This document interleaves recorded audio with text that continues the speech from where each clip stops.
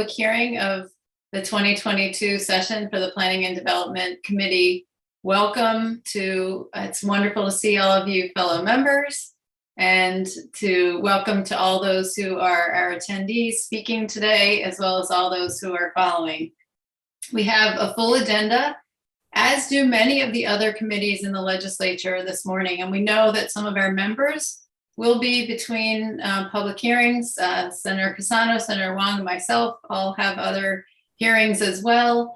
And we will be, some of us will be back and forth, so know that. A few administrative items before we begin. We have 140 speakers today. So for members, as I was just sharing prior to the official beginning of the hearing, each person speaking will be given 3 minutes. That alone is 7 hours of testimony. So we want to make sure as we get to all of our speakers that we're concise with our questions so that we can hear from all of the members of the public in a time as best we can, a timely fashion as best we can. For those who are joining us as attendees, we ask that you refrain from using the chat portion. I know some folks have had questions, which I'll address in just a moment, but because of the freedom of information and the fact that this is a public meeting, we do avoid the use of the chat. We know that there are some logistical questions. When you are a speaker, you will be invited to join as a panelist. At that point, you will then enter the room as a panelist and be able to unmute and to speak to the group. So know that when the time comes, you will come in. We're going to ask that speakers pay attention to their order, and members, if you know people who are speaking, we want to be able to continue to move through the list today. And remind speakers that you have 3 minutes each, and you will be given fair warning for that. And one other thing before I turn it over to the other leaders of the committee for some opening remarks. Today is a public hearing. It's a step in the process. In planning and development, we made a choice this year and last year to fully draft the bills before the public hearing, as opposed to hearing concepts, which is something that the legislature does. It's perfectly acceptable. But just so that members of the public know and understand that this is a process for us to listen, get input, and continue the dialogue on those issues that we believe should continue to move forward through the process. So I look forward to hearing from everyone today. And with that, I'm going to turn it over to Senator Cassano for some opening remarks, and then Senator Wong.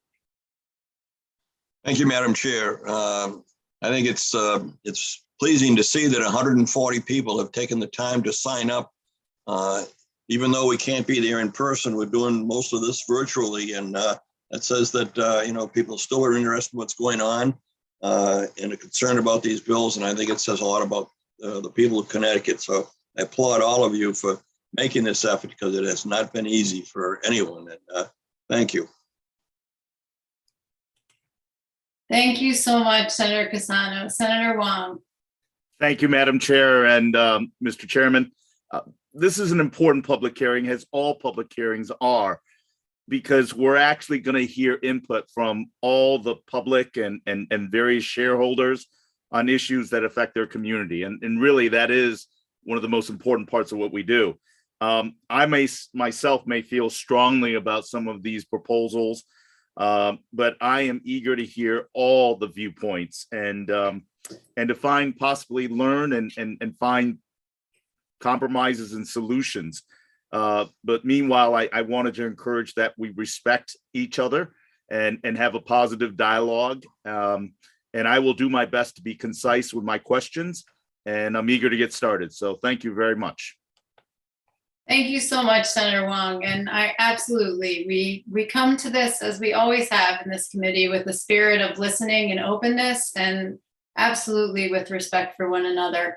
And I want to add one other logistical item. The first hour of the hearing will be for public officials, and then after that first hour, we will alternate between that list and members of the public. So if you, as members of the public, see the order, there may be some of that alternating as we go through. So with that, let me just also add, Representative Zullo will be joining us shortly.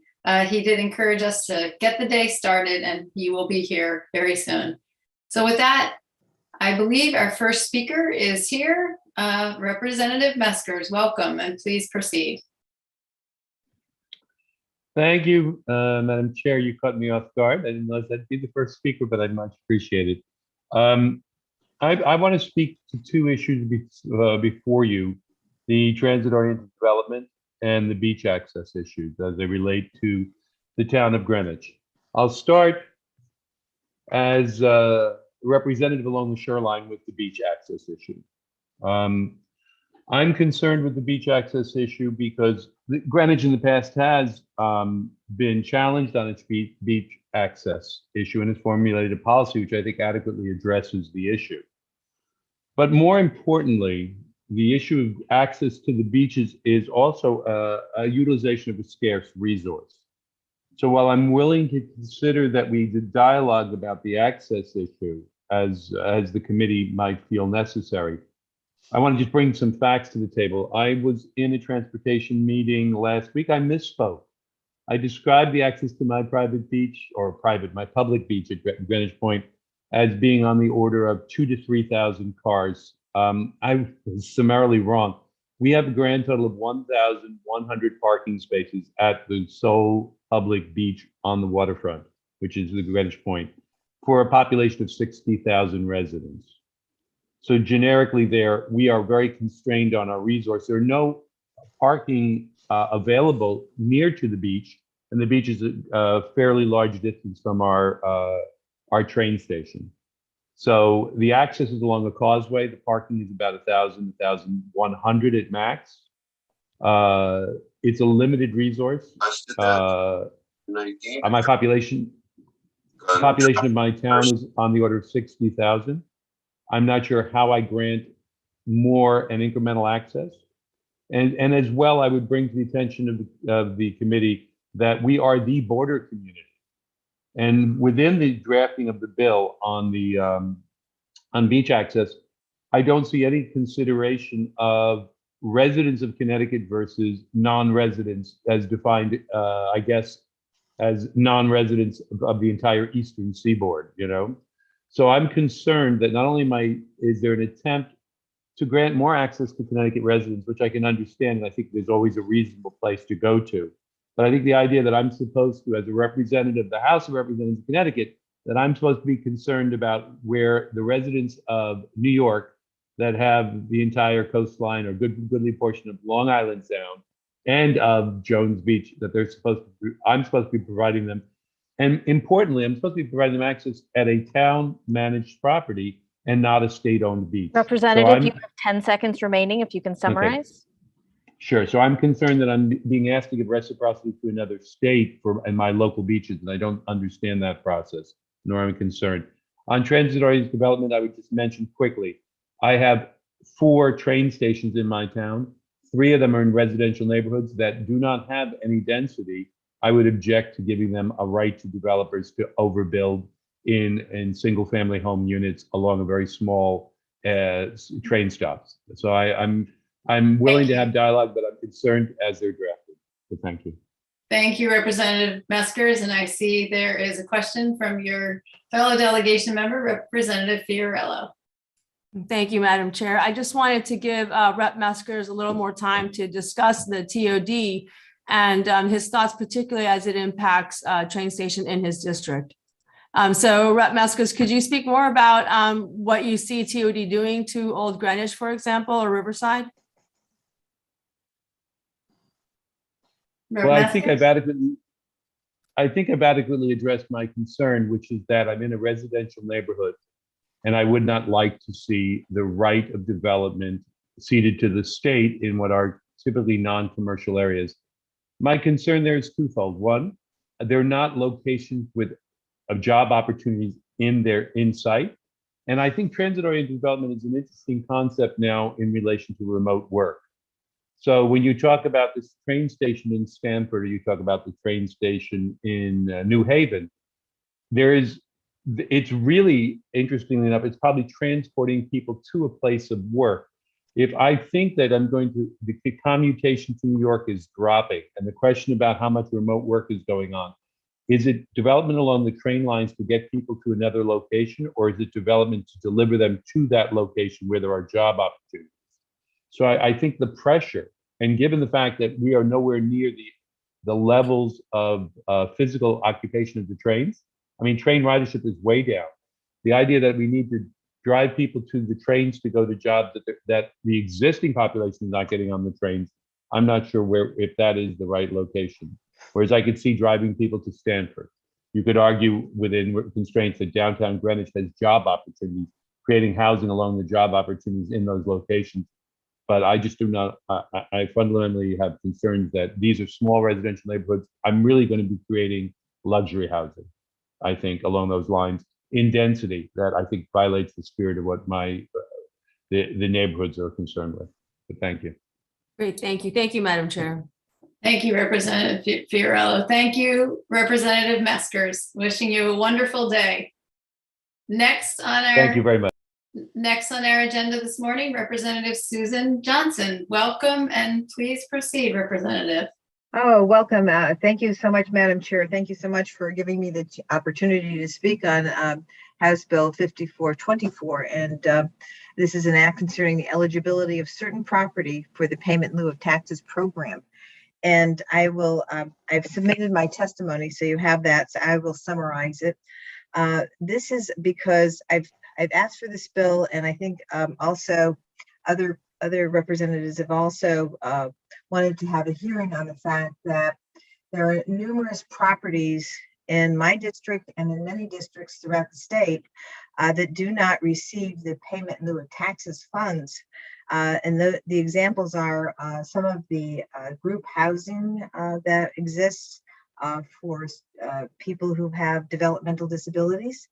Also, the properties that are referred to as federally qualified health centers, they do not receive any payment in lieu of taxes. And then back in 2015, our state-owned housing authority properties no longer are receiving any payment in lieu of taxes. And what this does is it shifts the cost of all the services that are provided in that municipality to the people who are paying the taxes locally. We have had a change in how our economies are since the 1980s, losing manufacturing, a tax base, yet we still have the infrastructure that we must pay for. And in my district, it includes a hospital, which does get pilot, but it has a number of other housing authority properties that do not get pilot. We closed down the Mansfield Training School, which is serving developmentally disabled. So we have numerous group homes in my district. We have all types of facilities here that provide services to the low-income people. We have great social service support for many low-income people in this area. And those properties that house the social service providers are not taxed either. And we don't have access to taxing them or payment in lieu of taxes. So these are the problems that we see. This cost shift goes on to the local people, and the people in my district tend to have lower incomes, and they tend to have difficulty with that sort of thing. It also puts a burden on the businesses.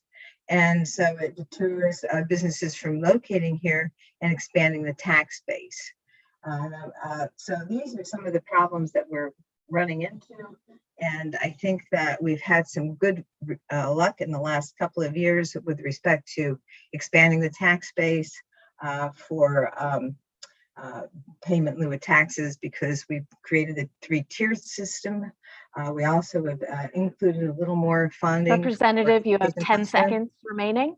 Sure. And so I would love to be able to include the properties like the state-owned housing authority properties, like the federally qualified health centers, and like the properties that are utilized by the developmentally disabled in the group homes. Thank you. To be able to do that. So thank you so much for hearing me. Thank you, Representative Johnson. And just a quick reminder, I'm seeing some questions and comments in the chat. And as Senator Wong reminded us, we usually disable the chat function during the course of the hearing. And I want to just remind folks that because of the freedom of information, we are not utilizing the chat but I will ask representatives if you can just share with us what district you represent. And Rep. Johnson, I think in particular, I know we hear about the issue of pilot related to our larger cities at times, as they host many services that folks throughout the region, such as our hospitals, take advantage of. And what district and where are you located? I'm in the 49th House District, and we have Eastern Connecticut State University. We have Wyndham Hospital. We have an airport. We have federal housing. We have state housing. We have 3 nursing facilities. We have QVCC, Quinebaug Valley Community College. We have a VOTEC school, the state VOTEC school. We have numerous, and we have 25,000 people trying to support all that. So it is something that we do. People love to help people here. We have 3 homeless shelters, one for domestic violence, one from the Holy Family Shelter, and one for the No Free Shelter. We provide lots and lots and lots of services here, and we would really appreciate getting paid for the balance of the services that don't receive the payment in lieu of taxes at this time. So that's why I'm so appreciative of your hearing my testimony and raising the bill. Thank you very much, Representative Johnson. Thank you. Seeing no further questions, we will move on, and thank you, Rep. Johnson. Have a great day. We will go to number 3 on our list. Representative Stephanie Thomas. Representative Thomas, let's see, where is Representative? I am here. Oh, there she is. Welcome, Rep. Thomas. Please proceed. Thank you. Good morning. All the leadership. I represent the 143rd, Norwalk, Wilton, and Westport. And I feel very uncomfortable being here today testifying in opposition to HB 5429. Because I'm a strong proponent of affordable housing. I support transit-oriented development and many other housing reforms. So I just want to be clear that I am not in league with those who fear any sort of change to their hometown, but also I'm not in league with those who feel that any change is a good change. I'm here because many of my constituents wrote me with very good reasons why this particular bill as written wouldn't work for their town. I'm also here because I grew up in affordable housing, and even though my parents held multiple jobs, they still couldn't afford the rent in this so-called affordable housing. And as a member of this body, I think it's really important not to support just the concept, but what's actually written into the bill. And what's written would not have helped my family. And I believe it'll leave many other families in my district behind, quite simply because the high cost of land in my part of the state creates problems that inventory alone won't be able to solve. I do applaud all of the people who have spent so much time working on this issue. And I think this bill is a good plan for some places, but in my district, it won't work in any of the 3 towns that I represent for very different reasons.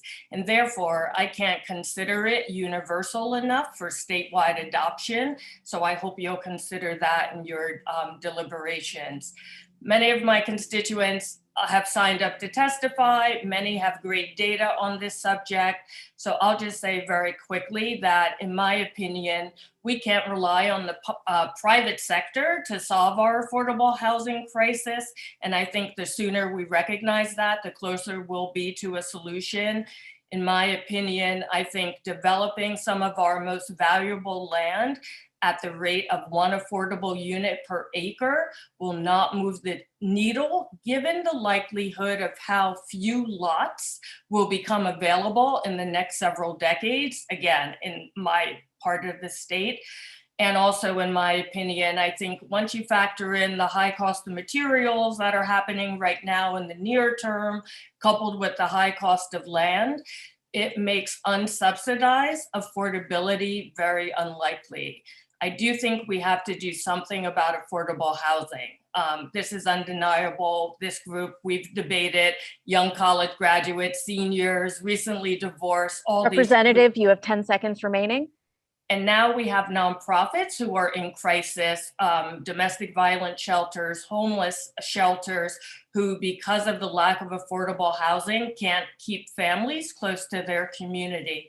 So I just hope that everyone who's against this bill will be just as vocally for state-funded subsidies to create a real affordable housing plan in Connecticut. Thank you, Representative Thomas. I appreciate your remarks and your recognition of the problem. Thank you, Senator Wong. Thank you, Representative Thomas, and I appreciate your thoughtful parallel in regards to supporting affordable housing and the needs in our community, and recognizing that 5429 is not a one-size-fits-all solution. I think it is important for people that may be opposed to this idea for affected communities is not against affordable housing and accessible and diverse housing. I appreciate you being able to explain that and move the conversation and finding better solutions to address the unique needs of various communities. And I thank you because you represent a unique mix of Norwalk, Westport, and Wilton with various size train stations, various size transit needs, but all three of them, even though urban, suburban, have housing needs. So I want to thank you for your thoughtful leadership on this issue, and thank you. Thank you, Madam Chair. Thank you very much, Senator Wong. Seeing no further questions, Rep. Thomas, thank you for being with us today, and we wish you a wonderful day. Thank you. Good luck today, everyone. Thank you. Next on our list, we have Representative Jonathan Steinberg, who I believe is joined by First Selectwoman Tooker and Danielle Dobin. Representative Steinberg, welcome, and please proceed. Thank you, Madam Chair, Chairs and Rankings. I'm Jonathan Steinberg, State Representative from the 136th District, Westport. I'm here with the Chair of Westport's Planning and Zoning Commission, Danielle Dobin, who I will yield to momentarily. Our First Selectwoman has her own time, so I'll give her plenty of opportunity later.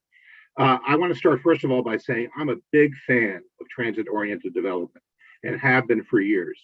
Logically, these zones can be higher density as long as there's the critical infrastructure and amenities. Residents can prosper with fewer cars, which is good. We should be encouraging, promoting responsible development in TOD areas. But this bill is not the way to do it. It ignores the basic facts on the ground that shoreline TOD areas are often very different from those on the Hartford line or bus depots in rural areas. Train stations in my community are surrounded by wetlands, a private school, beaches, developed neighborhoods. They are simply not suitable for the density of the scale permitted by this bill as of right. If you do the math, and Chair Tobin will help with that, as to what the impacts would be on many shoreline TODs, it simply doesn't make sense. For example, Saugatuck in our community, which is already pretty densely developed, we would have to drop a second Saugatuck on top of our first one in order to achieve the objectives here. I don't think that's practical. You know, as of right has been a tool for our planning and zoning commissions across the state to promote certain outcomes based upon careful analysis of the local circumstances. The way we're now yielding as of right, as an indiscriminate weapon to achieve density, as of right, for many of us, is fast becoming as of wrong. We really need to find a way to achieve our ends without overcoming Planning and Zoning Commission's abilities to customize solutions. So let's do TOD. Let's incentivize smart investments in multifamily housing, mixed use, basic amenities, critical infrastructure, but let's not harm communities in the name of TOD. And I will yield the remainder of my time to Chair Dobin. Thanks so much, Representative Steinberg. I think I'm probably going to run out of time, but I will get started quickly. It's so great to see so many of you again. As you know, I chair Westport's P&Z Commission. As part of our 830J affordability planning, we've been putting together a lot of data. And I'm excited to share that since 2018, over 650 multifamily units, an average of over 25% of them affordable, have been approved, built, or are under development in Westport.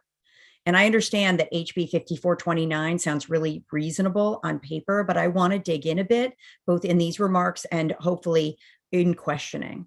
So first off, I want to make sure everybody understands this bill completely guts 830G. And while I have a lot of issues and I believe that law is flawed, I think you need to be really careful, because why would a developer ever choose to use 830G and include 30% affordable on site if they can build as of right with only 10% somewhere else, i.e. around the train stations? So I did the math to find out what that actually looks like, that average of 15 units an acre within a half-mile radius of all train stations. And wow, it would be requiring an average of 15 units an acre over a 500-acre zone. Ms. Dobin, you have 10 seconds remaining.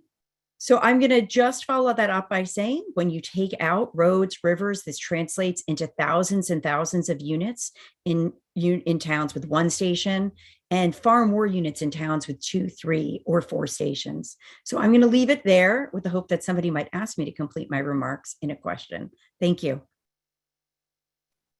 Thank you, Rep. Steinberg and Ms. Dobin. Representative Fiorello. Thank you, Madam Chair. Yes, Chairman Dobin, I would love to give you time to finish your remarks, and I definitely have questions. Go ahead. Thank you so much.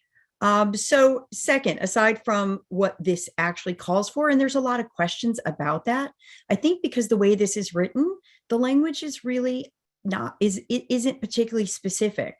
Where is the circle? Where is the radius of the circle? What's included? What's not included? What does it mean? I think it's really important that we can all talk about exactly what we're talking about, and the way this bill is drafted makes that challenging. So my third point, vibrant transit-oriented communities already exist in Connecticut, and many residents who commute to New York City choose to live as close as possible to the train station, because unlike in Boston, where the suburbs are maybe a plus or minus 20-minute train ride away, our Fairfield County suburbs are generally plus or minus 80 long minutes away from New York City. And it's simply impractical for working parents to continue to live in Connecticut towns if we make their lengthy commutes 93 minutes on the train from Fairfield, 93, even longer by ramping up density and traffic around all of our rail stations. Another point, CT communities like ours are hard at work preparing our 830G affordability plans that are due later this year. Did you guys know that Weston, Connecticut, which never allowed multifamily, has a new village district with a multifamily component? I hope you'll provide time for all of these amazing plans to be drafted and implemented before you change zoning in a dramatic way. Fifth, arbitrary zoning around every train station ignores the reality of infrastructure around those stations, and they're all situated very differently. Does it really make sense to require the same average gross density around Fairfield Metro and Bethel? And as a state, I hope we can dial down the rhetoric. I would love for housing advocates to stop denigrating homeowners in existing transit-oriented communities as anti-home, or deploying scare tactics when they're staring down plans to radically upzone their immediate neighborhoods. And at the same time, residents need to stop describing advocates who are keenly aware of the housing crisis in Connecticut, which was only exacerbated by the pandemic housing boom for homeowners here, as predatory developers. There's a crisis, and we're talking about people, not developers. Proposals like this, in my humble opinion and respectfully, they just don't help anyone. They make the work we're doing on the ground harder to accomplish by stirring up so many strong feelings. I hope we can restart this conversation with each community's 830J plans so that all the stakeholders are included in a results-oriented and collaborative process. Thank you so much for the time. Thank you, Rep. Dobin. Rep. Fiorello, do you have a follow-up question? Yes, please, Madam Chair. Rep. Steinberg called as of right, as of wrong. And given your experience, I just wanted to ask, what would be the impact of all of this as of right privileges have on what we try to see around the trains, which is not just housing, but the variety of buildings like retail, office, and industrial development, both existing right now around our train stations and then future development of our towns? Yeah, that's a fantastic question. So obviously you all understand the way that as of right development limits entirely the ability of neighbors and residents to participate in the zoning process. So let's just leave that aside and instead talk about the economics. So already in Westport, what we have seen is a really large number of applications to redevelop office and non-residential sites to become residential. So for example, we recently adopted a text amendment to allow the Westport Big and Tall store, which is in our highway service district, to become housing with a 20% affordable component. But during that hearing, one point I brought up to discuss with our commission is, where is this taking us economically? One of the ways in which our towns continue to be a vibrant source of, obviously vibrant source for taxpayers in Connecticut, but also just vibrant sites for economic development, is by having offices, retail, restaurants, etc. And developers will, of course, choose to develop as of right if they have a chance, which would then circumvent our inclusionary housing regulations in Westport, which require a retail component. So our first select woman can speak more to this, but down at our train station, we have a variety of different uses now, including a lot of family-owned independent businesses and small office buildings, co-working spaces. These would all be disincentivized under this bill, just the way 830G style developments would arguably be disincentivized by this bill, because if in order to allow zoning of an average of 15 units an acre, we really wouldn't want to also require a retail or office component to these developments, or they would have to be skyscrapers. So something's got to give. So when we really sit down and look at how to fit everything onto these lots, you can't. And what is that going to do in terms of actually disincentivizing the type of wonderful transit-oriented dynamic villages that we have right now in a place like Saugatuck, where you can go to your office, you can walk and have ice cream, you can go to a famous restaurant, you can go to the dry cleaners, etc. Madam Chair, I just have one follow-up question there also. Danielle, you talked about over 3 years, Westport developing 650 units, which sounds like a lot, and you're very proud that this is approved, built, or under development. And then later in your testimony, you say that, this bill would create opportunity for, 4,875 units for a town with one train. Could you just sort of help us to understand what you mean? I mean, this looks like intense increase in density. And also, could you comment on the 65 days? How much time does it take to approve, build, and have it under development? And this, as of right, is saying they should be getting the stamp, go green light in 65 days. So the numbers and then the time, please.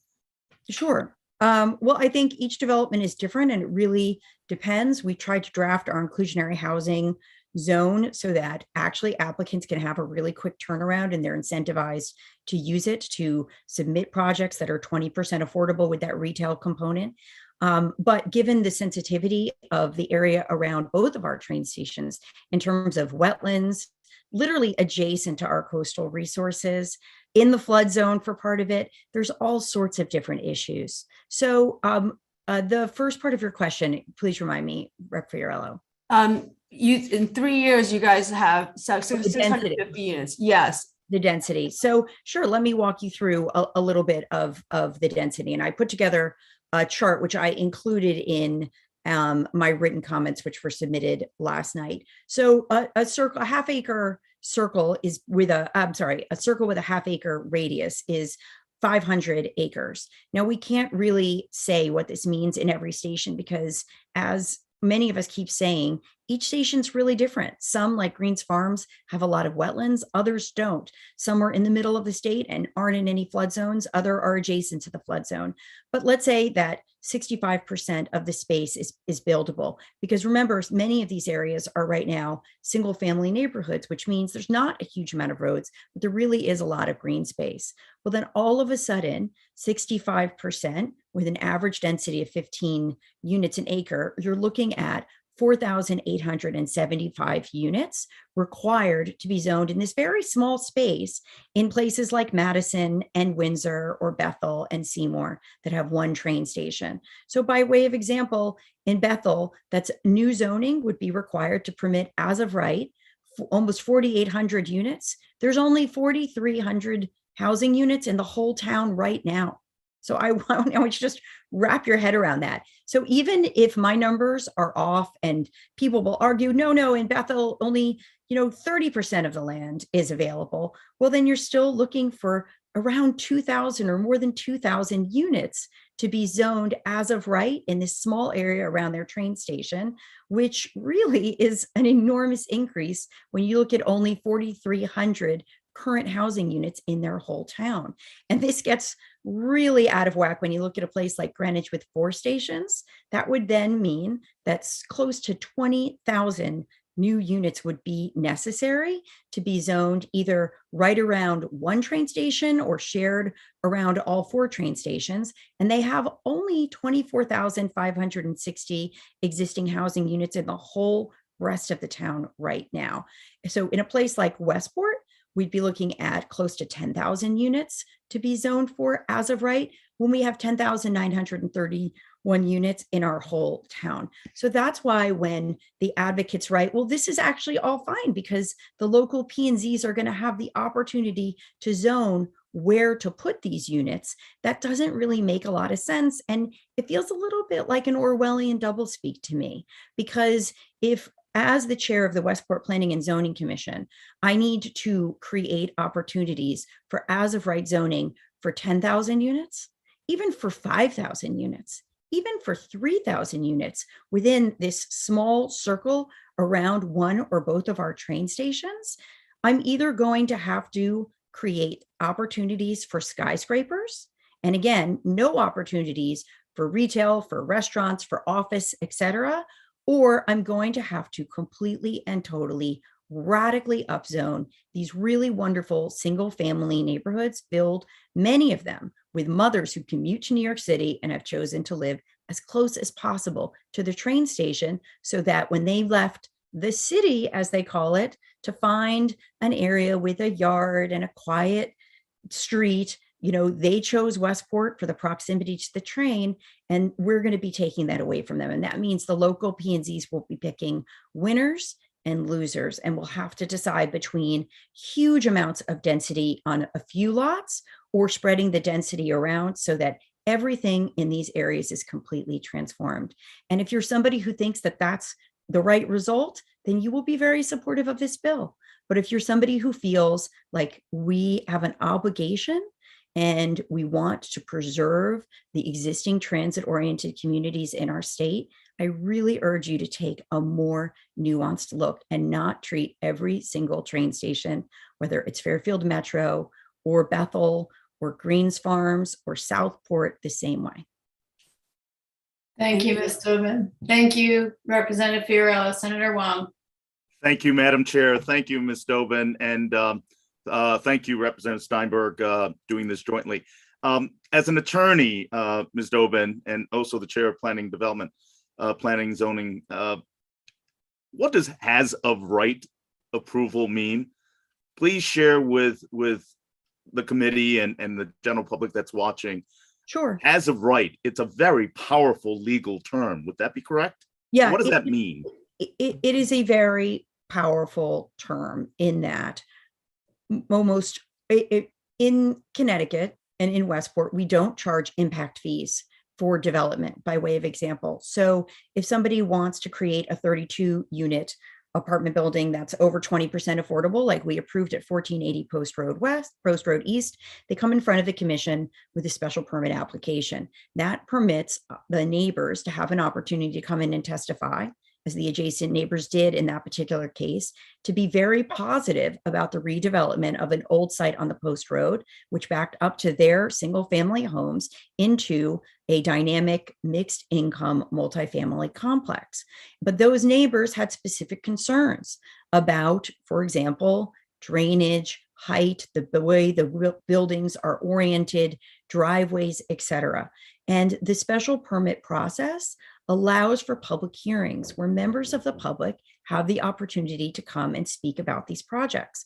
And not only members of the public from Westport, but we frequently have members of the public from all over the state who will come, who will often say, I'm so delighted to see this proposal for mixed income multifamily in Westport. Please support it. So these hearings are an opportunity for really important concerns to be addressed. And as a result, almost all of our projects, since I've been on the Westport P&Z, any project that was filed, a multifamily project that was filed pursuant to either our IHC or a text amendment related to RHC has been approved.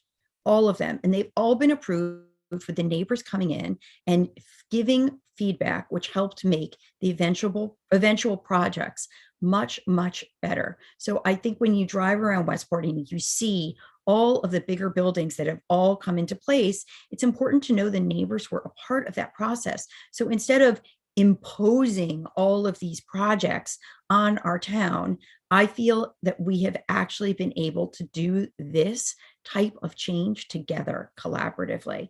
And I'm just going to point out that we recently had an election in Westport, and my team ran together for re-election. The guy who ran against us ran on a platform of stopping all the overdevelopment, and he lost in a landslide because the town of Westport decided a few years ago to take a totally different approach towards housing. And the whole town is involved. And our first select woman and I are starting our 8:30J planning actually on Wednesday night. I hope everybody can come, with many community conversations to follow.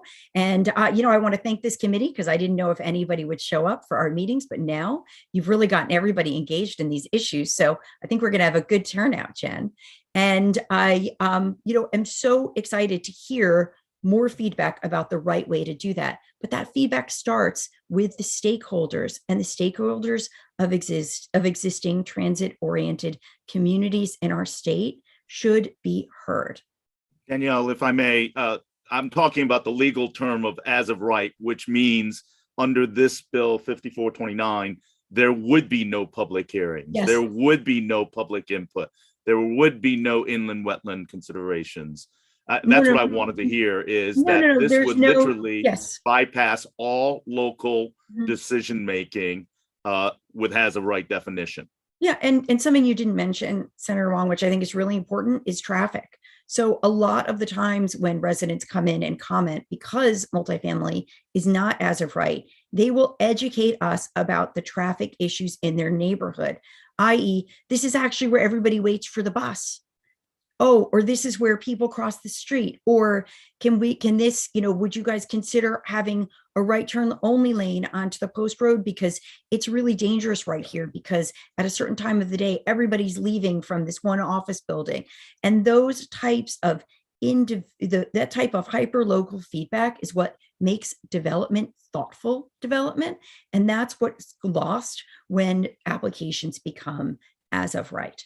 Thank you. And I'm eager to talk to the first selectwoman, Ms. Tooker, but I wanted to follow up and ask a question of Representative Steinberg. I didn't really, I appreciate you leading this and making Ms. Dobin available, but I wasn't sure if you were for this bill or against this bill. As Representative Thompson articulated very effectively, is you can be for affordable housing, but very much against this bill. Is that your position as well, Representative Steinberg? Thank you for the question, Senator. I spoke rather quickly, so it's possible to have not fully ascertained that. I said quite emphatically, this bill is not an effective means by which to achieve the noble ends of transit-oriented development.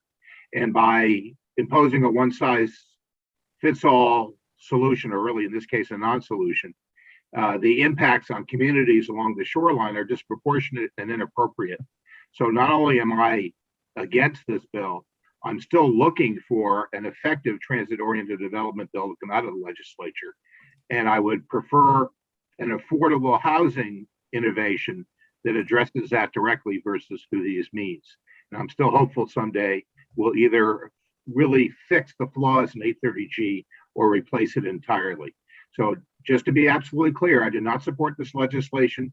I'm eager to see good TOD legislation. I'm eager to see good affordable housing legislation. I appreciate that. I'm glad I was able to give you the opportunity to define that. Thank you, Madam Chair, and thank you, Ms. Dobin. Thank you, thank you, Senator Huang. Representative Fiorello for the second time. Thank you, Madam Chair, for indulging me for the second time. I just wanted to give Danielle, ask her, could she speak a little more about the comparison with Boston suburbs and Connecticut suburbs? I just want the audience who's listening to really understand what she's trying to say when we keep getting compared to the towns in Boston and their commute versus what we have here and transit-oriented development in that way. Yeah, that's another really great question. The reason I brought up Boston is because when I have heard proponents of this bill speaking about it, they talk a lot about a TOD bill that was recently adopted in Massachusetts with bipartisan support.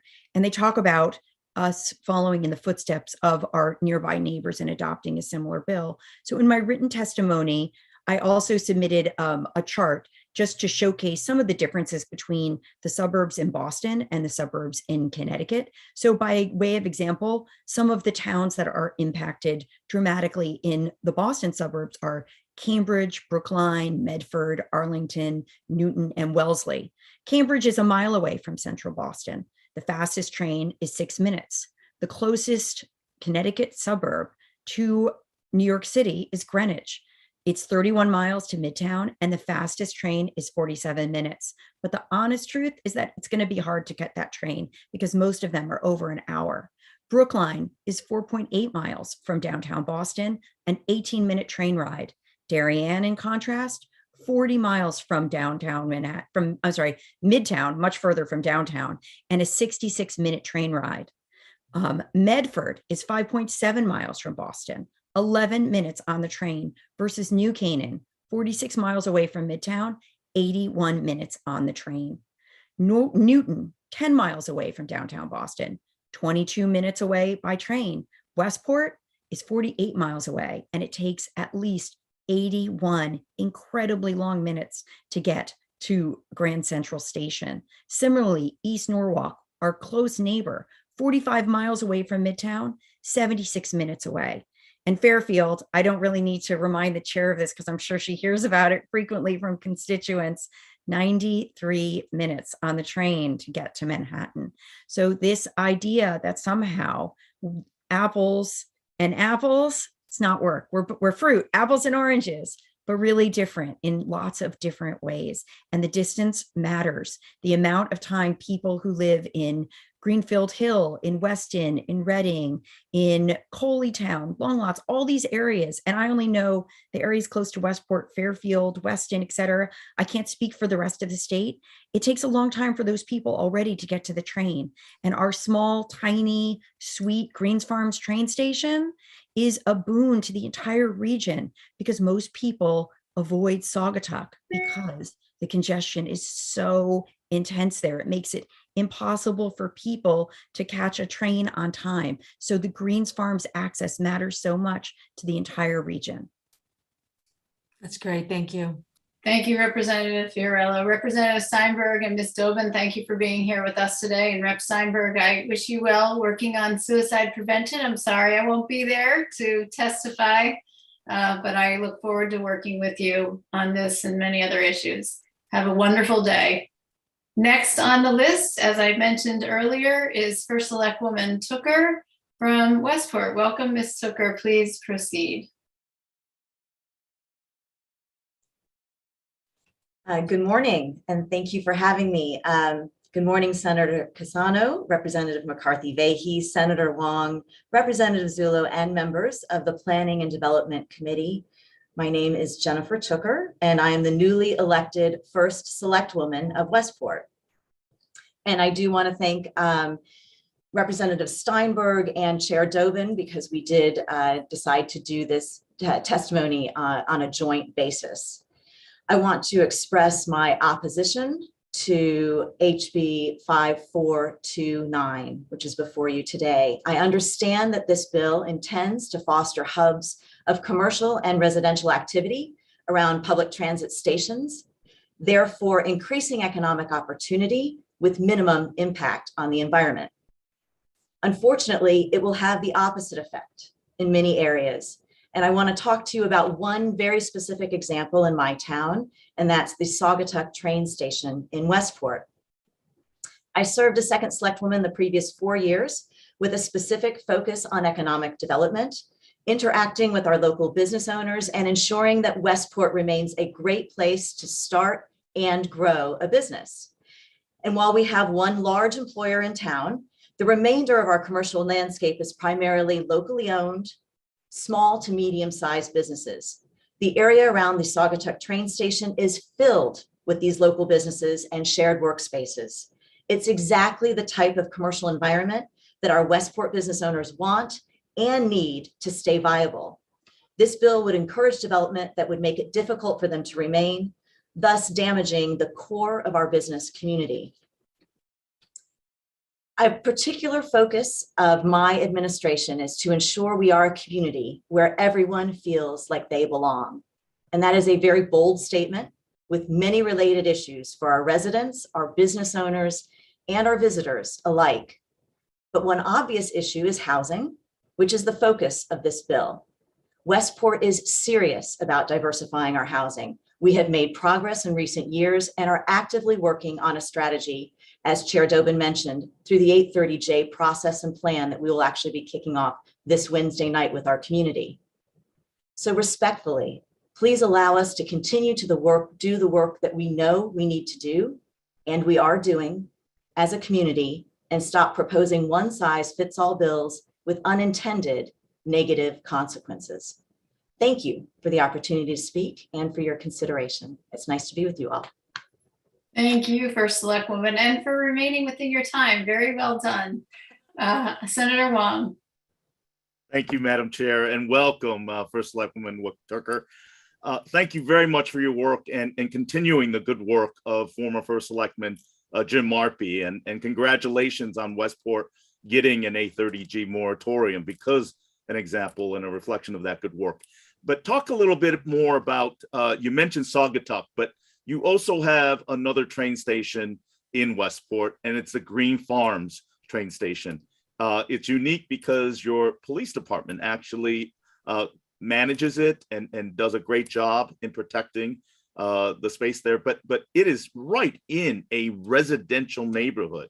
Can you explain how this bill within a half-mile radius would irreparably change the dynamic of the community? While me at the same time, as mentioned earlier by other speakers, is it doesn't address the affordable housing, it just increases density.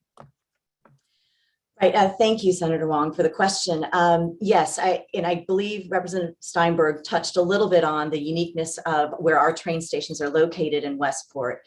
While my comments were very specific to the Saugatuck train station, which is right off of exit 17 off 95, our Greens Farms train station does sit in a residential area. It sits in hugging the coastline, quite frankly. It sits among many environmental and wetlands assets in Westport. It sits right next to a private school, and it sits in a residential community.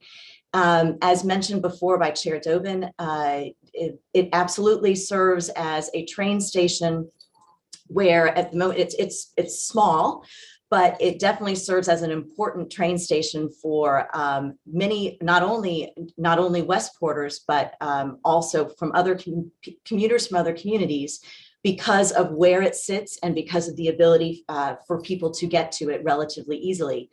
So when we think about the development that this bill would encourage, it would drastically change not only ingress and egress around the train station, but certainly drastically change how we interface with our coastline, how we interface in a residential community. So it's definitely a very different situation than Saugatuck, but still would not be a good bill for the Greens Farms train station and development around that. Thank you for speaking up for the Greens Farms community, which I'm so proud to represent. But you mentioned an interesting point, and this encompasses Saugatuck and Greens Farm for Westport, is the watershed, coastline, and environmental concerns. You've heard a lot of advocacy in regards to saying that these kind of high density buildings would actually be environmentally proactive. But how would that kind of high density development impact the coastline, the watershed, and the delicate balance of the environment to residents living and commercial development? So Westport, not only are we a coastal community, as everybody knows, we also have a tidal river running right through the heart of our community. And we also, I wish I had my conservation director with us today, so don't quote me on this number, but probably something like 45% of our land is wetlands in Westport. So the issue of resiliency, the issue of flooding, increased flooding in Westport is a very, very big issue. And it's one that we have to deal with as a community very actively. So any sort of development, especially dense development, will continue to bring problems for us in this area. Both, as you said, both train stations hug the coast in the coastal area, but the issue is greater than the coastal area. The issue for us in Westport is also very much, we are very concerned about resiliency and flooding and stream flooding. And so we look very carefully at any developments that we are looking at doing in Westport, and to ensure that we don't actually make our flooding problems worse than they currently are. And it's very hard to do. Thank you. And one last question. You, for many years, have led the economic development team, which is an important engine for any of our municipality. And this is one example of these TODs being an economic engine. You have mentioned in your testimony that would actually be counteracting the economic efforts of what you have led many years. But I think the other important part is the fact that but I'll let you comment on that from a standpoint of the economic development aspect of what this would do to mute your efforts in economic development. Thank you for the question. So Westport, while I think people think of us as a suburban residential community, we actually do have quite a vibrant commercial community here. We do, as I mentioned in my comments, have one large employer, but then the rest of the landscape is really locally owned, many times resident owned, small and medium-sized businesses that really drive the economy and drive the economic vitality that we have here in Westport. The area around the Saugatuck train station specifically is probably one of the most vibrant areas we have from an economic development standpoint. We really do. Many of our local businesses are well represented there. It's a walkable area. So as Chair Dobin mentioned, it's a place where you can shop, you can get an ice cream, you can eat, you can buy fresh bread for tomorrow morning, and you can pick up your dry cleaning, all on foot. And that's to me, that's exactly what what a TOD vision would really be, right? And we have it in Saugatuck right now. And I fear that the development that this bill would encourage would actually really change that landscape drastically, drive many of those businesses out of the area, and really change the kind of economic underpinning of Westport from that standpoint. So I'm very concerned about that. Thank you. And I feel very confident being able to say so, having Representative Steinberg and Representative Thomas participate. I'm very proud that Westport believes in affordable housing, has taken the effort to innovate, to be creative, as demonstrated by reaching the moratorium. Can you just quickly cite one recent example that you undertook with planning and zoning and the Affordable Housing Task Force and the state of Connecticut in a collaborative effort to be able to build affordable housing, deed-restricted housing stock, and how you worked with the Department of Transportation and the embrace by the local community residents to such a project? I think that's something that we're all very proud of in Westport. I'm actually really proud of this project, and I was surprised Chair Dobin didn't bring it up. But anyway, we have a project that was started, in fairness, by my predecessor, Jim Marpy, and Chair Dobin, because she has been in her role for a few years, where we've been working with the Department of Transportation to transfer a piece of property that they own that is along the Post Road and also hugs another sort of smaller tributary street that goes off of the Post Road. Transfer a piece of that property to the Department of Housing, for the Department of Housing to then put out an RFP for the development of that property for either 100% affordable housing or close to 100% of affordable housing. So we have been working with those two agencies for a while to make that happen. That is in the process of happening. And so what we did as a municipality is we just allocated on behalf of the administration, my administration, we asked, and our funding bodies just allocated $150,000 of ARPA funding to do basically pre-construction feasibility work on that piece of property to make sure that it actually can be developed appropriately in the way we all envision it. And so that is going to be the municipalities, the town's contribution, and I mean that in the broadest sense of the word, to getting this project off the ground officially, and to essentially ensuring that that piece of property will do everything we want it to do and will ultimately be appropriate for, if not 100% affordable housing, very close to it. And I'm thrilled. I'm thrilled. I think the Department of Housing is excited. I think the Department of Transportation is excited. I guess maybe that might be the wrong set of words to use. You guys are looking at me like I'm crazy. But anyway. No, your enthusiasm really is palpable, and having been an active participant in this, because it is in the 28th Senate District, I'm very proud of it. And indeed, it is a solution to address housing that includes collaboration with local authorities, state authorities, departments of housing and transportation, and federal funds to be able to facilitate. It has always been one of my main focuses in saying, for us to create solutions for affordable, accessible, and diverse housing, it should not be developer driven. It should be a collaboration between local, state, and federal authorities to create opportunities.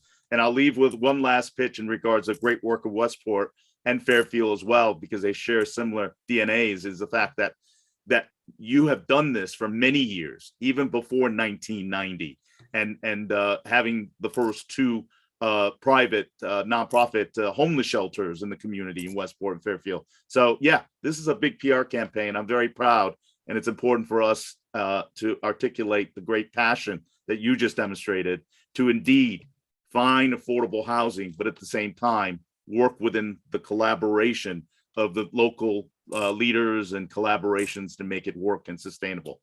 Thank you very much, Madam Chair, for the indulgence of time.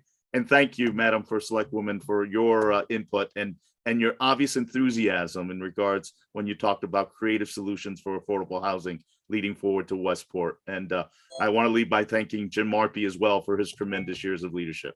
Thank you, Madam Chair. Thank you, Senator Wong. Representative Fiorello. Thank you, Madam Chair.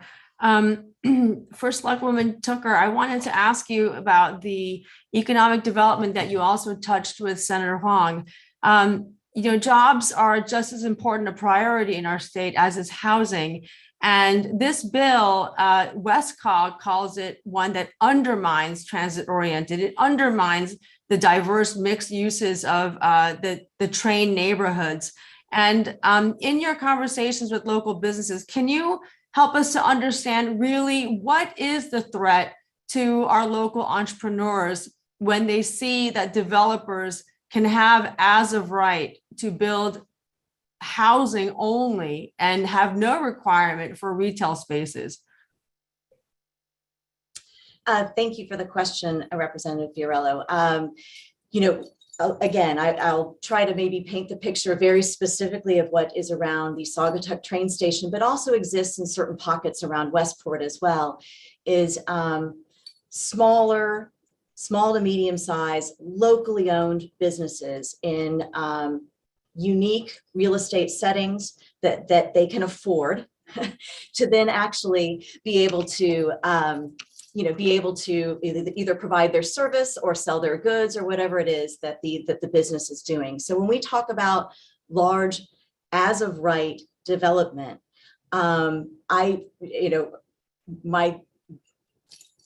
if I were a business owner, I will tell you their concerns would be that their concerns would not be heard, and that they would not have the ability to have any say on the type of real estate that is important for them to be able to actually rent and important for their businesses to thrive in.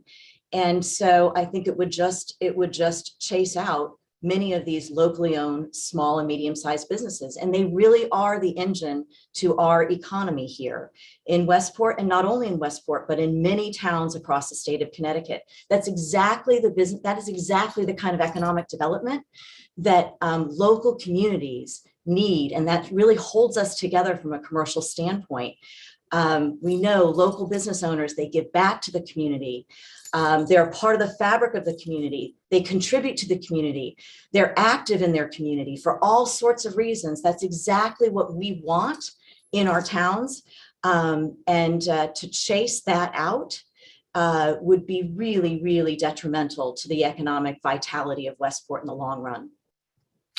And just to comment some more on that point, do you really feel that they would go away? Because oftentimes, activists and proponents will be like, well, that's just a scare tactic. But could you speak to the real economics of what local business owners face and why this kind of a bill is a real threat to them? Sure. So I do feel like they would go away, not because they would want to, but because they could afford nothing else. The economics of owning, I shouldn't say everybody, many people, it's their American dream to own their own business, right? To be their own boss, to own their own business. The reality is the economics of being a locally owned, small to medium-sized business owner is very, very difficult. And the cost of rent is a huge driver for all of these business owners, the types that I'm talking about, the type that fuel our local economy. And the reality is, if they can't afford the rent, they can't afford to be in business. It's just that simple. And so I would, without a doubt, it would change the landscape of the rental market. It would change the landscape of the ability for some of these businesses to exist. And certainly they would go away, and not because they would want to, but because they couldn't afford to do anything else. Thank you. Thank you. Thank you, Representative Fiorello. Representative Tooker, First Selectwoman Tooker, because this has come up a few times, I just want to be sure that we're talking, about the language of the bill or the proposal that we're hearing today. And we've talked a lot about wetlands, and in lines 25 through 39, you're aware that those areas are excluded from. I see you nodding your head, so I see that as a yes. I think that's important, that there are very clear environmental considerations that are given in the language of this bill. So, and I actually appreciate the questions from Rep. Fiorello. I think, you and I may disagree about how businesses might respond to an increase in density, but I think what we agree on is that it is really important to have vibrant economic centers that actually help address our traffic safety, climate, and air needs. And I think that's how we try to move forward, is building on those places of agreement and seeing what we can do to continue to make this a better opportunity for all the residents of Connecticut and our communities. Thank you for the time that you spent here with us today, and it's nice to see you. It's nice to see you too, and thank you for the opportunity. Have a wonderful day. We have exceeded the first hour of our hearing, so at this point we will be alternating between the members of the public and our public officials. So next on our list, and I just want to make sure she has been promoted to panelist, is number 14, Kylie Goslin. Welcome, Ms. Goslin. Please proceed. Hello, everyone. Senator Cassano, Representative McCarthy, Vahey, Senator Wong, Representative Zulo, and members of the committee. My name is Kylie Goslin. I'm the Executive Director of the Partnership for Strong Communities, and we're a policy and advocacy organization focused on ensuring that everyone in Connecticut has a safe, affordable home for them in an equitable community of their choice here in the state. And prior to my time at the partnership, I spent many years in the housing finance and development space, as well as municipal economic development. And I thank you for the opportunity to testify today on House Bill 5429. The partnership manages the statewide Home Connecticut campaign, which is a 16-year collaborative effort of a wide variety of stakeholders around housing: funders, developers, home builders, tenants' rights advocates, planners, municipal officials, and more. The campaign puts together a consensus legislative agenda annually, and this year the campaign was committed to moving transit-oriented housing development forward and worked with other partner organizations to help develop the concepts in this bill. Our transit stations are valuable state infrastructure that have tremendous potential to develop economic growth here in Connecticut, both for the communities in which they're located and the individuals that live there. But for too long, many of them remain surrounded by large single-family homes, parking lots, or other lower density properties. In recent hearings, we've heard proponents and opponents of various housing bills, and you've heard it again today, firmly agree that Connecticut has a housing shortage, especially when it comes to affordable housing, and that Connecticut can't continue to grow our economy efficiently without more housing. Yet despite this agreement, we seem unable to move forward with multifamily development in a meaningful way. The question always comes, where does it go? And it always seems that there's a reason why it can't go wherever we're discussing where it might go. Zoning authority, as delegated to the towns by the state, has not only yielded enough housing, but is in many cases preventing the development of the exact type of housing Connecticut needs more of: multifamily units. This bill would simply require that around those places where the state has made a significant investment in transit infrastructure, as of right, housing should be allowed at 15 units per acre, and this is within a half-mile of transit hubs, as you've heard earlier today. And the reason for this is not to punish towns with transit stations, but rather to encourage them and the state to realize the immense potential for economic growth that these areas hold for their respective regions and for their local businesses. I want to note too, in addition to the wetlands correction that Senator McCarthy Vahey noted, that this bill simply provides an as of right for denser housing. It doesn't prohibit business development or commercial development. It doesn't even prohibit lower density housing. It provides an as of right housing option for more density around transit hubs, and again, excludes wetlands and other flood areas, among other things listed in the bill. We know that transit stations are not only a logical place around which to encourage more mixed use density, but that such development has the potential to exponentially increase municipal and business economic development and tax revenue in a way that other areas cannot. Such growth allows Connecticut to capitalize on its proximity to New York City, often cited by economists as Connecticut's biggest economic feather in our cap. It can significantly increase municipal tax revenue, as I noted, bolstering schools and other local infrastructure. It can unlock more business development. But if you could just finish your sentence and wrap up, and we'll go to questions. Thank you. And local business income. And just noting that our friends at the home builders have noted that for every dollar of investment in housing, we see a return here of $4. You've heard all the other benefits, environmental and otherwise. So in conclusion, this bill represents, I think, a thoughtful, moderate approach to create more of what Connecticut needs: multifamily housing in the places that make the most sense and have the greatest potential for economic impact and environmental impact, our transit hubs. So please take this step forward. Thank you very much, Ms. Goslin. Senator Wong. Thank you, Madam Chair, and thank you for the good work that you and many of your members do. I just simply wanted to extend that if there's anything else you wanted to close, I wanted to be respectful and give you the time to finish. Thank you, Madam Chair. Thanks. No, I think I will say thank you for the opportunity. That the other thing this does is help capitalize on existing infrastructure that often surrounds transit hubs. One of the things we often hear about creating more dense housing in rural or suburban communities is lack of access to existing infrastructure. And this is another reason why developing around transit hubs makes sense. There's often existing infrastructure there. So that was my last point. Thank you. Thank you, Senator Wong, and thank you, Ms. Goslin, I was in the habit of the representatives as we started out our day, and I seem to be repeating that both for you and the first select woman as well. I'll take it. I would echo Senator Wong's comment in terms of thanking you for your good work and all of your partner organizations that are working with you to try and find solutions to what really is a housing affordability crisis as well as a housing supply issue. And as you said, we will need to find solutions that work for our communities, but also for the folks who are needing housing that they can afford to pay for.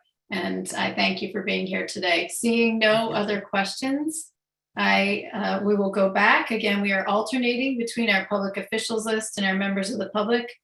And next on our list, we have a number of folks from the Connecticut Office of Policy and Management, OPM, as we affectionately call them. We have Kimberly Kennison, Julian Freund, and Bill Plummer. I believe each of them are here. And Madam Clerk, if you can help me make sure I'm correct in that. That is correct. Okay, we'll just give them a moment to make sure that we can see them all on screen. I see Ms. I'm right Kennison here. and Mr. Plummer and Mr. Freund. Okay, I'm going to turn it over, I believe, to Ms. Kennison. Yes, thank you. And please proceed. Can you hear me? Yes, we can. Yes. Okay, good. Good morning, Chairperson Casano and McCarthy Vahey, as well as the members of the Planning and Development Committee. Thank you for this opportunity to provide testimony in support of House Bill 5427. This bill includes several amendments that are purely technical changes to clarify and update requirements for consistency with existing practice. Additionally, two critical important enhancements of the oversight of municipal finance are featured in this bill. Under sections number 4 of this bill, proposals, modifications that are to the criteria of referral of municipalities to the Municipal Finance Advisory Commission, also known as MFACT, is included. These modifications reflected in section 5 of this bill clarify certain criteria, eliminate redundancy, and introduce important new criteria related to municipal audits. The resulting set of criteria represents an effective early warning system to detect municipal fiscal distress based on best practices and eliminating municipal fiscal health. Evaluating, municipal fiscal health. Sections 7 through 14, we're looking to create a unified system of municipal finance oversight by creating a consistent set of criteria of evaluating fiscal health and integrating the processes for referring municipalities to the oversight boards, the MFACT and the Municipal Accountability Review Board, also known as MARB. Currently, the tier structure for a referral to the MARB is based on an entirely different set of criteria rather than the criteria that is currently in place that we're referring for the MFACT. And the existing sets of criteria are extremely complex, and in some cases, they're based on outdated data. Therefore, the referral process relies heavily on volunteer referrals, often in cases of severe fiscal distress. This bill will provide a progressive system of oversight, beginning with technical assistance and support for municipalities showing early signs of financial problems, while providing a more intense oversight of financial assistance when warranted for those municipalities with greater degree of fiscal distress. The changes in the bill will strengthen and streamline and provide one progressive system of oversight for municipal finance. And we have met with the Connecticut Conference of Municipalities and the Council of Small Towns to get their feedback and input in our proposals as suggested by this committee. And we appreciate the opportunity. Your time is almost up. I'm all set. And we appreciate the opportunity today to address this committee and appreciate your consideration to the changes. Thank you very much, Ms. Kennison, for just sticking right there in that time frame. And just to, I think you said this at the beginning of the bill, but to underscore, what really is the impetus behind the bill as how you would put that in a sentence or two? Currently, the existing language that is in statute is two different sets of criteria. They do not streamline and do not move forward. One of them is has some redundancy in it. It really needs some update in the technical changes, requiring to get things really in best practices that is out there in as industry standards.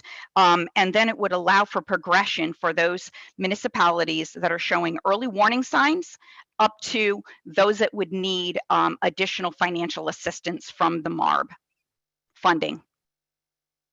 Great. And I want to thank you also for noting that you have reached out to both COST and CCM as our organizations that are representing our towns and cities for their input. I don't see at the moment any specific testimony on the bill from them today. And certainly for those from COST and CCM listening, perhaps we can discuss that later on. One final question for you or anyone on your team. You know, in this committee, as we have cognizance over all things that deal with municipalities, sometimes you referenced the referral process relies on a voluntary referral. And I think that's something we struggle with here in the committee, as you are hearing in the other conversations, is at what point does the town itself decide versus when does the state decide in terms of that bigger picture view?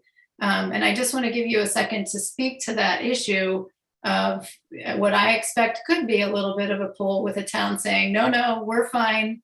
We don't need this. We don't want this, versus what you're seeing when you're working with all of the municipalities around the state. If you could speak to that, that would be wonderful. Thank you for your question. I wanted to say that you brought that to our attention based on your background, that there are a lot of times when a municipality will be very hesitant to come in and you can see signs of distress. With this early warning system and the transparency that we're building within the system, it will allow CFOs of municipalities to be able to calculate their numbers themselves and be able to see their early warning signs. The existing sets that are there are so complex that as a CFO, you could not complete those sets yourself because instead of just showing one number as a whole, it is a group of set of numbers, and that I think the lack of transparency and the lack of consistency between the two oversight boards really causes a lot of confusion. I think that transparency is really important. I think having a uniform set, which would then allow you to progress through the system should you need it, as well as those early warning signs, would be very helpful. Not leaving it just to for them to voluntarily come forward. And at least this way, it won't be a surprise because they could calculate those numbers themselves. And I appreciate that. And it would be helpful to those who are serving those positions, but also to the taxpayers of those municipalities, certainly the transparency, but also the ability to avoid any other costly situations. When you talk about sets of numbers, you're talking about including things, the operating budget, capital issues, liabilities for pensions, et cetera. So providing that big picture look at everything to make sure that it's wholly inclusive and that the communities are considering all of those. Is that correct? Correct. Great. Well, thank you. I think that's important and helpful for committee members to understand some of the impetus behind this and what the result would be if these changes were to be made. So I thank you for your time with us today, for the conversations we've had previously. I'm sure that we will have some ongoing conversations with this, but I appreciate you being here with us today. And seeing no further questions, I wish you all a wonderful day. Thank you all. We appreciate the time. Thank you. Next on our list is actually, I believe, Chris Edge. I believe Renata is not able to be here. So Chris Edge, Madam Clerk, is Chris? Here we go. Mr. Edge, welcome, and please proceed. Thank you so much. Yes, actually just about to grab a bite to eat near our train station. Senator Casano, Representative Vahey, Representative Kupel, Senator Huang, Representative Zullo, and esteemed members of the Planning and Development Committee. I'm speaking today on Bill SB 393.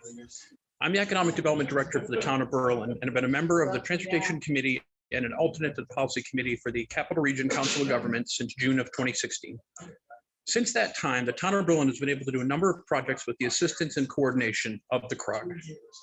These projects have encompassed bridges, road work, as well as sidewalks. Their assistance has been vital to Berlin and the other 29 member towns in coordination of funding and solicitation for projects, working with DOT and other stakeholders at the state level, cooperation with other municipalities and their officials on projects that cross over town boundaries, as well as for best practices. I believe the Capital Region Council of Governments is a great organization with a history of success in coordinating state and federal monies for transportation projects throughout the greater Hartford area. I fully support this bill and believe it's a great way to bring in the expertise of the CROG team in the process of transportation projects in Connecticut. That is the end of my testimony, but just want to let you know that they've been a huge asset to towns like Berlin and other towns in the central or the greater Hartford area, because they just have such a great knowledge and are able to work with all the different parties, DOT and the like. Thank you, Mr. Edge, for your testimony and for your bringing to light the important role that our COGS have in regional planning and implementation of many projects related to transportation, resiliency, hazard mitigation, and more. Representative Veach. Good morning. I would be remiss if I didn't shout out to our wonderful development director in town, Chris Edge. I apologize. I'm jumping from screen to screen here like many of us this morning, but thank you for coming out and testifying. Always nice to see you.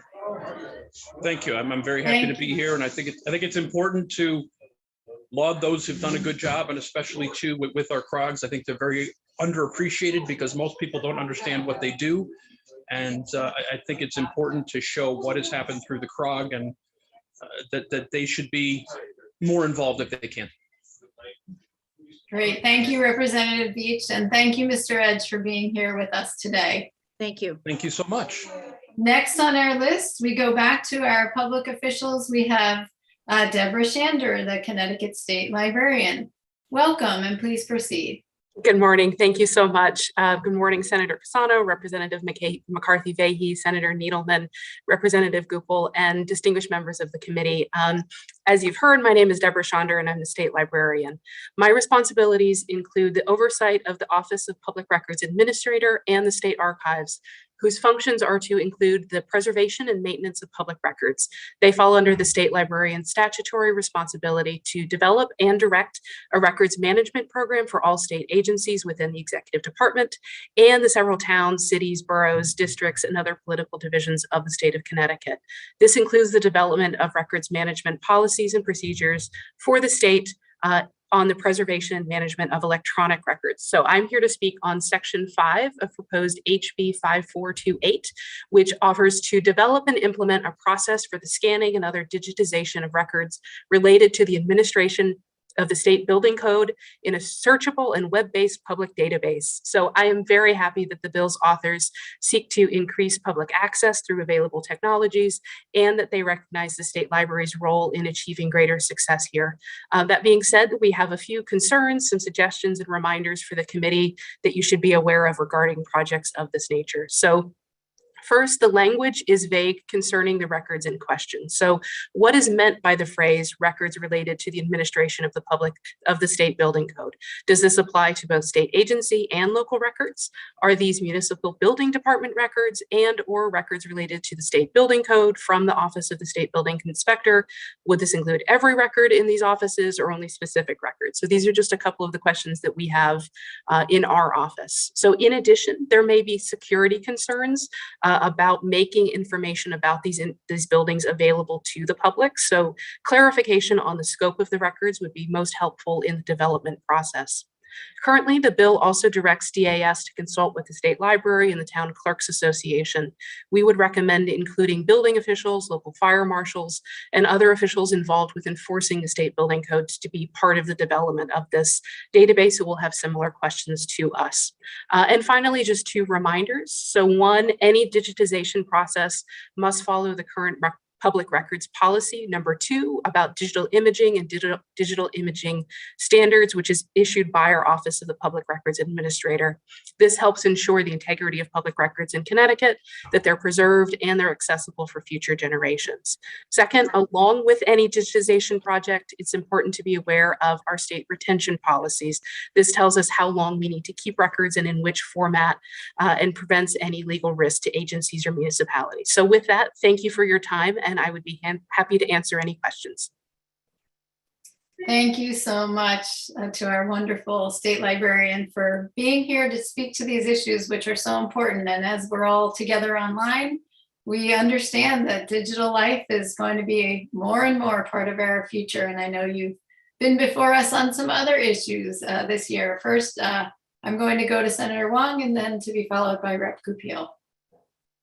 Thank you, Madam Chair. And again, concurring with the Madam Chair's statement, we do love our libraries. But I think you raised some very good points in regards to the scanning and digitation. Is it within available appropriations, or are you looking at a fiscal note on this requirement?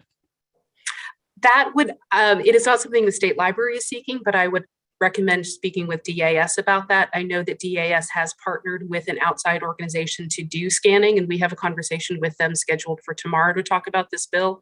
Our interest is essentially making sure that the records are preserved in an appropriate way with the right metadata and in a format that would be accessible. But I think that that is one of the issues that we face with electronic records generally. There's often an assumption we scan things, we put it onto a flash drive, and that's all we need to do. There's actually quite a lot that needs to go into the process to make sure that the records are maintained in a way that are accessible for people now, but also for long-term storage. And with that comes a lot of funding. And so it's a conversation that the state library is very interested in continuing. We have been meeting with BITS and people with DAS with some of these outside partners, but that is something I think we'll see moving forward, is how do we actually make sure that this process is done properly in a way that we ensure that the records are not only just available, but also are preserved, kept for the amount of time that they need to be kept, and help preserve the history of our state for everyone. As you noted in your testimony, the reminder that everything you digitize has statutory requirements for accessibility and retention, and that does come with a cost, does it not? It does, yes. Thank you for raising that point. And absolutely. I'm sorry to interrupt. I was just going to add, we're one of the few agencies that continues to physically expand because we have so many paper records that we keep for agencies and municipalities. Towns have those same requirements, but even when you move into the electronic electronic environment, you then have to pay for servers, you have to pay for space. So there are same costs, even if the method of preservation is going to be different. So thank you for raising that. It is something we need to continue discussing. Thank you for your testimony, and thank you for your good work. Thank you, Madam Chair. Thank you, Senator Wong, and I appreciate you bringing these issues before us. It's certainly something that we think about in terms of providing cost efficiencies for our municipalities in order to be able to streamline the work of building officials across communities. It's also something that we will continue to face, and interesting for many people. I don't think they think of the town the state librarians as towns are addressing things like building permits and all that. So with that, I'm going to turn it over to Rep. Goupil, who has been a real proponent of trying to help make sure that we can provide resources to communities, especially those that are struggling to find building officials to be able to make those projects in their communities move forward. So Rep. Goupil. Thank you so much. And thank you so much for taking the time to testify and share your feedback. I think what would be very helpful for us to understand a little bit better about the policies and procedures, because ultimately that is what we want to focus on. This is a state building code, and we want to make sure that everybody is reporting their applications in the same format, and so that the public has access to that information in a consistent way. The other question, which I just wanted to go into a little bit more, is so currently you had raised concerns of security concerns on some of those buildings. As it currently stands, the information that does get uploaded on a land use database in some municipalities And I'm wondering whether or not there's enough information out there for them to understand what information does need to be excluded from that standpoint as well.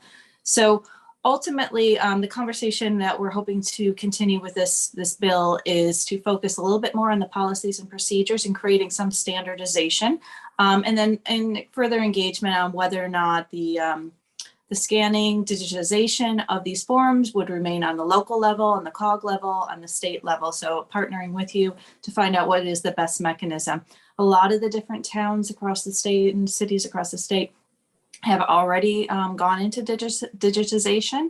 The capital region has also invested quite a bit working with their membership as well to utilize that and making sure all their members have access. So what we're looking for is sort of standardization across the state so that developers, builders, people coming to land use offices know how to access this information, can readily access it outside business hours to make the process easier, especially some of the town halls that have been closed through COVID, and just generally being a little more proactive in terms of development in the state. I've heard a lot from developers that there's been some frustration that they can go to some other states and the process is a little less cumbersome for them.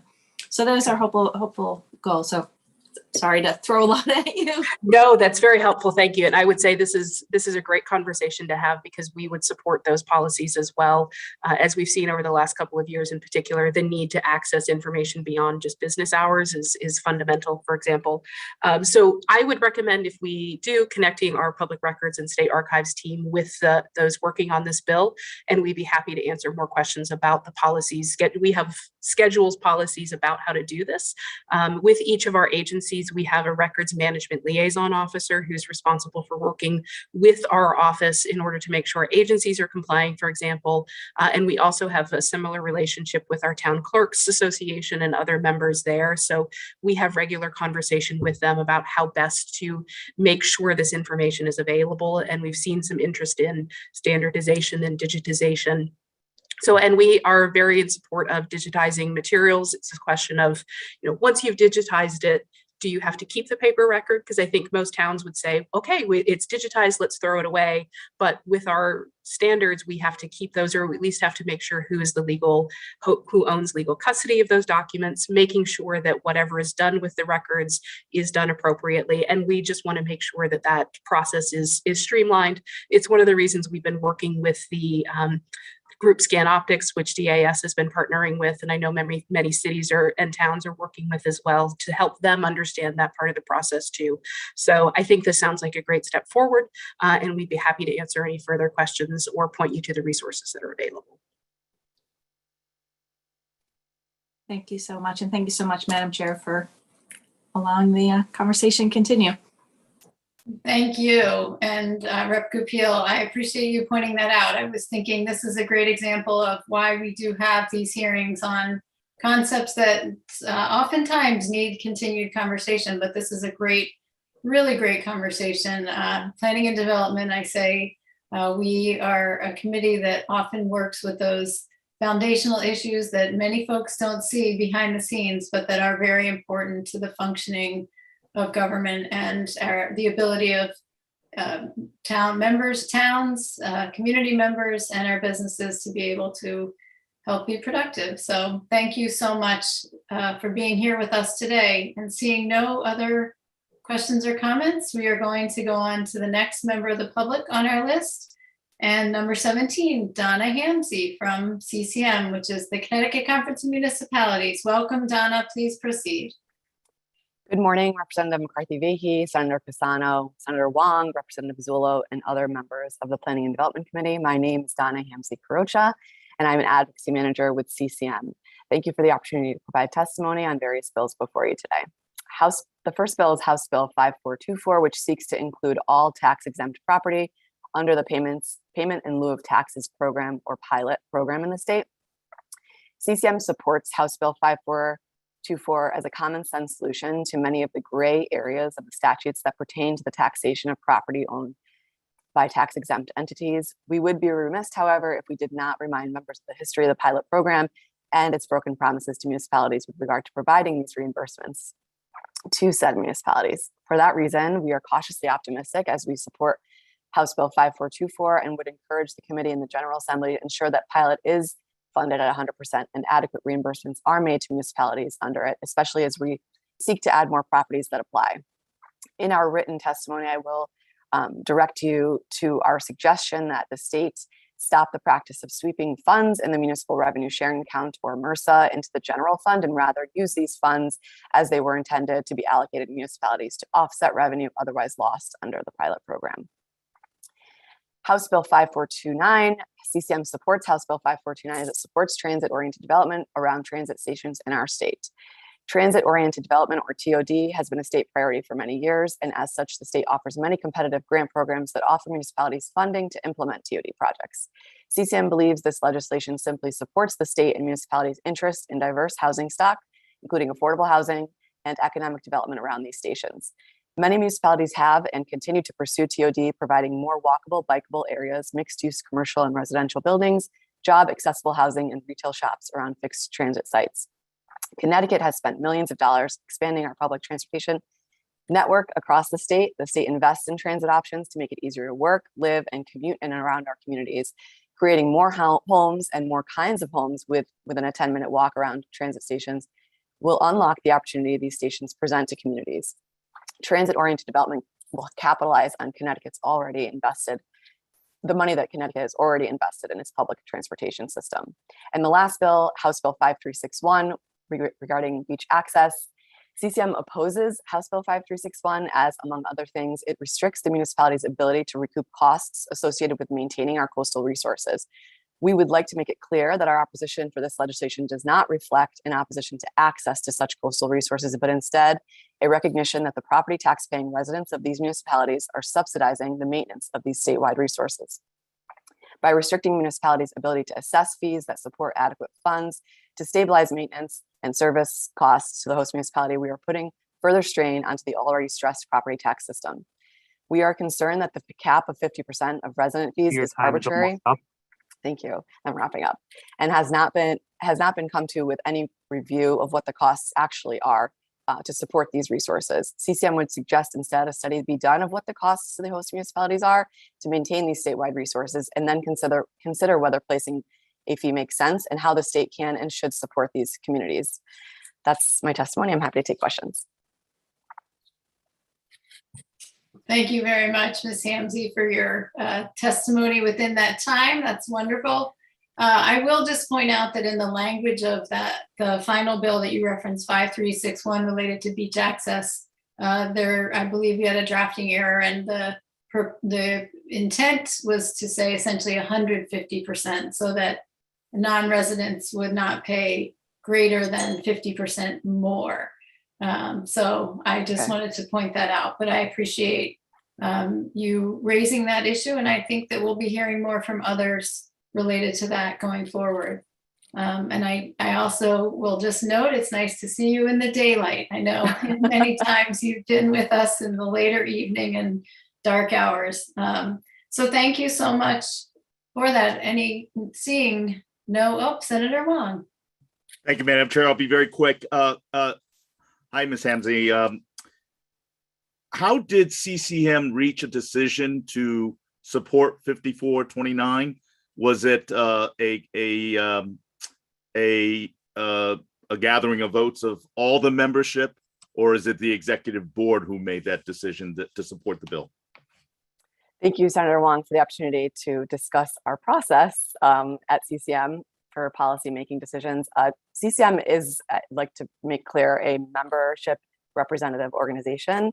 And as such, we have a process by which we create our legislative agenda each year. We have a set of policy committees that are issue area specific based on the General Assembly's committees.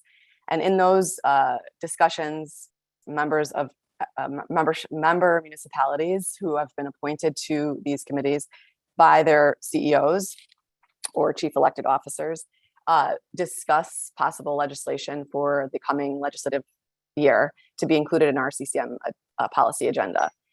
This process was no different in our Committee on Land Use, Housing, and Housing.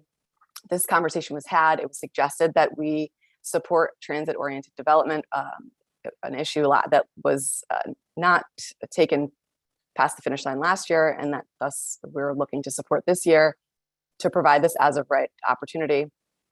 And so through that process, that group submits their recommendations to the General Legislative Committee, which is what we call, but a committee that all municipalities that are members of CCM have access to and are able to attend if they so choose. And at that committee, the committee presents their findings and their suggestions for inclusion in our program. And through that process, the Legislative Committee votes, and as such, it is included in our program if they vote in the affirmative to include. And so this is how this became part of our CCM program this year. Thank you for that clarification. And it just seems that something may be amiss because we have so many municipal leaders opposing this bill. And I'm just curious to see if how that register within CCM's process, maybe indeed a revetting of that process is necessary to truly reflect some of the feedback that you're getting in a public testimony. See, we've got benefits in a public testimony that may not have occurred through the CCM process. So nevertheless, thank you very much, Madam Chair. And as mentioned earlier, we're going to be popping in and out different committees. So I may be making my exit in a very soon. So thank you. Thank you, Ms. Hamsey, for your information. Thanks, Senator. Thank you, Senator Wong. Next, Representative Winkler. Yes, Ms. Hamsey. I didn't quite understand on each issue. Is there a group on each issue, or is there just one group that determines all of your legislative goals? Thank you. No, there's a policy committee for each issue area. Okay. All right. So, for example, the issue area concerning transit-oriented development, what's that committee called in your organization? Land use, housing, and economic development. All right. So, I think from what I heard, there's only like 16 towns maybe that would be affected by the bill. So perhaps perhaps the majority of is in favor of the bill. I have a question about the beach access. What committee in your organization would handle beach access? That's a good question. I believe, sorry, I don't have them all before me right now. So coming to remember what they all are, because I don't chair any of them, or I don't attend all the meetings. Would it be? I'm not sure, to be honest. honest. Would it be okay if I asked you to send to the committee chair the name of that committee, and if it's permitted? I don't know if it's a secret or not. If it is, by all means, keep it secret. But if it isn't, who's on that committee for beach access? Sure, I'd be happy to take that back and get back to you all, and specifically to you, Representative Winkler and the chair. Thank you. Thank you, Madam Chair. Thank you, Representative Winkler. Representative Fiorello. Great, thank you, Madam Chair. Ms. Hamsey, I was wondering on the definition in your testimony on TOD, you point to the fact that it's development of residential, commercial, and employment centers. But the bill as it's written doesn't allow the planning and zoning commissions to ask for commercial employment in these buildings to be developed. So how do you point to commercial and employment center when this is really about residential and mostly luxury? Thank you, Representative Fiorello. So we see this as a transit-oriented development proposal, and thus brought to the attention of the committee what transit-oriented development really is as it pertains to how the states defined it. And so that's why we called attention to that definition. But then that makes it sound like CCM is supporting a bill because of the headline without actually reading what's in it. That's not at all our intention. We just wanted to simply make it clear that the state has made investments in our transit stations over the course of many years, and has made transit-oriented development a priority as well. And so we just wanted to simply call the attention to what that means from a statewide perspective. Okay, so I just want to make sure I put a clear point on it. So the testimony says CCM supports 5429, which seeks as of right development of housing, 15 units per acre, a half a mile radius. And then you define TOD. But you do agree that this bill is about as of right development for housing, and it does not acknowledge commercial or employment, that in fact, it overrides any demand for commercial and employment. But you support it anyways because it's called TOD. Thank you. I think we might agree to disagree. We support the bill because it does create opportunities for diverse housing stock, which we can all acknowledge does not exist in a lot of areas in Connecticut. However, I don't believe it precludes the opportunity for more economic development. It's just simply offering an opportunity for diverse housing stock, which in those areas where much state investment has been made, opportunities for all income levels and individuals to live around those transit stations is really the goal of this proposal. And it's only 10% affordable requirement. Why so low, do you think? Did you guys challenge that in the writing of the bill, or if you were talking to the proponents? We've not challenged that. I think we just support any opportunities to provide for affordable housing where it makes sense.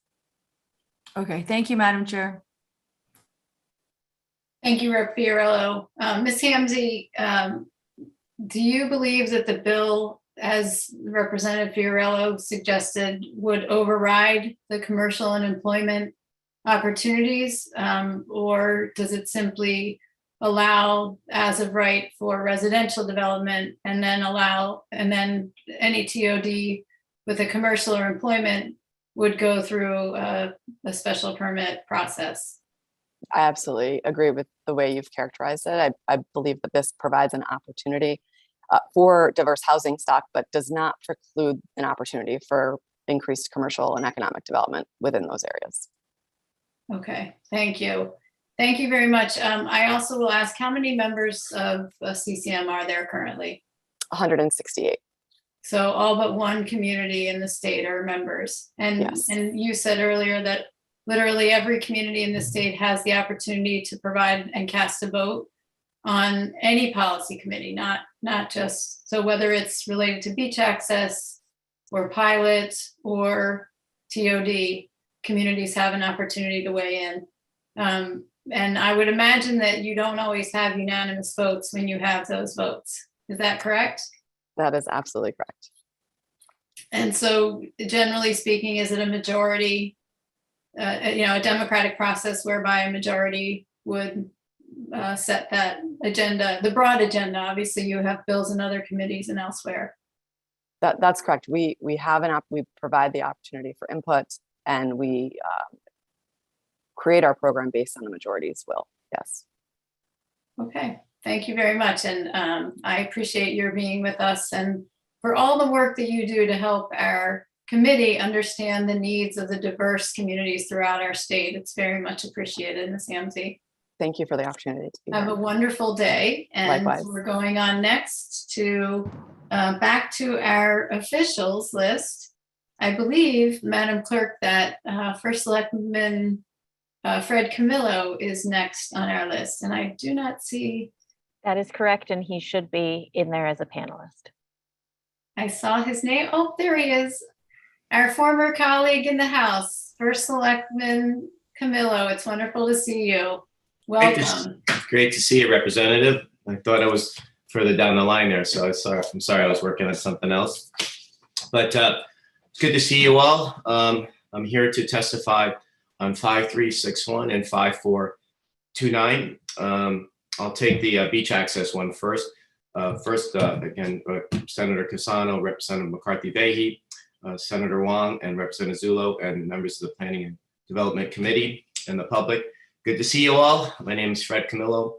As my former colleague said, I did serve with you all for 11 years up in Hartford, and looking forward to getting back up there in person someday soon to testify with you. But regarding the beach access 5361, you all have my testimony there. I don't have it in front of me, but I could do this at 3 in the morning. Greenwich has 3 public beaches, but the one that seems to get all of the attention is Greenwich Point, or to Lee Townie's Todd's Point. And that that beach was purchased by the town in 1947. We access it through a little causeway that we have an easement for. It's not owned by the town.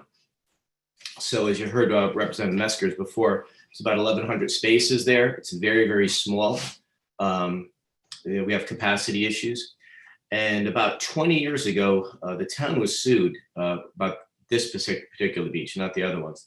And the court decree of 2001, about 20 years ago now, said that we had to have open access, but with a fee structure that's very fair and that they would monitor it.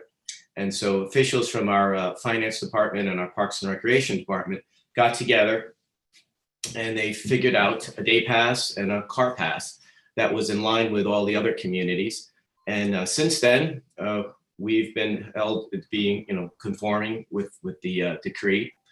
We haven't gotten in trouble. We don't get lots of people come to Greenwich Point every year from out of town. They love it. No one seems to complain about the price at all. But the money that was, the fees were again looked at by finance and finance department and Parks and Rec to try and come up with a fair assessment, because the town never takes any money for federal or state entities at all. And we've had lots of natural disasters down there, as have every other shoreline community. So we wanted to make sure that we were being fair to the non-residents, but also to our residents.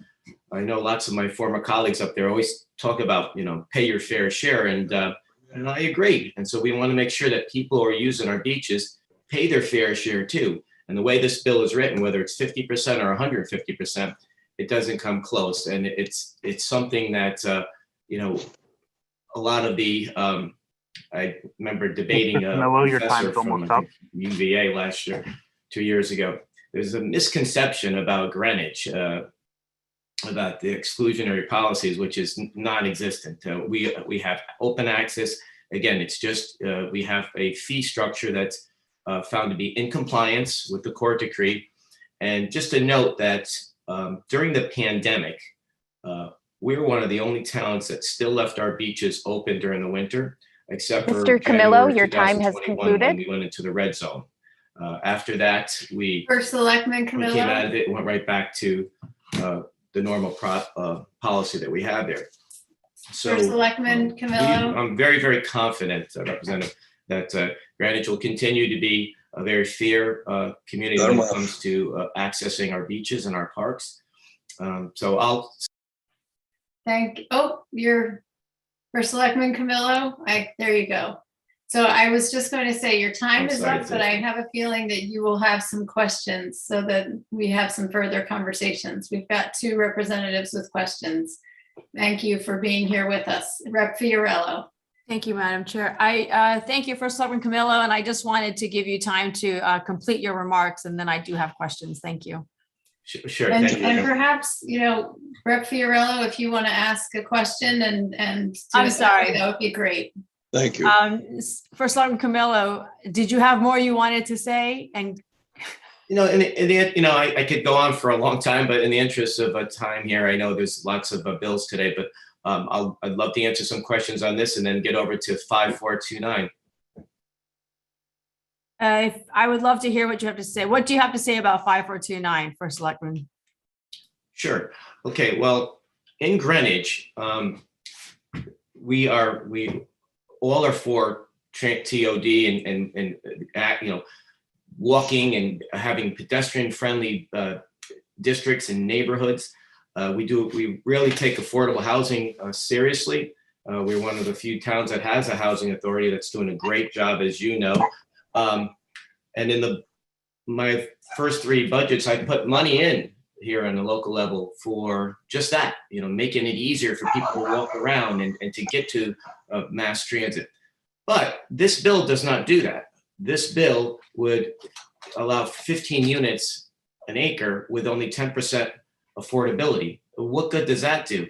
If we had to do that and still contend with 8-3G, we would have to build 5,000 more units here in Greenwich. And just to give people perspective, in 1969, we had 59,000 people here in Greenwich. Today, 53 years later, we have only 63,500. That's 4,500 more in 53 years. This would make 5,000 more right off the bat. This coming on the heels, and I'm speaking to 5429, not 8-30G, but this coming on the heels of a 500-year flood where every municipal leader I've spoken to has all said the same thing, that their infrastructure is old, and ours is too. And so we're trying to keep up with what we have. And when you take away soil and add more impervious surface with a one-size-fits-all model from the state, you're going to exacerbate an already bad situation. So this bill, again, would not do what it purports to do. It would probably wreak, in my estimation, would wreak havoc on those communities within a half mile of this. It would add to congestion, and it would certainly affect home values and property, and that would affect money coming into the town and ultimately the state. And finally, which really irks me, is the proponents of this bill sought a public hearing, and they got it.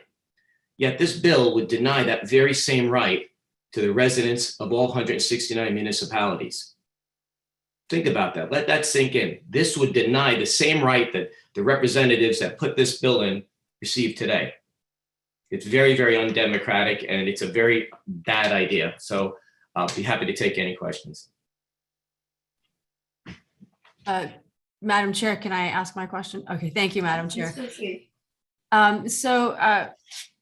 As a follow-up, we just heard from CCM, and I wonder if you could speak about Greenwich's membership in CCM, and if you felt like there was a discussion in it, and what do you think about CCM's endorsement of this bill that not only yourself, but also the first selectman from Westport and other towns, I think are on the list as well, are not only against it, but almost passionately against it. Why? What do you think of CCM's endorsement? You know, it upsets me. I just joined the board of CCM, and I've only been to a couple of meetings because it's always conflicting with our board meetings in Greenwich. But the first meeting I attended, we were talking about another issue, and I brought these housing issues up. And I know the chairman, who's the mayor of Hartford, who I don't know if he spoke or he's coming on after, very polite, but did mention that he was in disagreement with it. So I think it's a numbers game there where, maybe more people on the CCM are for this. And I don't know, I just got on there, but I could tell you lots of municipal leaders that I've spoken to, whether it's in cities or towns, are passionately against this. And one size fits all. We don't have an issue in Greenwich. In fact, Governor Lamont came to a ribbon cutting last year at one of our housing complexes and praised Greenwich. And to quote him, Greenwich doesn't need Hartford telling them what to do because they're doing the right thing on their own. That came from the governor last year. And when I debated a mini debate for like 15 minutes on News 12 with the leader of Desegregate Connecticut, she even mentioned Greenwich does a really good job. And I was happy to hear her say that. But the bigger issue is philosophically, it's something that the state should not be involved in. We all love diversity. We all seek diversity. So a one size fits all does not speak to diversity, right? If you want to go live in the northwest corner because you want to be in a rural area, that should be your right. You shouldn't move there and have the state come in there all of a sudden and tell you start chopping up blocks of land to create more density.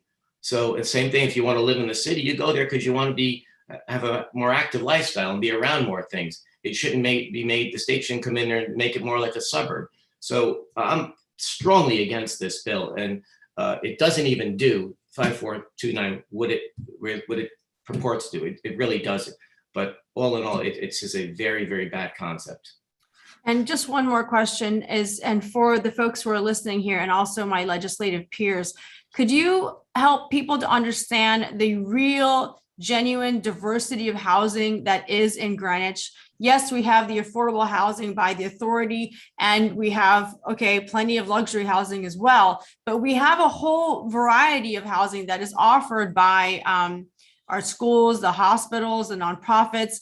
And I feel like that really gets ignored and not acknowledged, but it's quite vast. Could you speak about the people who are working and living in Greenwich as well? Thank you, Representative. That is a great question because I know people say they'll point to the federal fair housing law and say, well, those units are not open to everybody. I would counter that. A, we are still taking care of people that are in the workforce that need housing. And B, the town has skin in the game because we give them tax abatements for the properties that the hospital or the private schools have purchased. So the town does have skin in the game there. And so I would absolutely agree that we should be counting those units. And I don't want to veer off into 8-30G because I could go on for 2 hours about that. But we have 5.3% to that 10% mandate. We think we have a lot more, but it's just not counted under the definition of 8-30G. But Greenwich, to your point, Greenwich has almost a third of our kids are free and reduced lunch. About 30% or 28% are fit into the ALICE category, asset limited, income constrained, and employed. So Greenwich is very diverse. And as I mentioned in my written testimony, my grandmother was an example of the commitment Greenwich has to affordable housing. She lived in Armstrong Court for about 35 years. So, and I spent many nights there growing up, and I saw firsthand. And now what they're doing, they've completely remodeled that whole complex that my grandmother lived in. And so Greenwich has a long history of looking to affordability and making sure that people who live and work here, and volunteer here, can live here and in dignity. So we have a long history of that, and we're going to continue to do that. But we certainly will oppose any one-size-fits-all concepts that really, in many cases, makes the problem worse. Thank you. Thank you. Thank you, Representative Fiorello. Representative Winkler. Yes. One point, Bert. When a public hearing is required, if I build a house on a lot that's zoned for housing and I keep all the setbacks and I'm within all of the laws, does my building a single family home within all the zoning regulations require a public hearing? If people want a public hearing, sure, and certainly when somebody does puts in a application for anything, their neighbors have to be notified. The surrounding neighbors have to be notified. But a public hearing is not required unless I need a variance or some sort of exception. If I'm following all the rules, if it's as right, which is what building a single family home is, I don't have to go to any public hearing.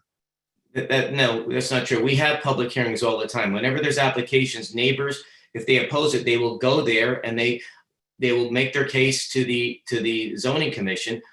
Which you're promoting here is not that. You're trying to, the very right that you have for bills that you put in, Representative, that you get a public hearing on, if you're lucky enough, you would take that right away from other residents. Okay. So just so I'm clear, you're saying that if anything is built in your town, single family home on a single family lot, it requires a public hearing. What I'm saying is if the neighbors have to be notified when someone wants to do something. Sorry about my dogs. Yeah, you notify the neighbors, but everything's in order. It's allowed. It doesn't violate any law at all. No zoning ordinance it violates. Does it need a public hearing? I'm not Representative. I'll repeat myself. I'm not on the zoning board, but what I can tell you is we have public hearings all the time in Greenwich about applications, all the time, just like in other towns. What you're seeking to do, sir, is you're trying to deny that right to other people, but the same right that you get every time you want to put a bill in. Sir, the point I was trying to make was if I have a parcel of land that's zoned a certain way and I follow all the rules, I don't need a public hearing. As long as I'm following all the rules and laws, I can build. So, sir, what are you afraid of? First selectman, let's let the representative finish. Yeah, I think he was done. I think he was done, Representative. You will have an opportunity to respond. Right. Representative Winkler. I was going on to another point. So what would you like to say? I was saying, what are you afraid of, sir? What are you afraid of when you support a bill, an as of right bill, what are you afraid of having the town weigh in? Why would you want to handcuff the local zoning boards? I'm saying as of right already exists and you don't know it. No, But we we'll move on. No, we do have public hearings, but go ahead. That's your next question. What is the charge for residents versus non-residents for your beaches? So I'm glad you asked that question. It's $40 for a car, $9 for a day pass. Seniors go free. We have a beach card system where people pay for a yearly beach card, just like they do for golfing and tennis. But that doesn't really cover with the cost of maintaining those beaches. It's in our taxes. So I don't have the breakdown, but as I mentioned earlier, our finance department back 20 years ago worked with our Parks Department to kind of figure out, break it down, see what it would be per capita for the then 62,000 people. And so we've adjusted it over time, but not much. And it certainly, we look at other towns too to make sure that we're not out of line. Now, is the 90/40 residents or non-residents? These are non-residents. Non-residents, $90 a day. No. $9 a day. And then $40 per car. And if seniors go for free. Okay, $9 a day for non-residents? Yes. Okay. No, that's a day pass. It's a day pass. You can get that at a couple locations in town. And Okay. I think you buy them in bundles of 10. And $40 a car on top of that? Yes. Okay. What's the charge for residents? So the residents pay a beach card was $30-something a year, but our taxes, I don't have that in front of me. As I mentioned before, that was broken down, what it would cost to maintain those beaches. And not only maintenance, but when we've had superstorms and hurricanes and lots of flooding there, beaches were destroyed just a few years ago. We paid for that ourselves. And so we didn't take federal money, whether it was a nor'easter in 92, houses and that area and all the beaches were destroyed. That $30 a year for residents, is that include parking and beach or just one or the other? So you could walk in, you won't pay the $40, but if you have a car, it's $40 per car. But the day passes are $9 that you get in advance. So you go down to Eastern Greenwich Civic Center, or now it's going to be in another location, and you pre-purchase them. The $30 a year for non-residents, what does that cover? Just going to the beaches, because you have other areas where it's other things like activities like golfing. We have a public golf course. We have a tennis card to play tennis. Is the $30 a year just to walk onto the beach, or does it also include parking? It's a beach. It's everything. So you get a little sticker on your car and it allows you to go in there. So if I come down to Greenwich for a day, it's $49 a day if I drive, and a resident pays $30 a year. Yeah, no. I just told you most of the cost, almost all of the cost is absorbed in our taxes. I don't have that number. I understand that. Oh no, So the $30. I don't know when we started doing it. It's been since I was a little boy. We've always paid for beach cards, but I remember residents when I first went on the RTM. A couple of residents were saying, "Why do we even pay a beach card?" Because our taxes pay for the upkeep of the beaches and the parks. But it's something that was decided a long time ago, probably before I was born. Can residents buy a season pass that includes everything? I think non-residents. I think non-residents or residents. Non-residents. The residents pay $30 a year. What would non-residents pay? So if they wanted to get 10 passes, again, I think it's in blocks of 10. So you'd be $9 times per day. And you say if it was 10 days, and you'd get, it would be $90 if it was 10 trips. Thank you. Thank you, Madam Chair.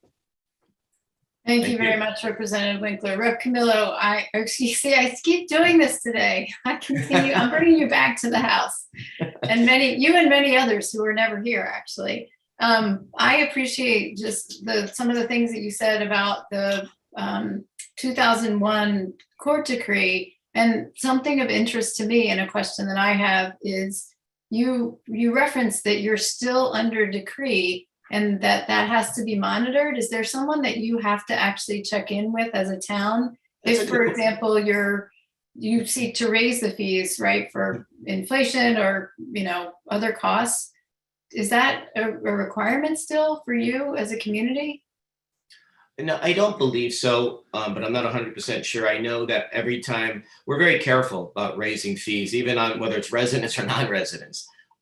We want to make sure that I have lots of people, I have lots of family members who use this system, who buy passes to come back. They don't live here anymore, but they love coming back, and they they do it eagerly. But I don't know. Again, I don't even know when we started paying for it. I remember as long as I was a kid, we always had a beach pass, but I do know that the upkeep and the maintenance is paid for by the taxes. Right. And as with most beach communities, just like here in Fairfield, I have a sticker on my car, and those of us who are using a number of those town services pay what's really a nominal fee for that. And then it is different if we have day uses the same.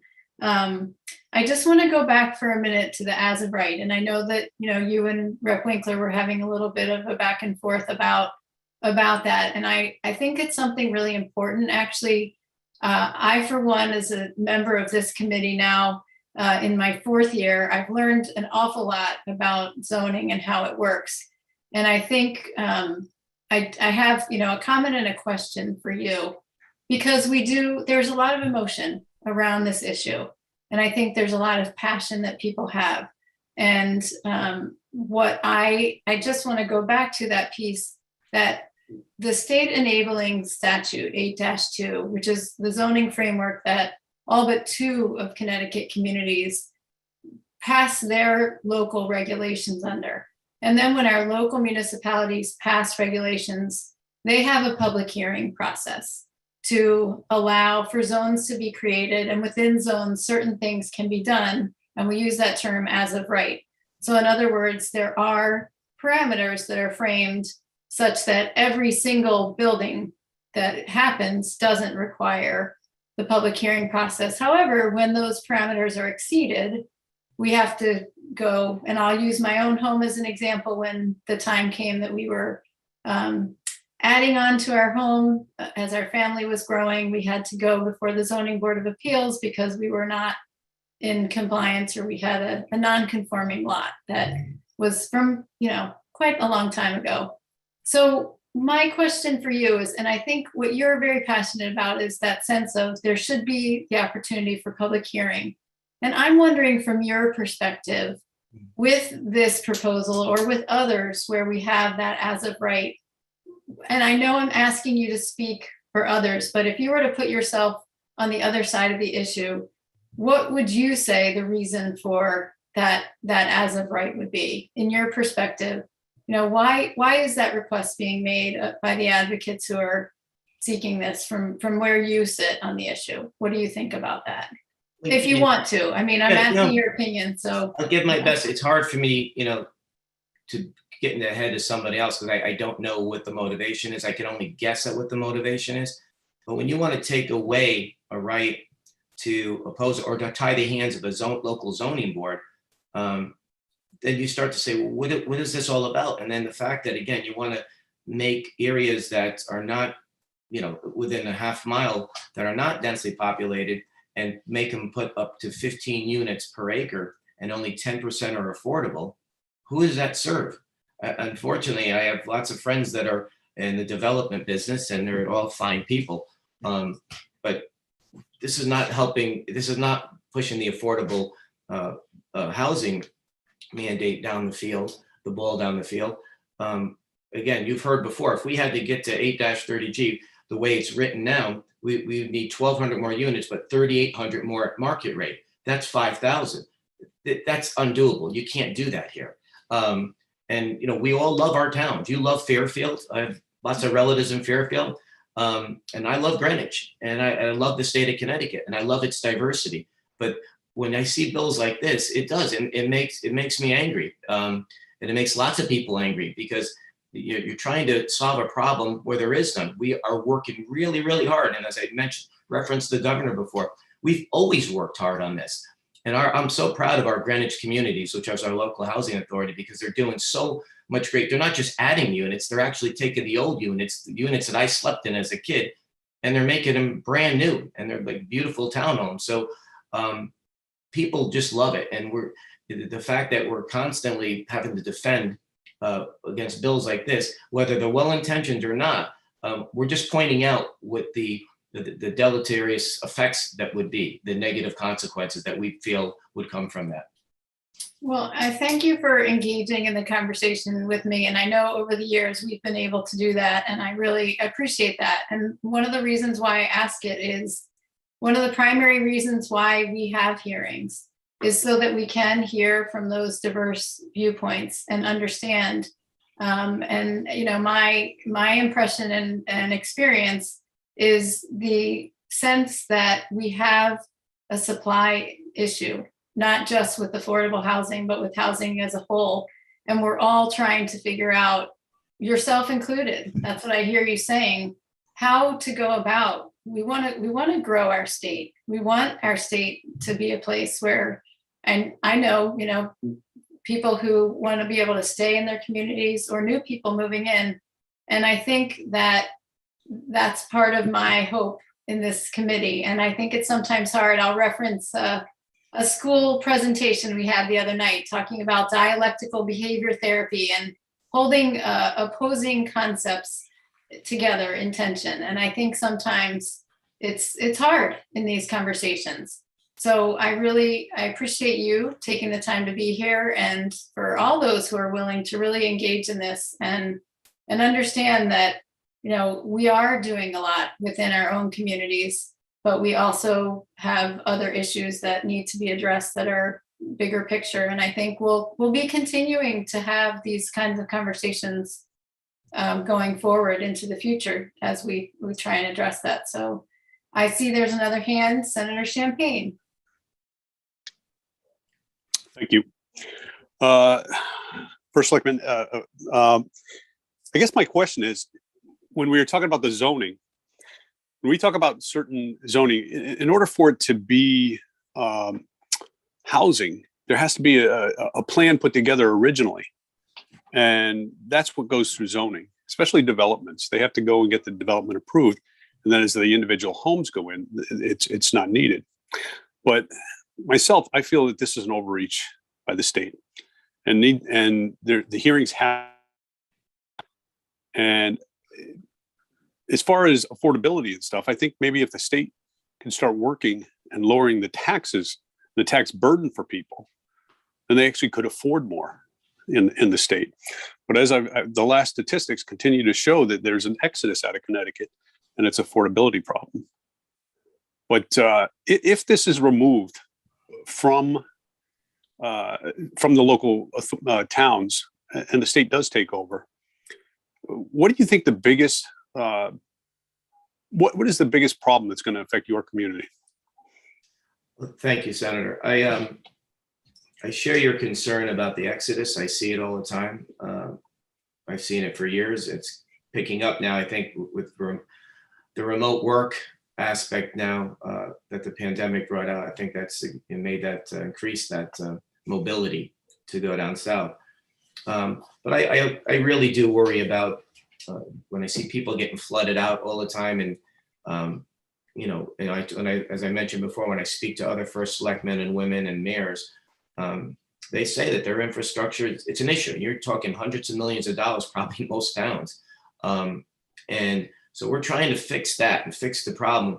You know, I walked in basements, you know, 4 or 5 feet of water in September. I myself have been flooded out 3 times in my lifetime here.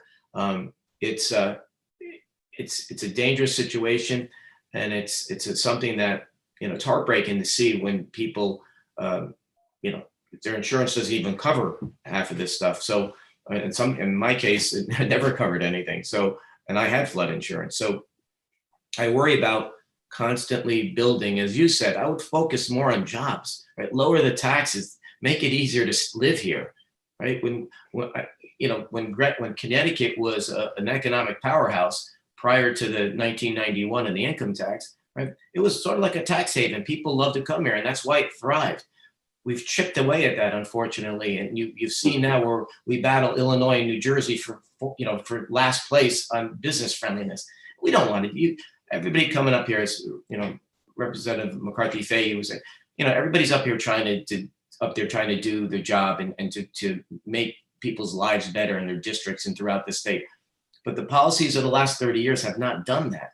And so let's have that dialogue and let's compare track records and say, why is it that Massachusetts added, how many? 377% of the jobs they lost in the Great Recession of 2008, and we recovered a fraction.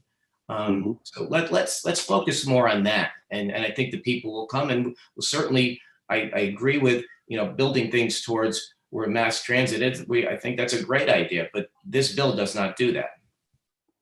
Right. All right. Thank you. Thank you. Thank you, Senator Champagne. And just for the record, I think we have seen some very slight population growth in this past census. We've dealt with issues about migration in the past, but I think First Selectman Camillo, your community and mine and others, certainly Stamford and Norwalk, Bridgeport, many other communities have actually seen population growth, which is one of the reasons why we're seeing such pressure on the housing market. And Good point, give yeah. you one chance to reply if you want to. Yeah, that was driven by the pandemic mostly. We were, unfortunately, right before the pandemic, we were coming up with plans to look at how we could tweak zoning a little bit and not disturb things and not exacerbate the flooding issue, but to make it more encouraging for people to buy in certain sections of town where the houses weren't selling. It was all over the place, right? And we saw that in many, many towns.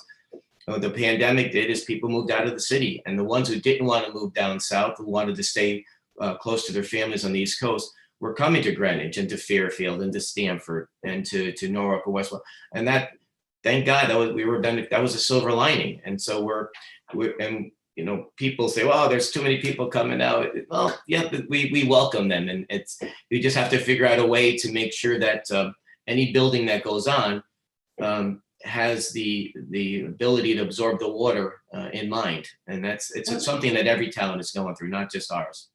Absolutely. And as co-chair of the Coastal Caucus, this is absolutely true. And in fact, what we found here in Fairfield is some of our older development in the 40s, 50s, and 60s has a greater environmental impact than some of the newer development now that's able to address those issues. But I thank you for the conversation today on both the issue of beach access and transit-oriented development, and also look forward to seeing you up at the Capitol at some point in the near future, I hope. I hope you have a wonderful day. Thanks for being with us. Absolutely. Good to see you, Representative. You too. Next on our list, we go back to our members of the public. We have Deb Pullen, who will be followed, I believe, by Carl Fortuna. Ms. Pullen, welcome, and please proceed. Thank you, and good afternoon, everybody. For the record, my name is Deb Pullen. I'm the Executive Director of the Connecticut Association for Community Action, or CAFCA. We're the state association that works with Connecticut's 9 community action agencies, which are the state and federally designated anti-poverty agencies, serving about 200,000 people across the state every year. And I want to thank the members of the committee for having this hearing today on these really important issues. Our community action agencies across the state provide a variety of different services to low-income people, including assistance with SNAP enrollment, energy assistance, volunteer income tax assistance, housing, job training, early childcare, and more. And our vision is a just and equitable world where socially and economically disadvantaged people thrive and reach their highest potential. Towards that vision, I'm here to testify in support of House Bill 5429. CAFCA, our association, is a member of the Desegregate Connecticut Coalition. And you've already heard from some folks, and you'll hear from some additional individuals today regarding the details of this bill. And I'd like to just zoom out a little bit and discuss the reason for the bill and what we think it does and why the community action agencies support it. I want to start off by saying that, to be clear, This bill isn't just about people who commute to New York City. This is about getting around within the state of Connecticut as well. We know about 40 cities and towns have public transit stations. Not everybody needs to leave the state to go to work and get their errands done through public transit. In fact, many of the customers that we serve do not own cars and do rely on public transportation to get their daily errands done, to get to their jobs, and to go see family. What we're looking to do is improve the economic opportunity for people here in Connecticut. We would like to see more affordable and diverse living options, and that is one of, this bill is one thing that will help with that. Building near transit stations will allow for more affordable living options. It will also support overall economic development by bringing more foot traffic to local businesses in cities and towns across our state. And we know, we've seen examples across Connecticut and across the country and across the world that people enjoy living in walkable, bike-friendly communities with good public transit. It makes the environment very vibrant and creates economic opportunity in the short term and in the long term. Addressing this housing crisis that we have here in Connecticut is one of the most important components of our vision for a more just and equitable world. We've seen that Connecticut's population hasn't grown as quickly as we'd like. In order to grow our state's population and economy, thank you, we need to create more places to live, and to create a more just, equitable Connecticut, we need to ensure that housing is affordable and in areas that facilitate people getting to work, stores, restaurants, and more. Thank you for your support, and I'm happy to take any of your questions. Thank you, Ms. Pullen, and I want to thank you for being here with us today. I also want to recognize that Representative Zullo has been here with us for a while, and as I mentioned at the beginning, a number of members of the committee will be in and out with different hearings, and I will go next to Representative Fiorello. Thank you, Madam Chair. Thank you, Deb. Very great to hear from you. Just on your testimony, you say that your organization is supportive of affordable housing, but where in 5429 do you see affordable housing? So thank you for that question and the opportunity to address the term affordable housing versus, the statutory term affordable housing. And my reference is to housing that is affordable for people. That is certainly a goal for people, whether they're starting out, whether they're later in life and are trying to downsize. We need more housing that people can't afford here in Connecticut and in all the cities and towns across our state. We think that this bill will help achieve that by creating more housing near transit stations and by designating that some of that housing fit under that affordable housing statute. Also, just having more housing available will help to improve the supply and therefore hopefully reduce costs across the board. Well, I understand that there's been a lot of buildup in Norwalk, but I don't know if you heard the earlier testimony from the representative from Norwalk who grew up there. She doesn't support this bill, and she doesn't see this as increasing opportunities for diverse housing at all. It's more seen as a bill to support the buildup of density for luxury housing. Where can you explain how you see it differently? Yeah, sure. And I think there's going to be a lot of opinions about this bill. And people are, I think, cautious about changing the way that their cities and towns look. There's certainly been concern that I've heard about building skyscrapers in smaller cities and towns across Connecticut, and that isn't the way that I see this bill. And I'm sure that the folks from Desegregate Connecticut can tell you a little bit more about that. Sure, I'm sure some of the housing that could be built near transit could be luxury. I think a lot of people would like to live in an area near a train station or near a bus station so that they don't have to take their car every time they leave their house and want to run an errand or go to work. And so that fits a variety of different income levels. But this bill does designate that some of that housing would be set aside and made available for low-income people. And how much is that is set aside? I think it might be 10%, but I'm not positive. Right. I mean, 10% is pretty low, no? I'd love to see more, but I'm not sure that it will garner enough support to pass that, to pass this committee and to pass this legislature. If the committee and legislature in their wisdom wanted to increase it to 20 or 30%, I would certainly be in support of that. Okay, thank you. Thank you, Madam Chair. Thank you, Representative Fiorello. Senator Champagne. Thank you. I just have one question. I've asked this in the past. Can you tell me how many affordable housing units we have in the state of Connecticut? I cannot do that at this time, Senator. I'm so sorry. That's not my area of expertise. Okay. I can say not enough. Well, I've been asking, for a couple of years now, and nobody's ever come up with that. So I don't know what is the number. So and we keep saying there's not enough, but nobody can ever tell me how many there are. So I can't judge it for myself. All right, thank you. What's that? Thank you, Senator. And I think it's possible that folks after me might have that answer. And we do, if we look at the numbers of people who are experiencing homelessness, people who are stretched to the limit on having their rent or their mortgage take up a large portion of their income, I think some of those data points are available. And then we would have a better idea of how much more housing that we need to create for low income and moderate income people. It would be great to measure that, because we could probably also do the same thing with how much the state of Connecticut taxes those poor people. All right, thank you. Appreciate that. Thank you, Senator. Thank you, Senator Champagne. And I would point you, at least in Fairfield County, the Regional Plan Association has a Fairfield County Housing Needs Assessment that does actually provide very specific numbers in terms of the gaps that exist, not just for affordable housing, but also for housing supply. Rep. Fiorello for the second time. Thank you. I just wanted to clarify, just reading through the testimony and how much this organization cares about clearly lower income, as it points to those on nutrition support and other assistance. But I just want to clarify. So Ms. Poland, are you saying that you would support people going to just 10% affordable housing build? Because 830G, which is the law right now, demands 30% of developments be affordable housing to be as of right. But I think you're saying you'd be fine if 830G changed to 10%?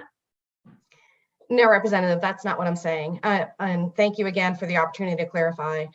For this particular bill, which relates specifically to transit-oriented communities or transit-oriented development, if you prefer, this particular bill would specify 10%, but we know that 830G has a different focus than just transit-oriented. And again, I'm not a housing expert. I'm just trying to make sure that we recognize the importance of having a safe, affordable housing available to all people in our state. Right. And I think right now there's a lot of housing that exists around trains, and oftentimes that's quite a diverse stock. It's not all luxury, but when you give this kind of as of right building privilege to developers, and they can come in and no zoning board is able to say, no, you have to have retail or you have to have a higher percentage of affordable housing, as the commissioner from Westport pointed to, that they have at least a 20% requirement for affordable in their inclusionary zones. But this bill is saying actually just 10% is enough. And I just want to clarify that you, representing your organization, is saying you're fine with that. And transit-oriented development, I mean, that's 500 acres of developable land that you're saying developers can just do 10%. And that's very different from 830G, which demands 30%. So just want to understand that that's what you're supporting here. Yeah, what I'm supporting is anything that can create more housing for people in our state of a variety of different incomes, and specifically focused in on low income people. Developers are, of course, always welcome to create more housing, more than the 10%, to exceed that that is in this bill. And again, this is not something, unfortunately, that I'm expert on. Happy to talk with you about additional issues impacting low income people where I might be able to give you some more data. I assume you'll have the opportunity to ask people after me who are coming in with a little bit more expertise in this area. No, I appreciate that. I feel that there is some confusion in the intent of this bill, that it increases affordable housing, and it does not increase affordable housing. It just won't do that. So just want to clarify, but thank you. Thank you for your testimony. Thank you, Madam Chair. Thank you, Representative Fiorello. Representative Gucker. Representative Gucker, please unmute yourself. Thank you for this, and good afternoon. I had to check what time it is because, as many of you on the call are doing, I am actually in 2 Zoom calls at the same time, so I'm trying to listen to both just equally as important. When we were just talking about the affordable housing clause in Connecticut, where we need 30% affordable housing. Are you aware, or do you think we should maybe do some tweaks to that, to where there's a financial buyout? I know here in Danbury we had a project that was built under this formula, but because a financial amount of money was put in, they were able to not put in 30% affordable housing, but actually 10% affordable housing. So do you think maybe we should also look at possibly reviewing and changing that, and maybe take out the financial buyout problem or buyout issue, so that we can get a more affordable housing and not have a developer say, well, who do I write the check to? And now you can only do 10%. So I have to just say, I don't know enough about that to comment. I can only comment on this particular bill. And again, my comments are truly focused on the need for more housing that works for people of a variety of different incomes who probably don't have cars. And that's why we're supportive of this bill that focuses on transit-oriented development. So I can't comment more in general on 830G. I apologize for that. And then lastly, Madam Chair, if I could, what about the half-mile zone around it? Are you flexible on that, or is it because I've heard a lot of concerns from my city planners here in Danbury. We already have many of these plans that you're talking about putting in place already, but they are concerned where the half-mile radius from the train station location would involve and take over most downtown communities. So it would change the entire zone of the area. Yeah, so that I can comment on. Thank you for the opportunity to do so. That is on average. So if a city or town has more than one transit station, it would not have to be, these units wouldn't have to be developed around all of them. It could be an average based on the number of transit stations. The half-mile radius was determined based on what an average person would be able to walk to or bike to very easily. And I'm sure there's some flexibility around that specific number, but that was the purpose for the development. So if you live within about a half a mile of a train station or a bus station, it's going to take you, under 10 minutes to walk there. And that feels like a reasonable expectation for people to have a transit-oriented community. And I'm sure there's a little bit of flexibility there. Well, thank you, Madam Chair, for the opportunity, and thank you for your testimony. Thank you, Representative. Thank you, Rep. Gucker. And Ms. Pullen, there's no need to apologize. We're not all experts at everything. We understand that you're here to represent the need of your clients and the agencies and the people that you serve. And there certainly will be opportunity later to talk about some of the other specifics with some of the many people who are here with us today. But I want to take this opportunity to thank you for the good work and for the work of all of your agencies throughout the state. We know that the pandemic has impacted people, particularly at the lower income level, particularly hard. And we know that there is a need for support, all the supports that you provide, whether it's housing or everything else that you do. So thank you for your good work and for being with us here today. Thank you so much. And I'll be sure to pass that message along to all of the community action agencies on your behalf. Thank you. So next, let me just check in with where we are. I believe we go back to the last person on our public official list, which is Mr. Carl Fortuna, to be followed by Sarah Bronin. Mr. Fortuna, I know I saw your name. I believe you are here. Madam Clerk, am I correct? Yep, he just came in as a panelist. Wonderful. We'll just give Mr. Fortuna a There we moment. go. I'm sorry about that. No problem. Welcome, Mr. Fortuna. Please proceed. Yeah, thank you for having me. Thank you to the members of the Planning and Development Committee. I previously submitted testimony on HB 5361 through cost. And it's certainly, just briefly, difficult to take issue with the goal of 5361. But I can tell you here in Old Saybrook, we spend an awful lot of money on beach maintenance. We lose sand, we bring in sand every year. And you've heard all the arguments both ways on this. We sell 2,500 passes per year, both resident and non-resident, for 150 parking spaces. So that gives you an idea of how heavily used our beaches have been used. And I think those numbers have obviously gone up in the last few years. Yes, so we charge our residents less money to use the beaches than we do non-residents, but we do try to keep it reasonable for our non-residents also, because we certainly want to encourage them to benefit from the beaches. But here in Old Saybrook in Eastern Connecticut, we've had some storms over the last 10 years that have damaged our beaches, and we have capital projects that we plan on investing in with both our beaches. And those capital projects are going to be entirely town funded from capital reserves.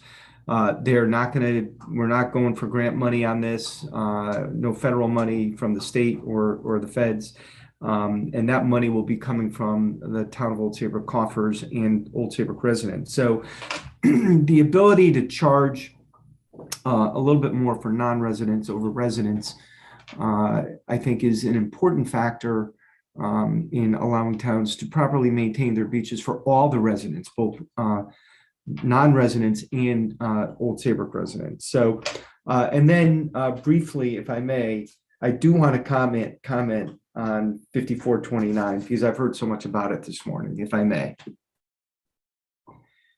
Absolutely. Okay. I'm happy to take questions on either one. So I want to tread lightly on 5429 because obviously there's a lot of passion behind both sides. Old Saybrook has been very fortunate for all these years to have an Amtrak stop and a shoreline rail stop. And we feel blessed about that.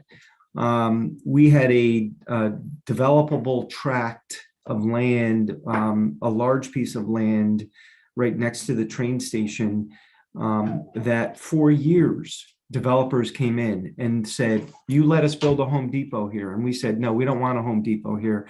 And they said, we're going to build affordable housing. And we're like, great, that's kind of what we want. And ultimately that did happen.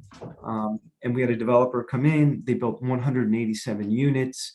They're not, it's not necessarily affordable as per the statute. It's more of an incentive zone housing development, but 37 of the units. Your time is almost up. Okay, 37 of the 187 units in there are deed restricted rental units. And it's been a huge success. In fact, it's our #1 taxpayer. It may not work in every town. And it is truly TOD housing. I have a dog. I have a new dog in the background if you hear noises. So it's transit-oriented development. Mr. Fortuna, I'm sorry, but your time is up. Okay, very good. Thank you. Thank you, First Selectman. And I think you'll probably have a few questions that may have you dive into that a little bit more and your other remarks. Representative Winkler, to be followed by Rep. Goupil. Just one question. What are the resident and non-resident fees for beaches? Yep, I'm going to pull that up on an email right now because I have that right here. The non-residents can buy a season pass for $150. If they choose to come daily, it's $15 per car, Monday through Thursday, and $25 per car, Friday through Sunday. Resident passes are $20 or $30, depending on Yeah, for the season. Okay, so resident passes are $20 or $30 per season. Does Yes, that include parking and beach access? it does. Okay, and so it's $20, $30 for residents and $150 for non-residents? For a season-long pass, yes, Right, and that includes parking and beach access as well? it does.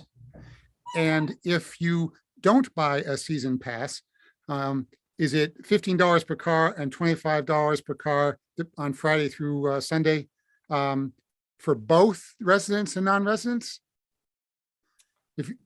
Well, typically, what happens is residents buy a beach sticker. They just know how to do it. They've done it all these years. I think it's a very, very small amount of people who might pay a daily fee, and I don't know if they do or they don't. But I don't know of a resident who doesn't end up in a car with a resident sticker pass. I don't know of one. Right. Thank you. Thank you, Madam Chair. Thank you, Representative Winkler. Representative Goupil. Thank you, Madam Chair, and thank you for Selectman Fortuna joining us. I'm very familiar with the affordable housing projects in Old Saybrook, and I did want to give you an opportunity to discuss them a little further. You have a couple different scenarios. Some are public-private partnerships or public nonprofit partnerships, and some are not, and different components. But in general, what I've seen from them in touring them and being in them from people I know who do live in them, what is unique about the structure of the affordable housing is that they allow residents to have amenities which they would normally not be able to have. They allow them to not have to make the investment of bringing in appliances and putting up shelving, window treatments, etc. Which if you're moving around quite a bit to make sure you have an affordable place to live, you're going to spend a considerable amount of money to make sure those things can be provided for yourself, and they don't always work. So if you wouldn't mind just filling everybody in a little bit about the projects that you have. Yeah, so one of the first affordable housing projects we had was through Hope Partnership. And there are, I want to say 15 to 18 units, true affordable, the entirety of them. Some of the residents, I think, pay 10 to 20% of average median income rent, and then others may pay up to 60 to 70%, I think, of the rent. But that was a kind of a perfect storm, but sometimes you need a perfect storm to get affordable housing going. The town was able to acquire a piece of land after it was cleaned up. It was apparently a polluted site, but it got cleaned up by DOT. It was handed off to the town, and the town delivered it to Hope Partnership for basically $1, and they were able to build the housing on it. I can tell you right now that with our American Rescue Plan funds, we are looking for another piece of property because we'd love to buy a piece of property and work with Hope Partnership again. And we're actually, you don't want to advertise that you're looking for land, but obviously we'd love to do another project with them. Again, the other project I referred to earlier is our TOD development over by the train station, 187 units, incentive housing zone. So that was a little bit of a special allowance in terms of the build, but that has been a wildly successful project for the town. Deed restricting, like I said, 37 units. We have other affordable. We've encouraged it. We just finished our affordable housing plan. We used a consultant. We were able to get a $15,000 grant from, I believe it was Department of Housing. I could be wrong. It could have been OPM. And we just completed that. And we are working with our zoning commission to look to develop other areas of housing in the town, all over the town, not just in certain areas of the town that could be affordable. We do have other affordable units in various areas in town. I feel very flattered, but I've been asked to speak at several housing conferences. I feel like I don't deserve the credit. I feel like my zoning commission and my town planner and my CEO deserve the credit, but they prefer the politician over the CEO at some of these conferences. So we've been a bit of a poster child in terms of success. And I know I see Senator Needleman on the call right now, and I know he's had great success up in Essex around his train station. It's been a great development in Old Saybrook. I'm not saying it's perfect in Greenwich or in any other towns, but in Old Saybrook, the units that we built near the train station have just been just great for the town, and it's right downtown, which is even better because we're putting boots on the street. Thank you. Thank you very much. Certainly looking at Old Saybrook as a model of how it can work in different environments is what we should be doing long term. A lot of the areas around the state are different landscapes, but as you mentioned, you do have a phenomenal planner in your town. Very lucky to have her. And but also it does take leadership and removing that political element, I believe, from the process to some extent. And just if I can comment on the political element and the public perception, it's truly remarkable in all the plans we've had that we've had just one or two people comment on it in opposition. I was at a budget hearing a couple of years ago, and someone said, those 187 units, how many kids are going to be in our schools, and are we going to need to hire new teachers? And I was like, I hope they bring kids, because we're losing kids here in southeastern Connecticut. And that was the answer. We need more people, and we need more children in our school system. And I believe a number of people who are living in that unit were originally from Old Saybrook, and they just moved into a better circumstance. So you did keep a lot of people in the community, in the school system, which helps with stability as well. Thank you. And thank you, Madam Chair. Thank you, Madam Vice Chair.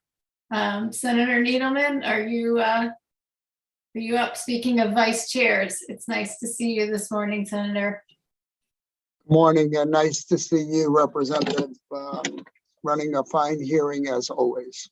I do want to acknowledge my good friend, First Selectman Fortuna, although I don't know when I've called him that, but then again, he periodically calls me Senator, or always calls me Senator, which drives me crazy. So anyway, Carl, it is really good to see you, and it's great that Old Saybrook under your leadership has been so proactive in dealing with affordable housing, as well as like so many legacy issues that you've taken on in the last 10 years. Carl and I became First Selectman around the same time, and as joining neighboring towns, we worked together. We talk together, and it's great to have that kind of relationship. And there is a value to longevity. One thing, when the developers came in and did the housing at the train, were they cooperative with the town? Did you feel that there was enough dialogue with the way? Did they use 830G was my other question. So I just wanted to get your opinion.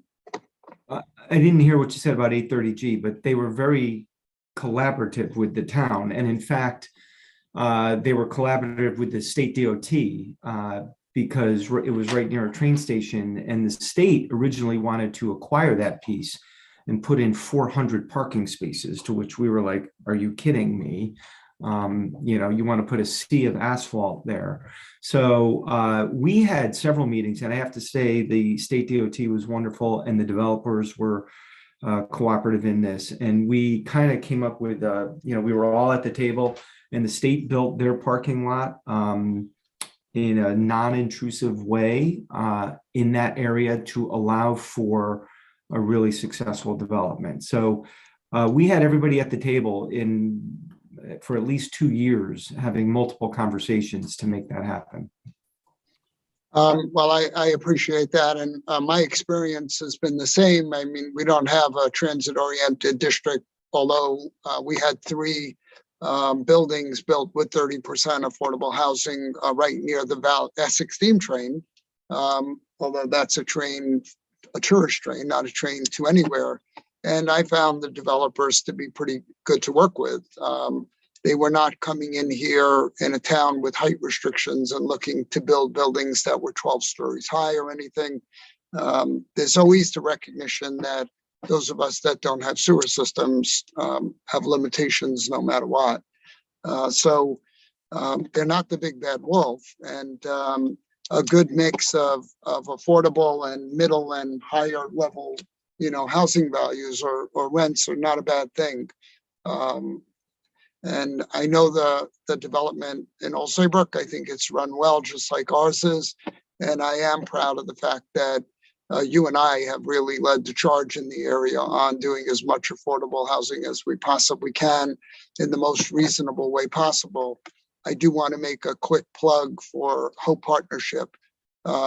If ever there was a template for an organization that does do affordable housing from within, they have proven to be excellent people to work with, and more important, they are the board is made up of all local people who want to completely bipartisan, who wants to just make sure that we have affordable housing in our towns, not necessarily only to move people up from around the state, but for people who work here and kids of families who can no longer afford to be here, and older folks who want to retire and not own a house. So I think Hope is a great template, but the downside of Hope is that they rely pretty much on a lot of state funding and some local funding and some private financing to make the numbers work. Other developers who come in through 830G, as imperfect as it can be, actually use their own money. They get affordable housing credits, they figure out a different way, and yeah, they make up the affordable component by having market component, and the numbers work for them. So again, just want to thank you for testifying. The beach issue is testy no matter what, and I'm not sure that everybody understands how small some of these town beaches really are. I mean, I know the Old Saybrook Beach, the Westbrook Beach. These are not state parks. There's not a no admit amount of parking, and although I'm not sure, the question's been asked on all of these town beaches, what percentage of the cost of maintenance does the town pay versus what percentage comes from the occasional state grant or any of that? I would probably argue that most of it is town money. So I don't know of a state grant that we've received for our beach. So I think that's important to understand. So anyway, it's always good to see you, Carl, and thank you. Thank you, Senator First Selectman Needleman. First Selectman Fortuna, I just want to compliment you and thank you for your measured testimony and the information that you've provided to us today, and just recognizing that these issues have a lot of nuance and difficulty. And clearly your leadership has been a collaborative process. Specifically wanted to note that I thought it was helpful to share that you sell 2,500 passes for 150 parking spaces, which really gives us a sense of the kind of demand versus the size that you have. And also just talking about, the town funding that you have coming up for capital improvements. I did want to ask one clarifying question. What I think I heard is that the project, that 187 units, is your largest taxpayer. Is that correct? It is. We just finished up obviously we finished our grand list, and they're the #1 taxpayer. Right. So I just from a math standpoint, what that means is the rest of your residents benefit from the help in bearing the load in terms of taxes.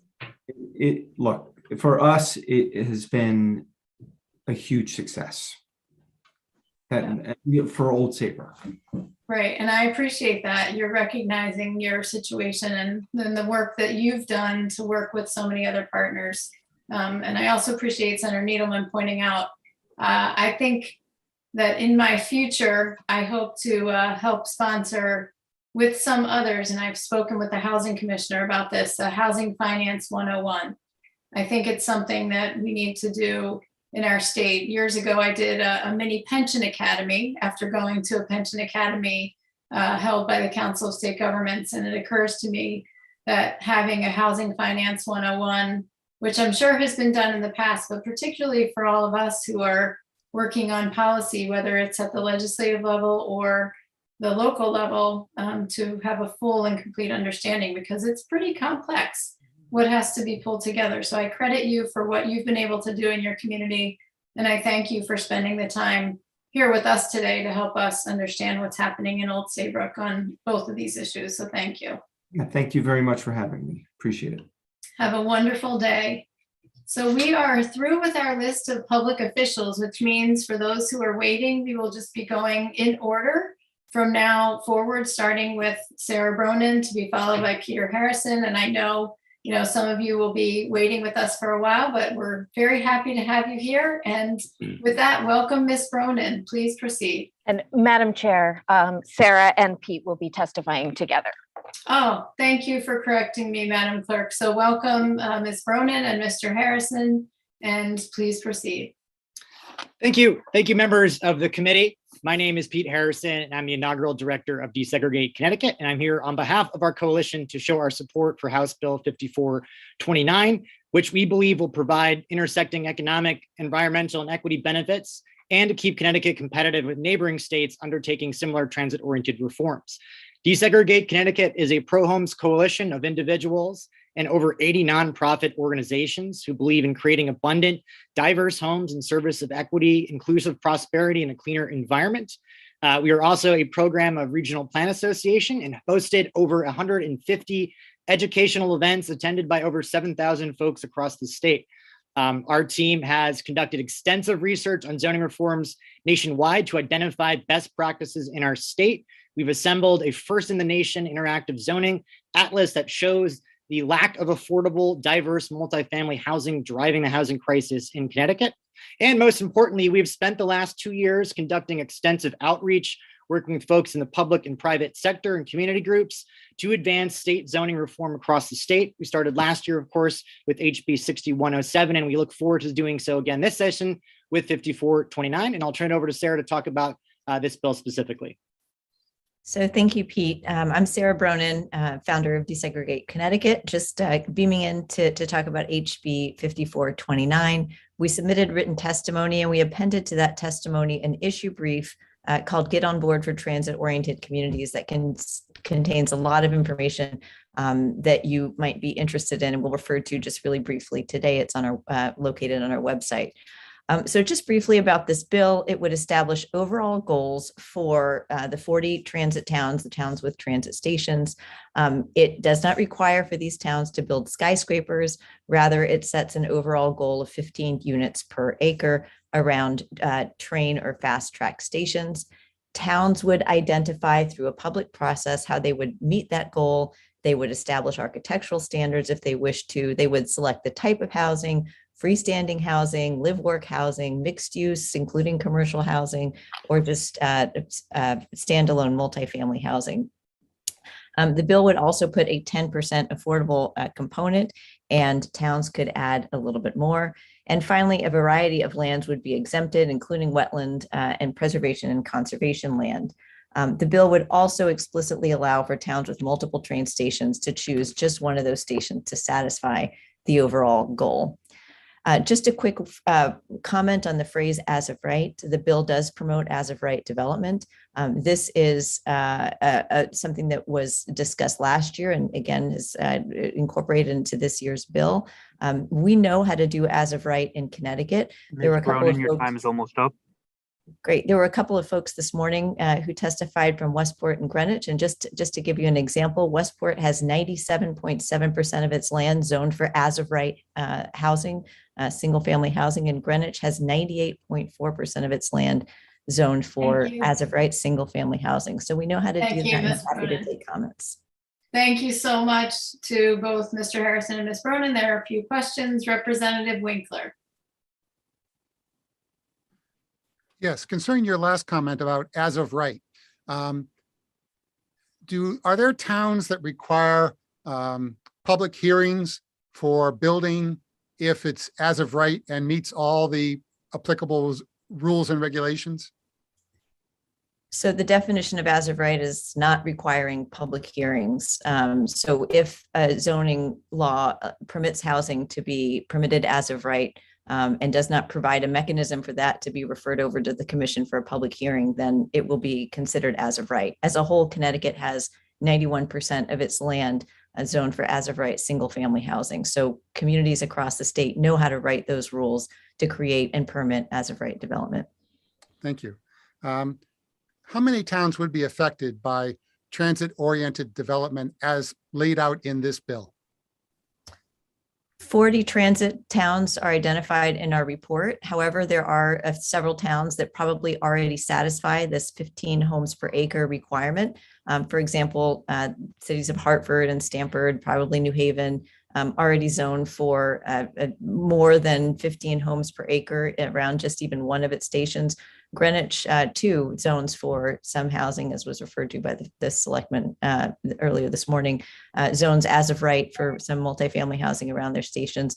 So it's hard to say whether all communities would have to rezone, given that some may already satisfy the requirements. So, but at the most, 40 have train or Connecticut fast track stations. And roughly speaking, these towns are, say, a line down central Connecticut and then spread out along the shore? Yes, and in addition, there are lines to Waterbury and Danbury. Thank you. Thank you, Madam Chair. Thank you, Rep. Winkler. And I was remiss in not beginning with our ranking member, Representative Zullo. Thanks for your patience, Rep. Zullo. No, thank you, Madam Chair. And no worries. Rep. Winkler's comments and questions are always very pointed and informative. So not a worry at all. And thank you, Professor Bronin. Just one question, really. Earlier, there was a little back and forth about whether or not the creation of new units would actually bring down the cost of housing. And I don't know why I've never asked before, but I'm just curious. Has your organization ever done like an economic study to show how many units would need to be created? And if you have, can you send it to me? Because maybe you have, and it's lost in the deluge of information we receive. Because I'd really like to know that. We have two reports on the case for zoning reform. One of them is an economic case for zoning reform, and we can send that to your office. It does discuss the links between housing supply and zoning and various studies that have been done. In addition to that, on our website with the page /data, there are a number of reports that address the supply issue, including reports from NYU's Furman Center, as well as Yale Law School's Community Economic Development Clinic, which looked at this issue when it came to New Haven and housing supply. So we're happy to send those over and make them available to the committee for the record. Yeah, because I'd like to, if there's any real Connecticut specific data, I'd really be interested in seeing it, because obviously we have the Commission on Connecticut's Future, meeting right now. And if that information is available, there may be ways where we can craft policy to make sure that whatever we do end up enacting, if anything, is actually going to get to the intended result we want. So I appreciate you clarifying that. And the ultimate finding of the vast majority of modern studies on the creation of housing is that the more housing that is created, the more affordable it is overall. It's a sort of economics 101 argument that has been proven out through studies in specific areas. And that goes both for housing prices, but purchase prices and also rental prices. So we're happy to give you the array of studies that support that. I appreciate that. Thank you very much. Thank you, Madam Chair. Thank you, Representative Zullo. And interestingly, I have some questions along the same lines, actually, but I'll first go to Rep. Delnicki. Thank you, Madam Chair. Could you identify, you said there were 40 towns that would fall under the transit-oriented development that's being proposed here. Could you identify those towns? Yes. You would like a list? Yes, I would. Sure. Greenwich, Stamford, New Canaan, Darien, Wilton, Norwalk, Ridgefield, Danbury, Bethel, Reading, Westport, Fairfield, Bridgeport, Stratford, Milford, West Haven, New Haven, Ansonia, Derby, Seymour, Beacon Falls, Naugatuck, Waterbury, Windsor Locks, Windsor, West Hartford, Hartford, Newington, New Britain, Berlin, Meriden, Wallingford, Branford, I think I said New Haven and West Haven, Guilford, Madison, Clinton, Westbrook, Old Saybrook, New London, and Stonington. And would it be much of a challenge to actually send the list to all the members in planning and development just so that they have that? We have a map that we've sent in as part of our testimony and part of that issue brief, as well as identifying which at specific characteristics of those stations. And in addition to that, on our website, /TOC for transit oriented communities, we have one pagers for every single station, not just every single town. So there's 40 transit towns and 62 stations, and every station has a one pager, which if you have a particular interest, you can look at those. So we'll add those. We'll send you the link to that so that you have that. Yeah, happy to follow up that. I appreciate that. I do have to ask a question looking into the future as it pertains to transit centers that actually deal with Connecticut transit buses and things of that nature. And I don't mean fast track, but many communities have substantial commuter parking lots, and they have buses that actually operate out of there.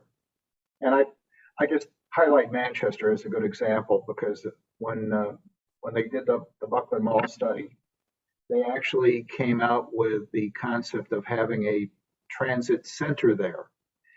Is that in the future also?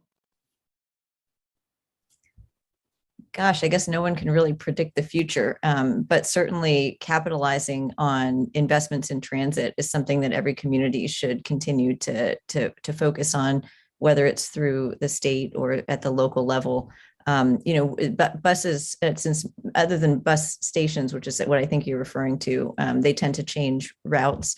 They were not included in this bill or in this conception of how we were really looking at fixed stations where the state or the federal government has made a significant investment in a platform, in a route, and that's very unlikely to change because across the country, we found that investments in housing and mixed use development around those fixed nodes really pays off. It pays off in terms of taxes and jobs and everything else.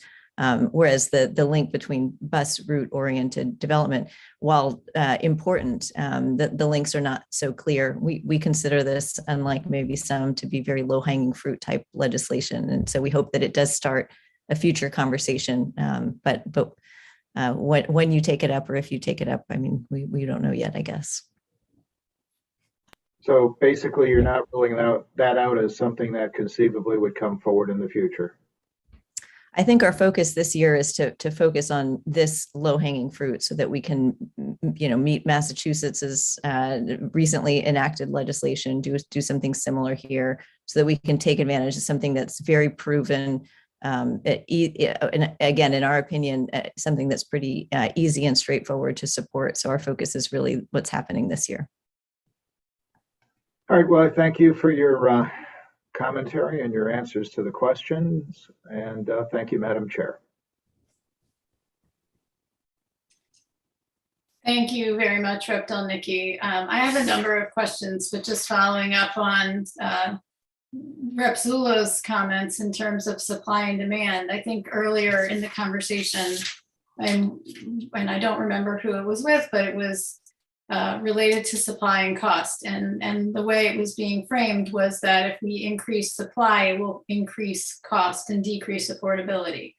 Would you agree with that statement, that an increase in supply will increase the cost of homes? I don't think any economist or urban economist would agree with that.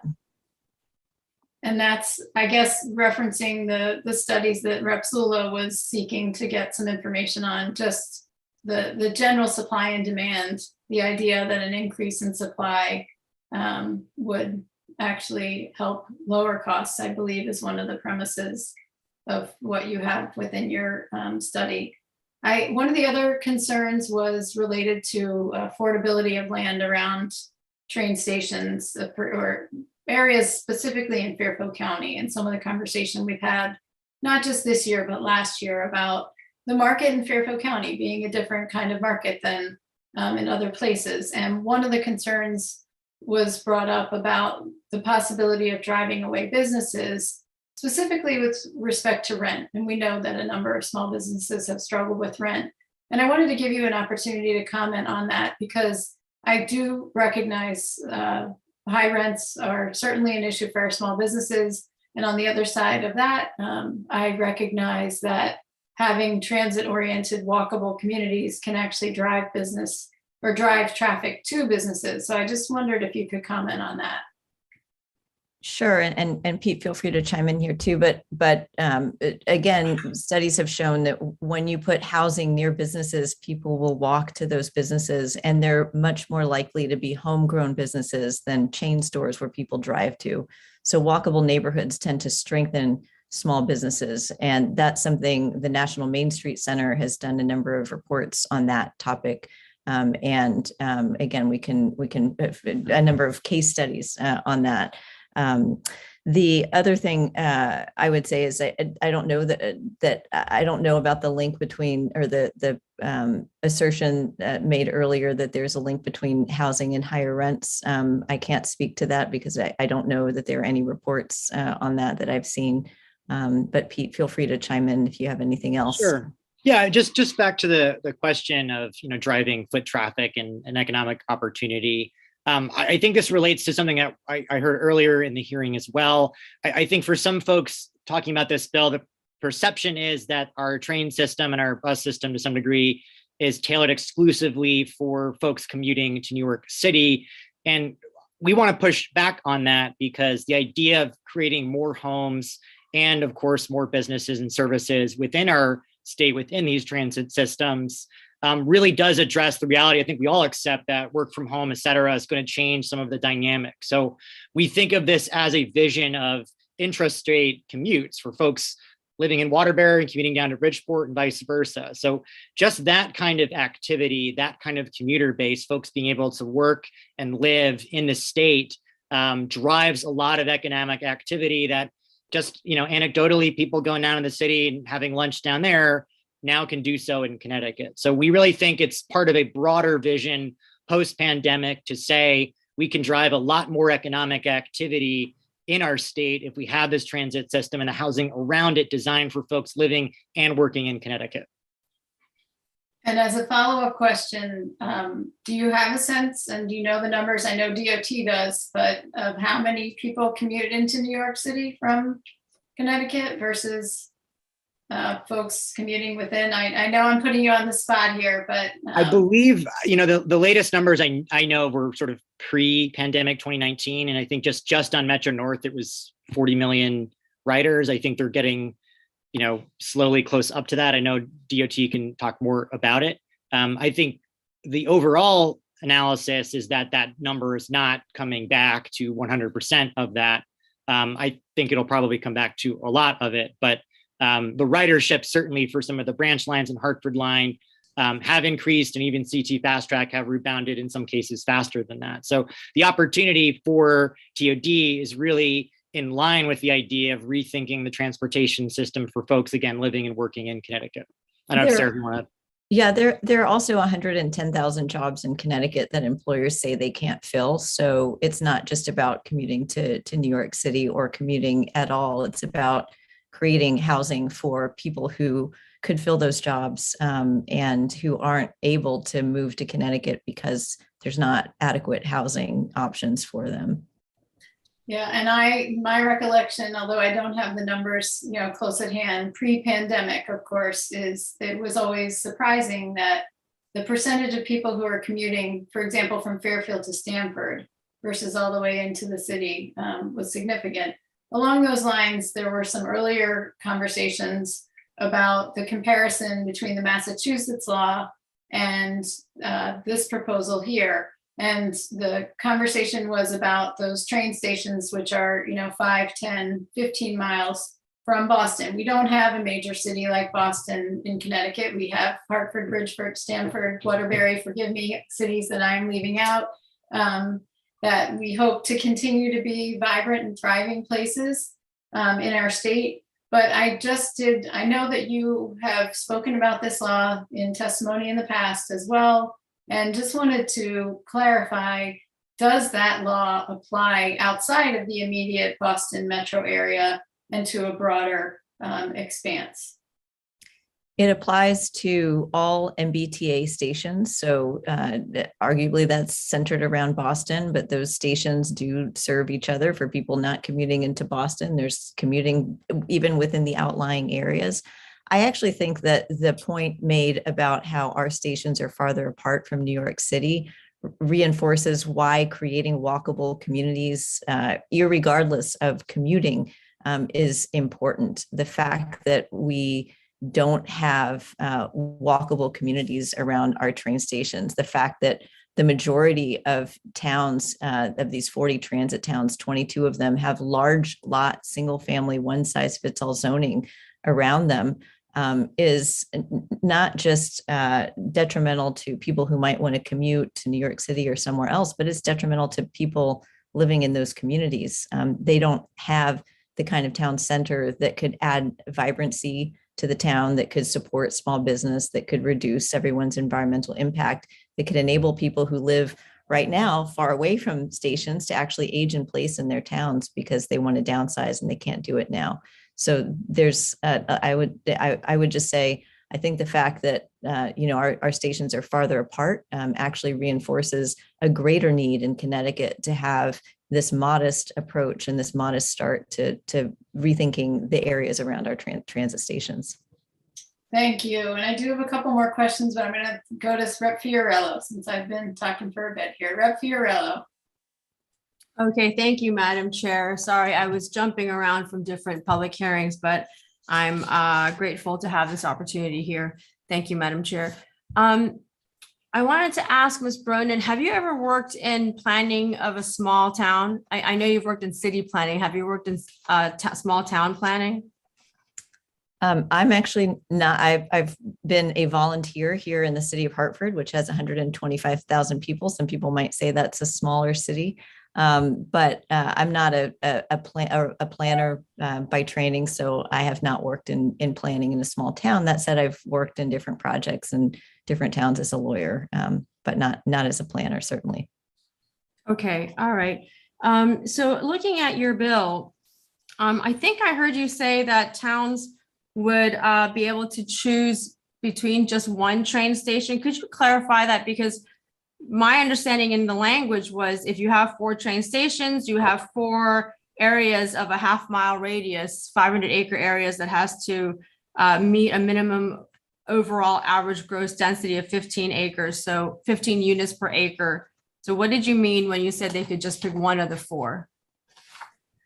Great. So I'm just looking for the line in the bill. It should be in, yes. So it's at the bottom of page 1, and the language in the bill says it's in lines around line 12 to 14. It says, 15, 16, provided a municipality with multiple such stations, referring to transit stations, may calculate overall average allowable gross density across all such stations.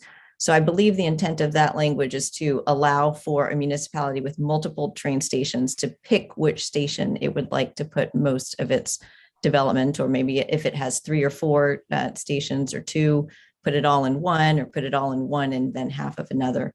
So that provides flexibility for those towns with multiple stations in terms of how they might dispose of their obligations under the bill.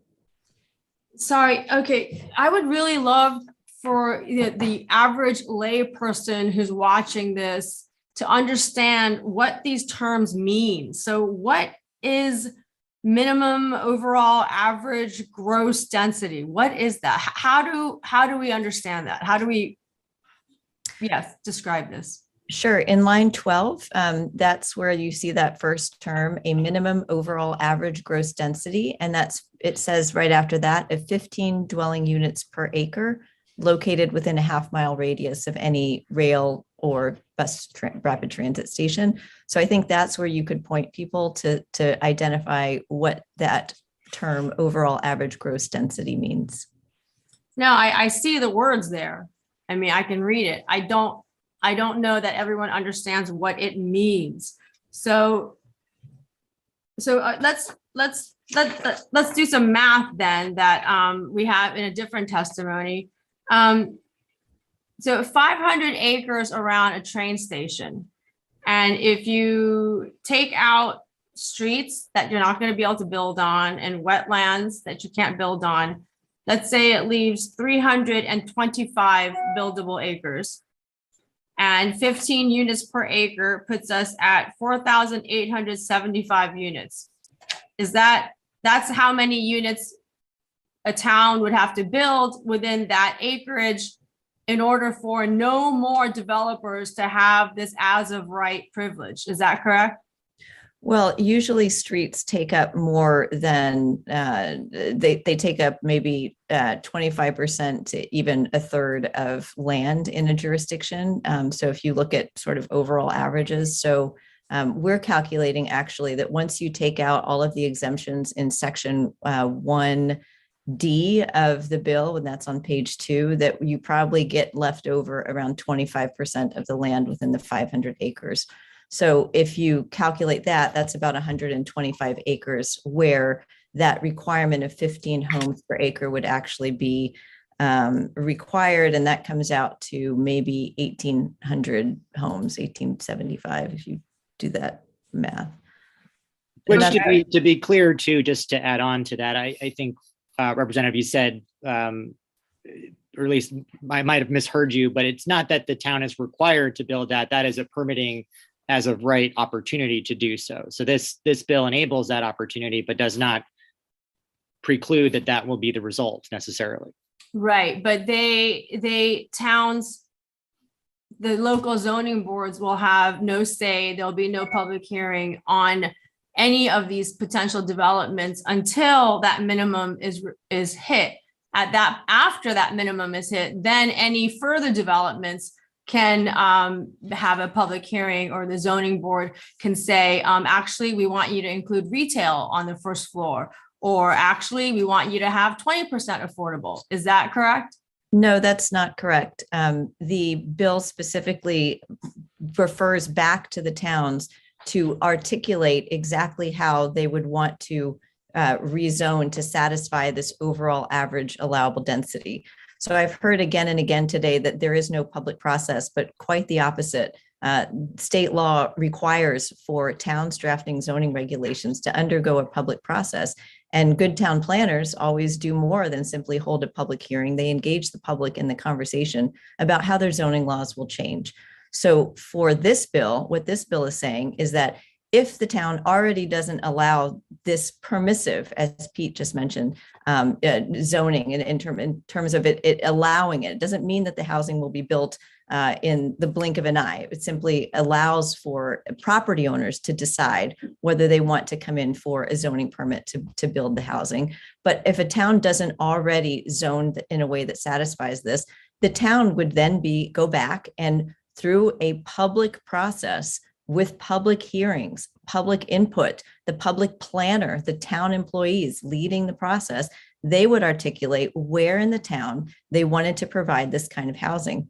And you mentioned too, retail. If the town wanted to say that this particular kind of housing would be satisfied if it was a mixed use building where retail is on the ground floor, the town could do that. The town could make the retail in theory, part of a public hearing process, if that was really important to the town, but it would make the housing component of that mixed use development permittable pursuant to the rules that the town has already established. And I'm not sure if you were on early, I know you guys are jumping between hearings, but I just mentioned the stat that 98% of Greenwich already allows for as of right housing. So your town planner knows how to do that. They do that for single family housing. And Yes.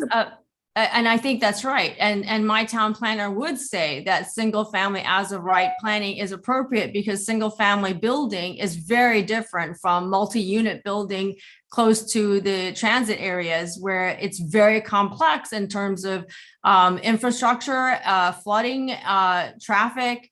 There's a lot more that's involved when you're building a multi-unit building as opposed to a single family home on an acre, which I know your group also has a bill to try to disallow that. But I want to go back to what you're saying, that this bill, which really is pretty short, it's just 5 pages, but where in this bill does it say that it has as of right developments can include commercial? Because this is a as of right residential bill. So where does it say that it can also include commercial? Because commercial is important to these transit areas, as you keep saying as well. So can you point to the lines? Because obviously, and the collaborative effort of all of these zoning volunteers who lead these commissions, they have poured over your bill with a fine-tooth comb. So please show us where it says that they can include multi-use as of right. Thank you for that question. I appreciate it. I just, before I get to that, I do want to say on the last question, which kind of touches on the mixed use and commercial aspects, Greenwich actually already zones as of right 544 acres of land for 4 or more family housing. So I want to just reinforce that your town planners already know how to zone for as of right multifamily housing, because they've zoned 544 acres in Greenwich for as of right multifamily housing, including commercial development. And so getting to that point, this bill doesn't have to say explicitly that the town can also zone these same areas for commercial development. What that right for the towns is already provided in the Zoning Enabling Act. This just says, to the extent that housing is considered within that radius, housing must be permitted as of right, which means doing what Greenwich has already done for 544 acres of land for multifamily housing. The town sets out all of the standards in advance. And once the town does that, it can be mixed use, it can be live work, it can be artist studios, it can be, you know, the wide variety of things, but it doesn't have to say that in this bill because that right is already granted by the Zoning Enabling Act. Well, I really appreciate you pointing out to the fact that Greenwich already has 500 acres of 4 units per acre as of right building, which shows that the town of its own accord already does acknowledge ways to make it easier to build. But your bill is saying 15 units per acre at 500 acres around transit times 4, because our town has 4 train stations. But I want to say here, you also went back, you said that your bill would say that except the exemptions on section D would point to about 75% of the land around train stations being exempt. I don't think that that's how that is being interpreted, but is that what you're saying? That there's only 25% of the land around train stations would be buildable? Well, if you look at what's in D, it includes not only roadways, but which includes the interstate highway. And as you know, along the train route, and in fact, often within the half-mile radius, I-95 cuts a pretty big swath. It includes roadways, and includes the railway itself, which in many communities is a pretty significant right of way. It includes wetlands. It includes areas subject to sea level rise where we should not be building anything anyway. It includes conserved and preserved land, parkland, steep slopes, special flood hazard areas, really all of these places where we can't build. And as has been pointed out in other testimony, because of the location of Connecticut's train stations on the shore in particular, we've made that conservative estimate that taking out those areas would give you, again, the conservative estimate of about 25% of really prime buildable area that would be subject to this. It's going to differ in different communities, certainly. And again, in many communities, these modest, very modest goals of 15 homes per acre have been in part satisfied by current zoning. So those communities wouldn't even be affected. Well, I think the communities you point to are Stamford, New Haven, and Hartford, and those are our cities. But when you say that, you know, it'll depend on each of the different towns, whether it is actually 25% or not, I just want to clarify and keep, you know, pulling on these threads, because we have many citizens who are watching this bill, watching our testimony here. Your bill has a vast impact on, you know, every town. I know you're saying it's only 40 towns, but people care about their entire state. So there are people who are caring about this kind of state mandated or state directed local zoning decisions because they feel it impacts them nevertheless because they live in the state. And I don't want people to be misled. So when you say it actually will depend on each of the state, you're making the point that many of us make, which is each of these towns is so incredibly unique to have this one bill saying 15 acres is this is why people are bristling at the kind of bills that you guys are putting forward, which you also put out as to claim that this will increase affordable housing, but it really doesn't, does it? We think it does. 10% of the units would be set aside for deed restricted affordable development according to the bill. We think that that will make a big dent in putting affordable housing in places where people can walk and don't have to use their cars. People who might take the bus, which is often co-located around train stations, might have access to that. And it would provide hopefully high quality housing in places that are not so far out of the way that people can't access services that they need. So we think that not only will this provide affordable housing, but it will provide high quality affordable housing in smart places. So I mean, the language of the bill specifically provides for affordable housing. So I think to say it won't create any is not correct. And towns can always do more. So that's the opportunity, is that this sets an overall baseline, and towns can do more. Towns can permit 100 units per acre and a lot more affordable housing. And, just this is really to get the conversation going and to get the ball rolling in towns that have not done enough yet. Right. And I think I'd also like to add, go ahead. Thank you, Representative. I'd just like to level set a bit here too. We are facing a considerable housing crisis in Connecticut for homeowners, for home renters. In some estimates, 50% of current home renters in Connecticut are considered rent burden, which means they're paying between 30, some cases over 50% of their rent right now. Plus, 20% of household costs go to transportation because we're car dependent. So that does not leave a lot left over. So we're very mindful of the fact that in addition to that 10%, which, as Sarah says, the town has opportunity at the beginning of this process to change that. We still need to build more homes for that working middle income household, the younger folks, the folks retiring and downsizing. And that's a significant portion of our target for this bill. And I'll put myself in that. My wife and I are expecting a baby like anytime now, and we're looking for a place a little bit bigger. And that's incredibly difficult to do in this state. So, we have goals about deed restricted affordable housing that I think are a starting point for the conversation. But I don't think we should lose sight that the housing crisis is real. A lot of folks that are not showing up in certain statistics in certain towns are incredibly burdened, and that is a significant burden on the state's growth. And that's why we're seeing that anemic growth. So that's a part of this bill very much within that 10%, plus these other folks that we know do not have enough housing. Well, congratulations on expecting a baby. And I have several more questions, so I appreciate my peers holding on.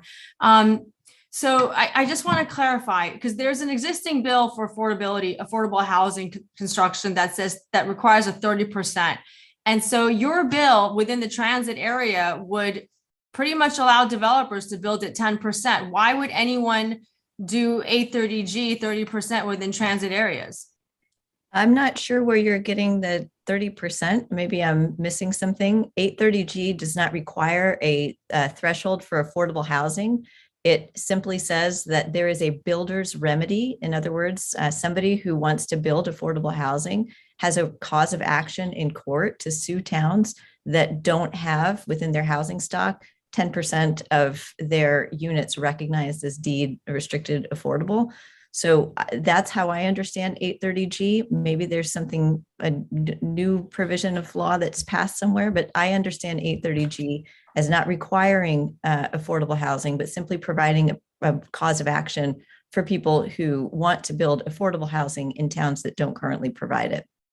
Right. So for towns that haven't met the 10% percentage of overall stock, when they come in with an application for 830G, it includes 30% of their project as set aside for affordable housing. And that's how they can claim the 830G to be able to override any other local zoning regulations. So that is how a lot of affordable housing is being built by developers who build the economics of their project to include the 30%, so they don't have to be hindered by any other local voices. But you're allowing, as of right, development in the 500-acre zone area around transit to just 10%.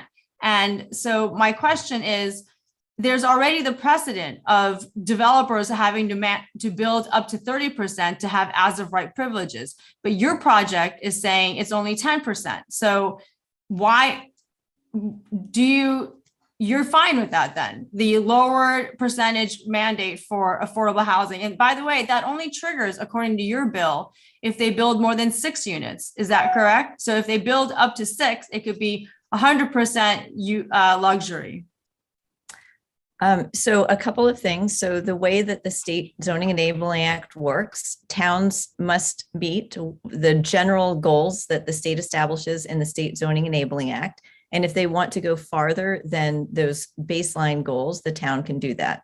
So in this case, for towns that need more affordable housing, including maybe you're saying Greenwich is one of those towns. You in Greenwich, the local board can go beyond the 10%. And in fact, I know that in working with developers, whether through 830G or other projects, Greenwich has gone beyond the 10% in some cases. So towns can continue to do that. And to say otherwise and to say that this is now reducing that town mandate is not correct. On your question about what we support, I mean, we support a vast variety of diverse housing options.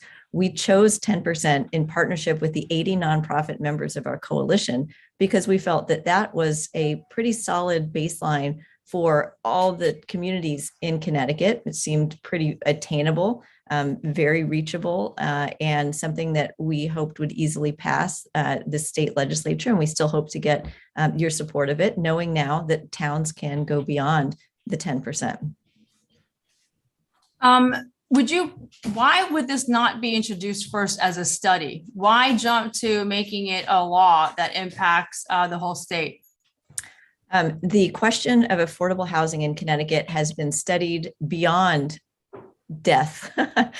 What's the phrase? Studied to death. It has been studied beyond that point.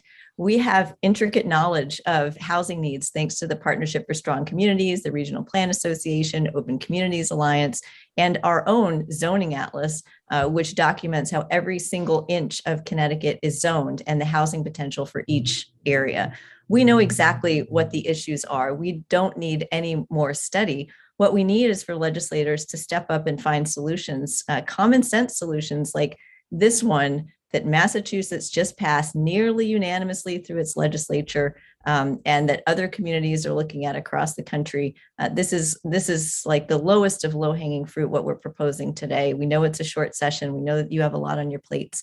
And so what we need now is probably less time spent on studies, although I'm a professor, I should probably not say that, and more time spent on executing the solutions that we know will immediately make a difference for our families who are struggling to find housing in the state. Well, I think we're talking about, structures that are quite permanent.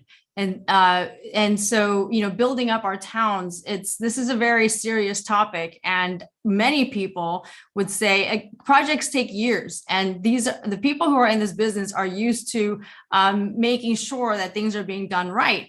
And I think the residents who are questioning, the impact of your bill, they would love to see, for example, a zoning map that shows the impact of what you're talking about. You're just throwing out there, well, likely it's 25% of the land that will be buildable, but that may likely not be true for many of these 40 towns. So why have you not, is there an impact map that shows people exactly in their towns what is the buildable land around their 4 train stations, for example, for Greenwich? So our maps show how we zone now, and we've done exhaustive analysis of all 62 train stations. Again, you may not have been on the call earlier, but we mentioned on the TOC page of our website at the bottom, we have one-pagers for every single train station that explain how they're built, how they're zoned for rather.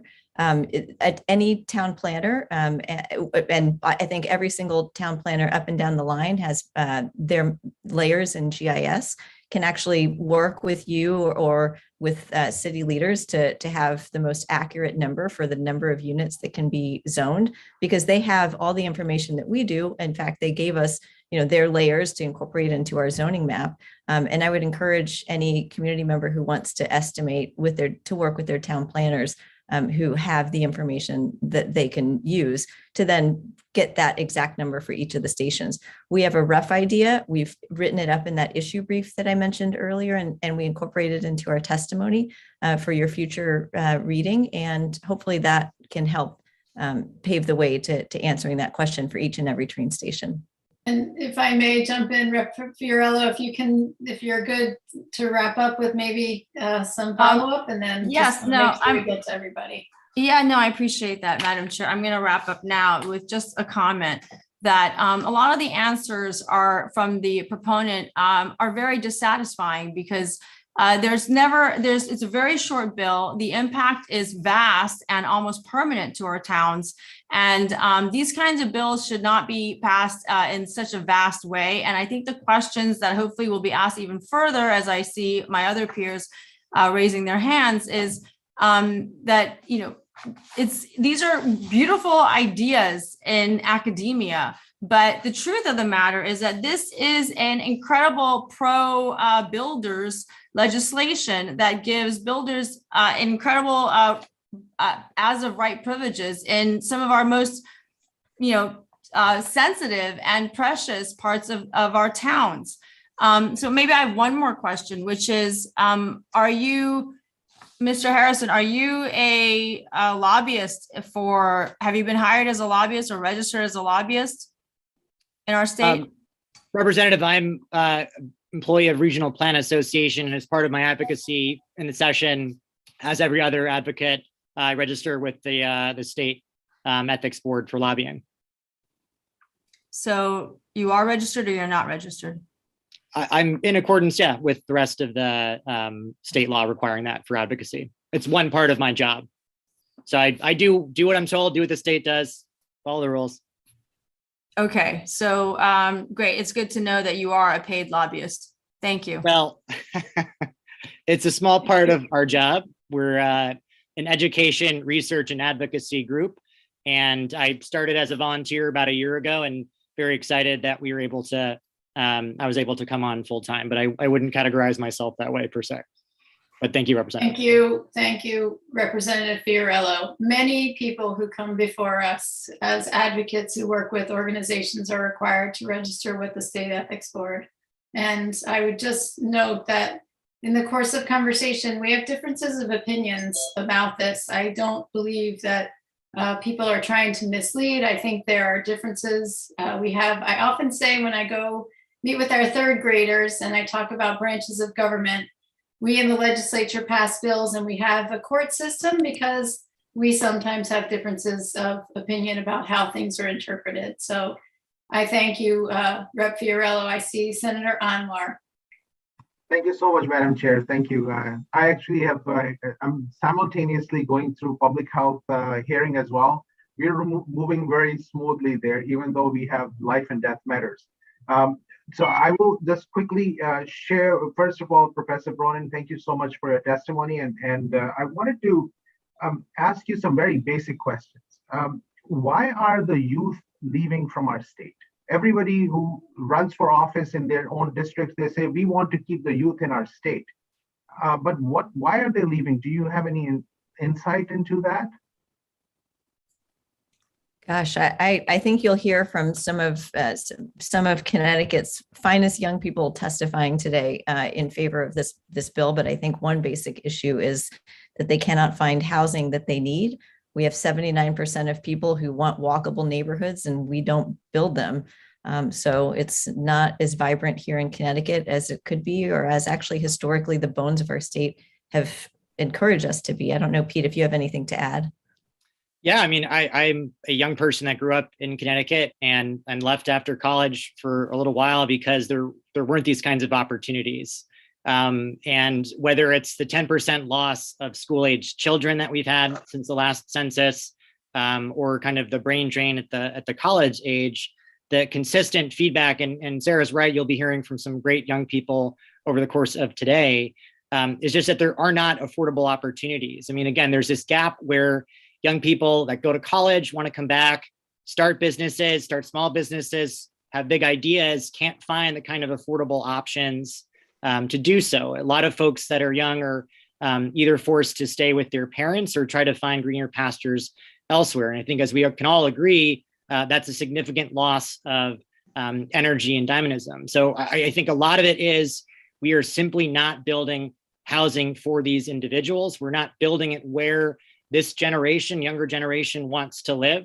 And furthermore, for seniors as well, it's a similar issue there, that a lot of times folks want to retire and stay in town, but just can't find that downsized affordability, so they're leaving as well. So it's a math problem, for sure, that we're just not building enough homes for young people, particularly.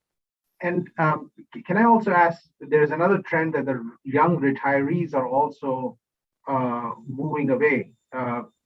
As they downsize their homes, they feel that they may not be able to stay in our state. Is that for similar reasons? I would suggest so. And just, for context, Senator, my parents just went through this problem.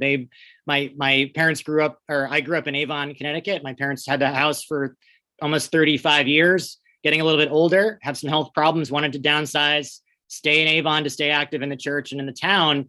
And by just sheer chance, by literally my sister writing letters to her neighbors, were able to find a home that had a first floor apartment for my parents. So that was a sheer chance after a year and a half of working, and my parents being just afraid that they would have to move a place they've been for over 35 years. So again, I see it in the anxiety that my parents were grateful for that opportunity, but that is a lot of the reason why this, I don't know, young retirees, I guess I'm doing something wrong if people are on the younger side retiring, but there are a lot of folks that, don't have the same kind of mobility or want that walkability, want to spend a little bit less on housing or a little bit less cleaning the house or the big lot. And they just do not have that opportunity. So I really appreciate you centering that. That's something that was very dear to my heart very recently. And also, I know some of my colleagues seem shocked at the bill and the concept of the bill. Is this a new idea? Is this something brand new? Nobody else has ever done this? Or are there other states that have done something like this? Certainly not a brand new idea. It's something that's been in plans, comprehensive plans at the local level, the state level for years, probably decades, if you really dug back. Other states have passed similar legislation. Massachusetts, our immediate neighbor, has just passed almost unanimous legislation, bipartisan basis. Only 4 members of the legislature voted against the bill, and that's out of hundreds, to do 15 homes per acre in communities, every community around every single MBTA station. Our bill is actually more flexible than that because it doesn't require every train station. It actually allows for towns with multiple train stations to average those and concentrate their housing obligations in one. But certainly this is something that is a tried and true technique, and hopefully we'll be able to use it in Connecticut. Can I ask another question? My understanding and my reading suggests that even in quote unquote red states, people are passing laws like this. And there the places where people are passing similar laws, they're bipartisan. Why is it such a partisan issue in Connecticut? Have you been able to get an understanding? It's been very difficult for me to handle and understand this. Maybe you have insight. I just did a conversation with the DC-based Bipartisan Policy Center, and it was exactly as you point out. People in that conversation saw zoning reform as a bipartisan issue. You have some of the most conservative think tanks in the country, including the Mercatus Center, AEI, and the Cato Institute, that have all supported zoning reform. And their perspective is, well, this is deregulatory, it cuts out red tape, it enables economic growth. And those are principles that I think we should agree on in Connecticut, but for different ends. So some people think, okay, this is good for the market. Other people think this is good for housing to be permitted. Just referring back to something the good Representative Fiorello mentioned, that it takes years sometimes for housing to get permitted. That's not a good thing. It shouldn't take years for housing to be permitted. It should be clean, easy, straightforward. We should all set out the rules in advance, and then developers who come into communities should have to abide by them. That's pretty simple. I don't know why we don't embrace that in Connecticut. Certainly, it's a bipartisan issue across the country. Hopefully, with this bill, we'll be able to move things forward, because again, it's the kind of thing that has been so straightforward in other places.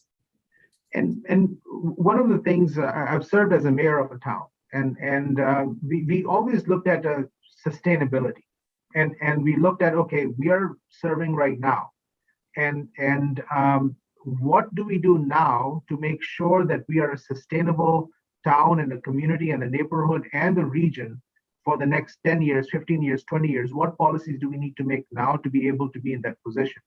How does this fit in? Because there's a workforce issue. If we don't have a workforce, we don't have industry. If we don't have industry, we pay more taxes. And as a country, we don't do as well. So help me ask this question to help others understand that we are hurting ourselves with this tunnel vision.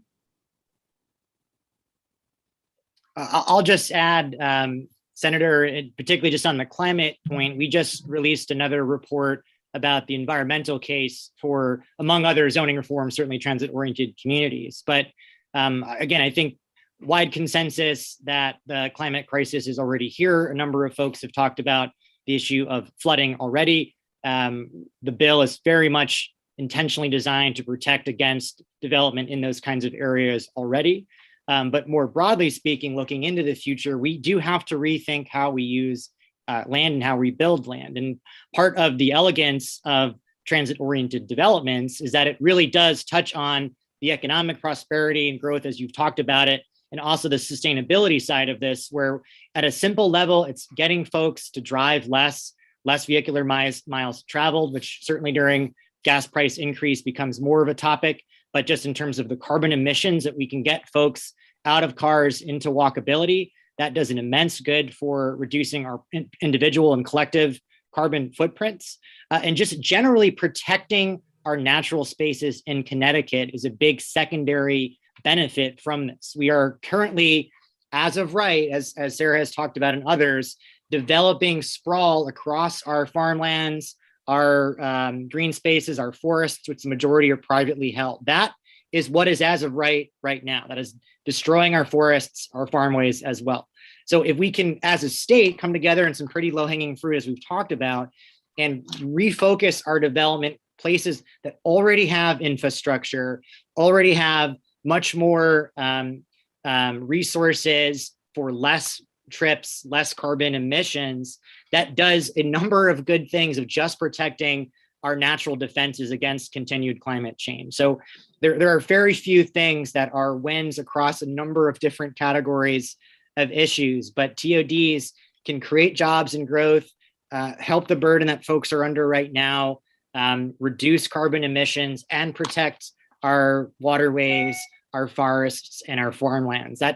That's pretty rare opportunity that's, again, at no cost.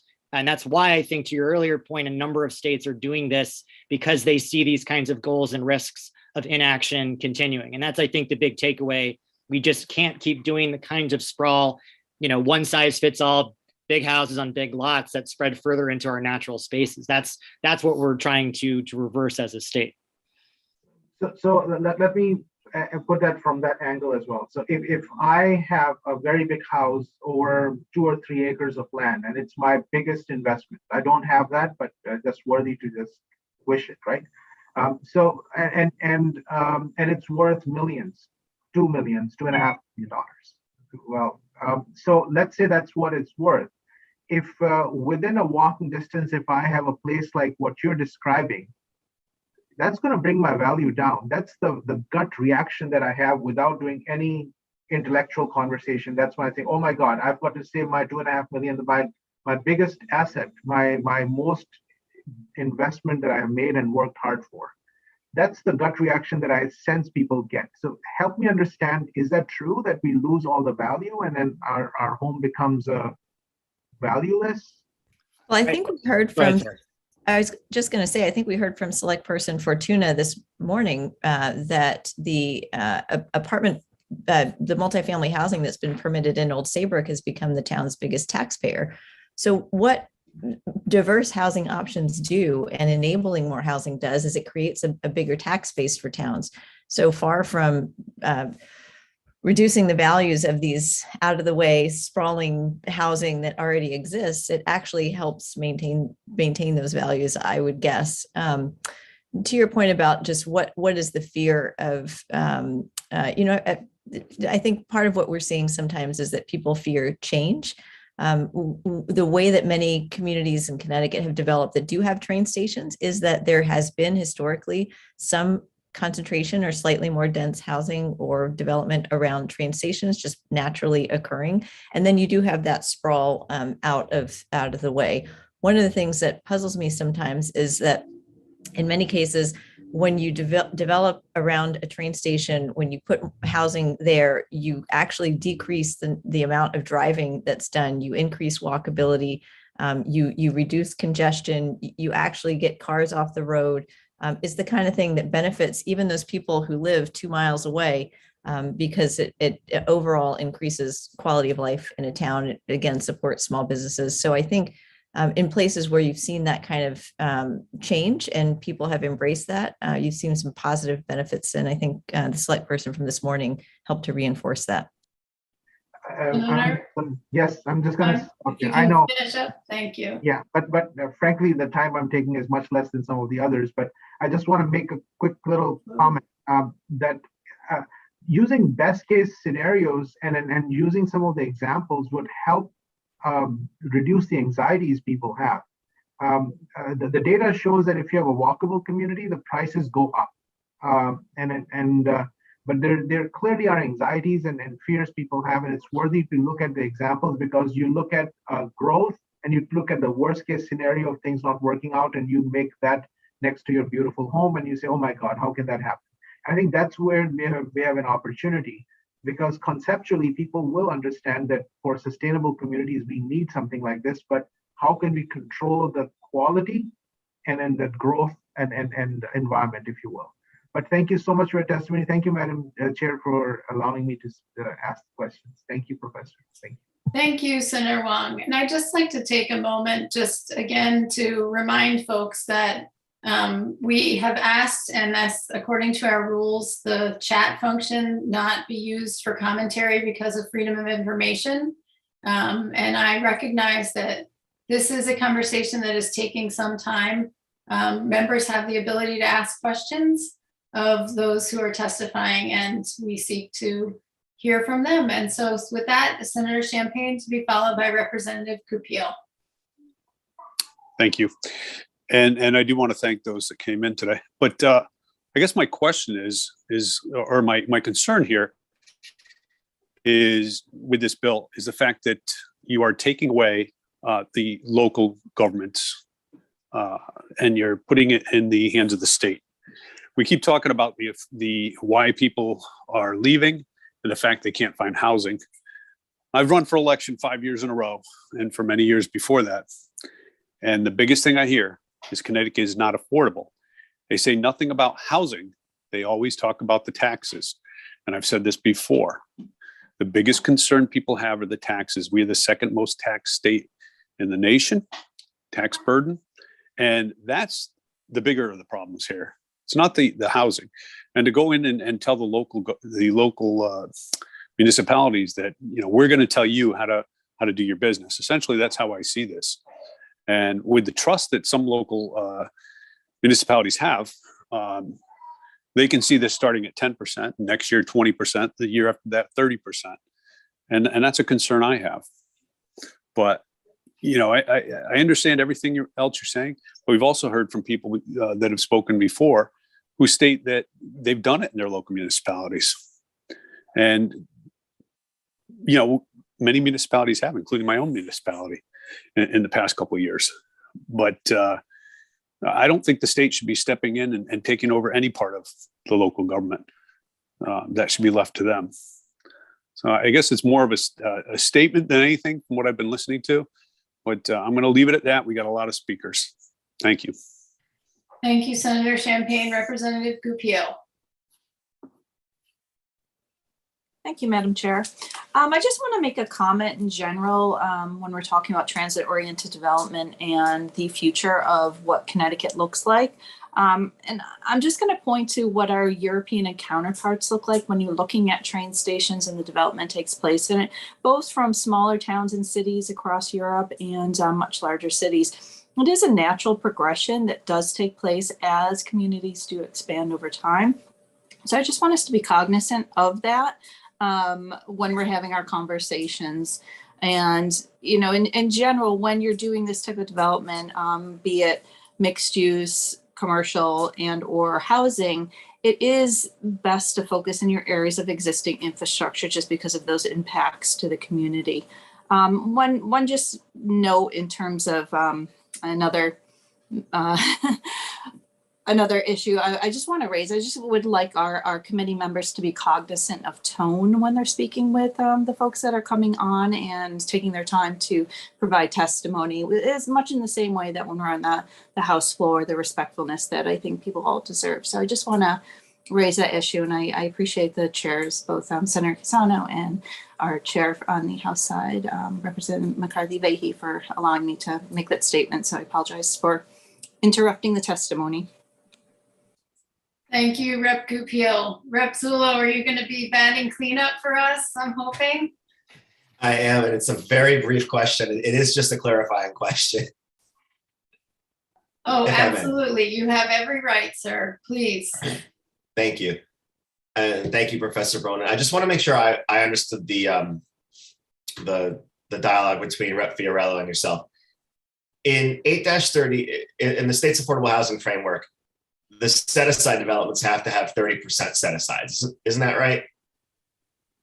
In order to avail themselves of the burden shifting provisions of the statute when you appeal.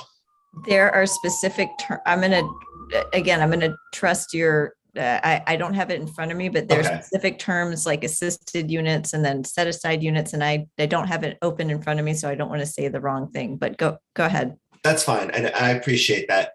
I was just trying to understand and as far as I'm remembering it as well, if 8-30 or if the state's affordable housing framework is calling for 30% when you're doing set asides and the TOD is calling for 10%, is there a rationale for that variance? Was it that you didn't want these developments to have to do too much affordable based on all the other things that they're going to have to be doing, or what's the rationale? So I would think of these as two totally separate frameworks. So the 830G is available and not affected or not touched by these baseline goals that are established by HB 5429. So I think there was, at least from what I heard, the attempt was to say, well, why don't you just tie it to this? And maybe I don't think I was clear enough in the answer to say the reason is because they're two totally different frameworks trying to do two totally different things. So 830G is trying to give developers who build in accordance with the provisions of 830G, whatever the set aside or assisted units provision requires, it enables those developers to have a remedy in court. And then this bill, HB 5429, is really about encouraging towns to set this baseline, and no matter whether they're subject to 830G or exempt from it, according to the state's affordable housing appeals list, this would apply regardless. So it would apply to Hartford. I mean, let's say Hartford didn't zone for as of right housing around its train stations. It would apply to a town that would be subject to 830G, just to keep that going regardless of whether 830G might be applied in a town or not. So the idea is, I guess the way to think about it is that these are two totally separate frameworks. This HB 5429 does not by its terms override any requirements or opportunities in 830G. So I think one of the reasons why we didn't tie it so directly was to not conflate the two. Does that make sense? I think it does. Essentially, you're saying they serve different ends, and because of that, there's a different threshold. This is more supposed to be a baseline threshold. I get that.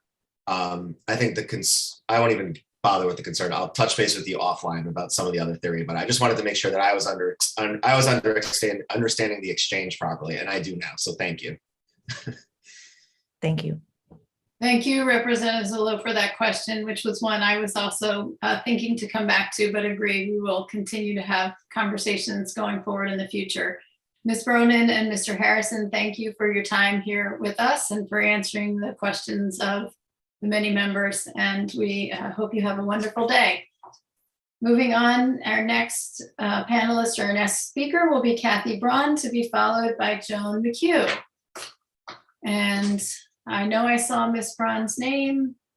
Is Madam Clerk, is she here? I'm unmuting. Can you hear me now? Yes, Ms. Braun, are you able to turn your camera on to join us? No, not on this computer. I'm sorry. No problem. Well, it's nice to hear your voice, and welcome, and please proceed. Thank you so much. And thank you for this opportunity to all the members of the Planning and Development Committee. And I see Senator Huang might be at another meeting, but I thank him for the opportunity as well. I have several main points. Many of the prior speakers, especially all the select people and some of the zoning commissioners, have pretty much said most of what I want to say, probably better than I could say it. And I want to wish everyone, by the way, a happy Pi Day. This whole calculation relies on pi. The area within a radius is pi r squared, I believe. Our zoning director has given us a calculation, which I'll talk about a little bit. Anyway, I have several main points. I'll let you rely on my letter for the detail. My main points are, it's not an affordability bill. It's basically a density without affordability bill. It only really mandates up to 10%, and that's only if there's 6 or more units. So if any developer comes in and buys up, say, a duplex or other sort of modest or organic middle housing in these 500-acre areas, that would not need to be affordable at all. It could be complete luxury. It also conflicts, I believe, with other laws and public policy behind 8-2 regarding such things as congestion, and behind the Connecticut Environmental Protection Act. I'm a lifelong environmentalist.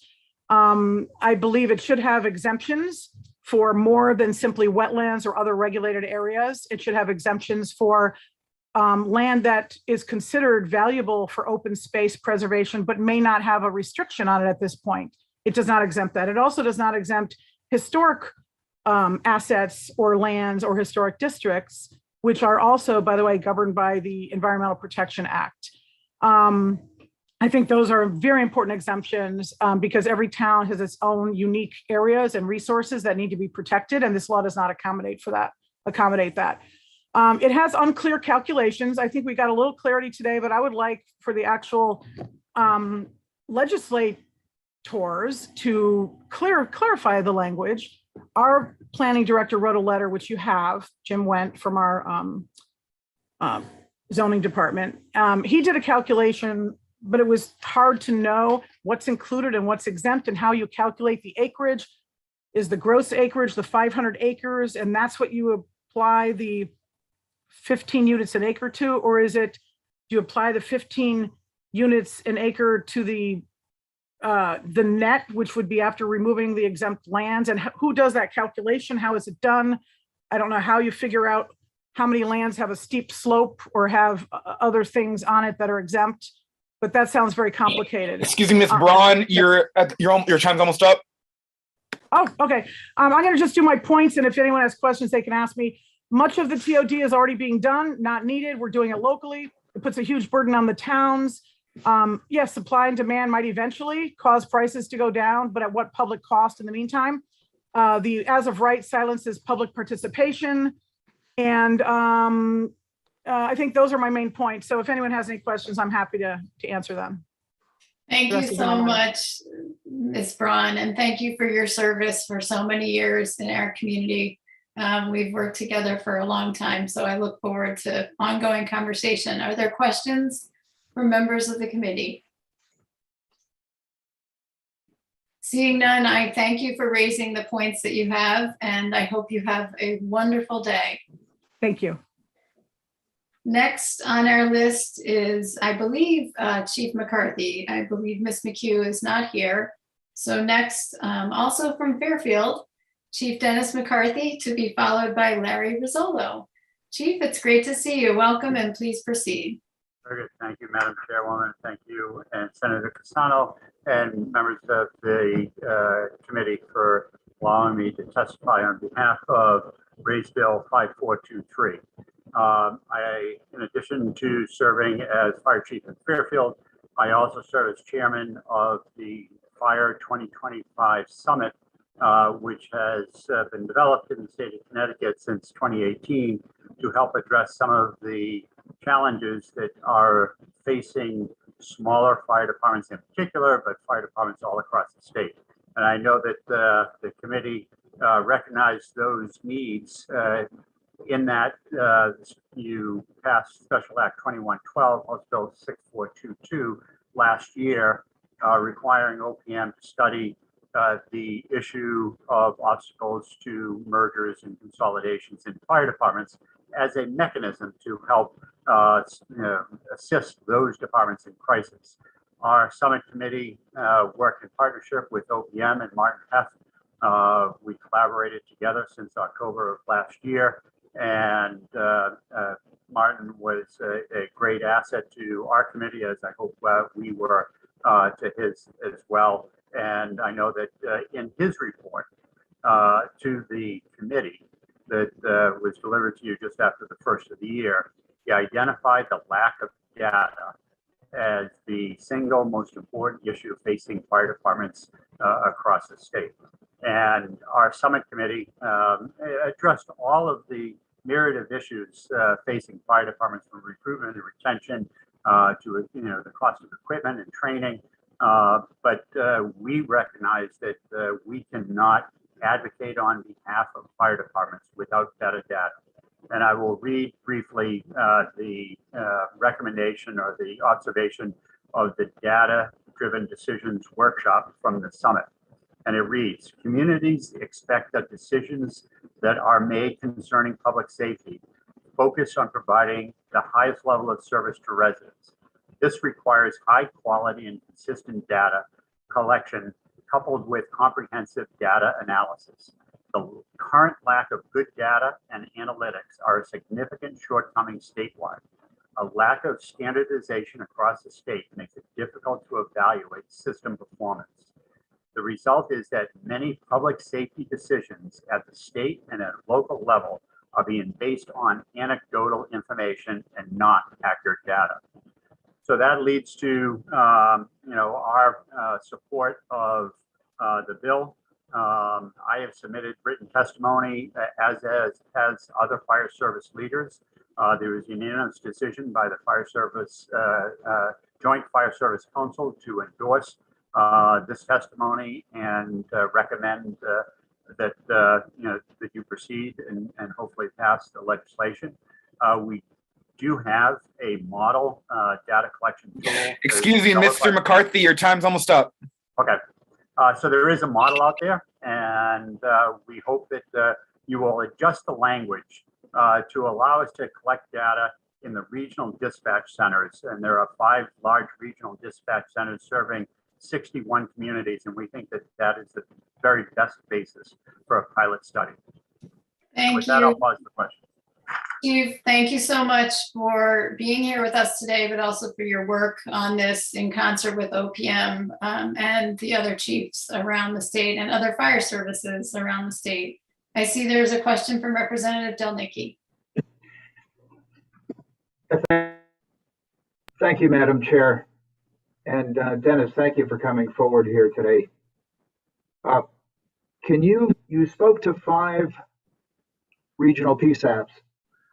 Are you going to collect data from all the other available PSAPs or over a particular population level? Because, you know, many communities have unique situations and the regional PSAPs are great, but it doesn't necessarily reflect, say, a community like mine, South Windsor. So we recognize that we would like to have a program that addresses the data collection for all 169 communities in the state of Connecticut. It's important to note that there are 315 fire departments that operate within those 169 communities. Each one of them represents a data collection challenge and an expense. Certainly, if the committee is willing to support financially a statewide data collection program for a period of time to get it up and running and off the ground, we would certainly entertain that. We don't, when I read the language in the raised bill, I was concerned that we would be limiting those, the data collection pilot to those who self-identify as in need or in crisis. And it may not prove to be the best pathway to solving our data deficiency. So we looked at the 5 regional dispatch centers: Northwest, Litchfield County, Collin County, Quinebaug Valley, and Valley Shore, as representing most of the departments that are struggling right now. That we conducted surveys, we did regional meetings, and we heard more from those than, you know, the more suburban communities along the I-91, 95 corridor. We are willing and able to engage with every community in the state of Connecticut, but we felt to be responsible as a pilot program that we would limit it to those areas. And then within, and not just collecting data from the individual regional dispatch centers, but then reaching down to the communities for a more fulsome data collection effort to make sure that those communities served by regional dispatches are informing the data collection tool with detail that is pertinent to their community and their fire service. I hope that answered your question. It does to a degree. The interesting part is, like, a community like mine has a computerized data acquisition system for all calls, whether they be police or fire or EMS. And I would suspect that many communities have that kind of information available electronically that probably wouldn't have a tremendous cost in being able to obtain it. Because if you're going to, you know, I realize this is a pilot, but nonetheless, once it starts, it's the kind of thing that needs to come to a conclusion so that we know where we're going and what the tools are that the various departments would need. Yeah, so the reason why we're approaching this through the regional dispatch centers first is for the exact reason that you described. We can mine that the computer-aided dispatch system and automatically infill data fields with pertinent information that is reflective of a department's efficiency, effectiveness, and their performance.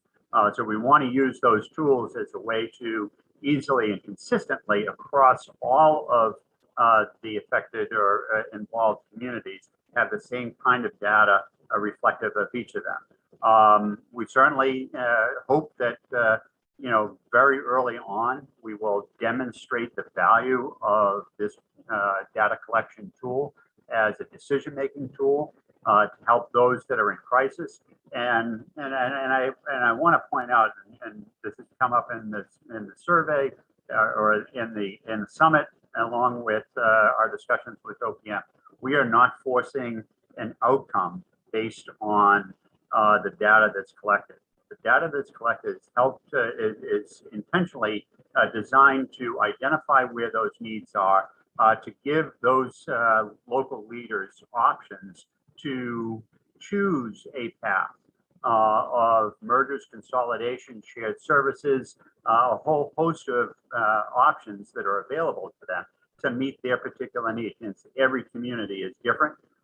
We recognize that small fire departments in many communities existed before the Revolutionary War.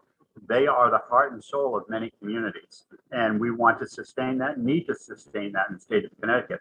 But if they can't meet their core mission of saving lives and protecting problems, then solutions need to be offered to them on how to beef that up. But collecting at the dispatch center is clearly the easiest and most cost-effective way to do that. Yeah, I recognize that myself, and the bottom line is whatever data you collect has to be relevant both for the paid departments, professional firefighters, and for our steadfast volunteers that give their time, effort, and energy to protect their communities and somehow blend that information. But needless to say, it sounds like a very good proposal, and thank you for coming forward. Thank you. And if I may comment, Madam Chair, you have testimony from Fire Chief Jim Baldus in Simsbury.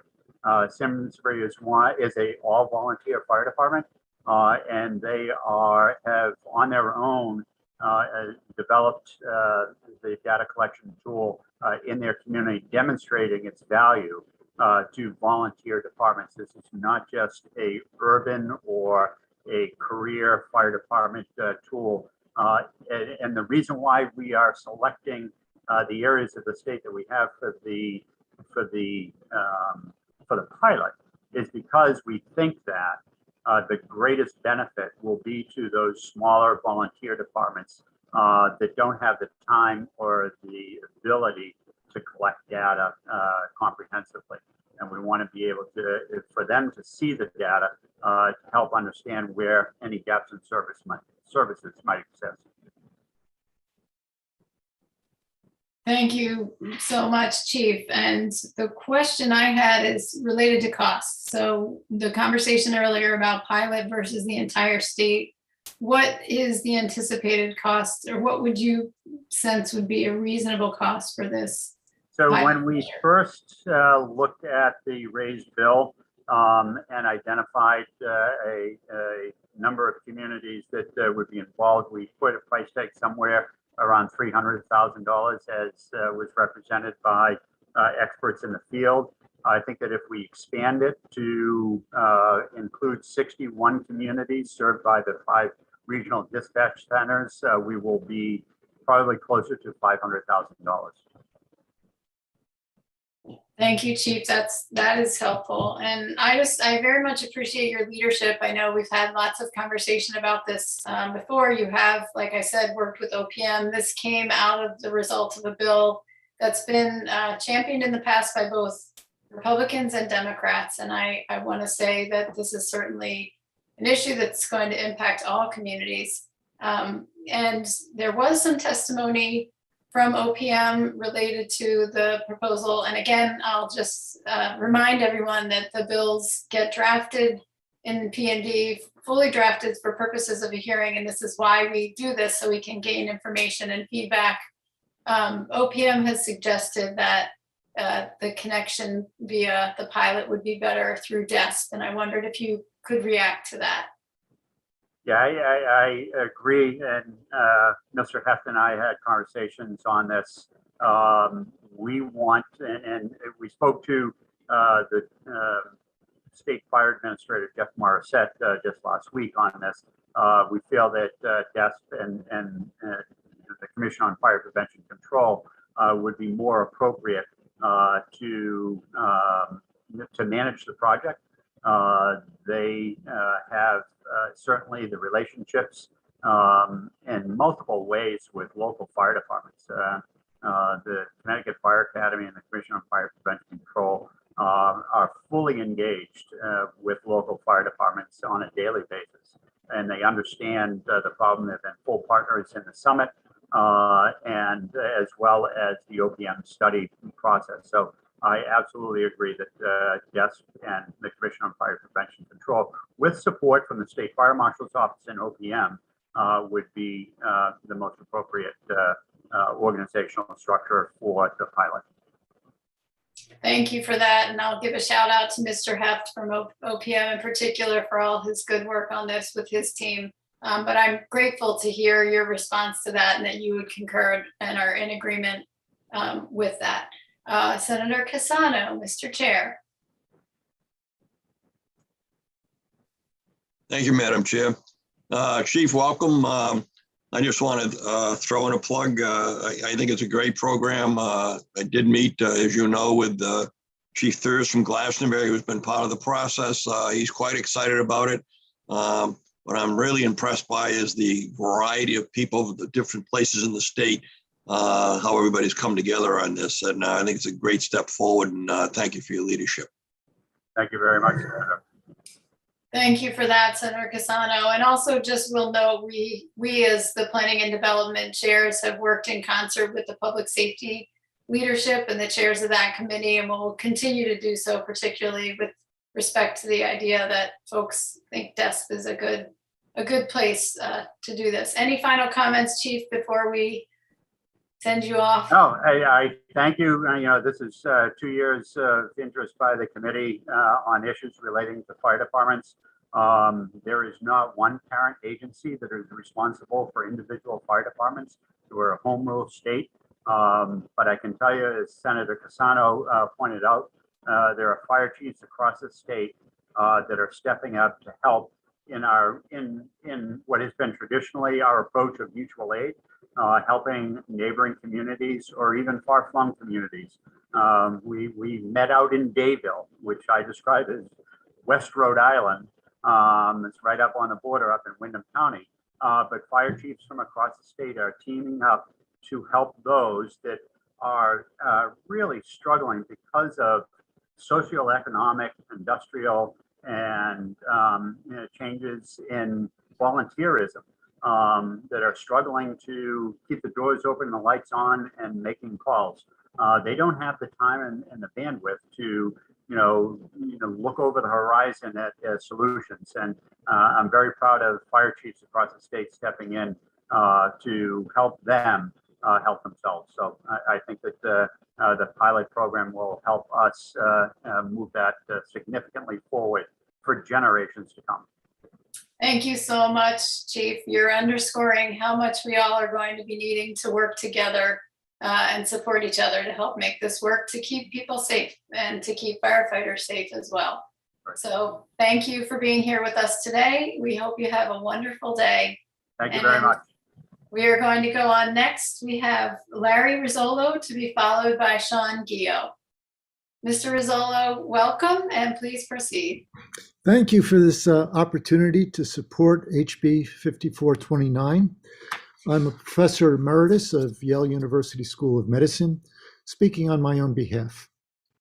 Studies that support my comments are in my written testimony. Of the many constituents that would benefit from this bill, I focus on our diamonds in the rough, our untapped potential that is trapped in a cycle of poverty in our inner cities. Let's discuss three issues: zoning-related health disparities, residual effects of past zoning laws, a role for transportation-oriented communities. The toxic environment of the inner city fosters many diseases. A common one is childhood asthma, which is triggered by the many pollutants found in this toxic environment. Because their asthma goes untreated, children can't sleep well at night and therefore can't focus in school. Many drop out, get involved with petty crime and gangs, end up in the criminal justice system. In ways I don't have time to detail, the toxic environment compromises the mental health of the entire community. Mental health of an entire family improves with a move to affordable housing outside the city. Triggers for asthma are reduced. Better performance in school means children can become self-supporting, tax-paying citizens that contribute to the community. So much is spent on public assistance in maintaining the criminal justice system. Wouldn't it be better to enable some of our diamonds in the rough to become self-supporting taxpayers rather than tax consumers. Sadly, point two, sadly, red line neighborhoods of the past are the impoverished neighborhoods of today. This bill provides a pathway for qualified families to find affordable housing outside the city. A transportation-oriented community means residents can use public transportation to get around, walk to nearby businesses for their daily needs, have safe places to play. Many will testify about the character of their town and how they earn the right to live there. Appreciate that racist laws of the past created the suburbs and helped white Americans accumulate wealth through home ownership. Meanwhile, predatory realtors created the slums. Certainly today's suburbanites are not responsible for past laws, but they certainly benefit from them. With wealth comes power, but also the responsibility to use that power to address societal problems.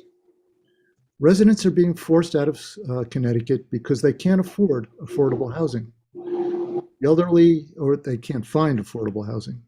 The elderly who want to downsize, young adults just starting out. We shouldn't let fear that some inner city residents might— Mr. Rizzolo, your time's almost up. Thank you. We shouldn't let the fear that some inner city residents might move into our towns. We shouldn't let that dissuade us from helping our parents and our children stay in Connecticut. Transportation-oriented communities that includes all three groups benefits each. HB 5429 is a triple win for CT's economy. Thank you. Thank you very much, Professor. And I'm gathering doctor, is that correct? Yes. Dr. Rizzolo, thank you for being here to testify with us today. Seeing no questions from the committee, I thank you for your time and wish you a wonderful day today. And thank you for highlighting the many ways that our issues here in planning and development are connected to other issues that normally are taken up by other committees. So I appreciate you being here. Thank you for the opportunity. Next, we will have Sean Gio, to be followed by William Galvin. Mr. Gio, welcome and please proceed. Good afternoon, Senator Cassano, Representative McCarthy-Vahey, Senator Wang, Representative Zullo, and members of the committee. My name is Sean Gio. I'm Policy Director at Partnership for Strong Communities. And like Dr. Rizzolo, I'm here to support HB 5429. And I'm very grateful to actually follow him, the doctor. His comments I really appreciated. Connecticut's housing system's in trouble. We've underbuilt housing for decades. As a result, we have rents that are skyrocketing. The last 2 years alone, it's gone up 15%. And our housing, some of the oldest in the nation, must stay in service longer than it should. And what that means is what's left of the poor are the oldest and most poorly maintained homes in our state. This bill will increase mixed income housing near transit, helping meet Connecticut's unsatisfied demand for new housing, market rate and affordable. As you've heard, developments of 6 or more homes will require at least 10% of the homes have income restrictions. Research shows that allowing mixed income multifamily housing at transit hubs will house more people of diverse incomes, increase regional access to educational and employment opportunities, increase local tax revenue, provide more customers and revenue for local businesses, and support environmentally friendly transportation modes and land use. After housing, transportation is typically the highest cost in a household budget. When a family that previously spent more than half their income on housing moves into an affordable home near transit, their annual disposable income will increase by $7,000 on average. Families put that newfound money right back into the local economy. Mixed income multifamily transit-oriented development can reduce reliance on cars, shorten lengthy commutes, promote walking, and improve air quality, all of which benefit all of us, especially vulnerable and low-income people. This bill also, something we haven't, I don't think, heard yet, but this bill also allows municipalities to develop incentives to permit bonus dwelling units above the base density, resulting in more affordable homes than would be produced otherwise. Density bonuses are a proven strategy to increase access to transit areas for lower-income households. Just for example, in San Diego, they created a density bonus housing program that produced in 1 year a record 3,283 homes.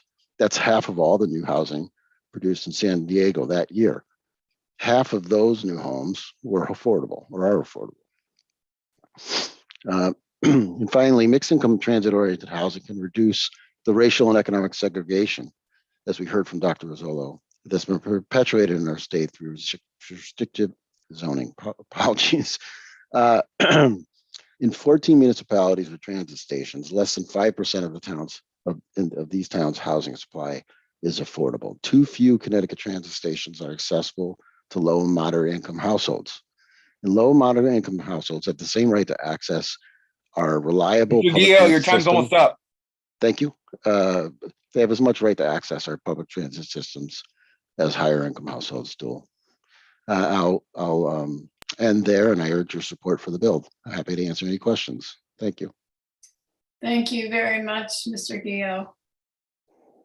Seeing no other questions, I'll just ask one in terms of the partnership. And I know that earlier Ms. Goslin spoke about kind of the coalition of folks who work together. And I know when we had Ms. Bronin and Mr. Harrison here from Desegregate, there's also a coalition of folks who work together. Can you just speak to the overlap, or what kind of overlap there is? I know you're, two different coalitions, but just wondered if you could address that. Yes, there is a great deal of overlap. Our Home Connecticut campaign is focused on expanding affordable housing opportunities across the state specifically. But in our advisory committee is made up of a number of people from a number of organizations or sectors of the economy of our state, from legal service attorneys to the Home Builders Association to Connecticut chapter of American Planning Association, Connecticut Fair Housing, and so forth. And I apologize because I'm not remembering all of them off the top of my head. So some of which you'll hear later on, including Local Initiative Support Corporation, my former employer. So I should make sure I mention them.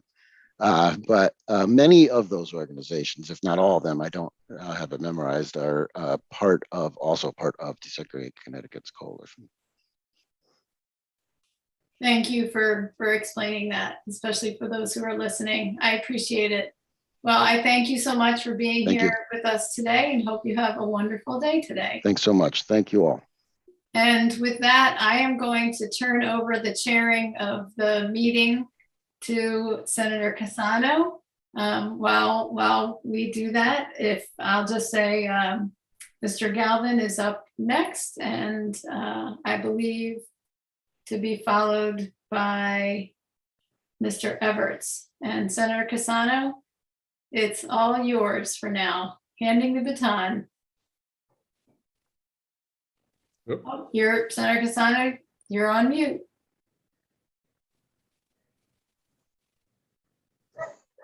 It wouldn't be me without being on mute.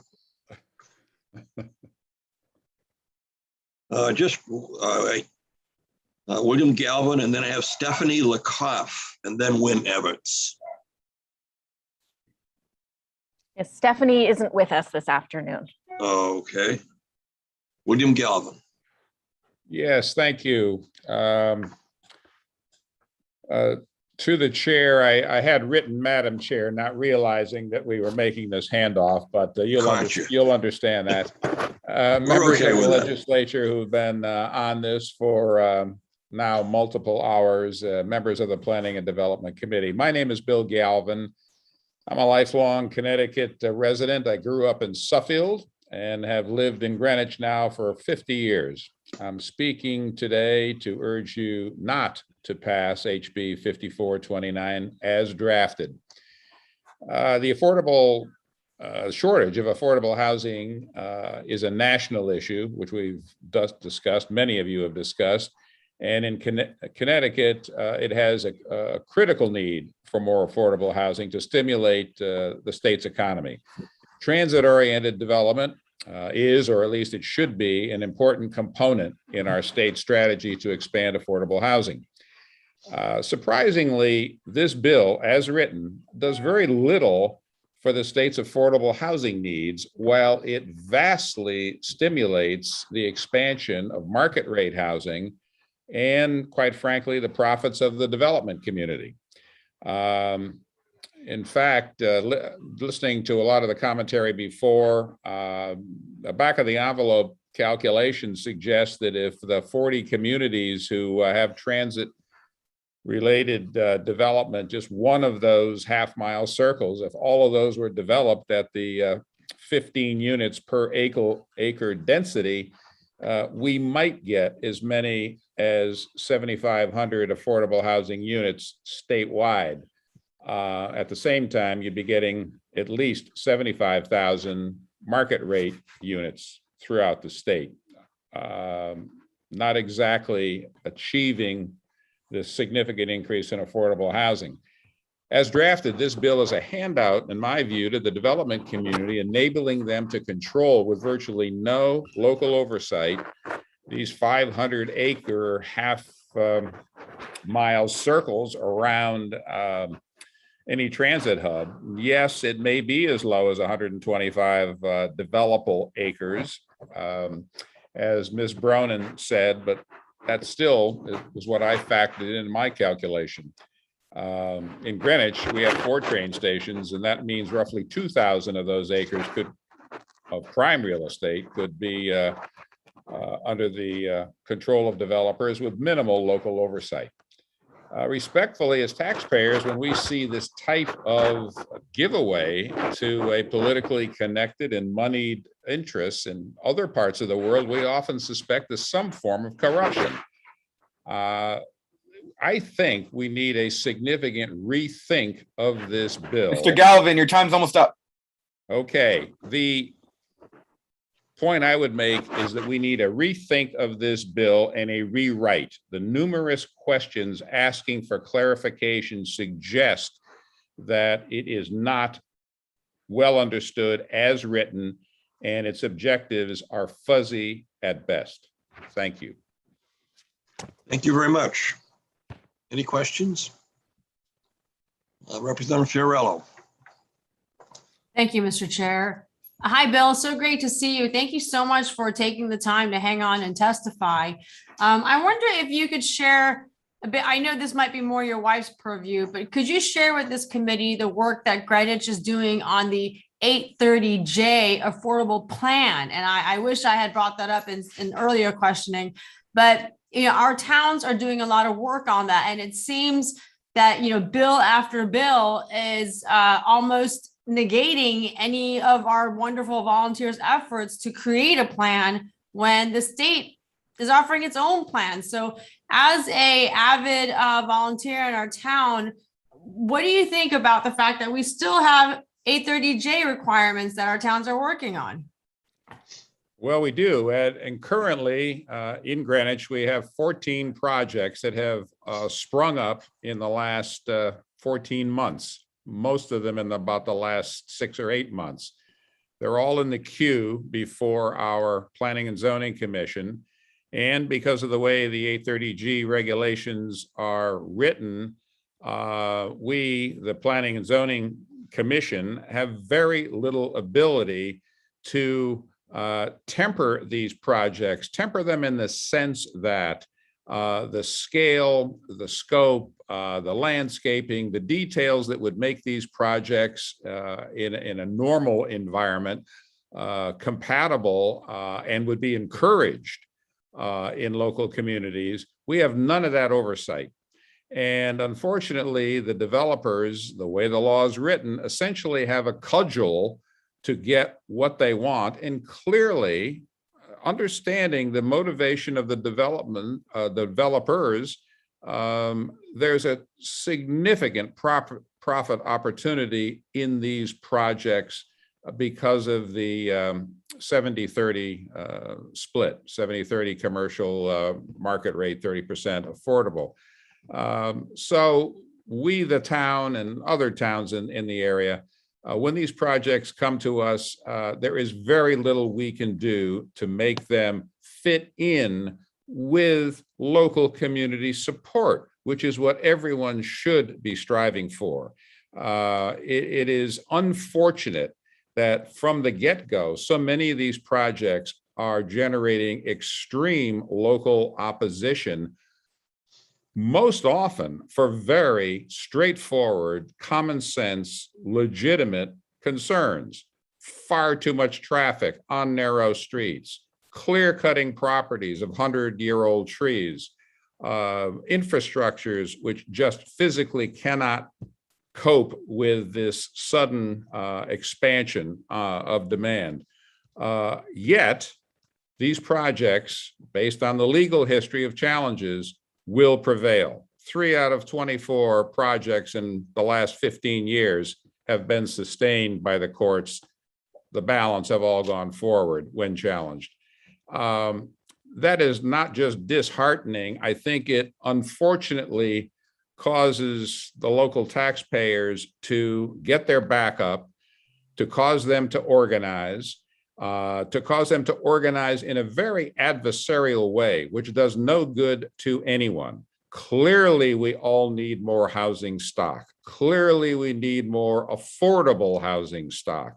What we don't need is an increasing perception that it is being crammed down our collective municipal throats with a one-size-fits-all, take it or leave it, or we'll take you to court mindset. That is just not the way any government nor any citizenry wants to be governed, so to speak. So I'm frustrated, as are thousands of other people scattered across Connecticut, because on the one hand, we appreciate the initiatives being taken to improve the lot of so many of our citizens who very definitely need help. They need better housing, they need better transportation, they need better opportunities overall. But there is a right way to do things and a thoughtful way to do things, and then there's just a sledgehammer way to do things. And I think the long-term implications of the way much of this is happening right now are going to backfire in a significant way. And several of the speakers have referenced in the last almost 5 hours how people are continuing to depart the state. Yes, it may be taxes, but there is, I think, an increasing feeling in many corners that the government is not working hand in hand with the citizens to get what we all want. And that's frustrating. So that's much more than you wanted, Kimberly, but you asked. Thank you, Bill. Thank you, Mr. Chair. Thank you. Representative Hennessy. Thank you, Mr. Chair. How are you today? Very good. Good. So I just wanted to comment on this. If you look at the history of Connecticut, you know, we go back, we're one of the original colonies of this country, and so much has not changed since the founding. And what the legislature has been trying to do is to correct some of the imbalances that this state is that this state has. I think that you know, from my perspective, I think the government is doing exactly what Mr. Galvin suggests, and that is that we're doing nothing to expand opportunities for less fortunate people. And, you know, this is one attempt to do that. I completely understand about, you know, the criticisms of developers. I understand there's problems, but, you know, the fact of the matter is Connecticut should be ashamed of themselves for the maintaining of the status quo decade after decade. We're called the state of steady habits, and that's quite a benign euphemism for, you know, just maintaining a system that isn't equitable. I understand we're the third greatest state in the country between economic diversity between those that have and those that don't. And that's not something to be proud of. I know I personally came into politics thinking to change the way business was done in Connecticut. And, it's been kind of discouraging to see how amazingly lacking of appetite that we have to do exactly that. So it's just a comment that I have that I'd just like to get out there. Thank you. Thank you, Thank you, Chair. Representative. Seeing no other comments or questions, Mr. Galvin, thank you for your information, your testimony. It's been very helpful. And we'll move on to Win Ebbets. Senator Cassano, Representative McCarthy-Day, and other esteemed members of the Planning and Development Committee, my name is Win Everts. I live in Norwalk with my wife and 31-year-old son who has an intellectual disability. I'm also the Executive Director of the ARC of Connecticut. I'm testifying in support of HB 5429. For people with disabilities and without disabilities, equitable transit-oriented development will positively impact our environment, strengthen the social fabric of our communities, improve economic activity in transit-stop towns, and potentially enable people to live and work conveniently. The ARC's interest in this bill relates to fostering inclusion in Connecticut's communities, which is one of our two major mission objectives. Including affordable housing into these multifaceted developments will increase the potential number of employers available to lower income individuals and households, either through use of the transit system that's co-located with the development or through the commercial or mixed use space that is part of or adjacent to the development. Transit-oriented communities will also expand the array of housing available to everyone, away from the dominance of single-family homes. These developments will also help local employers by expanding the pool of workers locally and from distance, because an attractive transportation hub makes commuting more tolerable. The positive economic impact will aid local businesses through increased foot traffic. All of these positives benefit individuals with disabilities through greater access to other communities, modes of transportation, and the distinct potential of greater convenience to activities and relationships that they rely on. Thanks a lot for the opportunity to be heard. Thank you, Mr. Ebbets. Representative Hennessy. Thank you, sir, for your testimony. I think what the problem that we have is that it's change that we're asking the state of Connecticut do. And I just don't see that much of an appetite for it, which is ironic because this change would be beneficial for the entire state of Connecticut if we were to move forward. I think that your testimony highlights how the economy would improve for all municipalities with greater accessibility to housing. Could you comment on that? I think you heard my testimony perfectly clearly. I think that's exactly right. I think that this is much more of an economic development thing than it is a zoning thing. I think if you, and I know you've all been listening to a lot of people today, but I think that Attorney Bronin did a great job of clarifying some of the things that I think people feel were missing in the bill. And I think digesting that over a period of time, you're going to realize it's much more of an economic development bill, and it's much more of trying to get people, get communities to be more diverse and more inclusive. Thank you, sir. Thank you for your testimony. Thank you, Mr. Chair. Thank you, Representative Hennessy. Seeing no other questions, Mr. Ebbets, thank you very much for your testimony. Thank you. Next, I don't see them on the screen. Daniel Steinberg, followed by James Oliveri, or either one here. They are not. The next person that we have with us is number 31, Gail Lordson.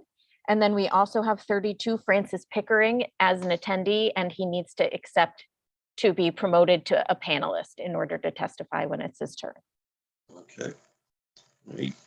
Then we'll start with Gail. Gail, welcome.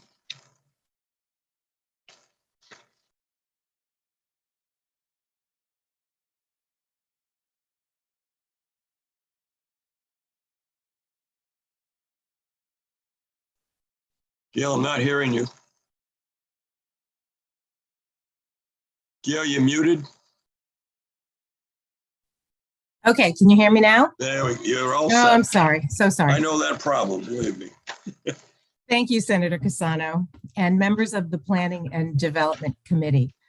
Today, I'm grateful to offer my testimony on House Bill 5429, which represents devastating commercial government overreach and unconstitutionally usurps municipal and personal property rights. I live in Greenwich, a dynamic, vibrant town with 4 train stations, all of which are surrounded by historic, walkable residential neighborhoods. 2 of those neighborhoods include commercial retail and services. Excuse me. So let's do the numbers on the proposed increased density of housing in Greenwich. The language 15 units per acre in a half-mile radius seems to me strategic in its cloaking of the reality. A half-mile radius contains 502 acres by my calculation. During this hearing, it was stated that roughly 25% of the land would be buildable. But that is an arbitrary and inexact statement. Without accurate numbers, we can't consider those exemptions in our discussions. Neither the legislation nor anyone on this call has specified how exemptions will affect the numbers for each unique train station. So I'm looking at raw numbers. In raw numbers, what I see is you are proposing to erect 7,536 dwelling units per train station. In raw numbers, with 4 train stations, that would force 30,144 units on Greenwich, which would be approximately 6,000 more dwelling units than is currently spread over our 50 square mile area. When the huge development corporations swoop in for their billion-dollar paydays, what will be the impact on your voting constituency? Retail services, restaurants, and offices, which currently provide goods and services, and the apartments above them in these areas, such as in the village of Old Greenwich, will be bulldozed to make room for new high-rise buildings. There will be no infrastructure left in place to support the residents of these new buildings, and certainly no walkable commercial resources. Have you considered, after our small towns have been destroyed by House Bill 5429, your high tax-paying constituency, the people who love their small towns, will flee to states which respect personal property rights? When that occurs in Lower Fairfield County, how will that affect the budget of the state of Connecticut? The results of this bill will be permanent and devastating to our small town communities. This bill does not consider our town's plan of conservation and development, which has been Ms. created Lauritsen, your time's almost up. and refined over the past 75 years since zoning was first introduced in Greenwich in 1947. This bill is naively idealistic and yet does not adequately address the affordable housing issue. This bill is a gift to developers who will profit as of right by ignoring local voices. I urge you to not support House Bill 5429. Thank you. Thank you for your testimony. Questions of any committee members? Seeing none. Gail, thank you for your testimony. Senator Representative Hennessy has his hand raised. But I don't see Representative Hennessy on the screen. I think that he left and his hand is still up. Rep, are you there? I think, Gail, you're all set. Thank you. Thank you.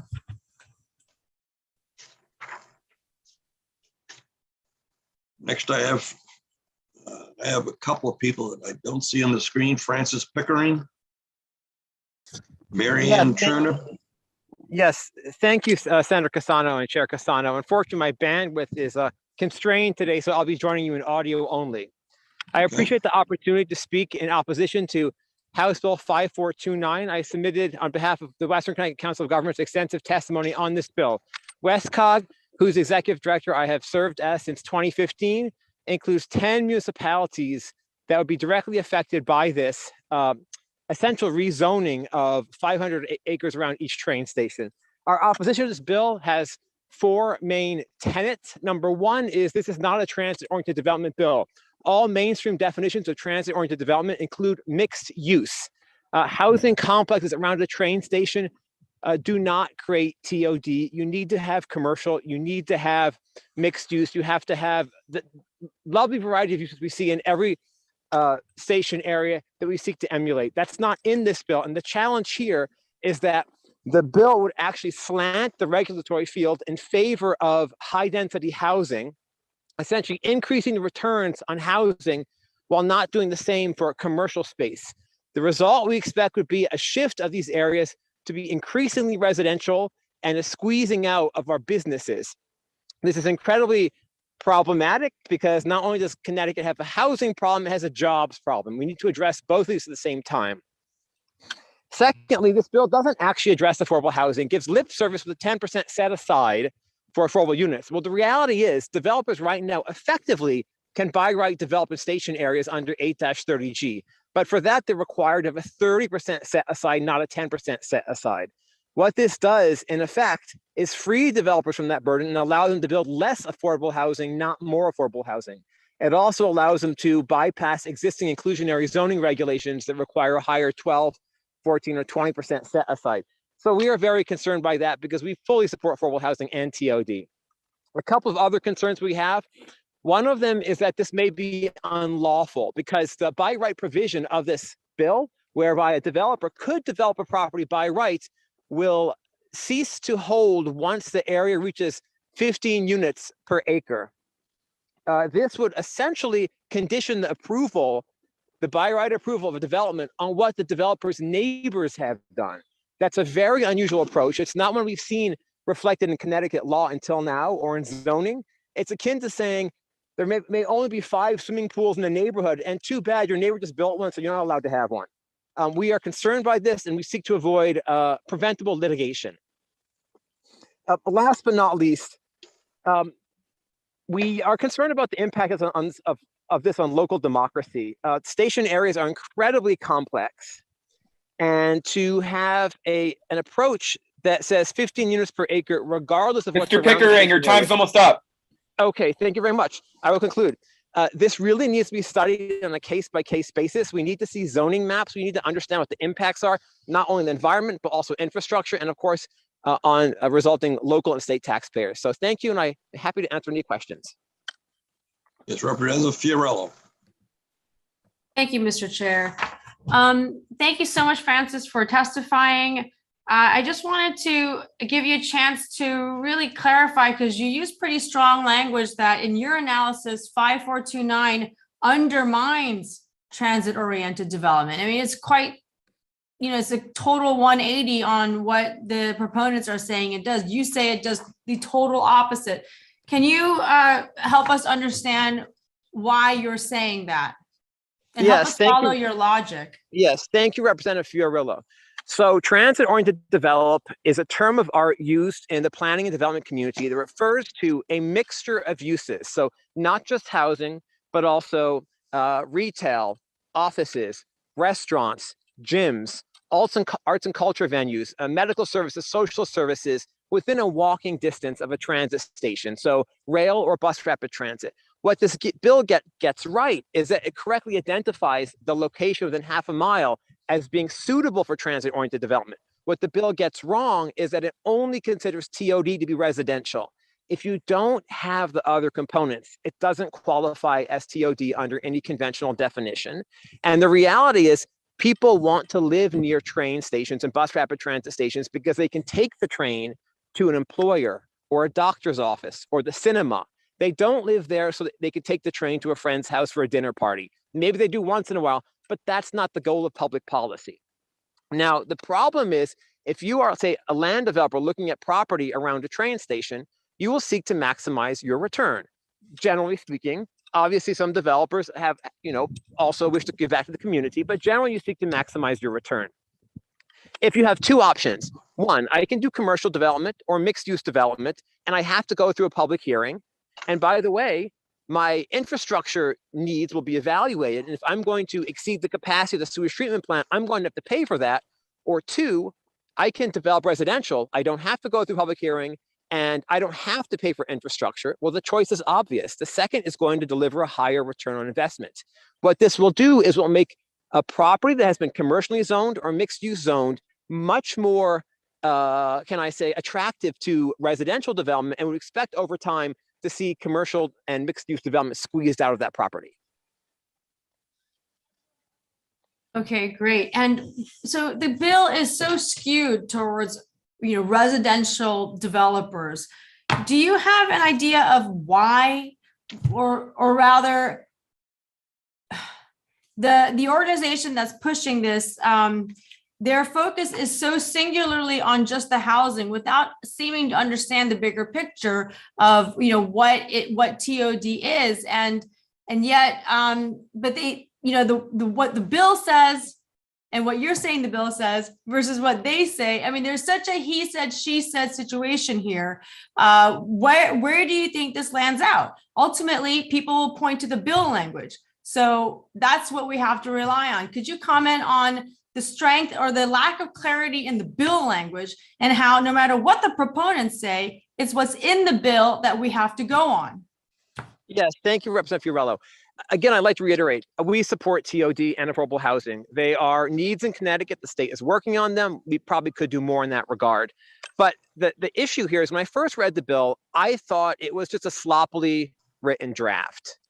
But when I reread it, it's very clear in the choice of language. For instance, the term minimum average overall gross density was not selected accidentally. That's not a term that is used in state law or in any zoning code with which I'm familiar. What that essentially does is, instead of applying density on a parcel by parcel basis, it rolls it out to an entire area and says, well, if your neighbors are not developing, if they're not maximizing their use of the land, we'll let you maximize, suck up all the units that they're not building and put in a high rise, for instance. And so to me, it's very clear that that language was specifically chosen for a certain purpose, and that there is some motive behind this, probably to reduce the cost of market rate residential development. I suspect the bill is probably confusing on purpose. But I really don't have any special insight to how the bill was drafted or what motives beyond that are. And just one more question is, we're all waiting for the towns to work on their 830J plans. And in your work as WestCog, how the 830J plans should matter. So what impact do these kinds of bills like 5429 have on the work that towns are doing on their 830J plans? Well, the towns are under a statutory mandate to have those plans in place adopted by June 2022. And we've had a fantastic experience working on it. We're preparing a regional plan for most of the region. The other towns we've been working with them, and the towns are excited and there's momentum behind them. Of course, the implementation, that was always in the details. The implementation, we'll have to see how that works out. It'll take a couple of years to see, because changing zoning does not mean buildings pop up overnight.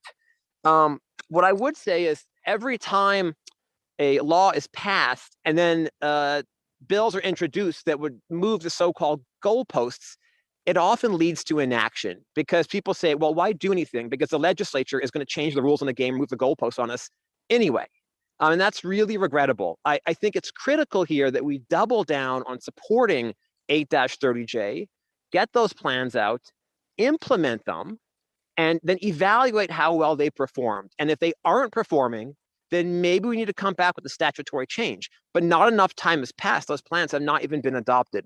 I'd also like to mention that zoning is not the be-all and end-all of this. There are many costs that factor into development. The National Association of Home Builders says there's 5 L's: laws, lots, labor, lumber. And another element I'm forgetting, unfortunately, we are not addressing the cost of labor here. We are not addressing the cost of lending. We're not addressing the cost of lending or availability of lending, and we're not addressing the cost of lumber. These are major issues that anybody who's done renovation in their home is intimately familiar with. There's a lot more we can do outside of zoning, including through the legislature, that could have a moderating effect on home prices. We've submitted extensive testimony to the Housing Committee on that. I'd be happy to share with P&D as well if you're interested. We're interested. Thank you. Thank you, Representative. Senator Wong. Thank you, Mr. Chair. It's good to get back into this committee. Mr. Pickering, you represent 10 towns along the Fairfield from Greenwich all the way up to, I believe, Danbury, right? Yes, well, I represent 18 municipalities, 3 cities and 15 towns, 10 of which currently have train stations. 2 would like to have rail service reinstated. However, this bill is giving members pause about transit expansion. One municipality last week came out to me and withdrew the support for a transit expansion project, essentially killing it because of the threat of this bill.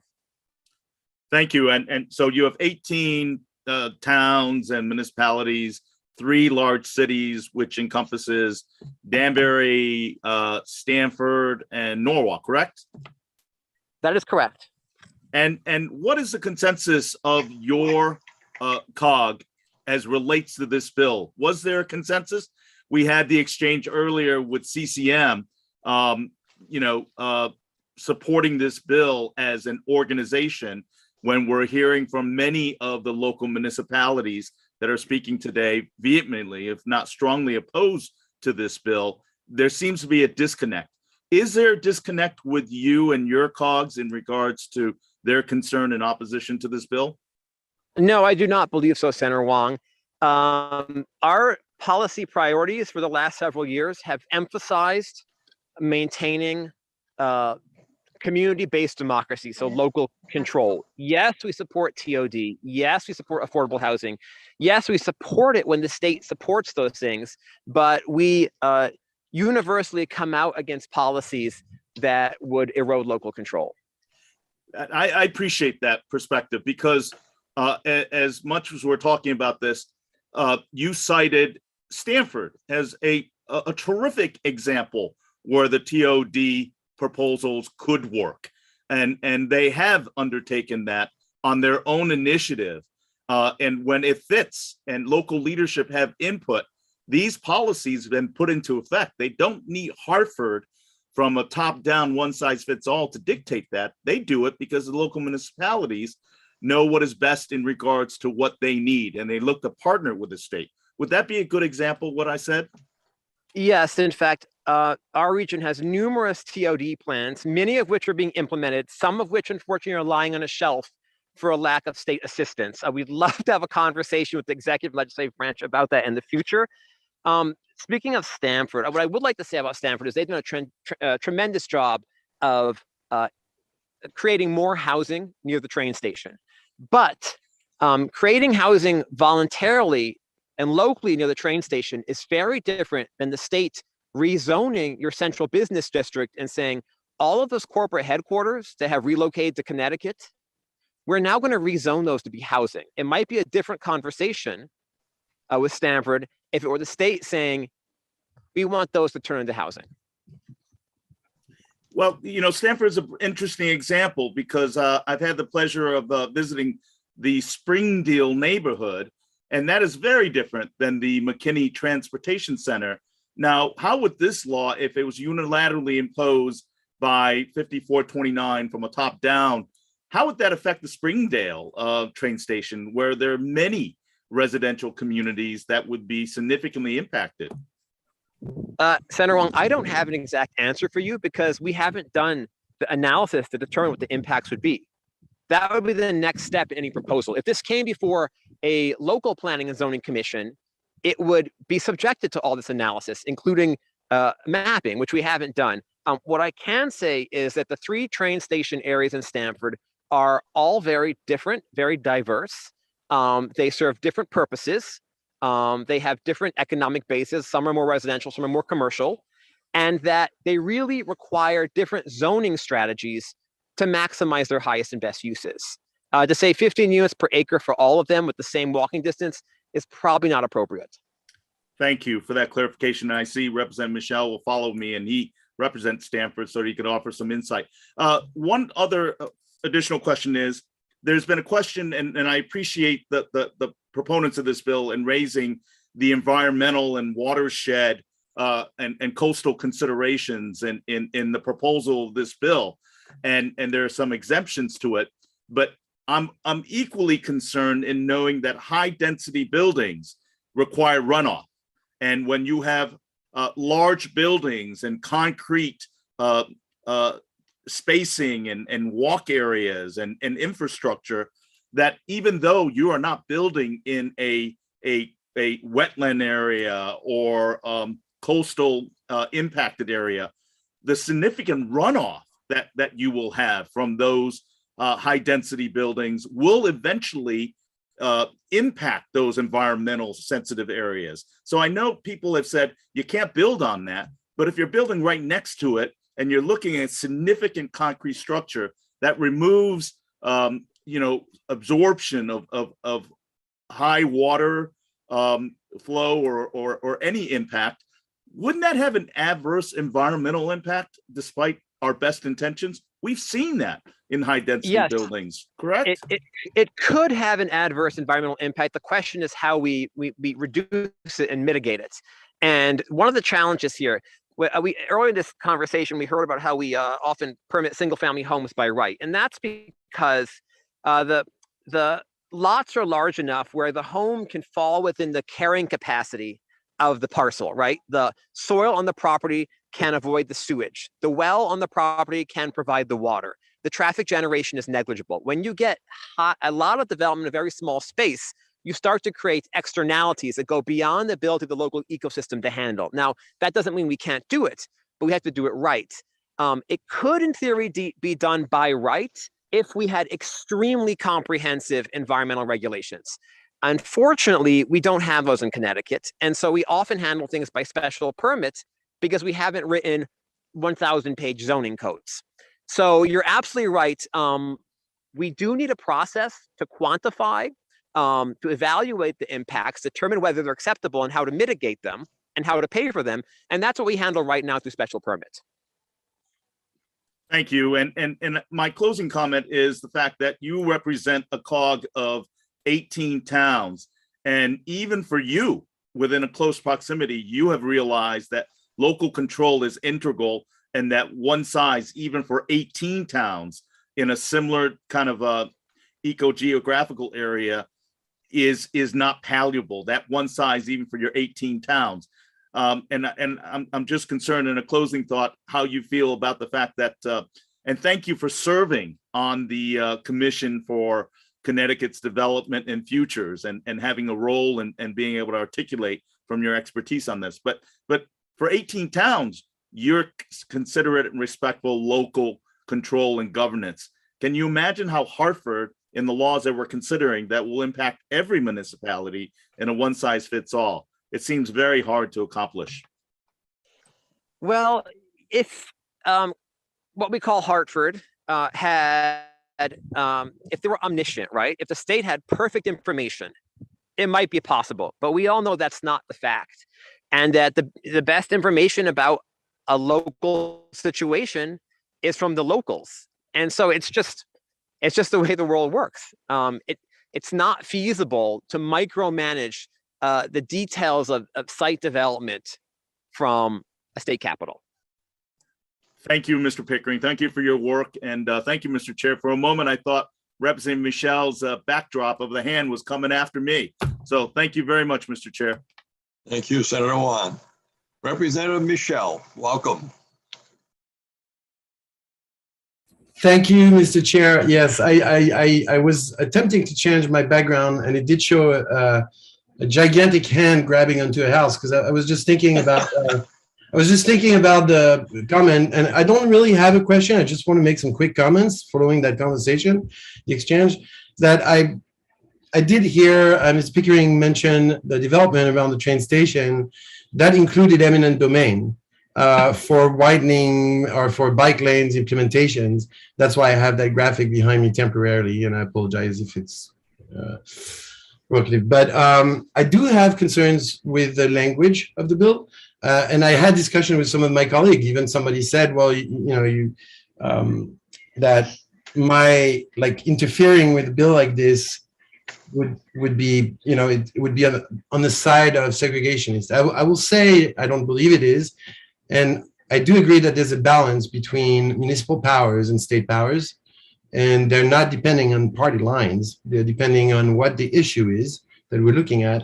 And the only concerns I have with the language is because there's various aspects of it that are pretty unclear to me. And I've had conversation even with Sarah Bronin in writing and with other people, or even Desegregate Connecticut, about the language. And there's still things that seem unclear to me. So I'm sorry I'm joining the conversation late. I was in other public hearings as well earlier, but I'm looking forward to more comments, hearing more comments, and continuing the discussion with my chairs. And thank you. Thank you, Rep. Thank you, Rep. Michelle.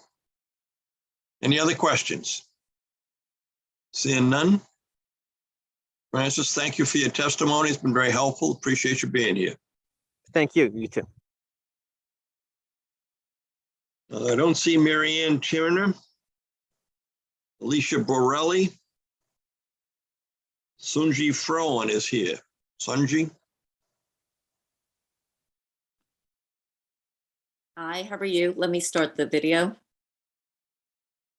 Can you see me? Not yet, but I see a hand, so it's working. Okay. There we go. There we go. Chairman and Planning and Zoning Commission, thank you for giving me the opportunity to talk. I stand in firm opposition to HB 5429. I'm a longtime resident up in Connecticut for over 2 decades. And I will tell you, there's a reason why I live in Connecticut and not Massachusetts. It's because Connecticut is made up of 169 unique individual towns, and we're not cookie cutter. And I'm proud as an intersectional symbol of being a woman of color, although some representatives may not think of Asians as diverse. We are. And as a first-generation immigrant. I am proud to live in the suburbs. I grew up not rich. I'm not a trust fund baby, as many of the people in Desegregate Connecticut and so on might be. I grew up in very humble beginnings. We lived with my grandmother in a 2-bedroom apartment. Grandmother, uncle, whoever could fit in the apartment. All right. I understand the need for affordable housing, but guess what? This doesn't do it. Right now, the only people, and I'm not going to say that I'm not going to be cynical and assume that there are any other agendas other than wanting to have affordable housing. But let's think about this. When you have this sort of bill, the only people who are full on in support are the developers. They are salivating right now because this is their opportunity to build and to be able to make money. And yes, they'll give you a few little affordable housing, but then they're going to have these other units that are going to be substantial, far beyond what the supposed target, the people that we're targeting. Let's not be naive. And you know what? Don't lie to us. I'm all for, as a daughter of a businessman, I'm all for making money. And you know what? The developers can make money. But guess what? Don't do it at the expense of my town. We came here and I worked hard, and so did my husband, to live in a wonderful town in Connecticut. And the fact that these people who live in cities aren't even residents. Let's look at the people who are opposing HB 5429. We're the ones that live here. We've been longtime residents. Let's see the people who are Excuse me, Ms. Fruin, your time is Yes. almost up. Okay, just take a look at who is for and against. And like I said, we are the ones who live here. We care about affordable housing. Let us do it right. Don't force us with your theoretical, philosophies that have unintended consequences. Thank you. Thank you, Ms. Frowen. Any questions? Any questions? Senator Wong. I'll be quick, Mr. Chair.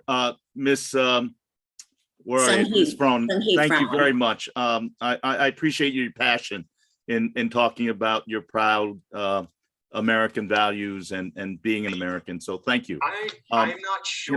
Can I also ask of you, Well, would you have normally testified and gotten involved in this legislative process if it wasn't for issues like this that kind of raised your attention and interest? You know what? There are a lot of things that have motivated me to become more aware of the things that are going on. I grew up very apolitical, I would say, but with certain principles that that motivated me, and worked hard and so on. And the fact that these people are saying suburbs are discriminatory, suburbs are prejudice, baloney. Suburbs are diverse. Suburbs are a beacon of what we all are striving for if you should want this life. There are always going to be the people who want, the thing about Connecticut is you need checks and balances, right? You do a rubber stamp, Hartford, I know Sarah Bronin said, let's make it easy. Okay, let's make it easy. Let's have the regulations in place. But guess what happens then? You get all these rubber stamp projects, all right? And who the heck trusts government to be able to make wise, nuanced decisions that aren't politically motivated? All right? No, I thank you very, very much. Your passion comes through. Thank you very much for taking your time and sharing your viewpoint. As I mentioned early on in this conversation, I know it's taken some time. It is important for us to hear everyone's perspective. And thank you for being increasingly engaged. We're grateful that you're able to testify. Thank you, Mr. Chair. Thank you, Ms. Brown. Thank you, Senator Wong. Representative Fiorello. Thank you, Mr. Chair. Song-Hee, I just wanted to thank you so much for coming to testify and to represent the Asians that live in Greenwich. So I have no comment but to say thank you so much for how much you love our town and your remarks on the diversity in our town. And really appreciate you taking the time. Yep, thank you, because this is my home and I would hate to have to leave, but we want to stay here. So please do the right thing. And I'm talking to the people who support HB 5429. Please be aware of unintended consequences. This bill is unnecessary and will not achieve what you want. Thank you. Okay, moving on, Irene Thomas, Dan Panitz, I don't see. Ross and Janine Burkhardt.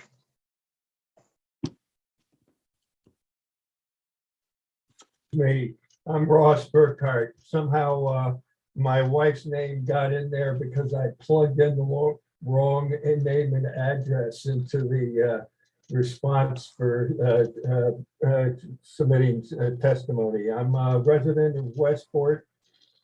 Thank you, Chairman Casano, Chairman McCarthy-Vehy, and other distinguished members of the committee for allowing me to submit testimony. I did submit something in writing.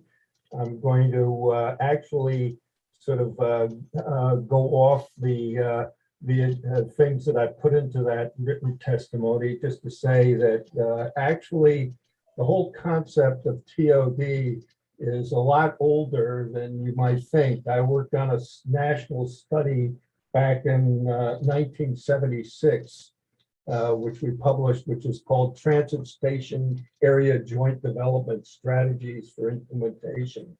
And it was basically a study sponsored by the Federal Department of Transportation to look at how people, we called it joint development then, rather than transit-oriented development, but it's basically the same concept. What I would say is that I'm strongly in favor of this legislation because it really it's part of the state coming to a recognition that housing is going to be an important aspect of our economic development. And if the state's population growth continues to slide downward and economic growth drags downward with it, communities opposing multifamily housing development and TOD development will suffer the consequences, maybe not tomorrow, but certainly in the not so distant future. The thing I keep hearing here for the people who are opposing the legislation is that there's going to be very little opportunity for public input. The basis of all zoning regulation, the constitutionality is that it's got to be based on some kind of master plan, local land use and planning and development plan that really that this legislation would really stimulate. We would have to go back and look at our train stations and plan for areas and plan for how the development is going to occur. It's a very complex process. I would say that the legislation time frame for the local communities to develop those plans is probably way too short. It is definitely a complex issue, but it really needs to be the zoning that is envisioned here, which is saying basically that these train stations need to be. Excuse me, Mr. Burkhardt, your time is almost up. I will have a substantial amount of housing in them can be planned as mixed use developments, and that the towns have the opportunity to do that and to look at all the other infrastructure and other needs. Excuse me, Mr. Burkhardt, your time's up. Needs. Yep, got it. Thank you, Mr. Burkhardt. Are there questions of Mr. Burkhardt? Seeing none, thank you for your testimony and for the information you brought before us. Very well appreciated. Diana Lossarella, Mark Davis. Oh, wait a minute, I'm sorry. Roger Sensorick is next. Then David Kozak. They're both here. Roger?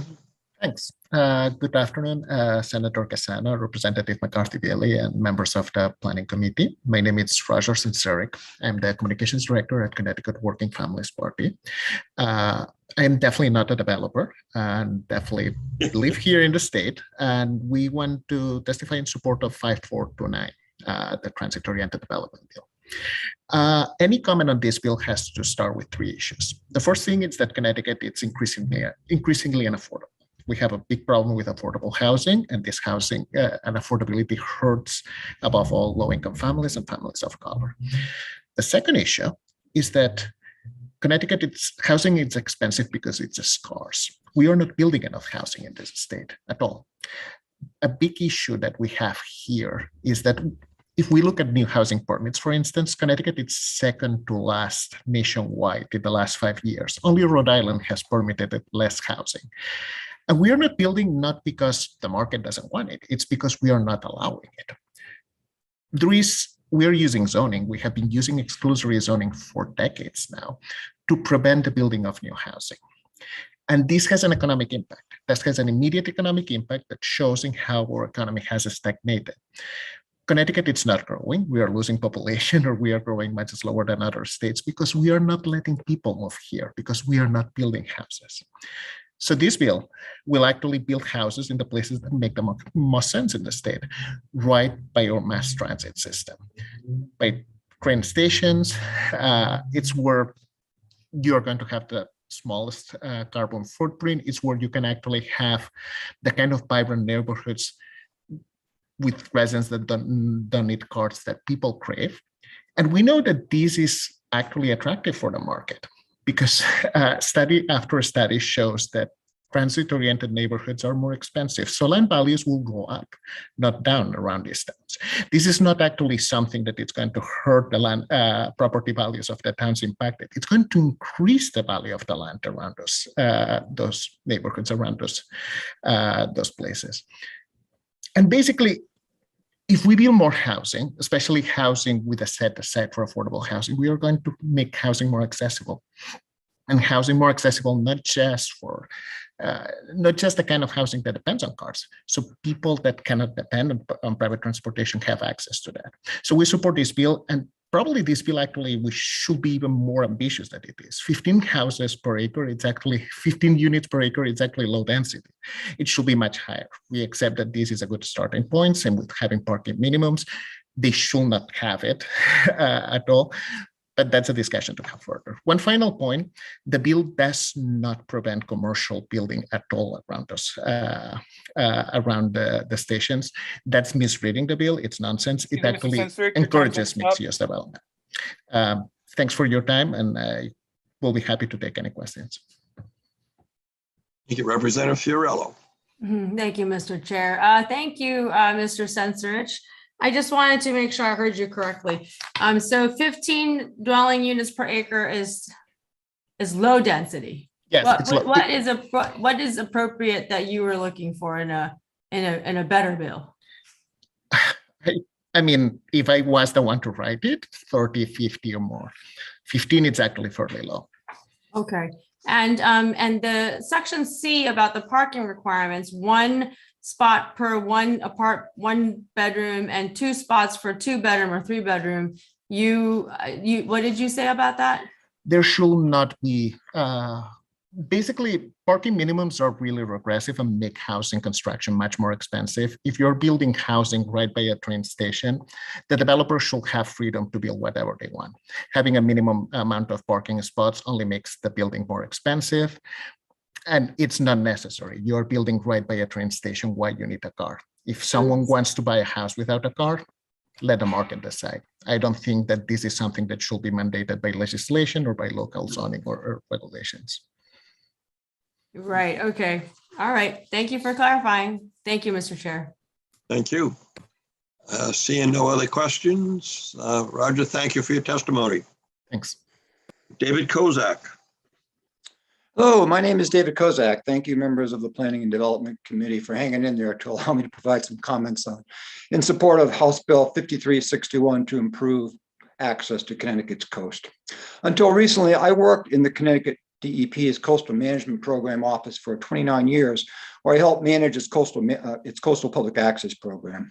Improving opportunities for the public to access and enjoy a healthy Long Island Sound has been one of the hallmarks of Connecticut's federally approved coastal management program. We should be proud of that.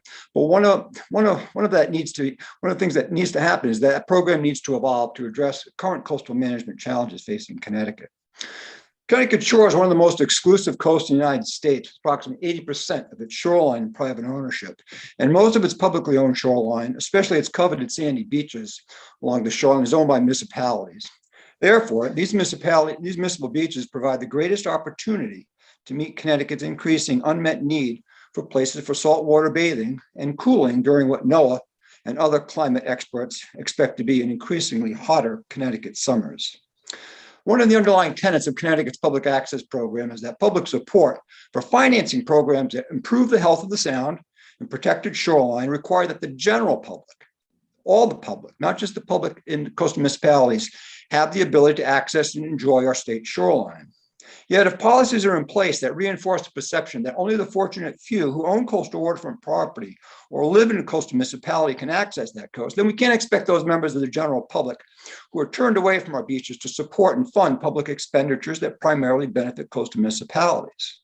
All taxpaying Connecticut residents help to fund the state programs that maintain the quality of Connecticut's coastal shoreline, including the hundreds of millions of dollars we have spent on shoreline infrastructure, such as public wastewater treatment plant improvements to help improve coastal water quality that support recreational enjoyment at our municipal beaches. Yet, some coastal municipalities discourage non-residents from accessing their municipal beaches by outright excluding non-residents or creating significant barriers to access through restrictive fees and parking policies. For example, a non-resident family of 4 with 2 kids that wish to visit a Greenwich beach in Greenwich just for a single day must purchase a single day pass at a cost of $76. That's 2 adults and 2 children, which are only available for purchase off-site between Monday and Friday between 9 to 5. I don't know about you and me or you, but my son would have a hard time getting to a municipal office Monday to Friday between 9 and 5 to purchase a pass for that weekend.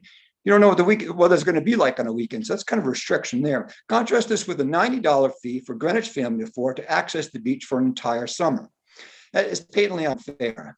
Often insufficient parking is cited as the reason for such restriction, but I know of no comprehensive assessment of how parking can be expanded or better managed to address such concerns, or why a first come, first served parking policy can't be employed at municipal beaches, much as it is at state-owned beaches. In summary, over the past few years, I've observed some coastal municipalities employing practices that effectively raise the drawbridge to the municipal beaches to make access to town beaches increasingly difficult for non-residents.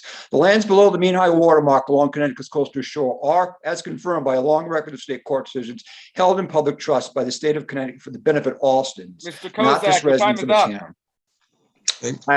I urge you to move this bill out of committee, and I thank you very much for your time. Thank you, Mr. Kozak. Seeing no questions, we're going to move on. Thank you for your testimony. Thomas Broderick. Mr. Chair, I'm so sorry. Oh, I'm sorry. I Madam apologize. Chair. I was having trouble getting to the right button quickly enough.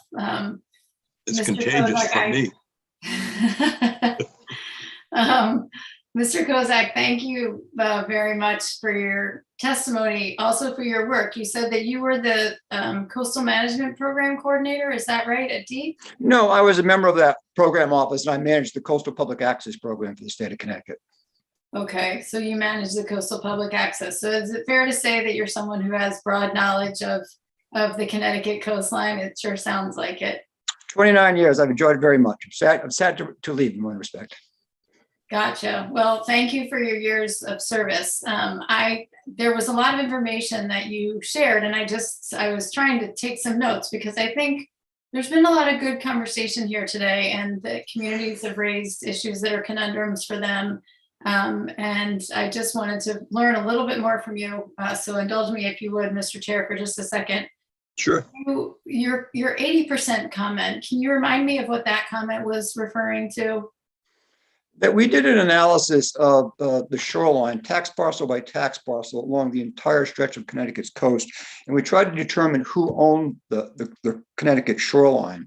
There's about 333 miles of Connecticut shoreline. If you measure the shoreline along the direct frontage of the sound, like you would see at municipal beaches and up to the coves up to the first obstruction.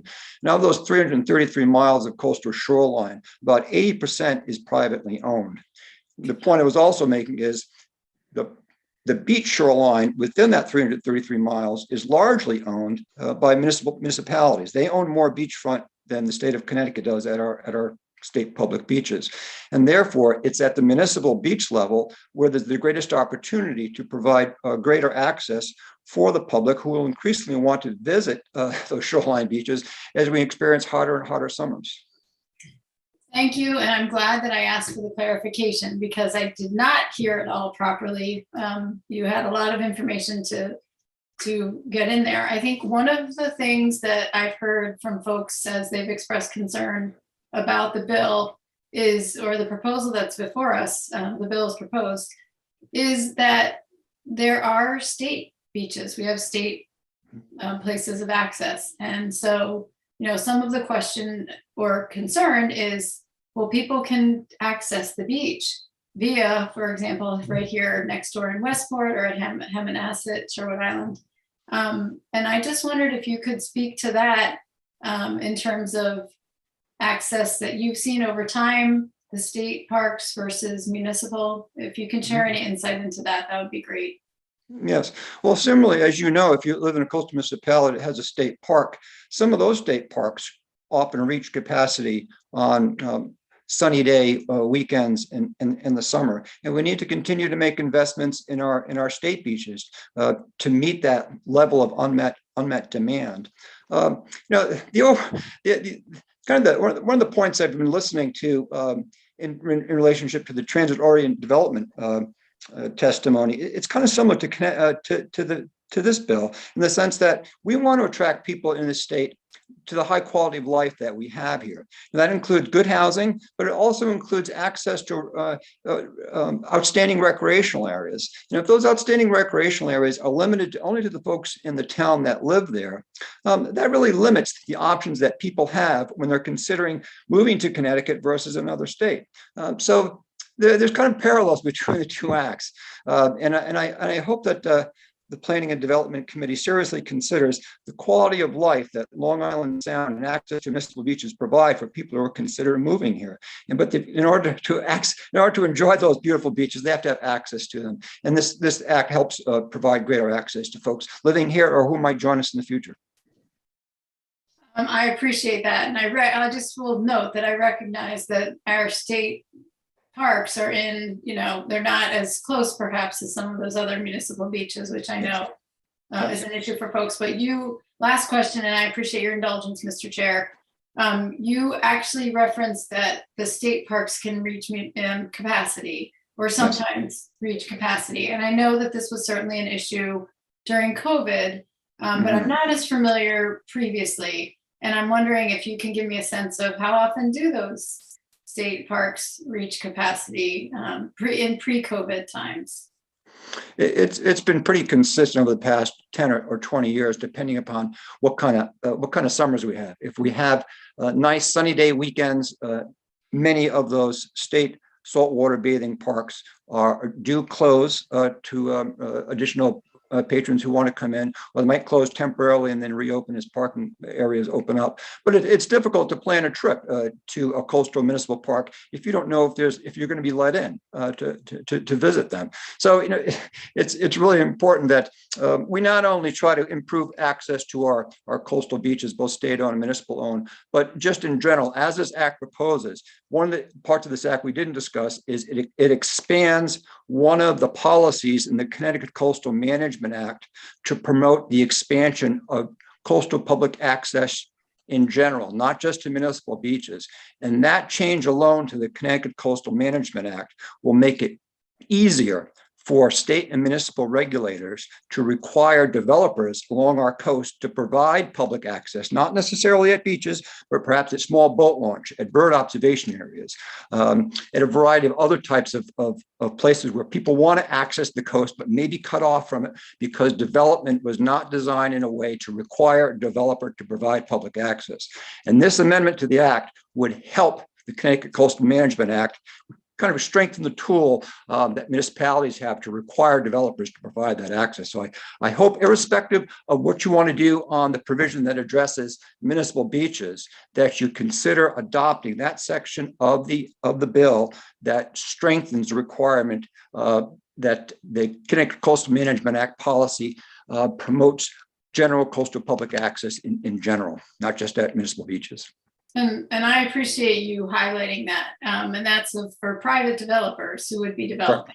And I thank you for highlighting that aspect of this, that there's more to this conversation. And I know and will recognize that this is a difficult issue and that municipalities need to balance their responsibilities and budgets as well. And well, I've had many a call from a board of selectmen over the past 20 years asking why I included their municipal beach in the Connecticut Coastal Access Guide, an online map where the public can try to identify where they can access the coast because they're having problems at their beaches. So I understand those. I understand those issues, but I don't think necessarily drawing up the circling the wagons or drawing up the drawbridge to keep people out is a long-term solution, especially if we want to ask the general public to continue to fund water quality improvements to Long Island Sound, to address the flooding issues we're going to have along our coast. The public is not going to want to fund those types of projects if they can't get there.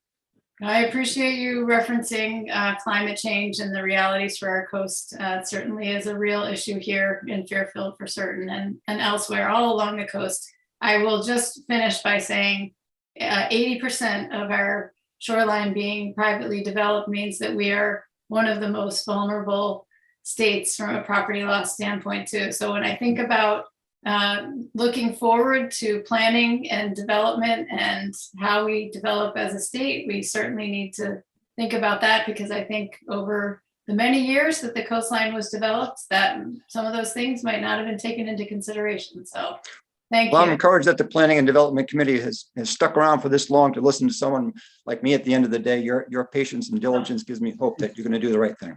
Well, thank you, Mr. Kozak. There are 100 people literally after you, so I will turn it back. I'll let you go. Mr. Chair. Thank you. Thank you. Representative Lamar, welcome back from transportation. Thank you, Senator Cassano. We concluded our hearing early. I was going to ask a question of Mr. Kozak if he is still available. Yes, he is. Still here. Thank you, Senator Cassano. Mr. Kozak, thank you for your research and your work on behalf of residents of Connecticut for so many years. I had a question. Given your research and thinking on coastal access in Connecticut, have you had an opportunity to put coastal access in Connecticut in relationship to other states, like how we handle public access in Connecticut, how it differs from how it might in either surrounding states or states on the West Coast? Or I get the sense that we are a distinct outlier when it comes to how we provide for and allow for the public to access the coast. Well, no disrespect to the Planning and Development Committee, because land use decisions have been made along Connecticut's coast for the past 300 years. So we've had a good long time to screw things up along our coast and build things in places they shouldn't be and exclude people from accessing the coast for the types of uses that only the coast can support.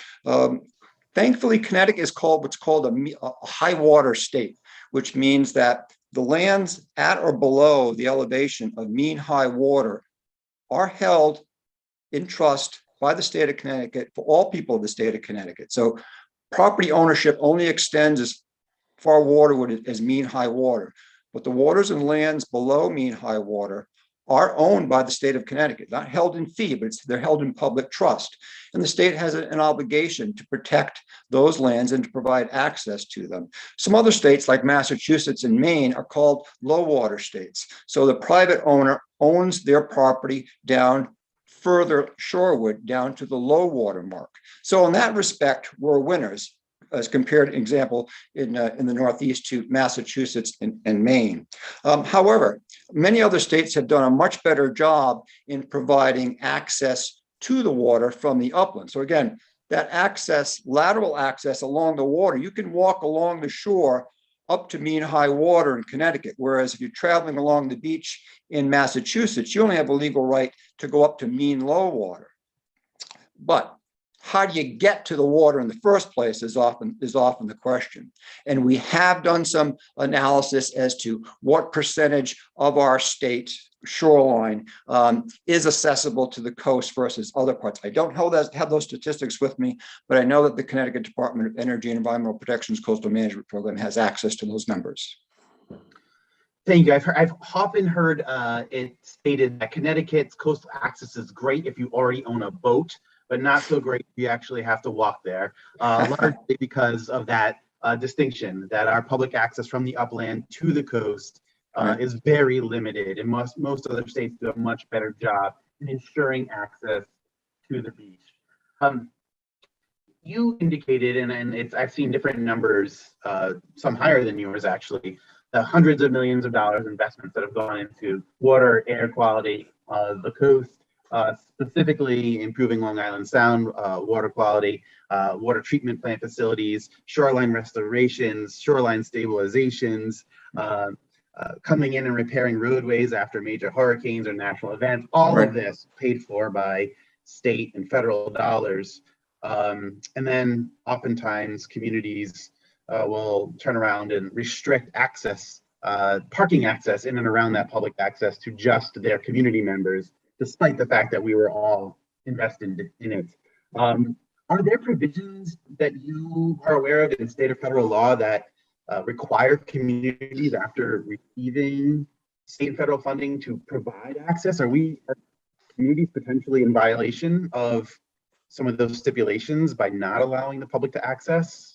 Yes, often in contracts, in grant contracts between state and federal authorities and municipalities or other landowners that develop land along the coast, there are contractual requirements that the recipient of those grant funds make access to the area that's being improved with those public dollars equal to all open to all on an equal footing. However, sometimes these contracts were let 10, 20, 30 years ago.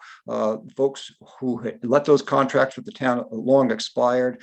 Sometimes the municipalities aren't even aware of all the details in those contracts. So it takes a lot of legwork by people within the state of Connecticut's coastal management program to access those records and to follow up on them and to be in contact with the towns to remind them of some of their obligations. And I think it's only going to get worse. You know, one of the things that the state of Connecticut is doing now in cooperation with Connecticut DOT is doing a modeling of how much more frequently municipal roads along Connecticut shoreline are going to flood with sea level rise.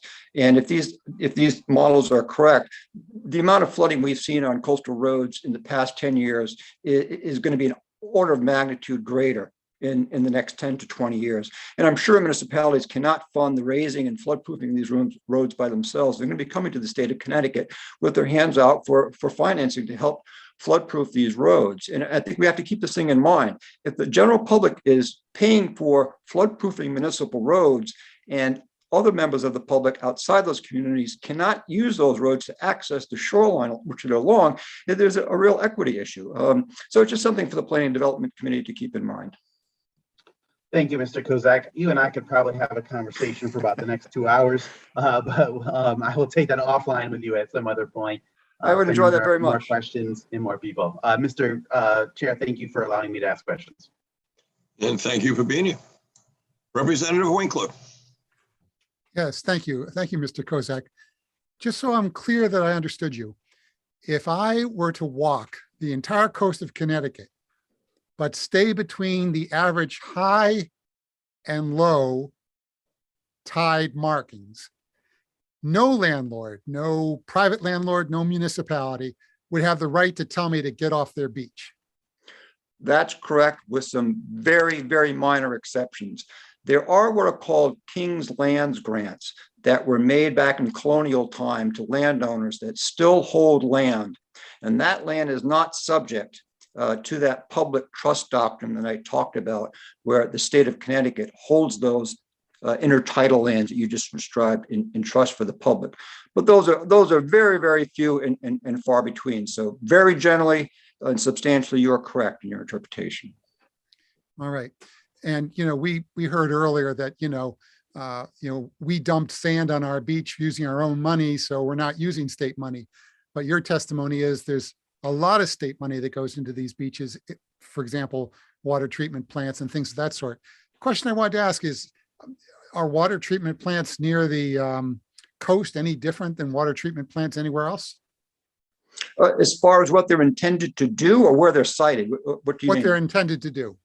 No, generally the greatest threat, as many of you probably know, is the over-nitrification of the Long Island Sound's waters, which leads to algal blooms, which leads to the reductions in dissolved oxygen content, which was a result in the changes of a lot of the biota or plants and animals that live in the Sound are changing as a result of some of that changes in water quality. But we've made great strides in addressing those water quality concerns, but we have to keep it up. But again, over the long term, why do I, as an inland landowner, want to support high water quality in Long Island Sound if I can't get there?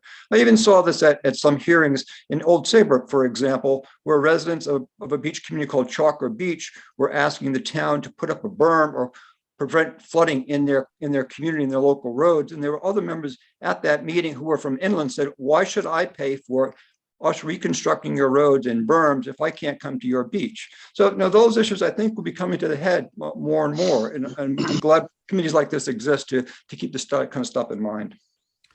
So we're all paying to keep the Sound clean, and yet it's not equal access for all.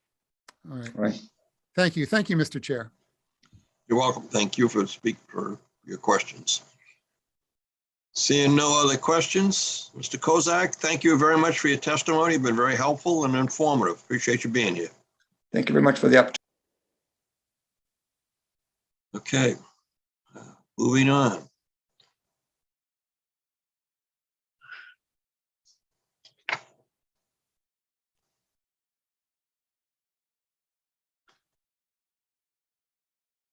Thomas Broderick. Thomas, I know has been over there. I think he's still sitting in the car waiting to testify there. Welcome. Thank you so much. And I thank the committee for their time and the time they're going to give for the rest of the day. My name is Thomas Broderick. I'm from Trumbull, Connecticut. I'm here supporting strongly HB 5429, an act concerning transit-oriented development. In my mind, our state's restrictive land use regime, especially near the Metro North stations in my home region of Fairfield County, it's damaging our climate, holding back our economy, in limiting our choices and our freedoms. And it's that last issue, choice, that I really want to focus my testimony on. Our state is made up of a wonderfully diverse set of people at all sorts of life stages, but our current one-size-fits-all zoning regime really fails to reflect that diversity. Just 2% of our state's land allows for even duplexes by right, and changing that around our fixed transit nodes is really a no-brainer. My wife and I live in Trumbull. We have a small single-family home, and it fits our life perfectly right now. We have room for a great garden, space for our energetic dog to run around and play fetch. But before Trumbull, we lived in South Norwalk. We loved the restaurants and the train access to New York City. Conversely, my parents are retired and they're looking to downsize from a single family home. They're seeking a walkable car-like community near my sister and I, and they're struggling to find one. And this is all part of like a normal life cycle. And unfortunately, our current housing options in Connecticut, they really don't reflect that. My claim would be that life really is not one size fits all, so our zoning code shouldn't be either. Contrary to what I heard earlier in testimony, apartments do not destroy neighborhoods, they don't destroy towns. Apartments are homes. They're homes where our grandparents age in place near family and friends. They're homes where young couples decorate their first Christmas tree together. And they're homes where people patronize local businesses. Transit-oriented communities have a chance to be the engine for a better Connecticut, a Connecticut that's growing, climate-friendly, and really meets its residents where they are in their lives. Allowing duplexes, fourplexes, and apartments near train and bus stations, it's really as common sense as it gets. And I hope that kind of fear-mongering and people trying to block development doesn't get in the way of such a no-brainer solution. And so thank you for your time. I just want to end by saying I'm pro-homes, I'm pro-Connecticut, and I really urge the committee to adopt HB 5429 and the General Assembly to pass it. And thank you for your time and your service to our great state. I know you all have a long night ahead of you. Thank you, Thomas. Questions? Seeing none, I thank you for your testimony and for being pro-Connecticut, and say go Huskies to both the men and the women. Heck yeah, let's go. Thank you. Diane Lauricella. That's very close, Senator Cassano. Thank you so much. Co-chair Senator Cassano and Representative McCarthy-Vahey, vice chairs, ranking members, and distinguished members of Planning and Development. My name is Diane Lauricella. Otherwise, I answer to Lauricella as well. I was born in a city nearby in New York. In 1960s, my parents moved the family to Newtown, Connecticut, a beautiful and wonderful town. Is it diverse? It is not. Since the 1980s, I've lived in Norwalk, Connecticut by choice. As a city, is it a wonderful place to live? Yes. Is it diverse? Yes, it is. I am a renter by choice, yet I am a responsible citizen and do a lot of assistance to help better my community. I'm an environmental consultant by trade, a member of the Connecticut Green Building Council, but tonight I'm speaking as a private citizen. I'm here to support the intent of House Bill 5429. I very much, for saving time, agree with the previous speaker, Mr. Broderick from Trumbull. I think there's a need for more accessible and affordable and diverse types and choices of housing. I am tired of my city shouldering so much of the challenge of affordable housing. I myself am concerned about where I'm going to live in the near future. My city has shouldered big box retail and services for suburbs. It's time that the suburbs shoulder and take responsibility, in my opinion, for reasonable access of affordable housing. I asked this committee to take a look at Norwalk. We have already met our 10% affordability index, but we also handled with our 2 train stations, the East Norwalk TOD and the currently in process South Norwalk TOD. We're having a lot of conversations about this already, but I want the suburbs to have these conversations. Maybe there's a way. I'm not sure that this particular bill as written, it needs amendments. It's not quite ready for prime time. Possibly it should state that if a suburb has multiple train stations or bus depots, that they, to start, only have to abide by this bill with one of those. I know like Fairfield has, I think, 3 train stations. There are many other towns that have multiple, like New Canaan, Darien and Greenwich. Maybe we start with at least one TOD based. You can control it, the height by zoning, but you need to step up it and do your fair share. I just wanted to speak to some discussion about pervious versus impervious and polluted water, stormwaters. I think Senator Huang mentioned. When you have properly developed new construction for apartment buildings, yes, it looks like to the average eye, the mass is such that it would create horrible. Excuse me, Ms. Loricella, your time is almost up. I will wrap up. Current land use planning and zoning, as well as code, states that you cannot have any net runoff. And there are engineering principles, including green infrastructure, that handles very well any kind of larger building construction if they are implemented and put in for conditions of a permit or as of right. Please increase choice. I believe the status quo is clearly not working with 830G. I believe, lastly, everyone on this committee needs to read The Color of Law by Richard Rothstein. Loricella, your time is up. Richard Rothstein, thank you so much. Thank you for your testimony. Are there questions of any committee members?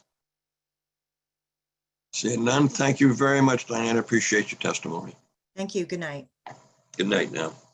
Mark Davis. Yes, Senator, thank you. My name is Mark Davis, and I am a homeowner and resident of Old Greenwich, Connecticut. I am here to oppose HB 5429 for the following reasons. First, state mandated TODs proposed in HB 5429 give developers, non-residents, and Hartford politicians more input than local residents. How can local property owners and renters who pay state and local taxes have less say than non-residents about the planning and development of their towns? Second, do we really understand the full implications of state mandated TODs under HB 5429? I have yet to see any comprehensive analysis of the costs. All mandates have benefits and costs, as we have learned over the last 2 years. Have the proponents of HB 5429 keenly examine the cost of high-density housing with regards to infrastructure, health, noise, traffic, and pollution near each of these 40 stations affected by their bill? Third, all towns in Connecticut are obligated to submit their affordable housing plans by June 2022. Detailed plans such as these will reveal different ideas and insights to better understand the investments required of local towns and taxpayers to achieve their affordable housing goals. Since HB 5429 has an affordable housing component, should we not wait until we hear about the best and most innovative ideas from our towns this June before we pass yet another state mandate? Finally, instead of state mandates, why not consider more incentives to meet planning and development goals? Reward towns and taxpayers with not only grants, but tax rebates. HB 5429 is a blunt housing mandate that treats all towns the same. Let's capitalize on the innovative residents of this great state to meet the worthy goals of this Planning and Development Committee and use more incentives instead of mandates. Thank you very much, Senator, and to all the committee members. Thank you for your testimony. Questions, Representative Fiorello. Thank you, Mr. Chair. Thank you, Mr. Davis, for your testimony. I really appreciate your idea of using incentives. And I feel like the thing that might bother you more about 5429 is that it's not really about affordable, because in your examples for the incentives, you're talking about incentives to increase affordable housing projects in our towns. Could you speak more about how you think incentives would motivate yourself, your neighbors in Greenwich? And what is it about the fact that they're, go ahead, just comment on that part first then. Thank you. Thank you for that question. I mean, I think of incentives in terms of broadly. Any bill such as this, whether it's TODs or just affordable mandates, I really think what really turns me off, not from the concept, but from the bills, is I never see a full analysis of the cost. I mean, any decision you make in life or government, and particularly with regards to a mandate, let's be honest, it has benefits, but has costs too. And if you look at some of the presentations from Desegregate Connecticut, and they have the YouTube presentations, it's all more jobs and it's more green. And it's like, okay, we know there's going to be benefits to any decision you make, but what are the costs? I was shocked today that we didn't know the amount of developable acreage around each station. So we're going to pass a mandate and we don't know the amount of development that we're going to get in each station. I mean, that to me is shocking. And of course, if, there's going to be implications, right? I know in Old Greenwich here, Representative, it's already quite dense. And by the way, I live within a half mile. I have a multifamily housing across from me. I have the school, but in terms of parking, there's a dearth of parking. And when you require more density, and from what I gather, we're not even sure what this density is going to be, but it's going to be a lot more units. What's the implication on the quality of life, on things like, sunlight, on breathable air? And I don't believe that, the other thing I've heard was this stops sprawl. This doesn't stop sprawl. It may slow it down a bit, but throughout history, people go from crowded areas to where it's less developed. If we really want to stop sprawl, we'll put more land in trust funds through municipalities or through state ownership. But this does not stop sprawl. What it does is, and also I would add, secondly, the other cost is when this proposal is presented, it's like the land around these stations is not already developed and occupied. I mean, I understand, if it was just vacant land, okay, yeah, this is how we're going to do it. But there's people who live around here. And guess what? I am not on an acre of land, and nor are any of my neighbors. I mean, this is a densely populated area. I think actually the stat I read that Old Greenwich, the density is 1,900 people per square mile.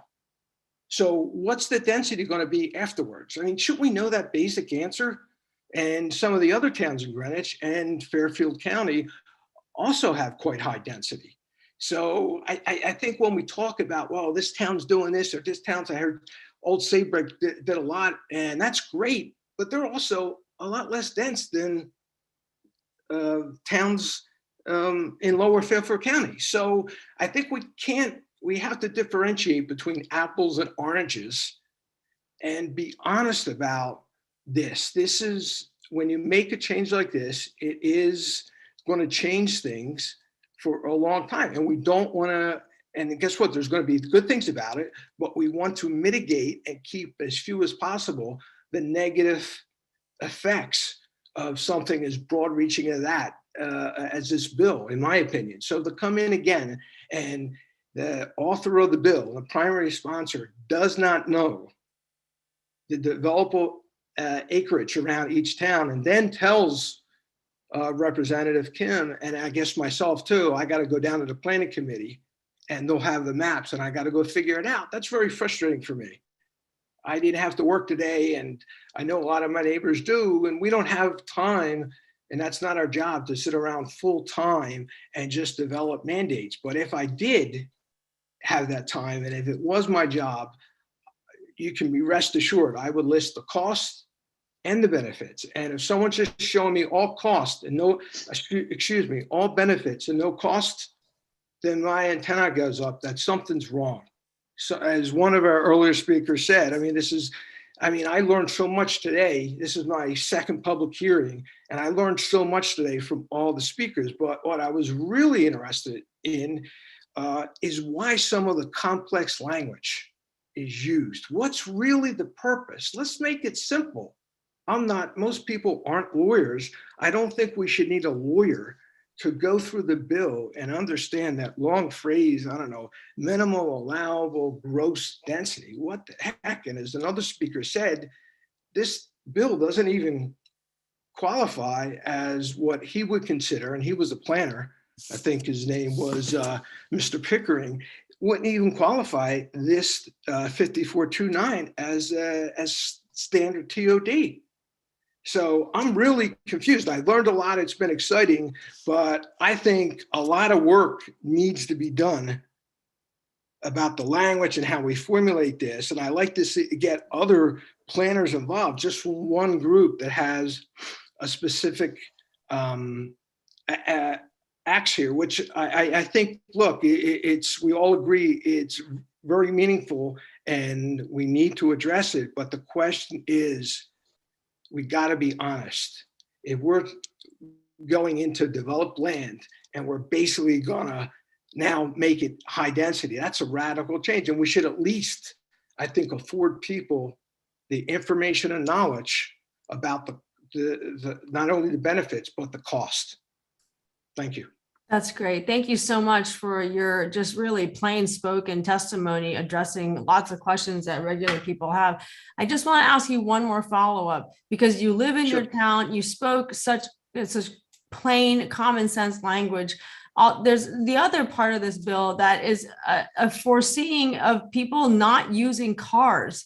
And how do you actually live in these Connecticut towns? Or how do you live in Old Greenwich if all you had was the train? Where would you go? What is the reality of what they're aspiring for us to have? Yeah, I think that's problematic, right? As we know, train lines are generally in straight lines. So if you're going anywhere that's kind of outside that straight line, you need a car. And I would also add, Representative Kim, what happens if you also have a family? I mean, the Metro North is not cheap. I'm in Connecticut, probably pretty close, maybe the fourth or fifth stop. Even I think weekend fares, it's 20 plus bucks for a round trip. So if you got a family of four, you took an 80. Now I know I can get the monthly pass, but even then, I think it's going to be well over $300, somewhere between $350 and high 400. So there's a lot of second order effects. So yes, we're not going to drop our cars. You need your car if you have a family or if you have an activity, even if you're taking one of your kids to maybe a sporting event. You have gear and equipment. I mean, you just can't, this is I guess the other thing I think we're mixing up is when I hear that, well, other places are doing it. I mean, major cities are doing it, right? I mean, it's one thing to ride the subway in New York, or we're a suburban town. It's different. It's just, that's the way it is. So I don't see myself, listen, when we bought this house, one reason was the appeal being close to the train station, but we can't give up our car. Thank you, Mr. Chair. Thank you, Mr. Davis. Sure. Thank you, Rep. Fiorello. Seeing no other questions, Mr. Davis, thank you very much for your testimony. Appreciate it. Thank you. Good day. I don't see Ken Pascal. Barbara Heimlich. Barbara? I can see you on the screen. Good afternoon. I am Barbara Heimlich, and I'm from Stratford, Connecticut. First of all, HB 5429 as it stands needs some serious tweaking. That said, the TOD guidelines originally drawn up in 2014 no longer are reflective of the cultural and business models now in place by the state. By the way, I am editor of the Stratford Crier, and I am in House District 120 and 121. We have invested hundreds of millions of dollars in train lines and the Connecticut fast track bus system. And we should be putting a vibrant mix of shops, businesses, and residents around transit station. Yet when it comes to TOD zoning, Connecticut gets it nearly all wrong.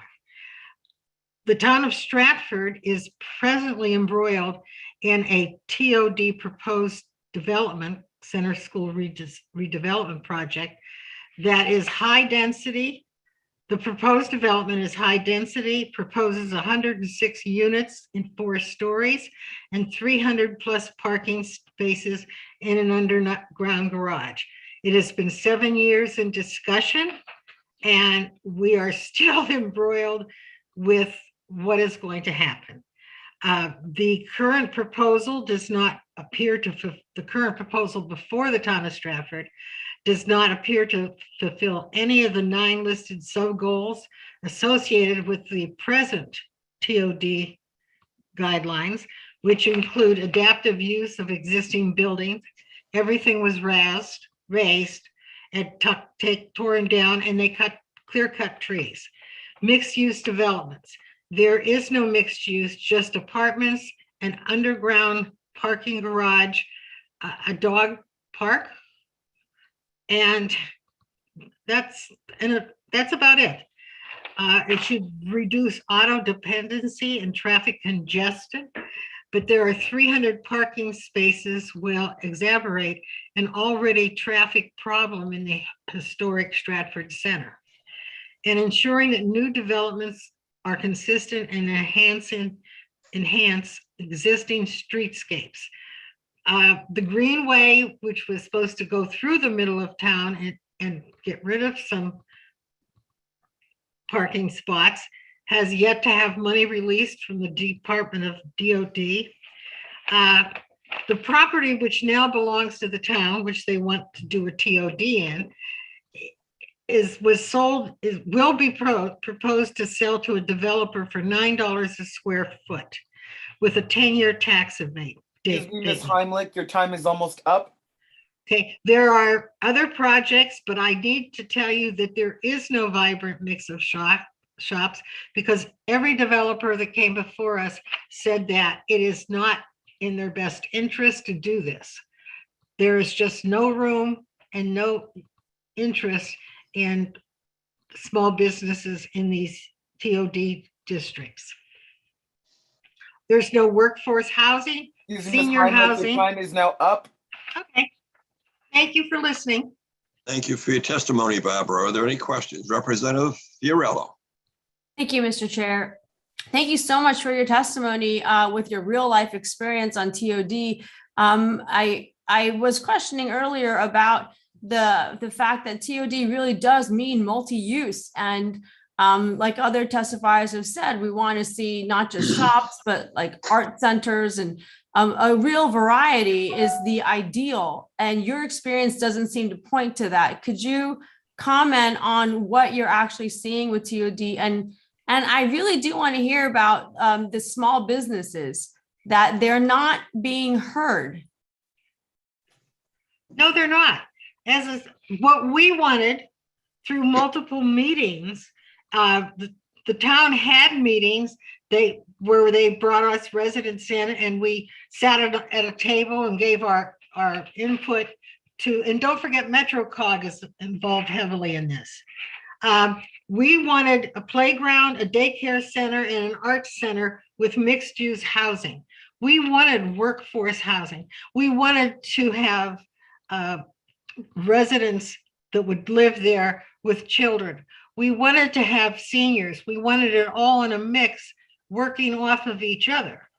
As for affordable, a studio with the developer that the town of Stratford has knighted as the person going forward. A studio, which is 655 square feet, has a rental value of $1,800 a month. That's not affordable. The 3-bedroom homes, which have 1,980 square feet, will rent for $3,750. There is a huge traffic problem. Oh, this is in Stratford Center, by the way, which is a historic district. And what they have done is they want to put in this 100 and how many did I say it was? 160 units, and there is one way in, and you have to circle around and then come back out the same place. That's a huge, huge traffic problem. But they haven't done a traffic study. They haven't done a wetlands study. They're talking about an underground parking garage in an area that is famous for flooding, Stratford Center. We shake our heads a lot. And we have had 2 other TOD projects approved and actually built and rented, and there is no workforce development, there's no affordable housing, there's no retail development on either one of them.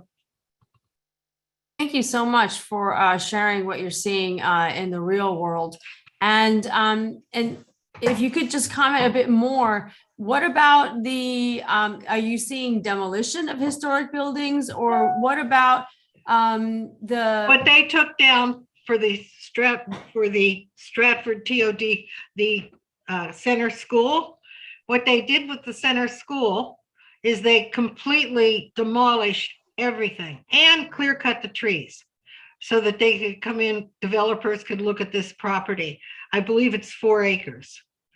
Across the street are houses that are deemed to be historic. One of the houses at the edge of it was actually included in the center school redevelopment, is a Copperwaith's house, which was listed in the historic district as a historic house. That has been, at this point in time, temporarily turned into a museum. That's it. But no, they're not listening to the residents at all. It's just, we all shake our heads because it's not what we wanted. It's not what they sat us down. And MetroCog was the leader and presented what we said at these meetings that they put together. And none of that has been even addressed. They are completely ignoring what the residents want. And by the way, there is actually a change.org petition on putting the brakes and not approving this development as it stands that has already garnered in 3 days over 600 signatures. Thank you so much for your testimony. I really hope there are people hanging on and hearing what you're saying. Thank you, Mr. Chair. Me too. Thank you. Thank you. And Barbara, thank you for your testimony. Appreciate You're welcome. Okay, next on our list on the screen here is Alan Cavagnaro. Hello, distinguished members of the committee. Thank you. My name is Alan Cavagnaro. I'm a sophomore at Manchester Community College. I'm here today in support of HB 5429. I'm representing myself as an individual resident of the state of Connecticut. I currently serve as chair of Future Leaders in Politics, CT, and I'm also a planning and zoning commissioner from my hometown of South Windsor, Connecticut.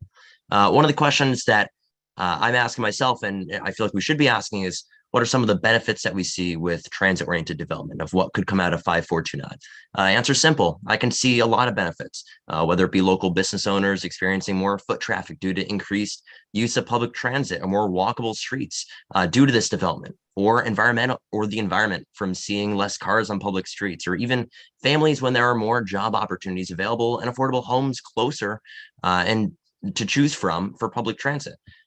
Municipalities can also benefit from HB 5429 as the grand list can be increased due to this type of development. For clarification, I believe around I think 40 transit towns should be impacted by this. I know it was touched upon earlier in the hearing.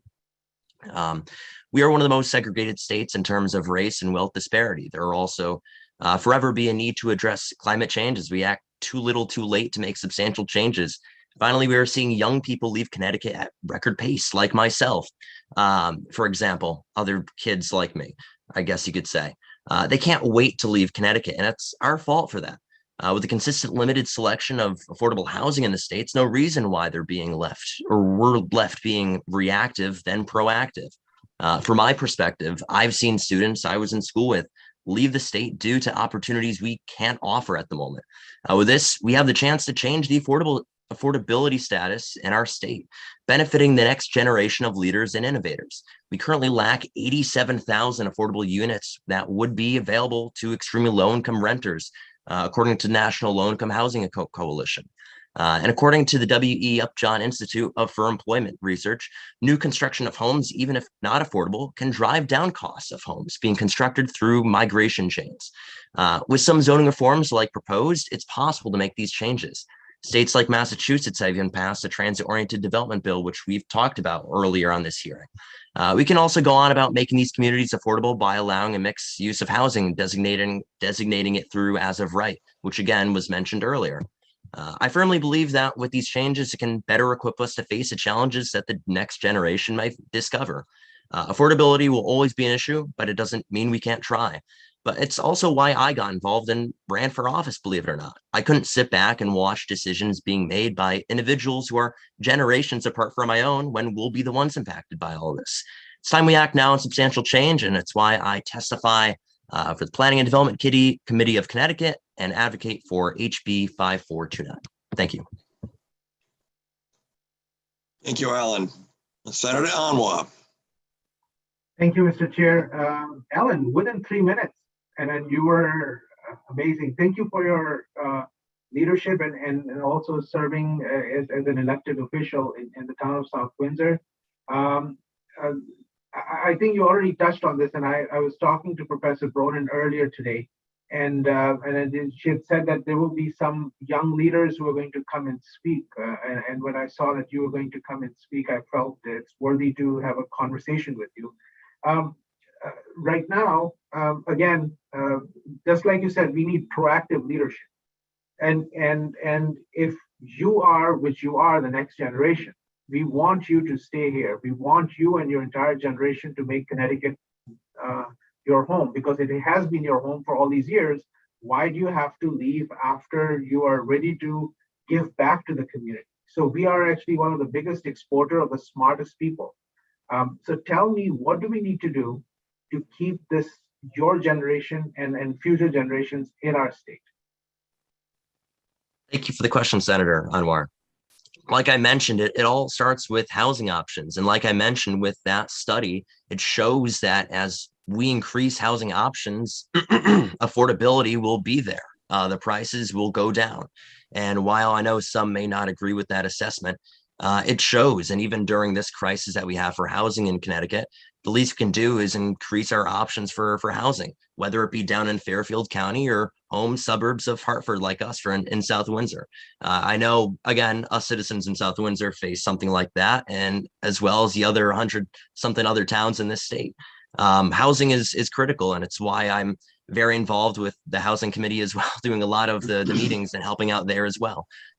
So it really starts with having a way to drive down the cost for housing. And I get it that some may look at it and see it as a challenge, but it doesn't mean we can't try.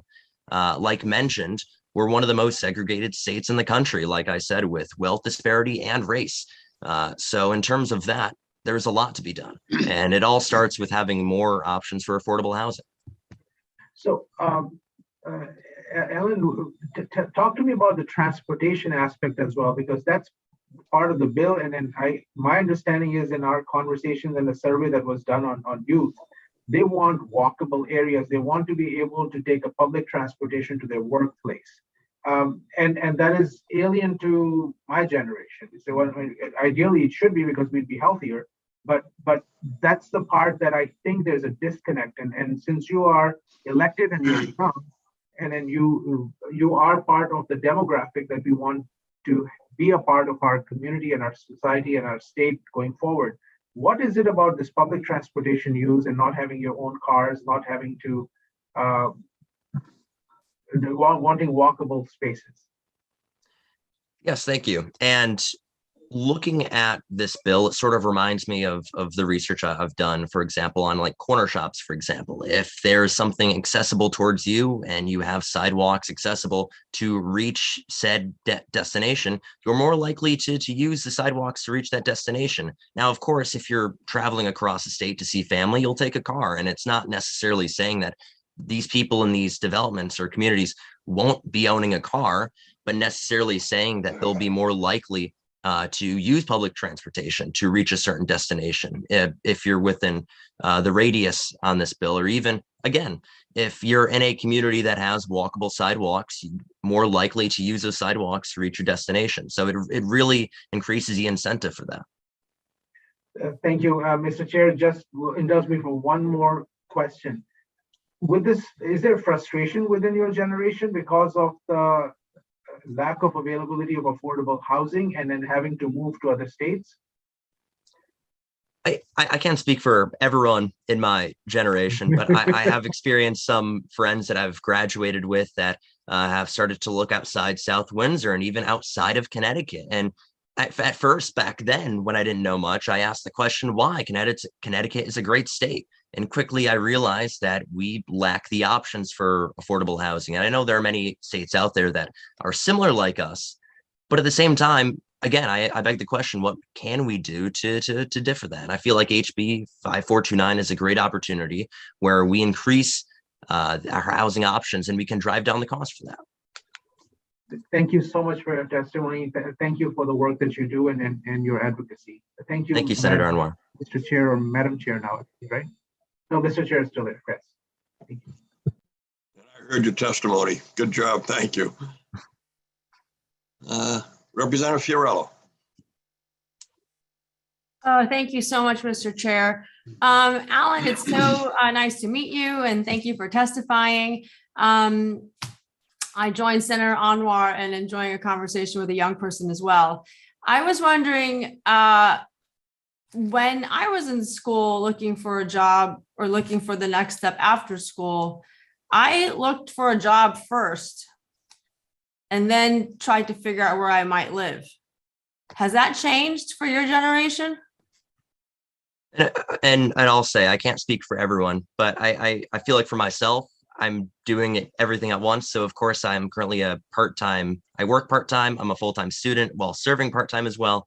So I mean, the goal is, of course, for me, myself, to always have a job, but at the same time, fulfilling my education as well. So by the time I'm done with my education, I'll have enough money to at least invest in another community in Connecticut, whether it be, of course, I would like to stay in my hometown that I've lived in all my 20 years of life of South Windsor.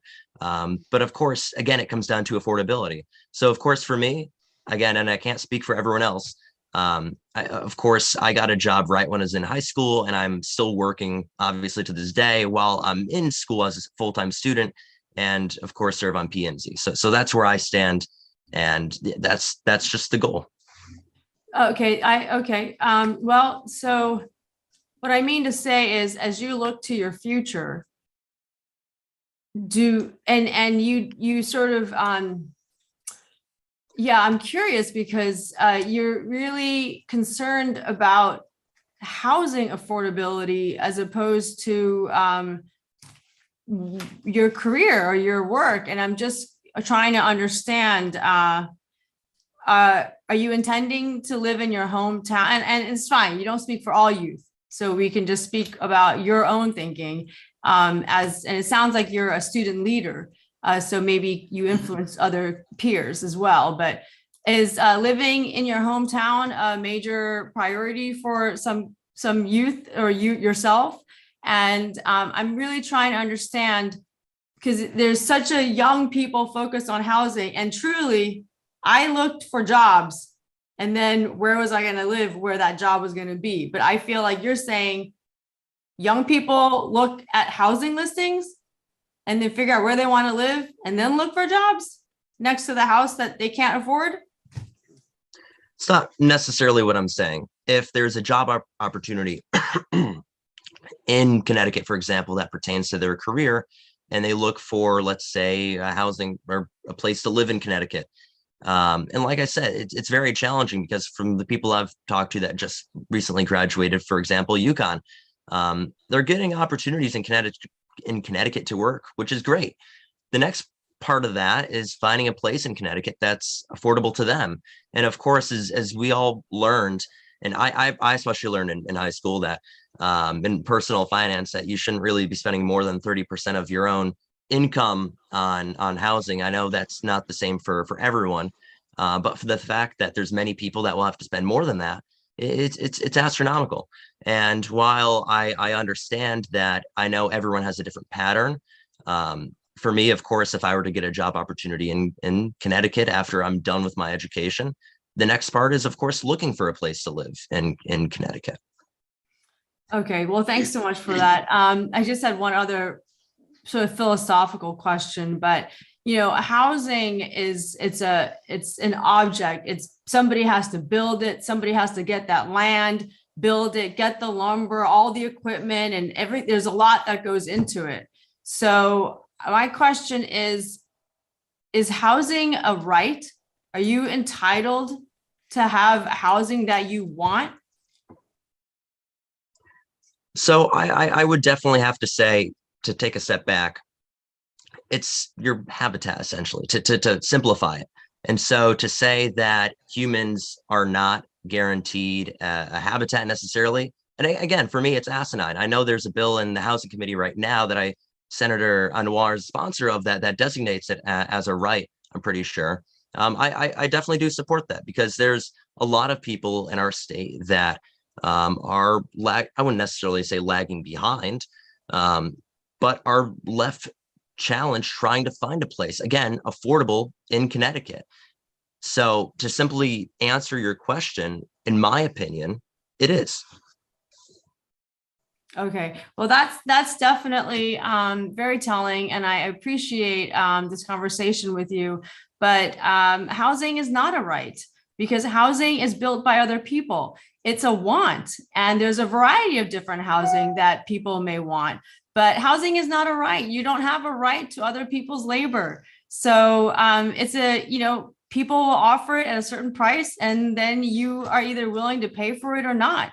And a thriving market is what we want in housing. And that is what we're missing. But truly, it's about jobs in Connecticut, and then it's about housing. But we're having a conversation strictly about housing, and we're really missing a huge part about increasing affordability in Connecticut, which is that we need to be attracting jobs.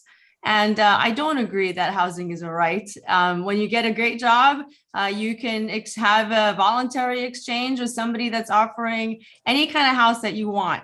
And that's really the kind of society we want, is voluntary exchanges with a whole variety of offers that fits everybody's unique desires, and not some government idea of what fits a definition of housing, and it should be provided by right.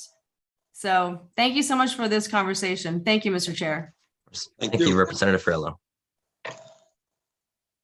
Yes, Representative Zullo.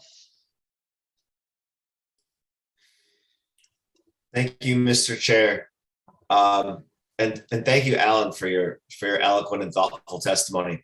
I came on with a quick comment and then a quick ask. First, I just wanted to say, one of my colleagues a little bit earlier talked about the tone and tenor kind of some of the exchanges. And I just wanted to commend you on contributing so positively to that. I was just so very impressed. You and I may not agree very much on some of the substance of the conversation, but we can certainly agree on you being enthusiastic and being a positive contributor to this. So I really do appreciate that.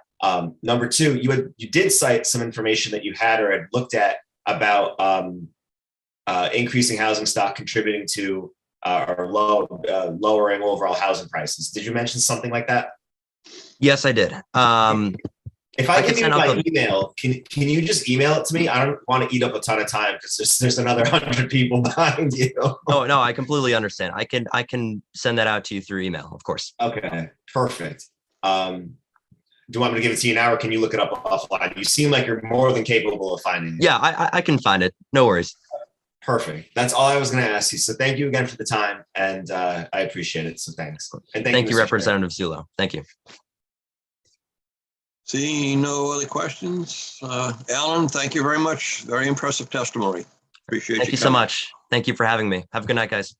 You too. Barry Mickelson.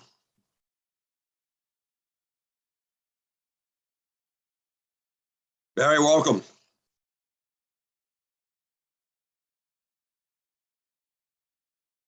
Barry, you're muted. Sir, Dan Lent is next in Okay, the can you hear me line. now? Hello? Can you hear me now? Barry? Yes. Okay, Barry, and then Dan Lent will follow. Okay, thank you very much. I want to thank you for your patience this afternoon. I'm here in opposition to HB 5429. I'm opposed to this bill. This bill is nothing more than a Trojan horse. Our Constitution and the entire, let me introduce myself. As I said, I'm a planner by profession. I specialize in land use zoning and a specialty also in Newtown development. Our Constitution and the entirety of our system of government is based upon the proposition of we the people. A one-size scheme that fits all, administered and directed by Hartford, is completely unacceptable. The vast majority of the people of this great state, despite the hoopla of a small number of activists funded by out-of-state sources, are outraged at the attempted curtailment of self-rule and local autonomy. As citizens, we're perfectly capable of administering our planning, our zoning, balancing growth and development, and establishing goals and objectives, controlling congestion, and addressing unique local concerns, and preventing the development chaos that would ensue if HB 5429 were enacted. The promulgation of irresponsible policies and the enactment of an income tax in 1981 provided the impetus for the growth of development in our state, which has led to out-of-control spending that has diminished the luster of our great state, necessitating more taxes and outsized tax increases, diminished our ability to maintain infrastructure, reduced our ability to attract and retain businesses, and brought us to the brink of financial insolvency. One of the greatest assets here in Connecticut is our quality of life. And now you want to seize local controls from the people who are best able to manage their own governance. Please don't do us any favors. The folks in Hartford do not know what is in our best interest and have misery failed to even manage many times in the best interest of the state. We have the highest taxes. We have high utility rates as a result of state policies.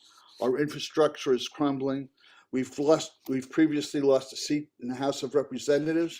The transportation fund is perpetually being raided for non-transportation purposes. Pensions that the legislature committed us to are not properly funded. Spending caps are exceeded by budgetary gimmicks, and we continually rate last or close to last in our attractiveness to business. Stay away from our cities, towns, and neighborhoods, and prove to us you can responsibly manage the affairs of our state. If Idaho, Utah, Florida, and Texas can do it, we can do it too. Thank you. We expect nothing less. Thank you for your testimony. Are there any questions? Seeing none. Thank you, Barry. Sorry, Senator Casano, I had a quick question. I don't see a hand anywhere. Go ahead. Okay, thank you, Mr. Chair. Thank you so much for testifying, Mr. Michelson. You Yes. said that you were a planner. Is he Yes. still here? Oh, great. I just wanted your quick comments on if we wanted to do TOD, which I think is a fair idea. What in this bill bothers you as a planner in trying to get instructions from a law? What would you say to us legislators? The bill, if you're going to do TOD, what clarity does it need to provide? Okay, we had that situation here in Stamford. If you remember, Governor Malloy put out an RFP, and McCletchie came in with a proposal, and they wanted to put the parking up to a quarter of a mile away from our station and from our platform. We have people who live in the area, who live in the Shiphan area, and who live down in the South End, these people move to that location because they want to be near the railroad station. They work in the city, they're attorneys, they're lawyers, they pay a lot in property tax. One of the reasons that a number of these folks lived here, one, we were a low tax state at one point. They had access to the water because many of them were boaters, and the railroad station was convenient. Convenience is an important factor. With TOD development, it's very nice to talk about people that aren't even here yet. But what about the folks that are here? The folks that depend on these services? I remember many years ago when I started out as a young planner, I worked in Fairfield and I put together their parking lot. And we did that because folks had difficulty being able to commute. Those folks in Fairfield, even in those years, they commuted an hour and a half each way. And they were willing to put up with the commute for a quality of life. You made the point before, and you didn't say the words maybe properly. We're an aspirational society, and for that quality of life, people willing to pay heavily, and commute up to an hour and a half each way, 3 hours a day, to live in the enjoyment, and they have just as much right to have that as somebody else has. And I'm not saying we shouldn't provide housing. We provide a lot of housing here in Stamford for different types of people. But to be dictated to, and to tell people who live here, who pay taxes here, who are basically the pillars of our community, say, okay, we need new people in here, too bad, it'll just be more inconvenient for you. And, and I'm sympathetic to that. We've also had the biking community now has become very, very loud and vocal.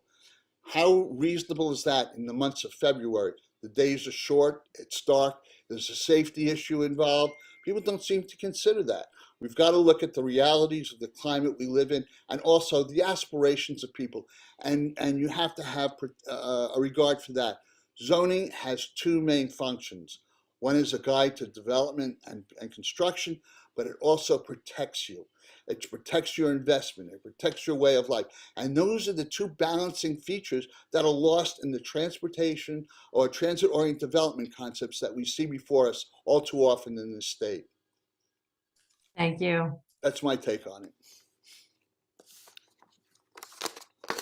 Thank you. Any other questions? Seeing none. Dan Lent.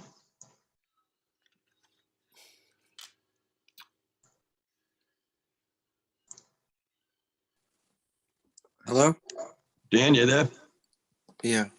Okay, we can hear you now. I'm trying to get the video started. Okay. There you go, you're on. Okay. I also had it on my PC, so let me close that. Hi, can you hear me? Yes. Okay, hi, I'm Dan Lent, Easton, Connecticut. I'm an attorney and I'm a scientist, but I'm just speaking as a private citizen. I want to make a couple of points quick.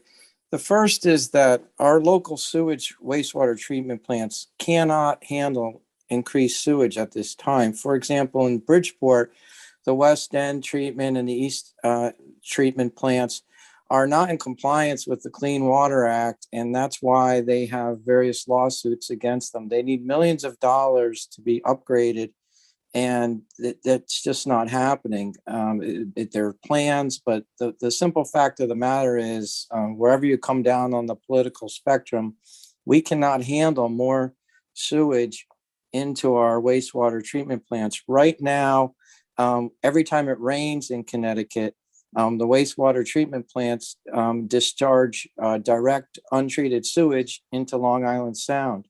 That's just a fact.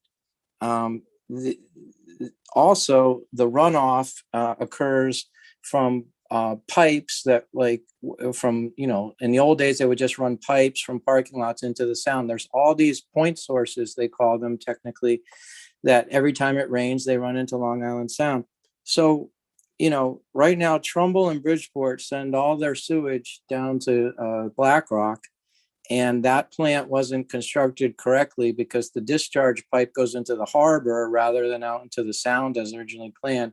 So Black Rock Harbor is terribly polluted.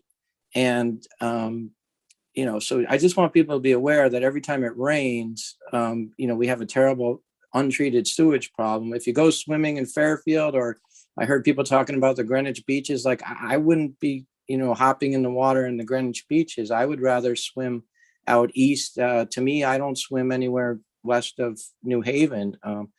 But anyway, just be aware that's an issue. The other thing is our water supply and our reservoirs need to be protected. And I know there was some language about, avoiding wetlands, but I'm bringing this up because of the mini wastewater treatment plant that many of these high density developments use. That's not a panacea. And you can look at the town of Westport had a terrible time with their Westport YMCA septic system. It was supposed to be designed right and it didn't work. And so these mini wastewater treatment plants are basically small sewage treatment plants that you put on the site. They don't really work as built, and they're very expensive to maintain. So once the developer's gone, the town gets stuck maintaining them. The other thing about increasing density is this, that our roads, like the Merritt Parkway was the first historic parkway. It wasn't designed for the amount of traffic it has. Neither is 95. So, Mr. Lent, you're almost at your 3 minutes. okay, so I would just say that we would need less density based on the traffic rather than more density. Thank you very much. Are there questions? Any questions at all? Seeing none, thank you for your testimony. Senator Huang. There- Mr. Chair. There's something wrong with the screen here, Tony. Hold on. There I'm we in go. two different Got you. locations, sir. Thank Yeah, you, okay, Mr. I got you now. Thank you. Thank you, Mr. Lent, for your information. Now, you live in Easton. I'm the state senator there. Talk about the challenges. You were talking about sewer and septic as it relates to the bills in question, but how does that translate to a town like Easton that's 75% watershed? When you talk about density billing, you talk about sewage and septic. How can you do that from a standpoint of density? Can you elaborate a little bit more from a standpoint of incredible challenges that towns like Easton has and being able to maintain an environmental balance with watershed? Right. And again, I mean, politics aside, you can't avoid environmental impact from pollution points. So, everyone agrees, I think, that the environment is very important. We need to reduce our carbon footprint, and Democrat, Republican, everyone agrees. So the issue really is, can we afford more sewage in our current systems? And you listen to some groups like Desegregate Connecticut says that the maximum lot size should be 1/4 of an acre for any residential home in Connecticut, and that they should all be hooked up to the sewers. Well, if you believe that, you obviously don't have a hard science background, because you know that that's not possible with our infrastructure, and it would be hard to even build enough sewage treatment plants, because Long Island Sound is only so big, right? So the issue is sewage, to be blunt, and there's only so much that can be put into Long Island Sound, and only so much that can be put into the groundwater. And that's why on our town, for example, we have reservoirs on both sides, and we supply all the drinking water to Fairfield County. We have to be very careful to have large buffer zones that are owned by Aquarian Water Company, so that we don't pollute the reservoir with our sewage, for example, and other kinds of pollutants, right? I mean, Black Rock Harbor is a good example of how it's polluted with heavy metals and all kinds of industrial, even there's even a layer of animal fat in the bottom of Black Rock Harbor left over that won't go away. So there's all these pollutants that nobody is considering in these discussions. And you cannot use wastewater mini treatment plants as a panacea. The town of Westport found that out. As I said, there's only so much sewage that you can put into a septic type of area, for example, and most of our land is on septic. So I disagree fundamentally with the idea that we need more density for density's sake. I think Fairfield County is overcrowded. We need less density, and the rest of the state is not crowded. I work in Hartford and all the way up there. It's really two different Connecticut's. Fairfield County is much different. It might as well be its own different state. It has nothing in common with the rest of the Connecticut from a density standpoint. The rest of the Connecticut is not crowded. So increasing density in overcrowded places like Fairfield County, it's just not physically possible. And it doesn't matter what the politics are. It's just not physically and scientifically possible to do that. And Long Island Sound is still terribly polluted. If you go to the beaches, they're closed many days because of the raw sewage. All the fish and lobster are dying out of them. I'm a fisherman too, I can tell you firsthand. It's not really clean, in my opinion, all the way from Greenwich to New Haven. You have to go out east to get the cleaner water, and that's where all the fishermen go. We call it the dead zone by Fairfield and Bridgeport to go fishing. So I think, to try to answer your question, for a town like Easton, we have to preserve the water supply for all of Fairfield County. In order to do that, we have some physical limitations. We cannot, build high density developments with lots of sewage discharge, lots of runoff from pavement, lots of air pollution. The other thing is garbage. I mean, right now, Easton sends its garbage to be burned at the Wheelabrator plant in Bridgeport, an incinerator. Well, that's not an environmentally friendly thing. It generates power, but it still generates a lot of air pollution. So this increased density, and it generates heavy metals from ash, which is you need a special landfill to put that in. So, this idea of increased density, increased pollution, increased garbage, increased traffic, I don't care what your politics are. It's too crowded where it is right now. So we need to decrease density, not increase density. And lots of parts of the state are uncrowded and affordable. And if you work remotely, you don't need to live in a city. This idea of making the cities bigger and having more people in cities, we should be making the cities smaller and having people move out to the countryside of Connecticut. That's the environmentally friendly thing to do. But what I think this is just a Trojan horse. And I agree with Mr. Pickering and the other speakers that this doesn't pass muster. This is just a Trojan horse to profit developers, this 5429 bill. And it's an unjust enrichment because if you look, it's unconstitutional because if you look at the takings clause of the United States Constitution, you can't have an unconstitutional taking. It violates due process, and a land use regulation which causes a severe economic burden to the property owner will be attacked as an unconstitutional taking of property without the payment of just compensation. That's the Euclid case from 1926, the Euclid v. Ambler case. And the whole idea of Euclidean zoning is what our federal zoning laws are based on. And what happened was they had a Mount Laurel case in New Jersey, and that's a state case originally, not a federal case, that challenged Euclidean zoning. But Euclidean zoning is not fundamentally bad. It's not racist. And I take exception to these groups that say that our zoning is inherently racist. I don't see that supported in the federal case law regarding Euclidean zoning. You can look at all kinds of cases, the Ybarra versus Los Altos Hills cases where 1 acre minimum lot size was found to be okay. Now, these are older cases, they've been commented on. But the idea that, our Euclidean zoning is illegal and it's somehow biased against unrepresented groups, it's just economic bias. It has nothing to do with other components. It's like if I go down to Greenwich Avenue and I want to buy a $2 million Ferrari and I don't have the money, I can't walk into the dealership and say, hey, give it to me for $100. It's a luxury good.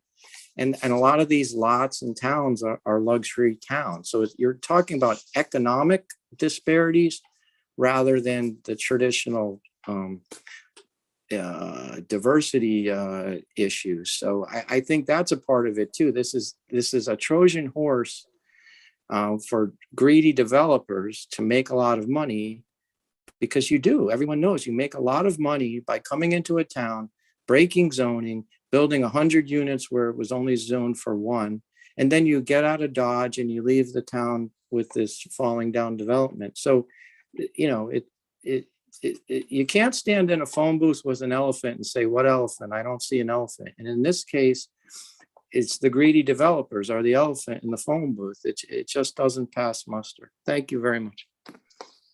Well, Mr. Lent, thank you very much. And you mentioned it a number of times that this isn't political, and you don't sound it at all. I think I appreciate your straightforwardness, and what you're saying clearly. What I got out of the conversation, beyond the affinity you have for developers, is the fact that this is scientific. You increase significant density, you're going to increase sewage capacity. And right now, along with our coastal communities, there just isn't a capacity. It's not practically possible. Would that be a fair closing statement on that? Yes. I would say, again, politics aside, there are certain physical limitations to science and in terms of pollution. And these plans don't factor in the simple fact that our current wastewater treatment plants, everyone agrees, cannot do the job. Every time it rains, Long Island Sound gets flooded with sewage because the plants can't handle it.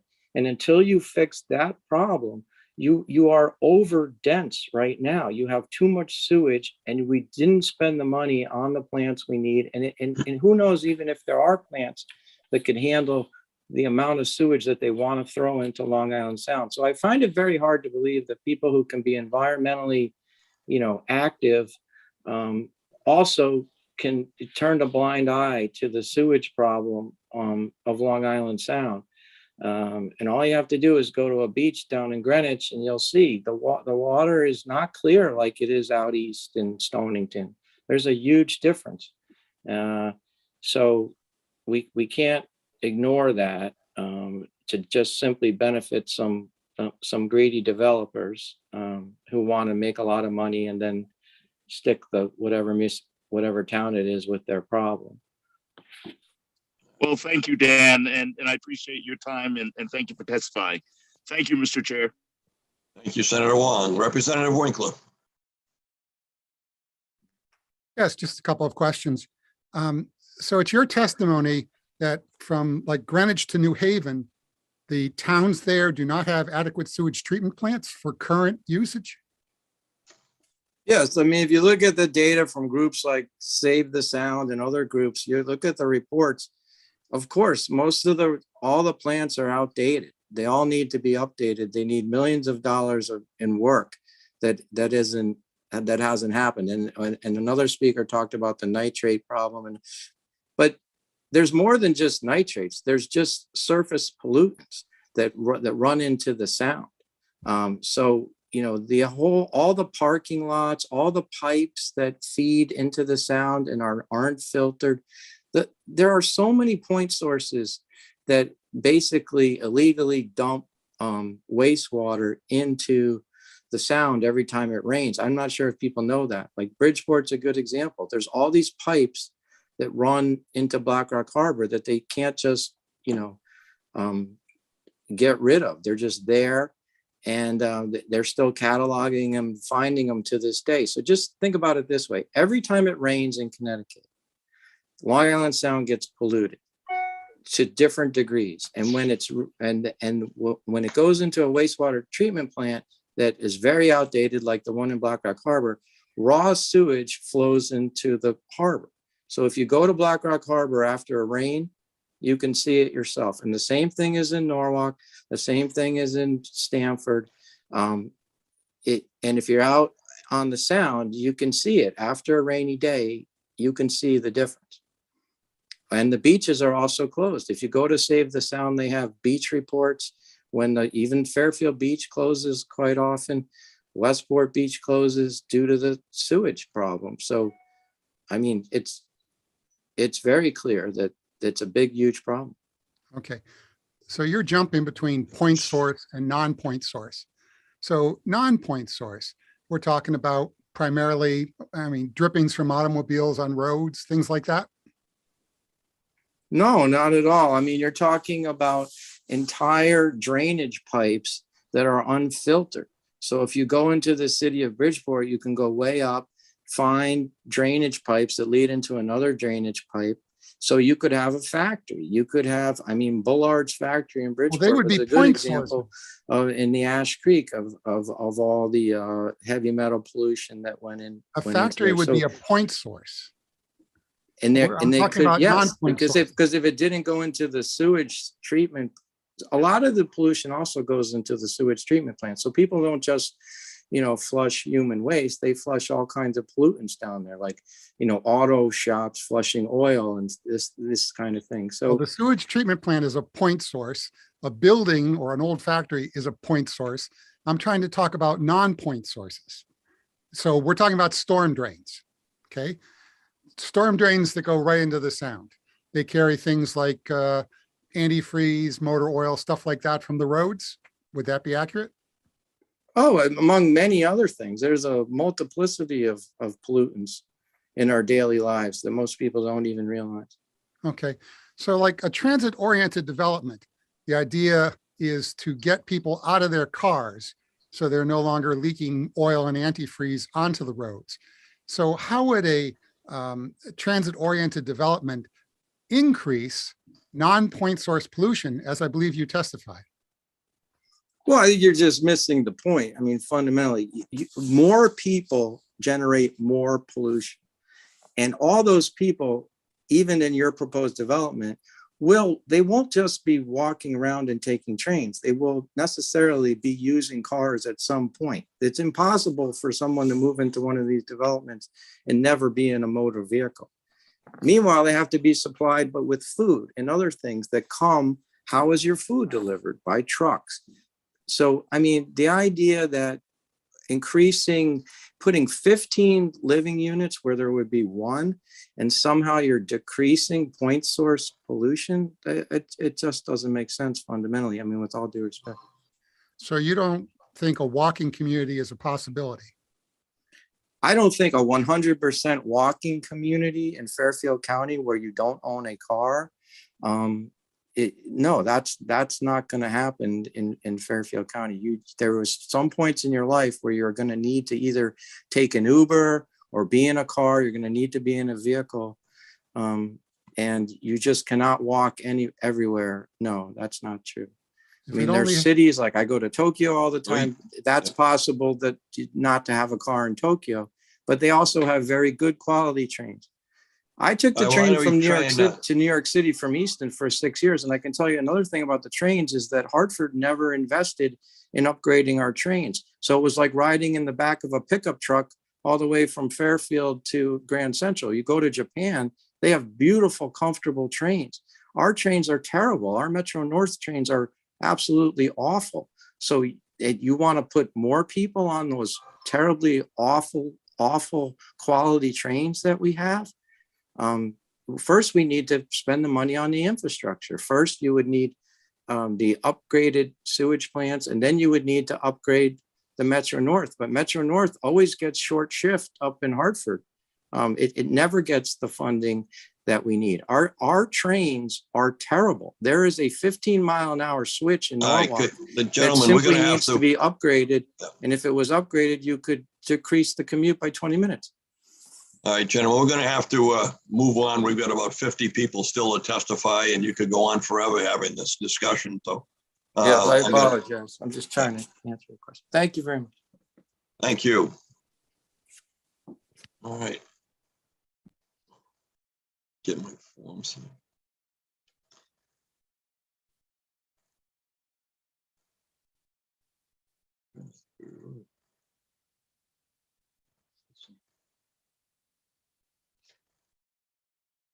Well, Christine Stewart, there was one before Christine. Yep, we have number 55, Stephen Garst, followed by 56 and then 57. Stephen? Yes, hi, I'm Steve Garst. Yes. How are you? Thank you for letting me speak. I'm in the 147th district and I represent myself as a resident. I am also a co-founder of the Stanford Neighborhoods Coalition, and I'm speaking in opposition to Bill 5429 and opposing the TOD locally. In 2015 and 2016, we had a TOD feasibility study in Springdale and Glenbrook. And we felt at the time that it was being forced on us. The residents strongly opposed this.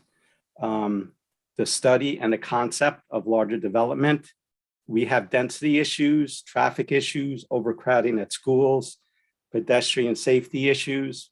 We had 1,000 people sign a petition opposing the development and the TOD.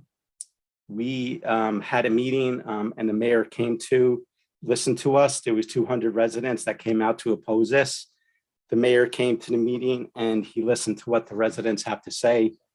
And he agreed not to expand the village commercial district that would allow the more dense buildings.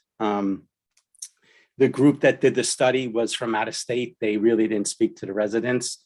They overlooked a lot of things at the time.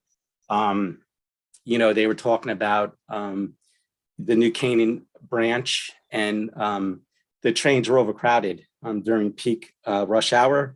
The trains couldn't handle any more capacity and that was overlooked. So these things should be left up to the local people to decide. The one size fits all, you know, doesn't work. The concept of walkability sounds nice, but we've seen in our neighborhood, the neighborhoods don't offer all the amenities. People want to go to Trader Joe's. They want to go to Starbucks. They want to go to IKEA. There's no way to get there other than getting in a car. And it's nice to go walk your dog or go out for dinner. If you're within 2 or 3 blocks, other than that, I live a mile from work and I drive. I want to be in my car. I have other errands to do. I have multiple things to do throughout the day. We haven't seen lower car use in Springdale. Stanford has seen a growth of over 10,000 residents in the last decade. We have seen 74 apartment buildings and over 11,000 rental units built. Stanford has done more than their fair share for the housing market. Just in the last 8 days, we've Mr. seen... Garst, you're at the 3-minute marker. Okay, I'll wrap up. We have seen 4 major projects. There's housing projects that are just coming open. People can come to Stanford and look at what's available. But the mayor recently said that she wants to expand green space in their neighborhoods, and in the TOD for Stanford, they want 5,500 units to fit in the south section of the town, and it's just not reasonable. The schools are overcrowded, and we have to build 5 new schools in Stanford with the cost of $500 million, and there's no plan. Mr. Garst, you're past your 3 minutes. Okay, I'm sorry. Thank you very much.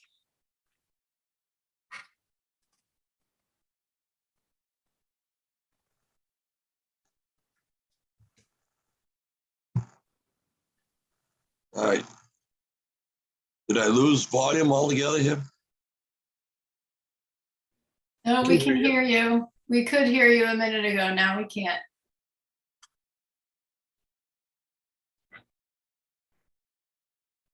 We can hear you now. All right. Thank you, Stephen. Thank you. I'm getting 3/4 of the screen here, but I have Peter Scher next. Senator, there are 2 people who have their hands raised. Okay, I'm sorry. Representative Michelle, there it is. Thank you, Mr. Chair. Thank you, Mr. Garst, for coming today and for your testimony. You were about to talk about the school. I have something else to say, but if you wanted to continue and finish on the schools. Yeah, we've seen a lot of this development, and my son was in Stanford High School, and at the time, they said that the enrollment for 2-year period has increased 330 students. So right now the city's looking for an area to build one school that they want to fit 4 to 5 other schools in that one building. And it's 500 million, maybe they said up to $1 billion if they want to add everything that would be needed. But I don't think, one single school is right for the kids. It's not a good learning environment. It's not going to be good for the kids. I know a lot of kids are suffering from mental health issues through COVID and getting back to school. There's been a lot of incidents at the local high school that's been in the paper. And I don't know, all this development, they keep pushing for it. And then here we are having to rebuild our schools and adding 500 million to possibly the taxpayers, I think, is hard to swallow. Thank you for that, and thank you for sharing. It's true, we've had like a lot of development, particularly in the South End, which is in my district. And I was going to comment on some of the things we've heard along the way, that stormwater has been an issue, and sometimes it makes me think that before we encourage more development, we should actually encourage for better practices like green roofs and other things that are that would be updating our infrastructure as well. Talking about mitigation and talking about retrofitting. But I'm getting off track here. But I just wanted to thank you for your testimony today, and thank you for all you do in Stamford. Thank you, Mr. Garst. I just had one question, and I don't know if you have heard from the mayor, but her campaign platform was that she was going to expand green space throughout the neighborhoods in Stamford. And I'm with the Stamford Neighborhood Coalition, and we're waiting for a meeting with her. And I just wondered if you have heard about that plan. Not much, and we can definitely take that offline. I look forward to. I'll reach out to you, or you can reach out to me. But we'll definitely talk very soon, and on the municipal affairs. Thank you. Okay, thank you, Rep. Michelle. Thank you, Rep. Michelle. Senator Wong. Thank you, Mr. Chair. And Mr. Garst, thank you for your testimony and your involvement in your neighborhood group. It is people like you that make the positive difference in our neighborhoods. You talk about the increased development capacity.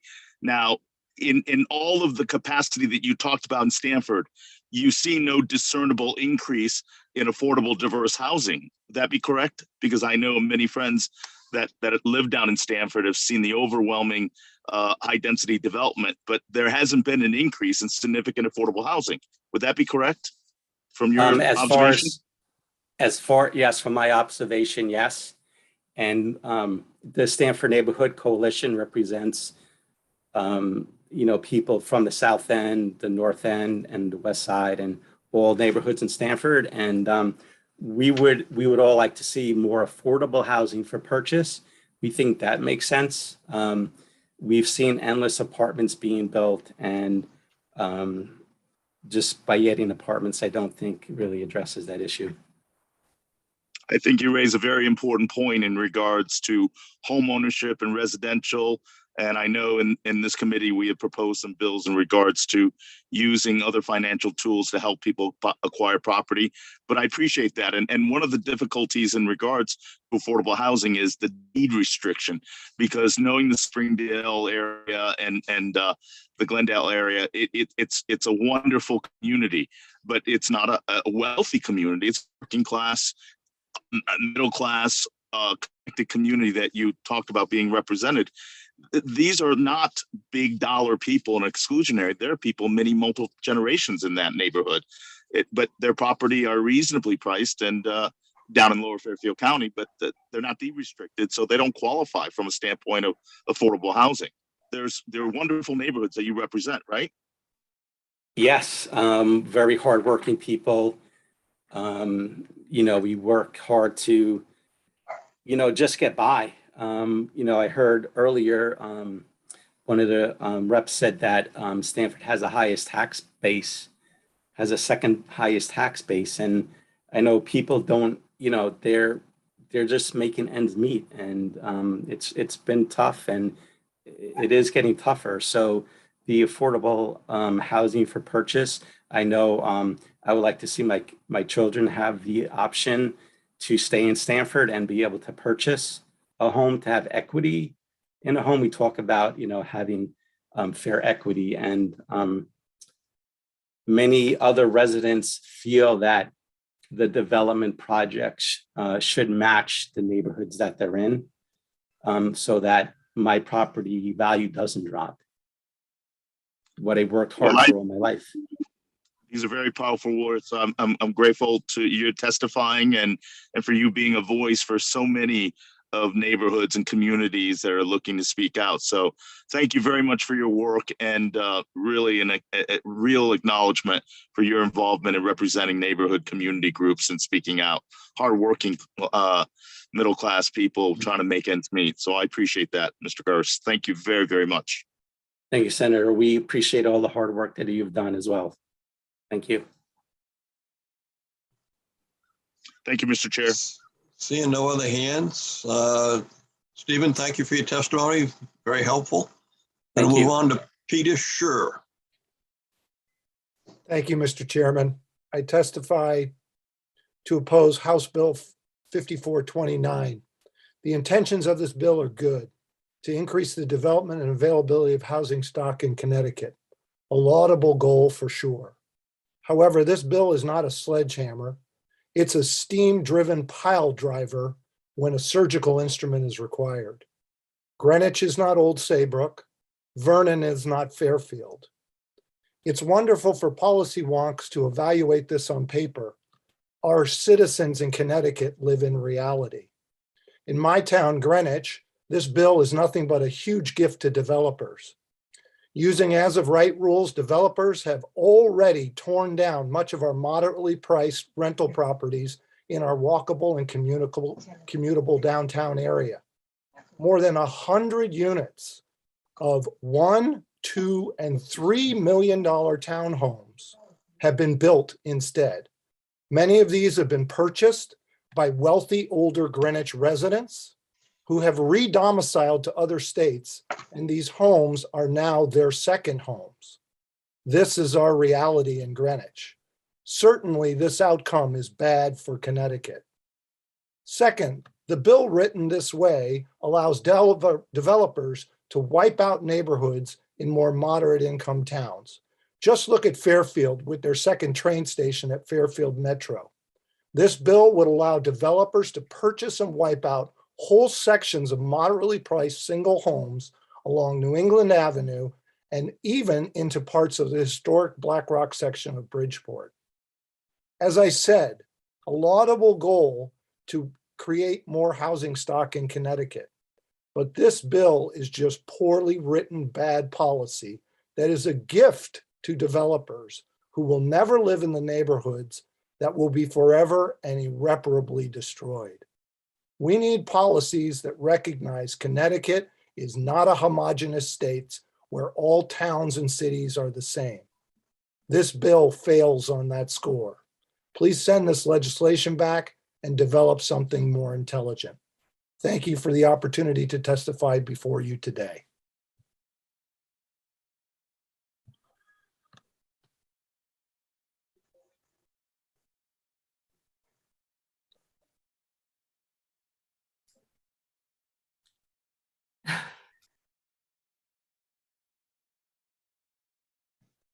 Thank you very much, Mr. Sheriff, for your testimony. I see Representative Fiorello has a hand, and I'm then going to turn it back over to Senator Cassano for a few moments more. Thank you, Madam Chair. Thanks so much for coming to testify, Peter. You make a really great point that what we're seeing in the kind of TOD and developments that are happening is the demolition of moderate homes, moderate priced homes for the replacement of super luxury homes. Could you describe more about that so people can really understand the reality of what we're talking about? Who's living in these moderate homes, and what are you and your neighbors concerned and worried about? Well, as I said in my testimony, I think our greatest concern is, and we visit this from Hartford a lot, there are other people in other parts of the state who have an impression of what Lower Fairfield County is.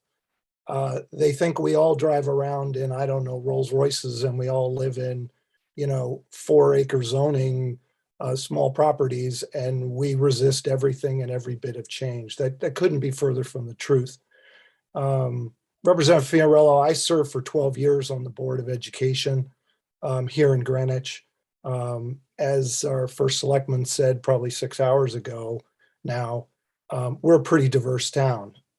In the school system that I helped govern for 12 years, we have 30 to 35% children in our school system that are on free and reduced lunch. We have a lot of housing stock here that is moderate income and lower income housing. What's happened is with developers, this is under threat. There's a street here in our town called Millbank Avenue. It was built largely of homes built near the turn of the century. I'm talking about 1900s, not the most recent turn of the century. Those have been converted into 3, 4, 5-unit apartment dwellings. They were beautiful homes along a long street. It is 1 block away from our main avenue, as you may be aware, Greenwich Avenue, which is our retail. It's all walkable. Greenwich Avenue at the bottom empties out to where our train station is, our main train station to go to New York. Developers got a hold of those properties. Nearly none of them are left. I mean, blocks and blocks and blocks of it were all torn down, and they were replaced with units. As of right units meant they met all the rules in Greenwich, but they fundamentally changed the community. There's a school at the end of the street, and I know this well, the Julian Curtis Elementary School. That school had roughly 400 kids. We have 11 elementary schools in Greenwich, and we love, and parents love, that these schools are in their neighborhoods. They serve the many different neighborhoods of Greenwich. When all those housing units disappeared, the number of enrolled students in that school plummeted by 150 kids. And it's largely because these families were just priced out of the market. I don't know where else they went in Greenwich, or maybe they went over to Stamford or whatever. So this bill, I get the objectives of the Desegregate Connecticut who wrote the bill. But they just have no familiarity with how this would be applied in places down here in Lower Fairfield County, where there's great wealth, and coming to Connecticut is still relatively less expensive than being in the very expensive Westchester or what have you. So this kind of policy prescription is just going to destroy some of the towns down here. I don't think I know anybody in Greenwich. I heard Mr. Galvin speak, who's fundamentally against this. I'm highly supportive of it. A diverse housing in our community is a great thing. But the way this is written, it would just really do devastation to our community. It might help Fairfield. It might help, I don't know, up in Hartford, one of these other 40 towns. But where we are, it'll just destroy more housing down near our central core, because the developers will just come in and build, and they won't worry about the auxiliary unit, the 10% unit. They don't care about that.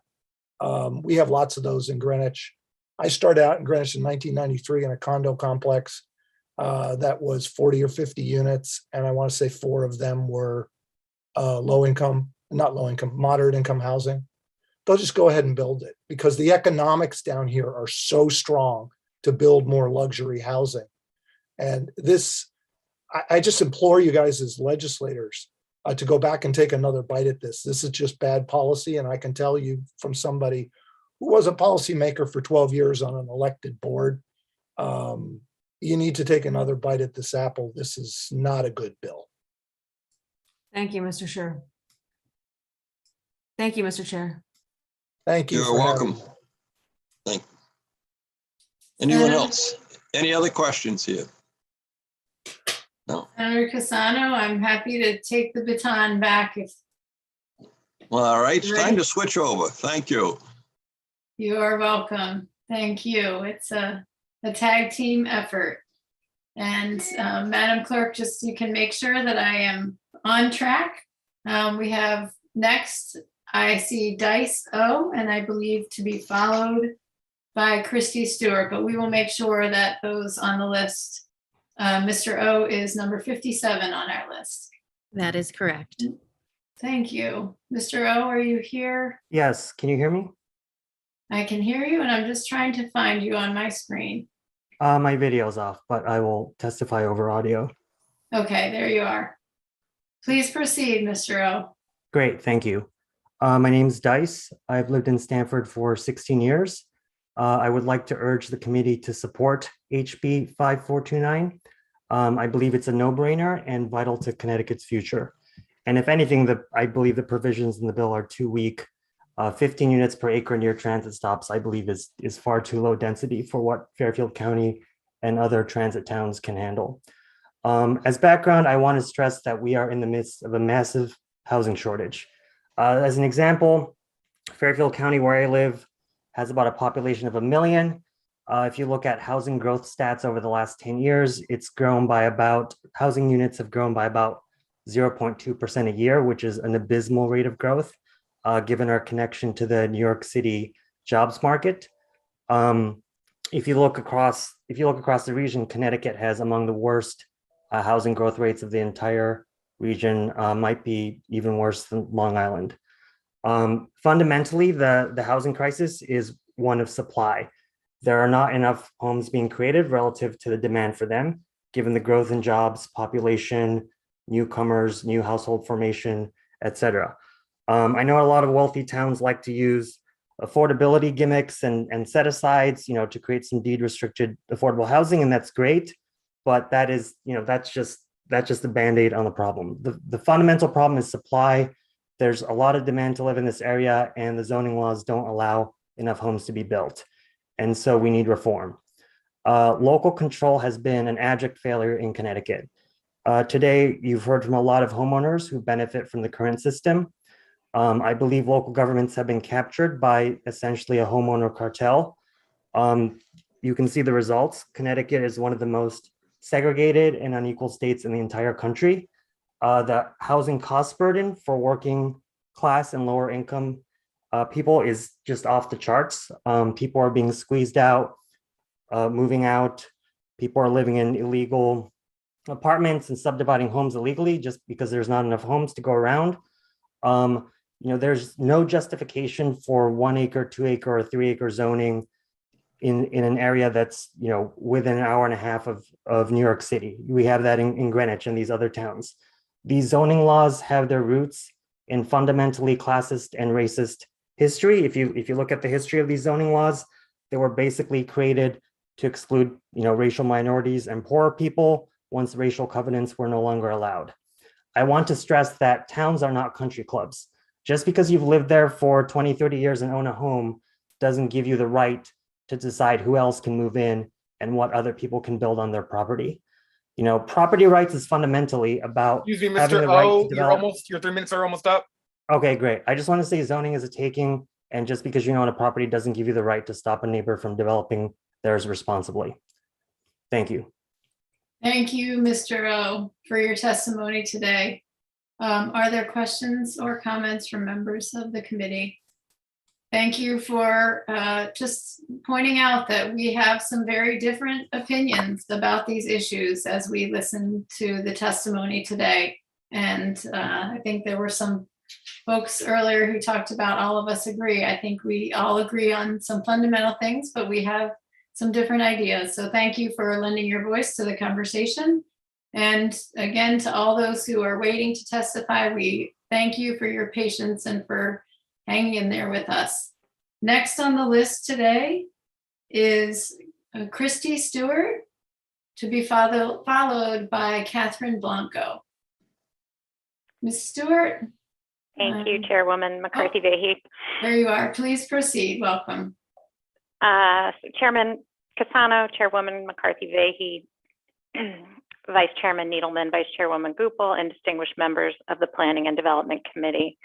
My name is Christy Stewart. I am the Chief Initiative Officer for the Center for Housing Opportunity based in Bridgeport, and I lead its collaborative work to regionally facilitate the preservation, production, and protection of housing that is affordable and accessible for people at all income levels and all stages of life in Fairfield County. I thank you for the opportunity to submit testimony today in support of House Bill 5429, which would allow the as-of-right development of multi-use, multifamily housing near rail and Connecticut fast-track stations.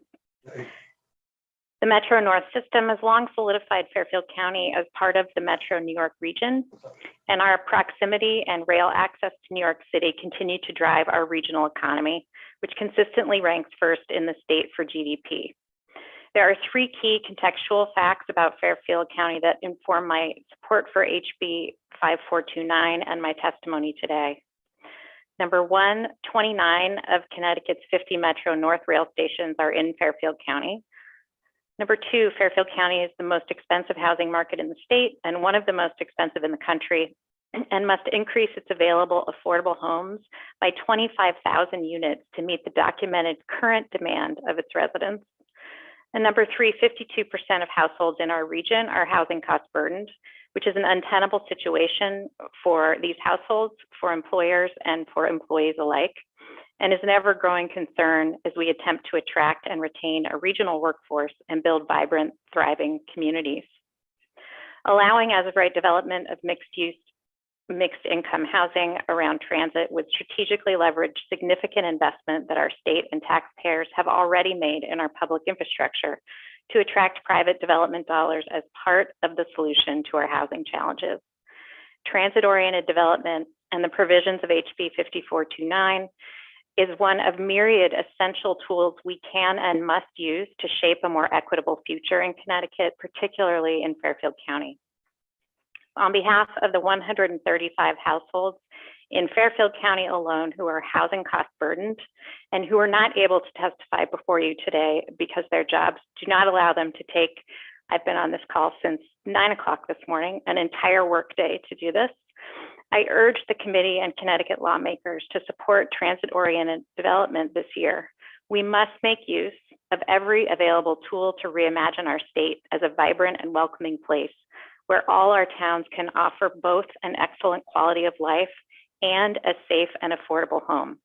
Your support of TOD and the provisions of this bill would signal your commitment to an equitable future for Connecticut that remains out of reach for far too many residents today. Thank you for your leadership and for the opportunity to testify before you. Thank you, Ms. Stewart. And I think we started at 10, if I'm not mistaken. So I hope you weren't here at 9, but I'm teasing because I know that many of you have stayed here with us for many hours today, listening to the conversation. And as I started the day out, it's, I hope listening that we can all learn from one another. I want to ask you a question about the 25,000 units to meet the documented need of current residents. And that number, could you share a little bit more about what that number means, how it's calculated, and where those 25,000 people or families currently are? Because I've had this conversation with some folks who, understandably, have some questions about how that works. So if you could help with that, that would be wonderful. Yes, thank you for the question. And I'm talking right now just about Fairfield County, but I can tell you we do have this data for every county in the state. We know right now, let's see, let me think about where to start. This is American Community Survey data, first of all. So it's the same data that Connecticut Data Collaborative, Connecticut Data Haven, any research and policy group is using this data. We use it all across the country.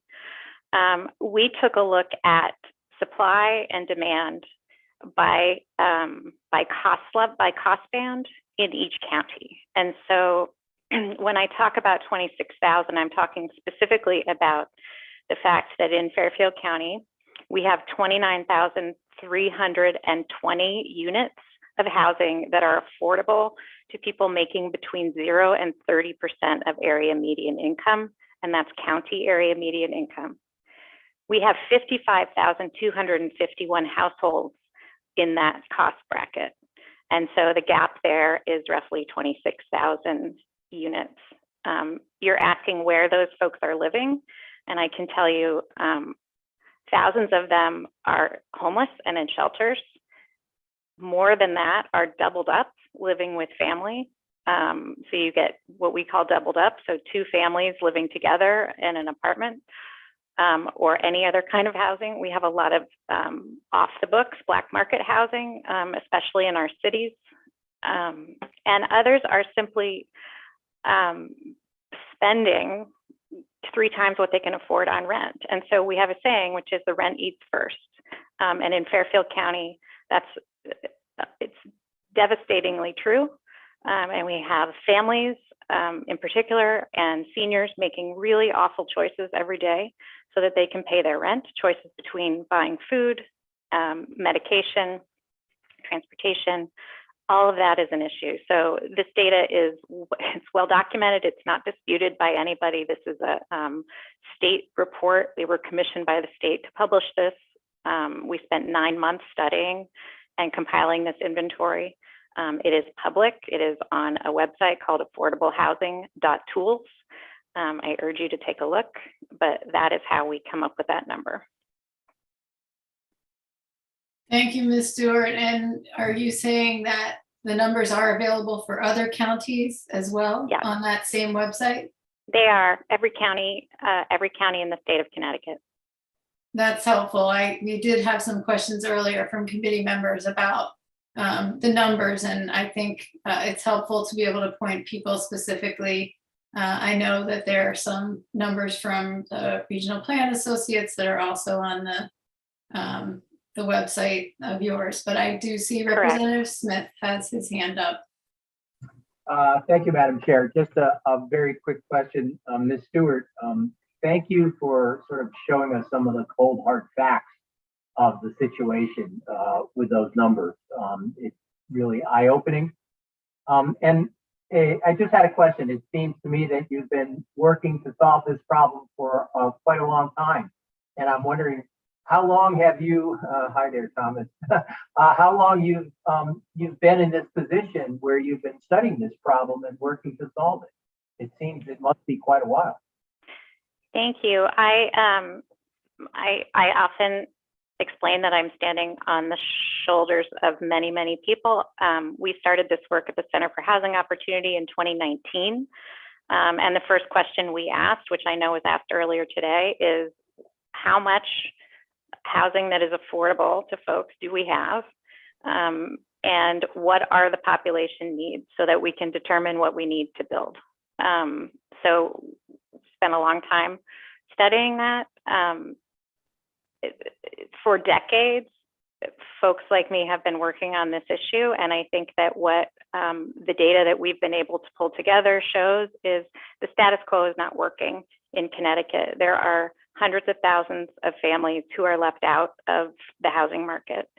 And so while we've been studying this I've been studying it for a decade in Connecticut, people for 40 years, 50 years, 60 years have been studying this in Connecticut.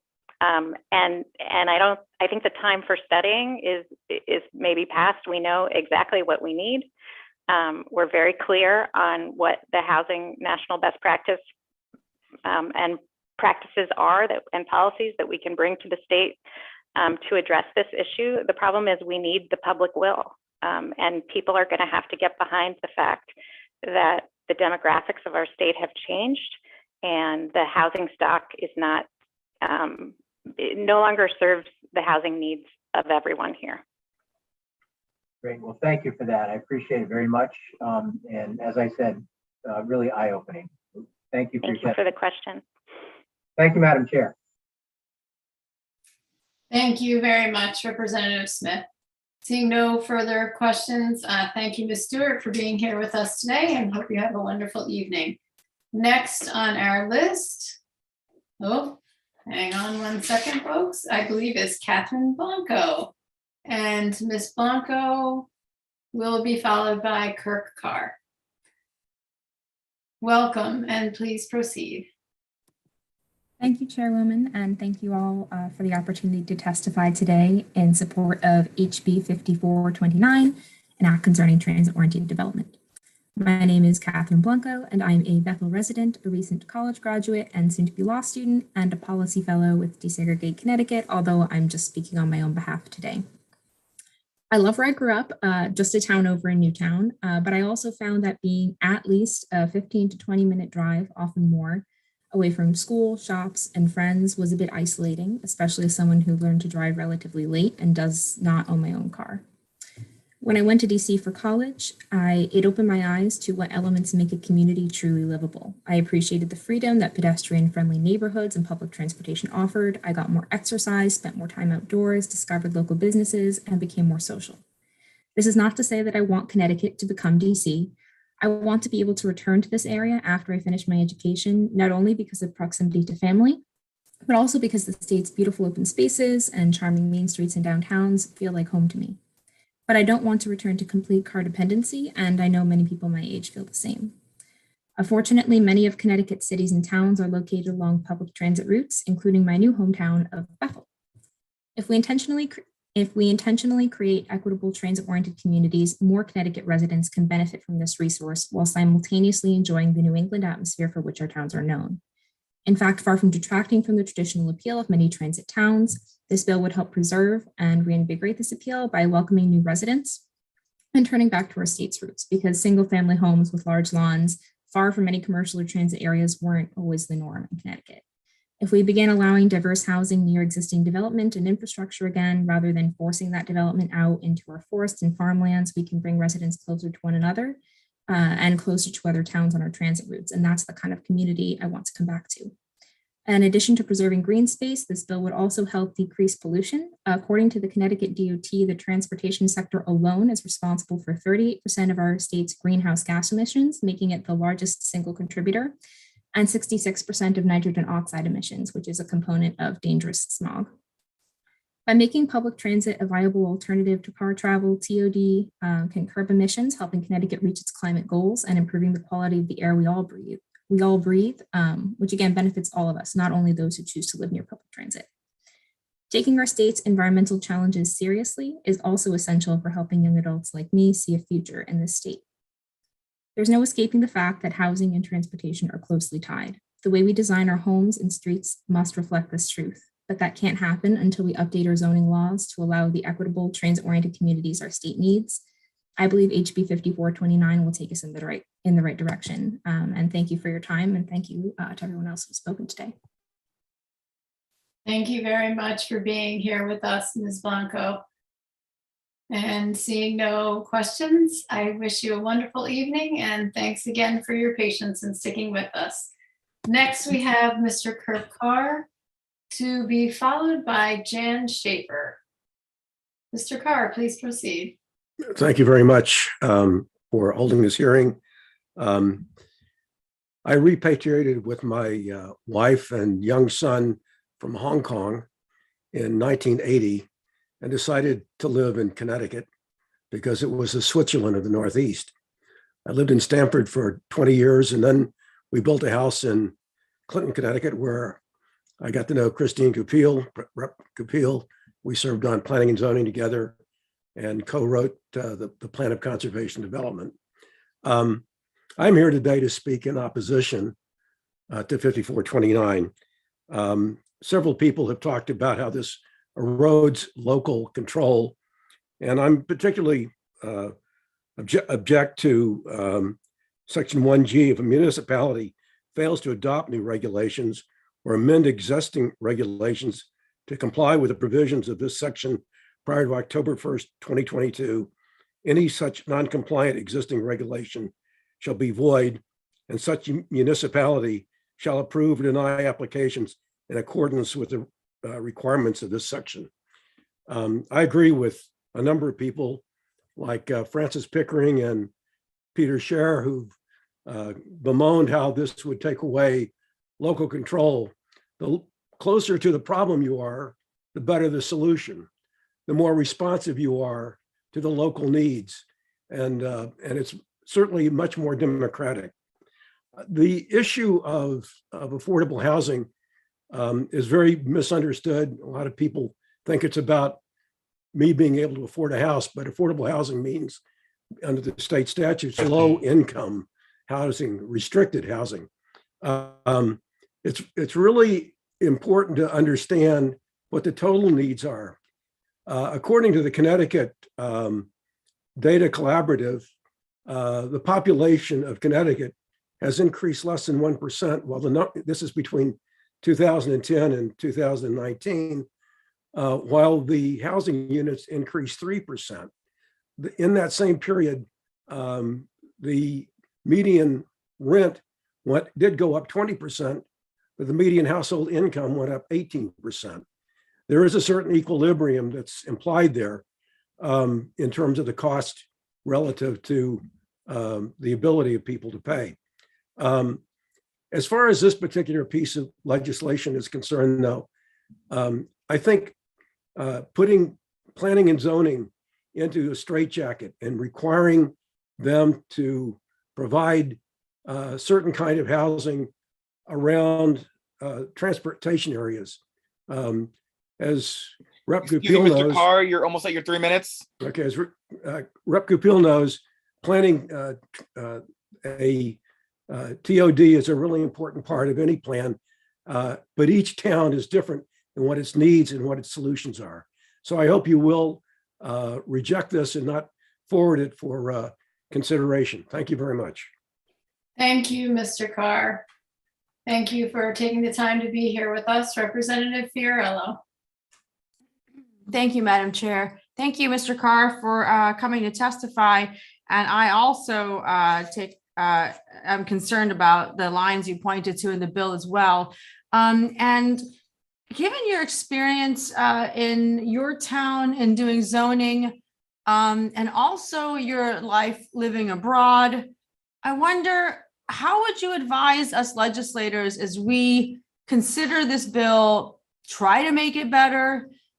And how should we wrap our minds around the proponents and they're sort of just the fact that they all seem to be very young people with not a lot of life experience? What would you say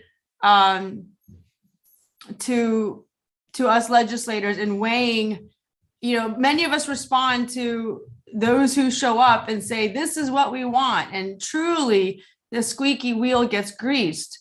So how would you advise us? I think you have a lot of wisdom. Well, I guess I would quote Winston Churchill, who said that if you're not a liberal as a youth, you don't have a heart. If you're not a conservative as an adult, you don't have a brain. So I don't doubt that these young people have very good intentions. I mean, what was really interesting was, I think it was the first selectman from Greenwich who pointed out that CCM, that he was surprised that CCM came out in support of this. But then he mentioned that Luke Bronin, who is Sarah Bronin's husband, is the chairman of CCM. And we know that Desegregate Connecticut is part of the Regional Plan Association, which is a $4 to $5 million operation that's based upon their filing of their 990 with the IRS. And their board of directors are basically billionaires who will benefit from building low-income housing in places along, in transit-oriented developments. And they are somebody said that, talked about a Trojan horse. I would say these are wolves in sheep clothing. And these young people are being, I think, manipulated by some of that. This is not about altruism. It really is a money-making operation. And there are people behind it who have more tangible objectives than altruistic objectives.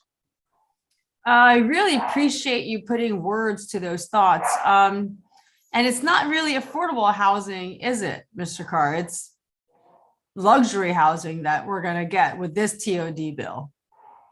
You certainly would get a considerable amount of luxury housing. I think in the end, it is going to be supply and demand.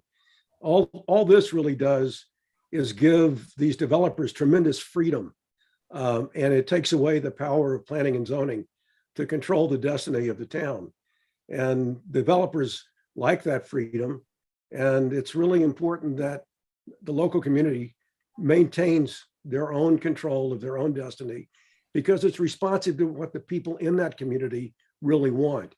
And it's important to know that what Hartford wants is not necessarily what Greenwich or Ridgefield, or for that matter, Bridgeport or Stamford want or need. Those needs are all very different. And the best solutions are those that are responsive to the local community. Thank you so much, Mr. Carr. I really appreciate just the clarity of what you're saying. Thank you. Thank you, Rep. Fiorello. I'm going to turn it over to Rep. Goupil in a moment, but I just would note that I think we have to be careful about assuming intent when we talk about other folks who have testified previously and with what they have said. I think that's really important. Representative Goupil. Thank you so much, Madam Chair. And it's very nice to see you, Mr. Carr. It's been quite a while since we worked together. I just want to have a quick dialogue about how we were so successful with the plan of conservation development, and when we were looking at creating our inclusionary zoning with the downtown, with a mindset that, you know, we're looking at creating development, bringing in housing, and just sort of your views on that collaboration and how, you know, if you're not in favor of this particular bill, where you see the successes in the state, such as Old Saybrook, and how they can be applied to some of the other areas.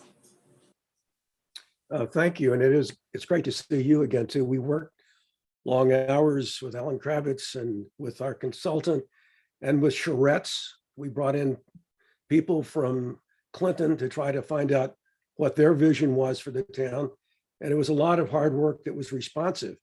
I was interested to hear Mr. Fortuna talking about Old Saybrook, and what they've done over there is impressive. And the fact that that's their largest taxpayer. The only concern I would have is in the cost of services for residential development.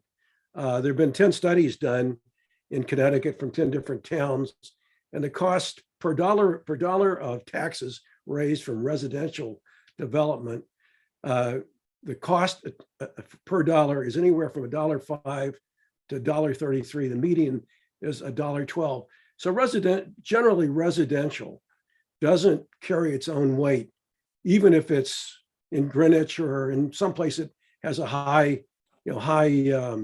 income and high cost housing. It's really important to have a good balance of commercial, industrial, utilities. And where you have that imbalance, it becomes very hard fiscally to make things work. It's also important, and I think somebody's addressed this or talked to it, to have housing that will provide the employment. Employment is an important part of that too. And that requires a wide range of employment, and from lower income employment. And that's one of the problems that we have. I'm now living in Ridgefield, is that we don't have enough of the lower income employment. It has to be brought in from Danbury, for example. So trying to provide the kind of housing that will support the commercial development is really important too. But one has to understand there has to be a balance. And I don't think the Planning and Zoning Commission is set up or has the charter to think about the fiscal side of it, but understanding that having that the residential does not carry its weight, and trying to understand that you have to keep a certain amount of your area as commercial or zoned in that way, and not have it become residential if you can't fill it with some of the high tax rates that pay 2 or 3 times their costs in taxes. Thank you so much, Mr. Carr. And thank you, Madam Chair. Thank you, Representative Goupil. Representative Fiorello for the second time. Thank you, Madam Chair, for the second time. I will be brief. Mr. Carr, I just realized I would like to give you a moment to expand more on those dots that you were connecting. I think that's really important. You're the first one to really make that connection of desegregate, that's pushing, advocating for this bill. It's one of their big tenets. And then their connection to this group RPA. Could you please speak more about that and why that concerns, that's a point of concern? Well, Segregate Connecticut is not shy in fact, your speaker earlier today said he's an employee of RPA and that he's registered as a lobbyist, which is appropriate. Desegregate Connecticut is part of RPA. RPA is a multi-state organization. It has on its board people like Douglas Durst. I mean, these are people who have other interests besides, I mean, I understand doing well by doing good. I mean, I think there is something to be said for that. And I'm sure many of these people are doing well by doing good. I recall in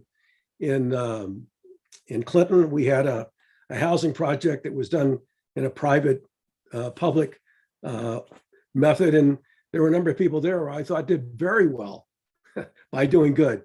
And that's one of the issues that I have, is trying to make sure that while people are doing well by doing good, that we have that balanced. And I think somebody had a unjust enrichment. That was a comment that someone made earlier, that we don't, in the process, unintentionally create unjust enrichment.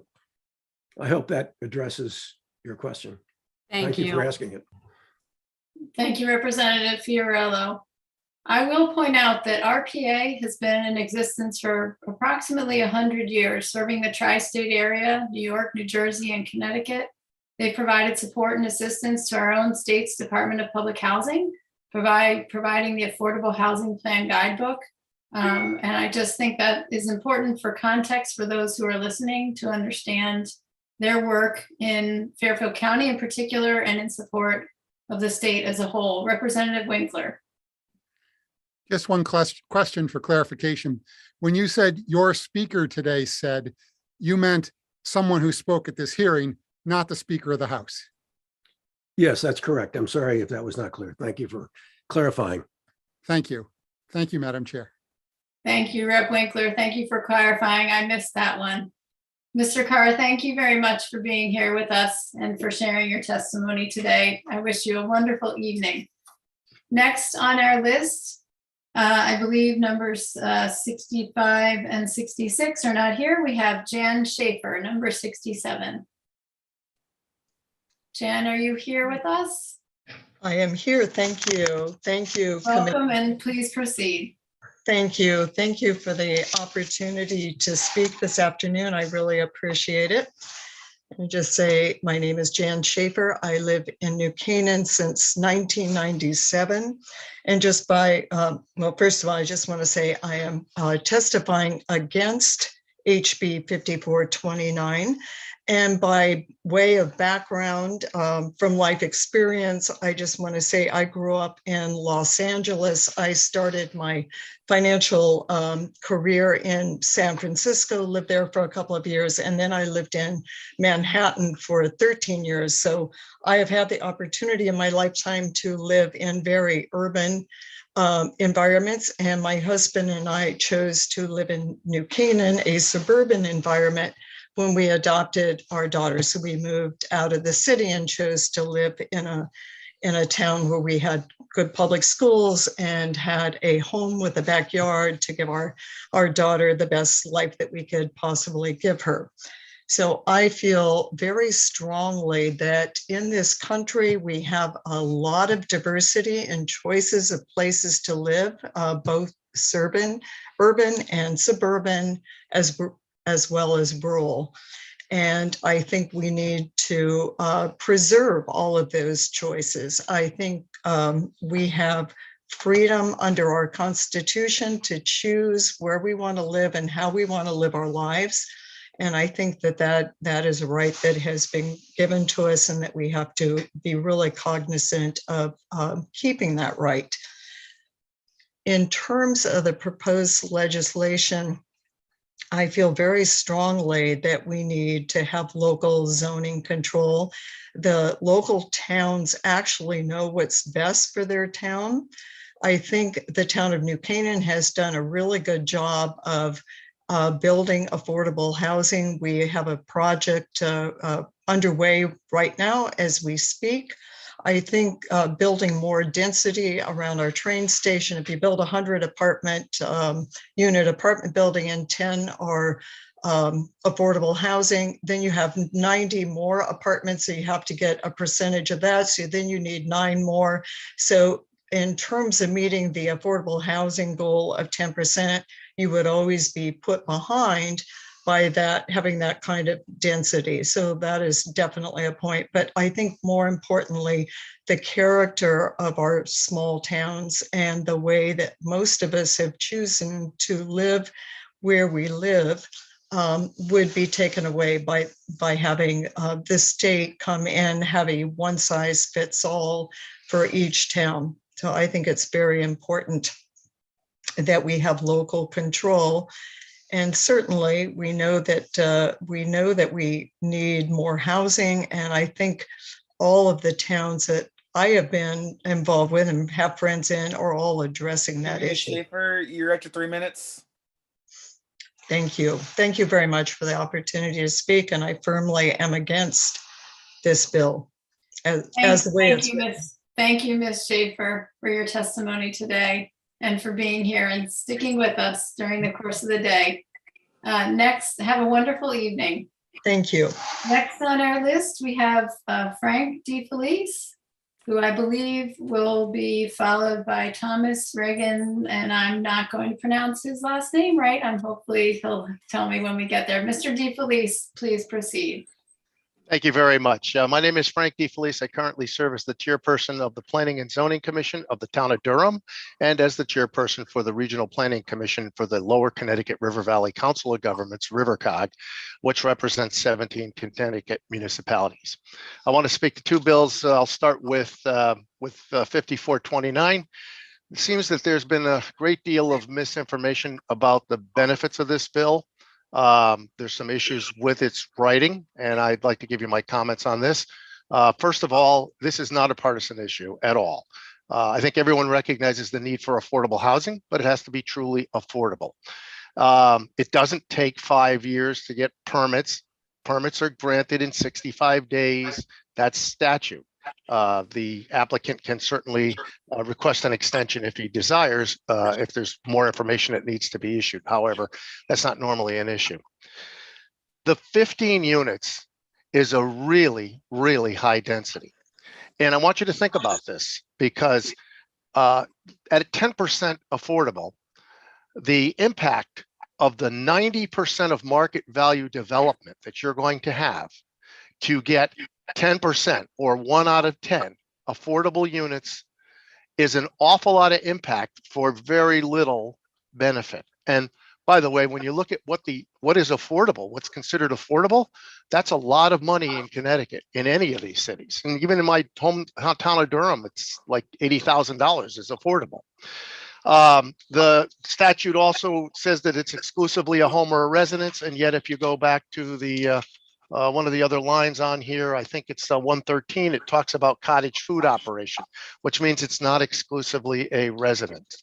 What I think you're going to see happen with this bill is that any properties that are now single family within that half-mile radius are going to be bought up by developers. They're going to come in as of right and build as much as they can on that block. Quite frankly, I mean, there's nothing to stop them that's within this document. The single parking space, there's no place for a guest to park.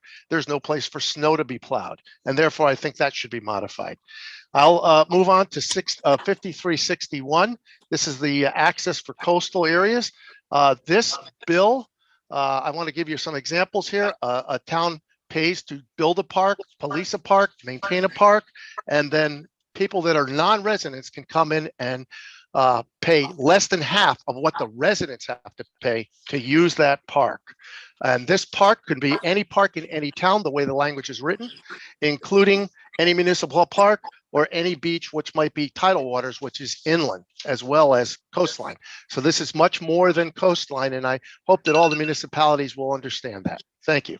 I'm willing to answer any questions that you might have. Thank you very much for your testimony. Earlier today, I noted that we had an error in drafting and the language was intended to be 150%, just to clarify that. But I see Rep. Winkler has his hand. Just a further clarification, is the percentage, the ratio you cited based on the 50% in the bill or based on some other data?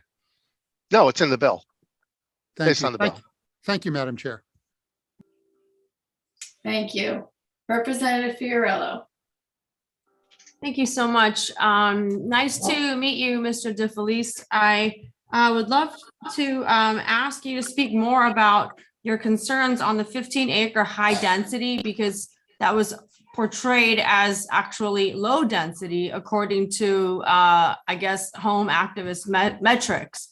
But you say it's high density, and that's the trouble with trying to understand this bill. Is just there's a lot of he said, she said, but we want to be grounded in reality, because what's on the paper will translate into real buildings with real impact on our towns.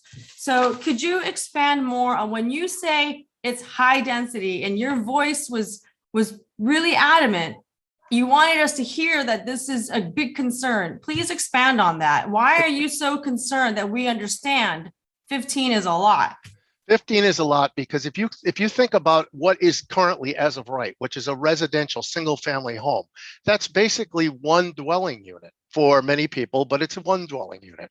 Now, if you had a fourplex, that would be maybe low density. But when you start going upward of 4, 5, 6, first of all, these are all different regulations. The building codes change. You're talking about fire doors and certain access from life safety code. There's all kinds of criteria that has to be built into this. This is an expensive building. If you're going to build something like this within that half-mile radius, this is going to be an expensive piece of property with an expensive building on it that is not going to rent or be sold cheaply.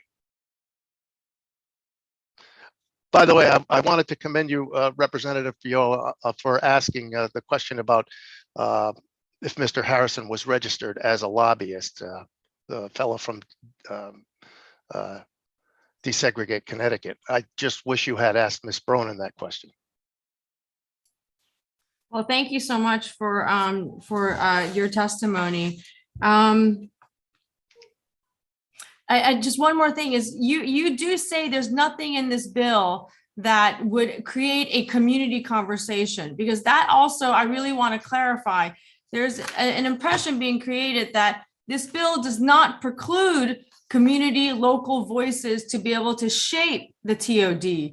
But you, with your experience in working as the P&Z Commissioner Expert Volunteer, do you see a chance in here for the community to have a voice in the development of the TOD? There isn't. When the proponents are talking about the ability of towns and board members and so forth to comment or to weigh in, they're talking about before the application's even been come forth. In other words, yes, you can change all your town regulations. Yes, you could put in the regulations you want. Yes, you could change them to try to accommodate something. You don't know what this is going to be until the application comes before you, which is where the difficulty lies. So yes, you can put some front end loading in, and you can do some things with your regulations to change them, to try to make them address what you'd like in advance. And that's the purpose of a plan of conservation and development. That's the purpose of our municipal regulations in every town. We try our best to be able to say, okay, this is what we want our town to look like. This is what we want our region to look like. This is what we want our state to look like. The problem is with this, once that's done, the special permit goes away. There's no public input. It is simply come in, get your permit, start building. And one final, there was an earlier comment that Euclidean zoning is not racist. There's no racial component to considering zoning. Could you also comment on that, since you think a lot about zoning as well? What do you have to say to the accusation that zoning is racially segregationist? Well, the Euclidean zoning laws and standards are quite old. And at that time, I think it was a very different time. But, you know, zoning regulations have evolved, right? We know that we want diversity in our communities. We know that we want diversity of housing stock in our communities. When Euclidean zoning was developed, the idea was not to have a diverse housing stock in one area. It was to say, okay, all of these will be big houses, all of these will be small houses, all of these will be businesses. And now we have mixed use. We have a myriad of tools. And with 830J, which the municipalities are now just getting their plans going, you know, they've got them done and they're going to enact them if they haven't already. We have in Durham. And those are the things that will work. But remember something, affordable housing is only going to be affordable to certain people. Unfortunately, it isn't going to help the homeless people because it's the benchmark to get into affordable housing is much higher than they can afford. We need to do something with maybe home size and encourage small houses and that kind of thing. Increases in density. There are many things we can do, but this increase in density without any kind of controls as far as permit or special exception, special permit is very, very, it's got a number of issues. It's fraught with problems.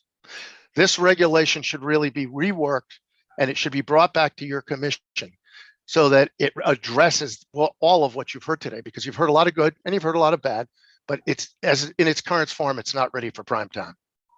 Thank you, Madam Chair.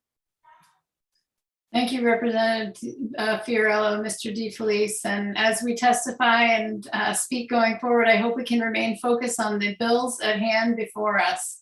I appreciate the conversation today, and Mr. DeFelice, wish that you have a wonderful evening. Thank you very much. Good to see you. Next, we have, okay, I'm going to try Mr. Thomas Reagan Lefebvre. Did I get it right? No. Absolutely, Madam Chair. Thank you so much. Madam Chair, co-chairs, Vice Chair, ranking members, distinguished members of the Planning and Development Committee. My name is Thomas Reagan Lefebvre, and I am the coordinator of the Transport Radford Academy at the Center for Latino Progress. We advocate in favor of modes of transportation which are environmentally sustainable, equitable, and accessible. And I'm here to support HB 5429. And do that very excitedly because we know that transit-oriented development is a way forward in order to reduce air pollution and to promote livable and workable communities. According to the Department of Energy and Environment Protection, our state is not on track to meet its own emissions targets. We urgently need to engage in policies that will help shift our mode of transportation out of cars. And we know that reducing vehicles might travel, VMTs, is the most effective way to tackle emissions from our transportation system, which is the largest source of air pollution. Promoting housing around train stations will allow residents to commute, to go to school, to see families, to do groceries without having to rely on automobile. Connecticut has a wonderful network of transit stations. Fast Track has brought real benefits to cities like New Britain. With the incoming federal investment into a rail system, it is the perfect time to invest in the areas around those transit stations, to build housing and to invest in a workable environment that will benefit everybody. We are an aging state as well. A growing number of people do not want or cannot or will not rely on automobile to do their errands. And talk about safety as well. I mean, in 2022, there have been already 18 pedestrians being killed on the road. And if you think of it, last year, the first pedestrian being killed, the first fatality was on February the 18th. So we are on track to having a catastrophic year for vulnerable road users being killed on the road. The same way, car users' fatalities are also on the rise. Without a doubt, an effective way to reduce crashes is to move people away from using their cars. And this is a very timely proposal because, as you know, Executive Order 21-3 mandates the Department of Transportation to come up with a plan to reduce vehicle mass travels. And we know that, again, transit-oriented communities or development is the way forward. I want to thank you for your attention. Thank you so much for being here with us. I guess I needed Rep. Michelle to help a little bit, perhaps. We're with Michelle in two different hearings today, so here we go. We have our time. Thank you. Well, thank you so much for taking the time to be here with us, and we wish you a wonderful evening. You too. Good luck. Next, I believe number 71 is not here, and so we have number 72, Gail McNair, to be followed by number 73, Dennis Crow. Ms. McNair, welcome, and please proceed. Hi, thank you. Representative and co-chair Vahi, and good evening also co-chair Senator Casano, Vice Chair Senator Needleman, and Representative Gupel, and other distinguished members of the Planning and Development Committee. I have already submitted my written testimonies as well as amended version of it earlier this afternoon.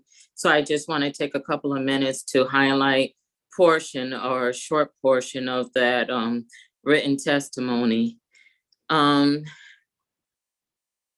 As of late, I have been cognizant and reflective of the empty lot that comprises 13 acres of prime developmental property that is located directly across the Union Station in New Haven.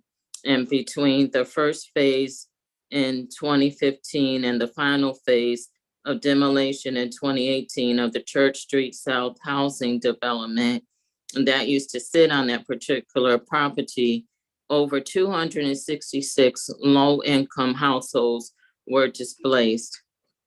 I am also cognizant of the talks between the City of New Haven and the property owners, which is the Northland Investment Corporation, that may still be taking place to develop the property into a mixed-use development that will comprise of between 700 and 1,000 household units as well as a retail. It too often, from my vantage, high-end housing units are erected to the extent that based on the market value rates of the unit compared to the set-aside affordable units that are still, the affordable units themselves are still out of reach for the people who need the units the most. As in this case, households that fall within the demographics of those 266 displaced households. And therefore, keeping zoning reform in mind, I urgently request that any new development that emerges on the this particular property and other TOCs throughout the state will be deed restricted, consistent with the needs of the 266 households that were displaced within the aforementioned housing development, as well as residents in our state who need these types of units, affordable units, true affordable units the most. And I just want to take a couple of minutes. I don't have enough time left to really go into why I disagree with the testimony or the statement that was made in the testimony a couple people prior to myself when he said that homeless people are really, the affordable housing doesn't apply to homeless people. Just a heads up, you're at your 3 minutes. All right, well, thank you again for allowing me this time to testify before your committee this evening. Thank you very much, Ms. McNair. And just to, because you were getting the time warning at the end, I just want to hear what you said properly. You were talking about homeless people and folks who are homeless and having adequate access to housing. Can you just clarify that last statement? Yes, and thank you. What I was attaining to or alluding to were the people that I'm cognizant of that are actually hardworking people who are just really struggling to make the ends meet. And they are homeless. Some of them are doubled up, as somebody else referred to early on, that they may not be actually living in a shelter. Some people who are living in shelters actually do work as well, but then there's a lot of other thousands of people throughout the state who are deemed homeless, but they're living on the couches of family members as well. So from my vantage point, what I have observed, especially in the greater New Haven area, is outside developers coming in, mega developers coming in and erecting these high-end structures. And based on the market value of most of these structures, with just a junior size unit or junior one-bedroom unit starting at easily $2,000, the affordable units within that particular structure are still out of reach for most people in this area who would need it. And these structures are being raised in urban communities where you have a density of populations of people or households who are low income to borderline middle income households that really could use more affordable housings that fall within their income guidelines. Thank you for sharing that. So you're talking about the need for deeply affordable housing, and Yes. for affordable housing at all levels, but particularly for deeply affordable housing. Yes. Yes, thank you. Representative Fiorello. Thank you, Madam Chair. Thank you so much, Gail. So great to speak with you, Ms. McNair. I was on a radio show recently and a caller called in and she was from New Haven and she said, there are so many new buildings coming up in New Haven and they're all luxury. And she has no idea who's going to live in those buildings, but it wasn't her or her neighbors. Is that what you're talking about? And exactly. Yes. And last week I testified before the Housing Committee. I forget the exact bill that was proposed at that time, but it had to deal with affordable housing as well. And I was mentioning how cities like Hartford, Stanford, and New Haven have pockets of what I refer to as affluent within blighted neighborhoods. So in your particular question, I do agree with the testimony of the person that you're alluding to. Especially, I'm mindful, especially of the area right around Yale New Haven Hospital. And within that, Yale New Haven Hospital is within a zip code of 06519, which comprises of the North and South Hill, as we refer to here. And so if you do any kind of research on the demographics within that particular data track or the census tract, if you zone in to some of those households, you would see that they fall within the HUD guidelines. But because these structures, which are close proximity, if not adjacent to the hospital itself, are basically being built for the convenience of doctors and other high-end professionals in the area, including the faculty members and such, as far as Yale University and Yale New Haven Hospital are concerned, that really skews the demographics at first glance as far as that population or the zip code is concerned. So a lot of people that would otherwise qualify for services through HUD would be excluded or blocked that access to those services because of the incomes in that particular zip code from these professionals, such as doctors and lawyers and so forth, research assistants and so forth, are driving up those incomes and skewing the data track and the census tracks, or driving up what I refer to as, well, not refer to as the fact, is the area median income. So I invited some of the legislators last week to come and actually engage with some of these residents and these communities, residents like you had the privilege of meeting or listening to over the radio conversation that you had. and actually engage with them and get their own stories and take their stories into consideration going forward as you put together your legislation and hopefully reform some of these zoning laws. I would love to follow up with you, Ms. McNair, and I welcome any further conversation. I really do. I provided, well, you have my email that is attached to the written testimony.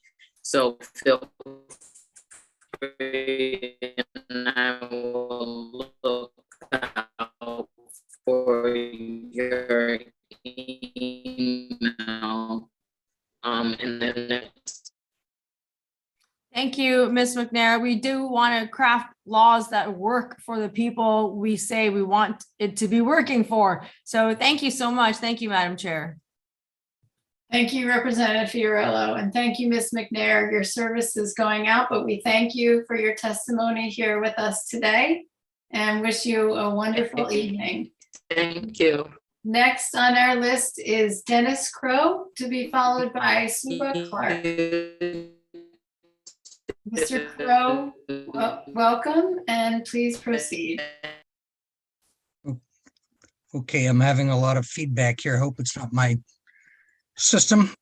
My internet going out on me right as I come up after a long wait. But anyhow, not since 9 o'clock, about 10. Okay, so anyhow, Chairman Representative McCarthy Vahey, Senator Casano, Vice Chairs Representative Gupil and Senator Needleman, Ranking Members Representative Zullo, Senator Wong, and the members of the Planning and Development Committee. I'm speaking today in opposition to both HB 5429 and in opposition to House Bill HB 5361 regarding open beach access. So this great country of ours was founded on principles of individual rights. We've placed our trust in elected officials to protect our property rights by way of zoning regulations that place reasonable limits on what can be built in proximity to the significant investment we have in our homes. It's our biggest single investment. We've kept the control of those zoning laws and regulations local so that the public most affected by new development would have a voice in the creation of both the zoning, determining whether or not building types and so on would be normally compatible, and specific instances where a building is requested. Unfortunately, over the years, yes, that zoning has had the side effect of somewhat excluding some of the less fortunate. But this bill is a sledgehammer. I've heard this analogy used today. I've heard cudgel and I've heard steam shovel, but I think I'm going to stick with sledgehammer, where a pry bar is the proper tool for the job.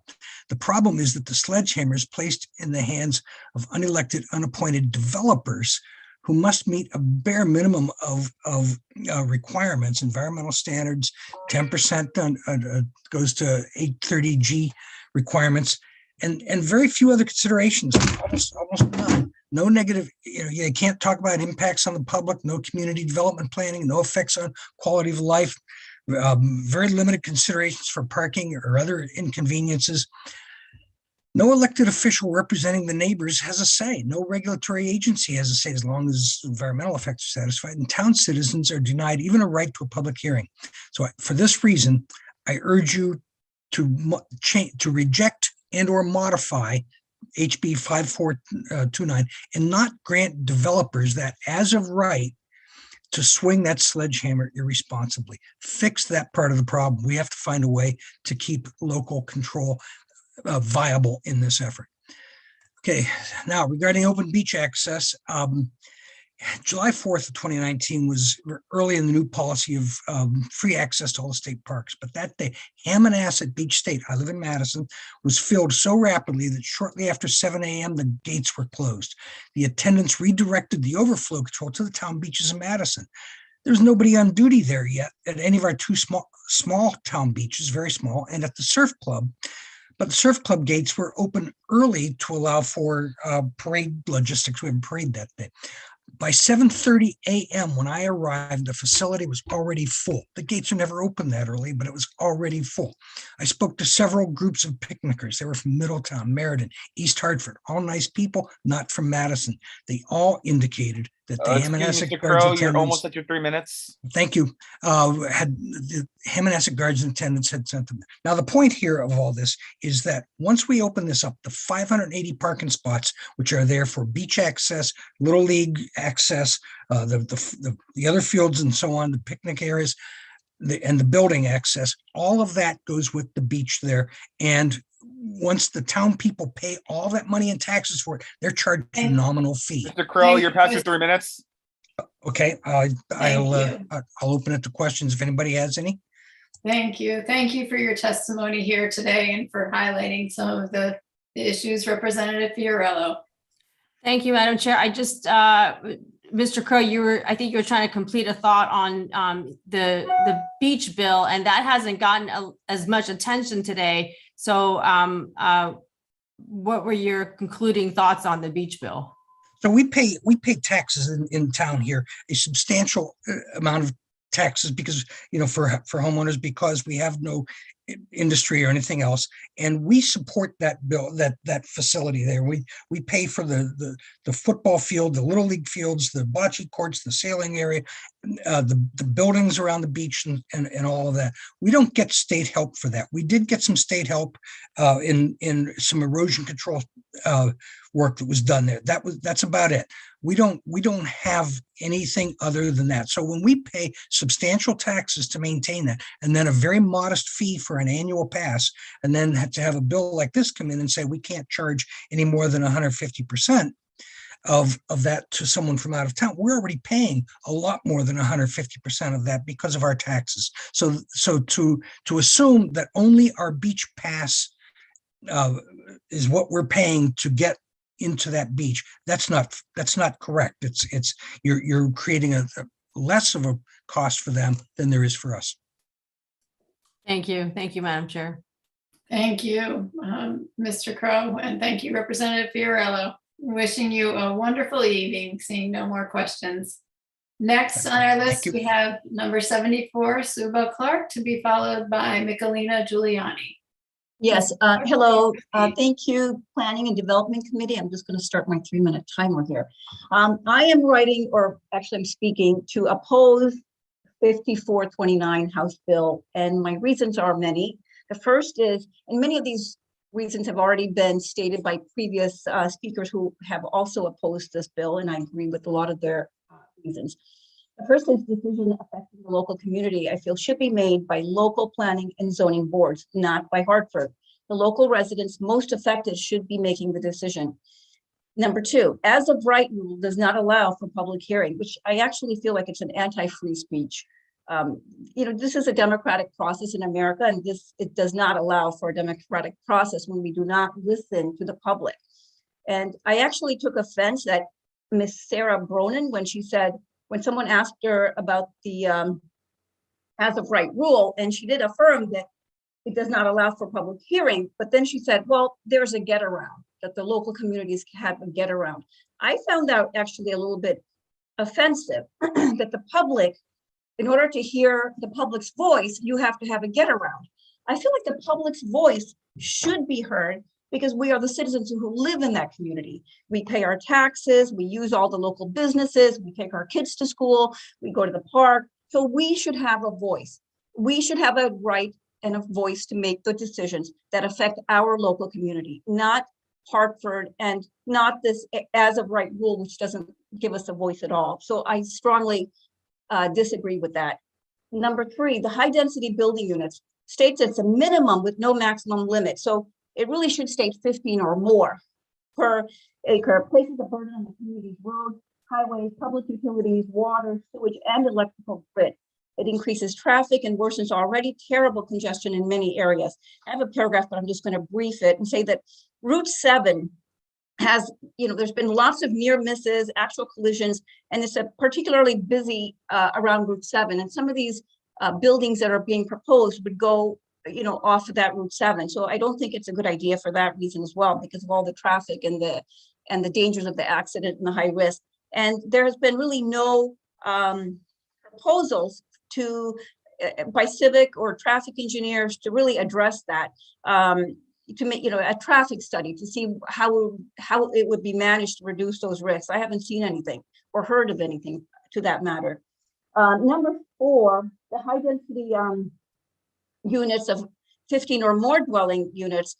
Of course, it increases population, but this also places a burden on schools, the teachers, who are already struggling with teacher shortages, causes overcrowding in schools and districts, which oftentimes will need to have another school built, and of course that's an added cost. And all of this also affects learning in children. We've already had a terrible decline in learning over the last 2 years. Oh, I'm already at my minute. I'm going to speed it up. And number 5, 1D, historic buildings are not exempt. It should be exempt. It just says land conservation, but nothing about historic buildings. Number 1F, line 50 to 55. Ms. Clark, you're past your 3 minutes. Okay. Thank you. I know there's a lot to get in. Representative Fiorello. Thank you, Ms. Clark, for your testimony. I think you had maybe 1 or 2 more points, and you were getting to talk about historic buildings, which I have also been hearing a lot from my constituents in Greenwich. Could you complete your thought on the point about historic buildings? Well, historic buildings, it really is one of the things that makes New England unique. I grew up in the Midwest, and we would have some areas with old homes, but here it's pretty much dotted everywhere. And I really think that that's a unique feature of New England. A lot of them are very historical buildings, and even if it's not designated as for preservation, it's historic. There's a sign on the door. It could be from 1700s, 1800s. It's very, I remember watching this movie, one of these Little Women, actually, I'm sorry, Little Women. And they talked about a year during the Civil War, and one of the houses in Wilton, where I live on the main road, has a year that's around the same exact period. So it was really a wonderful talking point for my daughter and I to discuss this movie and look at this house. This was around that same time. Now, if you tear down these beautiful historic buildings that have such wonderful talking points for your children, and this is it's something to learn from. I don't think it should be destroyed. Certainly not to put up these multi-unit houses.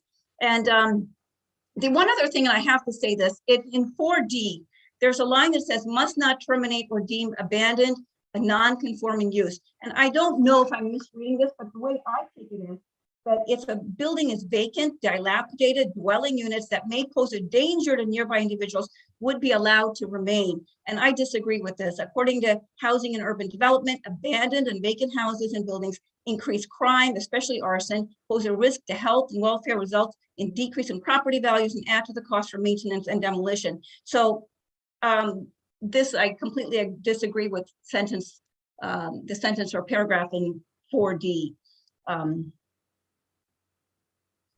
I think that, and by the way, I don't think this is racial at all. I come from a multiracial family, and I don't see any race in this. I hate to infuse race in everything, and I feel like we do that in society. This is about really quality of life in schools for me. I moved to Wilton for the quietness. I like the privacy. I like the schools. It's really the schools are the #1 reason I moved here. So it doesn't have anything to do with race. And there is very much diversity. I grew up in Midwest Ohio, and there was not much diversity when I was growing up. And I find a lot of diversity here. So I also disagree with that statement. And I'm done. Thank you very much for letting me talk. Thank you. Thank you, Madam Chair.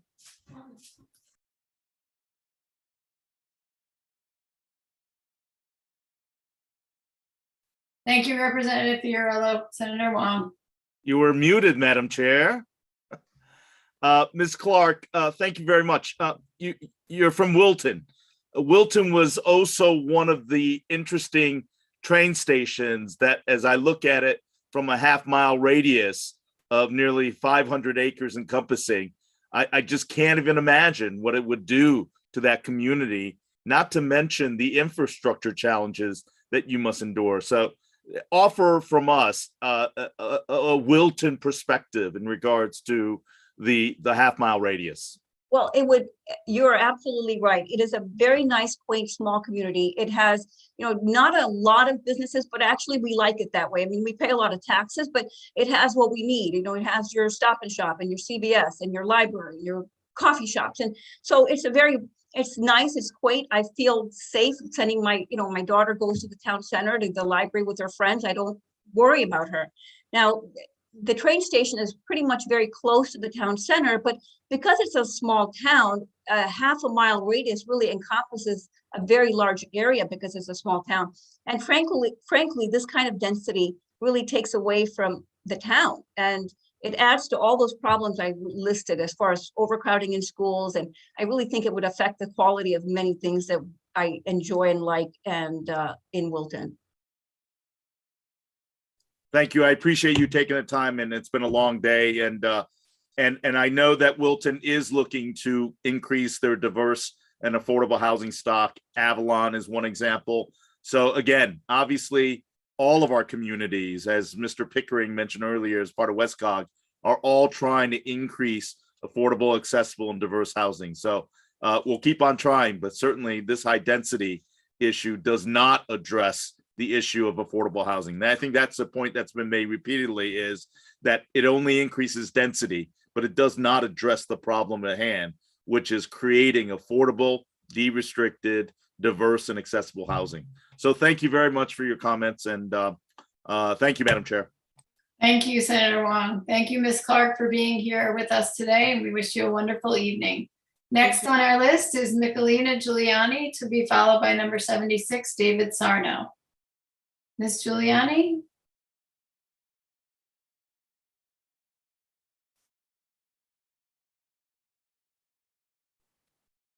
Ms. Giuliani, are you available? I see that you're here. Sorry. Welcome, and Sorry. please proceed. My name is Michelina Giuliani, and I'm testifying against proposed Act 5429, Transit-Oriented Development. My family and I moved to the great state of Connecticut because of its beauty and offering of non-overpopulated small towns. Our town select woman recently sent an email concerning an act concerning transit-oriented development, which would allow 15 housing units per acre within a 10-minute walk to a trail or a transit or rail station. We moved away from a community creating a very similar environment. In fact, when someone asks what brings us to Wilton, I'm not embarrassed to say we escaped overpopulation. We chose Wilton because of its low population, small town feel, rural community, open space, and forest-like environment. We chose Wilton because we're a family that does not fit well or feel comfortable in an urban community. We chose Wilton because of its conservative values and respect for retaining and even improving the environment. This small town living is not for everyone, just as an urban life is not for everyone. We decided Wilton's way of life is our choice and love every inch of this great town in this great state. At the time we moved, we were not aware of the Connecticut statute 830G, and we were especially not aware of the aggressive desire of builders and developers to override our town's zoning laws using this statute. While we can't ask that Connecticut statute 830G be rescinded, we can ask that any additional legislation created to override or even more of our town's zoning laws be vetoed. Allowing legislation to pass that takes away control of our town's law is undemocratic. A statute overriding our town's zoning and development takes away the right of every tax-paying resident and gifts it to a builder or developer without our consent. Many of the lines in this act take away the powers granted to our local elected officials. For example, overruling our current local laws pertaining to dwelling dimensions and even our sewer infrastructure. Additionally, proposing an act that accommodates vehicles when it's specifically designed or labeled as transit-oriented is paradoxical. My family and I witnessed firsthand a small town instantly become urban, and pray that does not happen here in Wilton. We experienced overcrowded grocery stores, overcrowded health centers, overcrowded streets, polluted streets and air, and a community that became angry and very resentful because of the overdeveloped areas. Don't let our beautiful community be taken from our residents or the officials we elected. Thank you. Thank you, Ms. Giuliani. We appreciate you spending the day with us and sharing your testimony. Next on our list, we're going to move to number 76, David Sarno, and to be followed by number 77, Gus Christensen. Good Mr. evening. Sarno, welcome and please proceed. Good evening. My name is David Sarno, and I'm coming to you live from Ground Zero. I'm testifying regarding Bill 5429 on my family and my own behalf. And I've been raising my family in a historic home for the past 17 years within a half a mile of the TOD zone in Saugatuck. I'm opposed to this bill, even though if the law is prorated for smaller lots, it would certainly be a financial boon for me and my family. I've spent more time on this issue over the years than I've ever cared to, including engaging in over many months on Saugatuck TOD study, which I might add, spent 450,000 state dollars and yielded nothing. If I tell you that this bill will destroy my neighborhood, many lawmakers and activists may only hear me say NIMBY, not in my backyard. If I say traffic is already horrific, many advocates will claim building density near the train stations will reduce traffic, even though many of those advocates haven't spent a minute in my neighborhood during the rush hour. Since I worry you won't hear me if I share impassioned arguments, maybe several analogies will help. This bill is like forcing a surgeon to use a chainsaw to operate on a patient. This bill is like cracking an egg with a sledgehammer. This bill is like lighting a candle with a blowtorch. I won't mince words. This bill will take a wrecking ball to my neighborhood. What's to stop it? Only developer cost considerations. Who benefits from this bill? Developers, almost exclusively. They're licking their lips.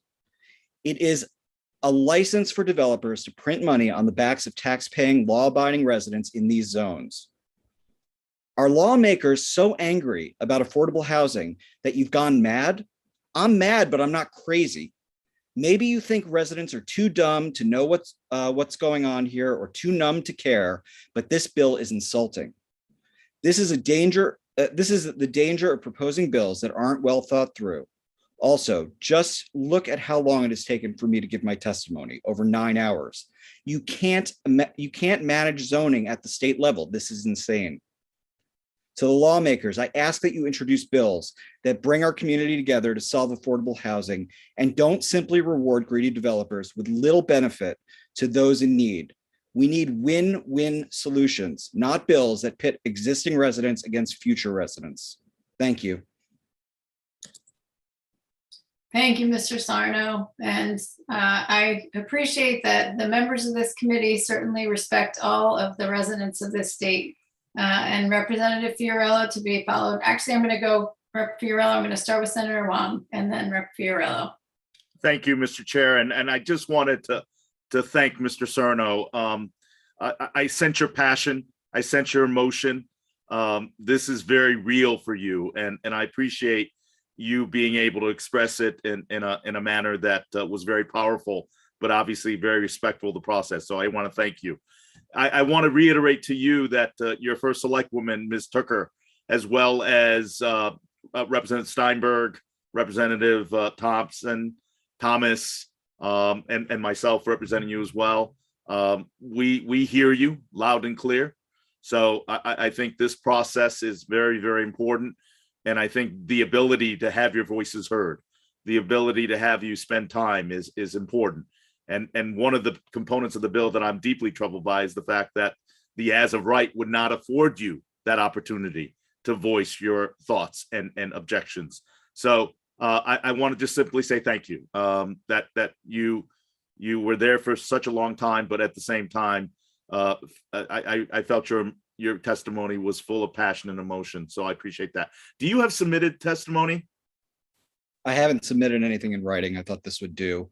I think it is worth noting, look, our neighborhood has been under attack by developers using 830G for a long time. We're disproportionately targeted because our land is cheaper. That's the bottom line. I want affordable housing. I want diversity in this town. I grew up in New York City. I value it. I believe that everybody deserves a home to live in. It has to be a plan that actually works, and that can only be done at the local level. How the state can actually suggest that they could pass a law like this and decimate my neighborhood again after what happened in the 50s when they rolled 95 straight through it and destroyed the community is beyond me. And I'm close with my neighbors. We look out for each other. And that is the kind of place I want to live. And if it's not here, I will move away. So there is a consequence to not protecting these local neighborhoods and these local towns and allowing them to make their own fate. So I think you've got to all weigh that in. I think there are many things that we can do for really it is a tragedy, the situation right now in terms of housing. But this is not it, and this is just it's fraught with a terrible judgment. I can't believe this is even before us, and I've had to spend 9 hours in order to speak my mind. Well, I wanted to acknowledge and appreciate your passion. It comes right through. And I think you're speaking for many people who aren't able to testify. Your emotion just was palpable. So thank you. And please do submit written testimony. Even after this hearing today, it is important for us to have that documentation to be able to refer to. Because your words were really powerful and mattered.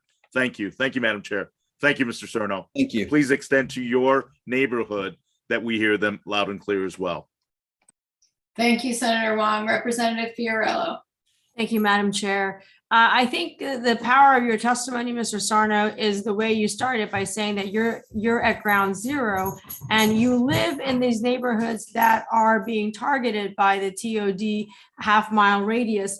And you're making the point that there are real people who live there, and which was something that an earlier testifier also brought up. So can you describe what you live in? Because it's potential that you live in transit-oriented development right now. You have walkability, you have a diverse neighborhood, you have a sense of community. You must be living in TOD now, and yet they're trying to bring in a new kind of TOD on top. Could you speak to what you're living and how it's being disregarded, though it's close to what they're saying they want? Yeah, look, I understand what they're trying to do. They're trying to give more people what I have, and I understand why. It's wonderful. I walk to restaurants, and I walk for 4 years. I could not get a pass to the train. I walked to the train through the snow and the sleet and all of that. Our neighbors, most of the lots are 3/10 of an acre. We're very close together. We spend time at one another's homes. We know each other's names. It isn't a joke. It's a real thing. It takes time to build those communities. This bill will absolutely tear this community apart. They'll have no choice but to leave, because the alternative is across the street from my house, there'll be a multi-story dwelling. Across the other way, there'll be a multi-story dwelling. Behind me, there'll be a multi-story dwelling. Why would I continue to spend inordinate amounts of money maintaining a house that was built by the Postmaster General of Saugatuck in 1900 at my own expense if nobody around me has any connection of the neighborhood?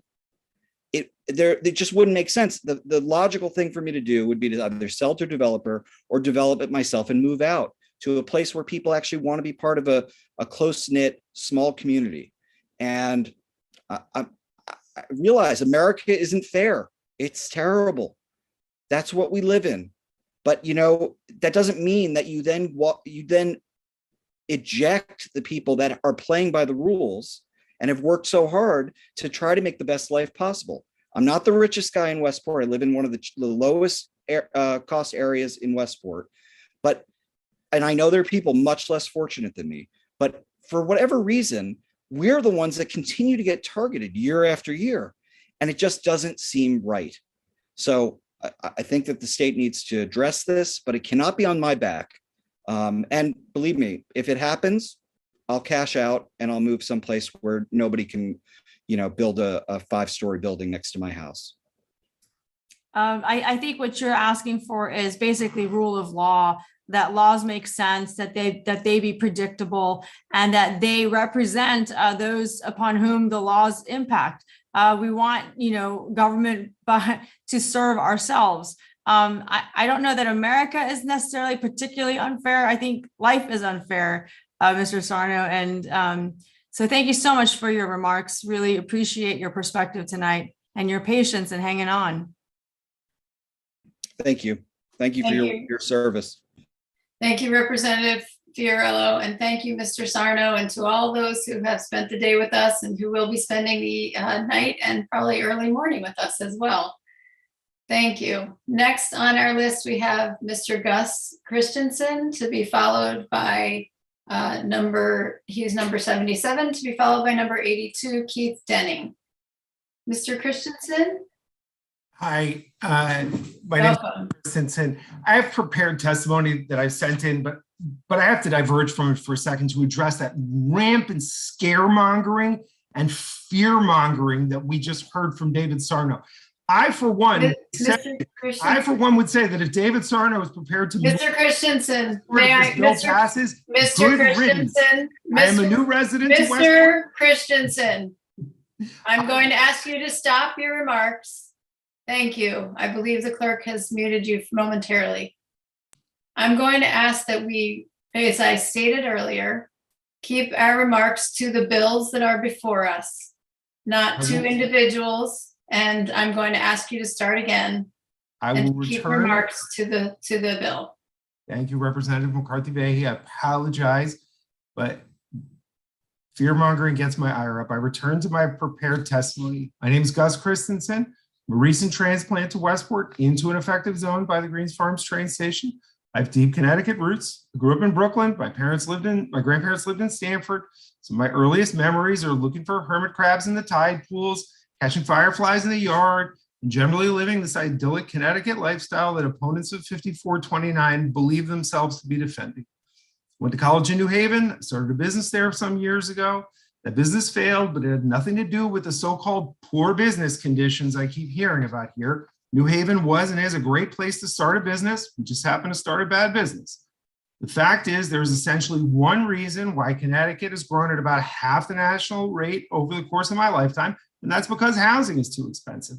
And that's because it's too hard and it's too expensive to build housing. Connecticut is one of, if not the most segregated state in the country, and that's wrong. But it's not just wrong on moral and ethical grounds, it's also wrong on economic development grounds. If you talk to today's new suburbanites, people like me, who had a second child in Manhattan, looking for more space, we are not the same as the perception is of home buyers a generation or two ago. We want more diversity. We want more racial and economic diversity. We want more diversity of housing options. If you look at suburbs with higher home prices, which are hard to find in Connecticut, like Maplewood, New Jersey, substantially higher home prices than surrounding suburbs because of diversity, racial, economic, and housing options. People are good. All of the opposition to this bill, to housing in general, stems from a feeling that more people are bad. Connecticut government has things completely backwards. New residents are assumed to be a burden, and at best, we're asking for towns to take their, quote, fair share. But I believe, I hope, and I've seen some evidence of it here, that the next generation will turn that around 180 degrees. We should want more housing. No offense, Representative Fiorello, but housing is a right. People do have to live somewhere, and it's not a burden. It's a joy, like a new baby. Far more conservative places than Connecticut get that. In Florida and in Texas, they let people build. That's why they have a lower cost of living, not this fallacy that it's the taxes here. People are not a burden. They're a joy. Stop making them live someplace else. Let them live here. If you're worried about runoff and flooding, as we all should be, that's great. Take care of that with building codes and with infrastructure investment. The state, the cities, the towns of Connecticut will have more money to modernize our infrastructure if we allow growth. Why does Connecticut have a high municipal pension burden and aging infrastructure? Because we don't allow the growth that would pay for it. We have a collective action problem here. Start from the assumption that people are a burden on municipal governments rather than the reason why municipalities even exist. Excuse me, Ms. Christensen, just a heads up, you're almost at your 3 minutes. And then you give local governments control over how much housing gets built. We end up with too little housing. That's abundantly obvious to anyone who pulls back their field of vision from a single town. We need collective action to cross town lines and build more housing because neighbors are good and more neighbors are better. Thank you. Thank you, Mr. Christensen, and I appreciate you rerouting your remarks to the bill. And I understand there is certainly passion all around this issue. I think for many of us. I didn't call every opponent a racist until now, but now. Mr. Christensen and others listening, again, there are many feelings and passions all around this issue, and that's part of our job here today, is to hear and discuss the bill. So I thank you for being here with us tonight. And we next will be followed by, I wish you a good evening. Next will be followed by number 82, Mr. Keith Denning, to be followed by number 83, Mr. Luke Reynolds. Mr. Denning, welcome. Please proceed. Thank you, Madam Chair and members of the Planning and Development Committee. I'm a resident of Wilton, Connecticut. I'm here to oppose 5429 for some of the reasons that other people have mentioned, but more importantly, I think everybody on this call and today wants the same thing. We want a nice place to live. We want neighbors. We want to have a community that supports us and has a good business opportunity. However, this particular bill doesn't do what we want it to do for a variety of reasons. When it doesn't address the affordability issue, and at least with 830G, it required 30% of the housing to be affordable. This only requires 10%. So it doesn't put a dent in to the affordability issue in some of the prime real estate that we actually have in our town that we want to keep for those particular areas. These are people that we're talking about don't need cars. Secondly, 830G didn't work. What makes you think this bill will work? And to be honest, in Wilton, the trains are too infrequent to give us a service to get to another town, for me to get to my job in Waterbury. Basically, we use the train to get to and from New York. And if we had increased train service where we knew that every 30 minutes we had a train taking us to or from where we wanted to go, then I think the market would automatically adjust, and that then people would want to come to Wilton and live in those types of housing that you're proposing. And three, I'm finally looking at all these young kids, and the world that they're building, in fact, we're building it too, is going to be very different than the world we have now. With electric cars, electric bikes, our energy sources are changing, our living standards are going to shift. And I just think this bill does not do what the authors of the bill would like it to do. And I think it can be redirected into a more positive point, that we can build housing in these areas with transit stations without giving developers all this freedom to do what they want without any local say that we can control to match the lifestyle that we're living right now. Thank you. Thank you, Mr. Denning. And my apologies that my camera was off momentarily. I just needed to stand up and stretch for just a moment. We thank you for your patience and for staying here to share your testimony with us today, and wish you a wonderful evening.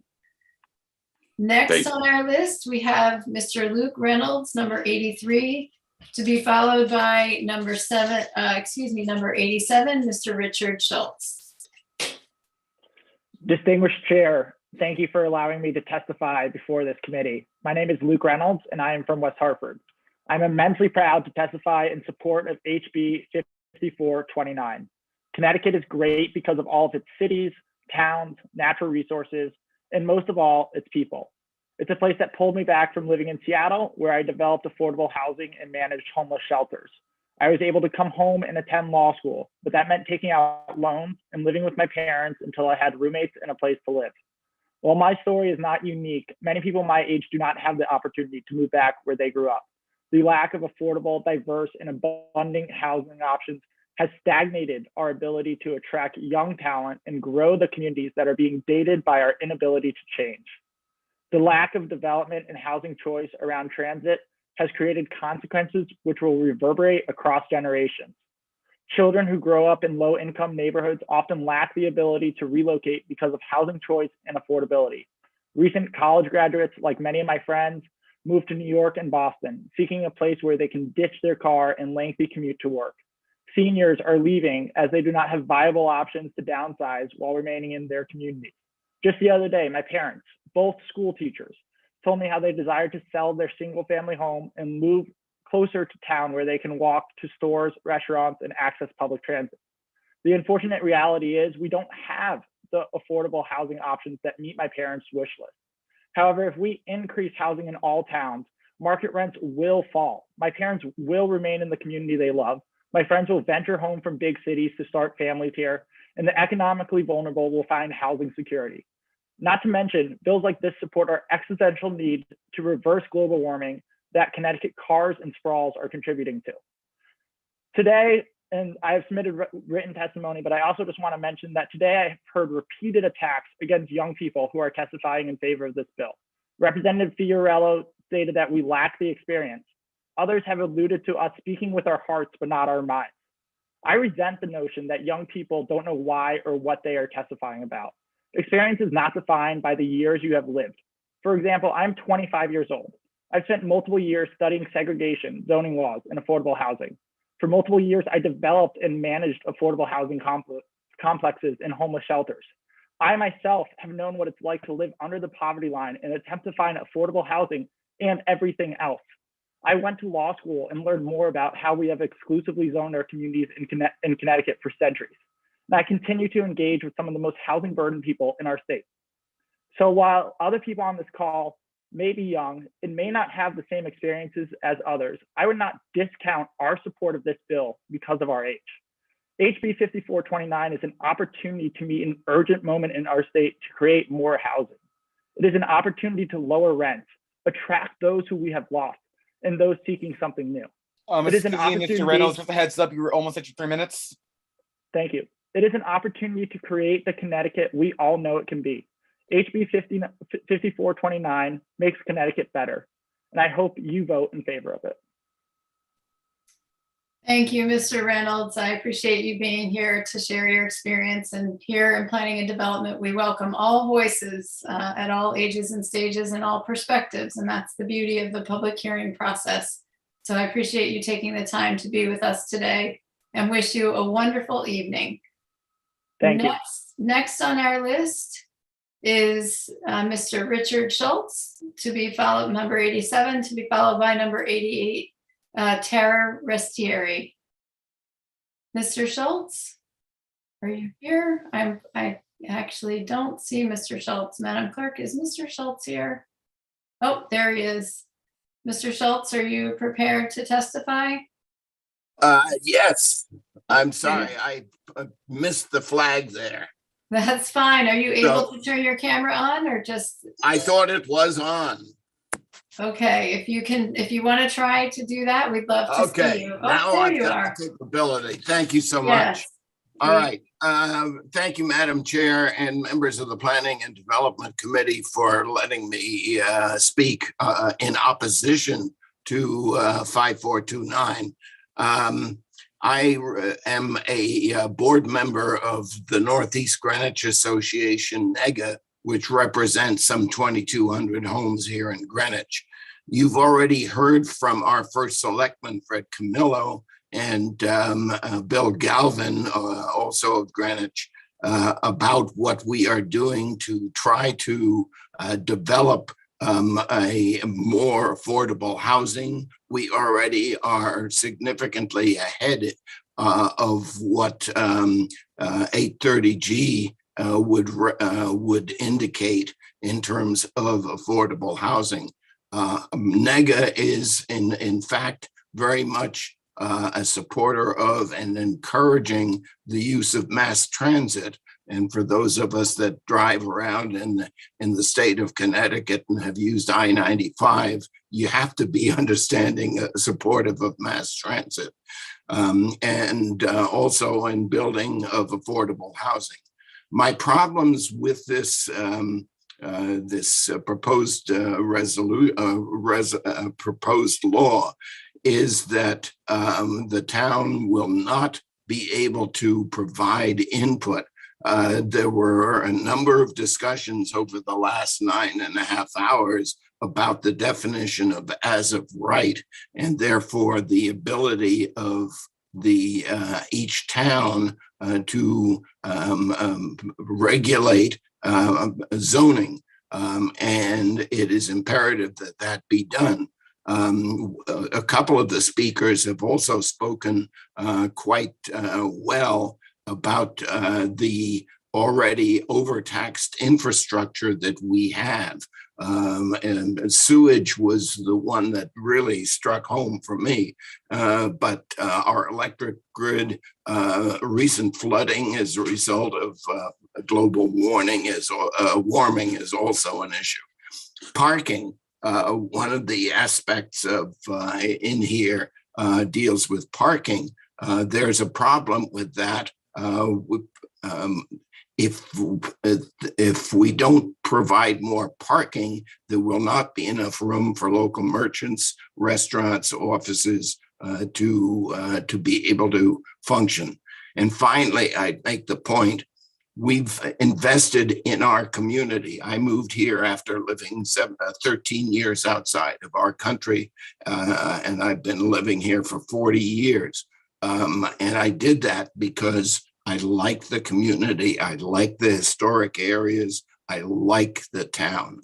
What this bill is promoting is that only wetlands can stop a project like this, but things like historical districts. Excuse me, Mr. Schultz, you're at your 3 minutes.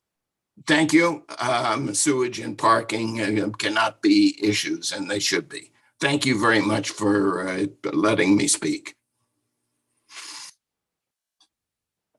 Thank you very much, Mr. Schultz. Representative Fiorello. Thank you, Mr. Schultz. So great to see you tonight, and amazing in your patience to hang on. You were just touching on two topics that's so vital to myself too. The historic buildings in Greenwich, and I'm sure you've seen a lot of changes in 40 years. Could you speak to these legislators here about why a bill that doesn't give regard to historic buildings is not great, and what are we losing when we lose these historic buildings, in your opinion? If one drives around in Greenwich and sees the lovely homes and historic homes, you feel like you're home. And it's really, even if you don't live on that particular street or nearby, but you feel very much at home. If you end up with a set of apartment blocks up there, then I could have chosen to move into Stamford or Hartford or even New York City. I didn't move here to live with apartment blocks. And the historic districts are, and there have been a few other speakers who have also commented on this. Clearly, the historic nature of New England communities is what makes New England and Connecticut so valuable. And I'm just curious, is this your first time testifying before the legislature? Yes, ma'am. Well, thank you so much. And you did comment on how important you felt it was to have the public hearing component, that neighbors have a say, and yet you hung on here for 9 hours. Can you comment to how important it is that we keep hearing each other talk? You must have been hanging out for 9 hours, and you said you learned a lot here too. So doing away with the public hearing opportunity, what is at risk when we do that? Well, thank you for asking. And yes, I did hang in here since 10 a.m. My response to your comment, I have not spoken in front of the state legislature or anything like that. But here in Greenwich, we had a school that wanted to be built about a quarter of a mile from my home. And there were some people who wanted to have wanted to stop it through planning and zoning and inland wetlands committees. I spoke at every one in support of the school, because schools are the highest and best use of land. In fact, I had somebody who almost flattened me in the parking lot because he didn't want me to talk. And so I'm very supportive of the ability to hash out issues. And a number of the issues that were raised were people, for example, slightly downhill from the school where the school would be built, who said, we're already getting flooded out anytime there's heavy rain. We want you to build something, try to keep that water from flowing down. There was an issue of no town water back in that part of town. And the school agreed to pay for Aquarian to run a pipeline up there so that a lot more people have access to water and fire hydrants. Thank you for your little story there, because you're pointing to how we can meet each other's needs if we keep talking. And even this Zoom conversation, which is going on nearly 10 hours, is a wonderful thing for our state, whether we agree or disagree and we're on different sides. This very conversation is as vital as the one that you point to about the school in your neighborhood. So thank you very much, Mr. Schultz. Thank you, Madam Chair. Thank you, Representative Fiorello, and thank you, Mr. Schultz, for being here with us tonight. We wish you a wonderful evening. Before we go forward, we actually missed number 86. I just want to remind those who are listening and preparing to testify in the future, just to be sure that you are prepared as your number comes up and to accept the panelist invitation. I know our clerk has had some issues with folks accepting that invitation, so please be sure. I will continue to try and read out the numbers, so pay attention to what number you are, and we will do our best to be sure that we are keeping things moving and on track. So we have number 86, Robbie Hill, to be followed by 88, Tara Restieri. Mr. Hill, please proceed. Hello, everyone, and thank you for being accommodating of the time. Representative McCarthy-Vahey, Senator Huang, Representative Zullo, and members of the Planning and Development Committee.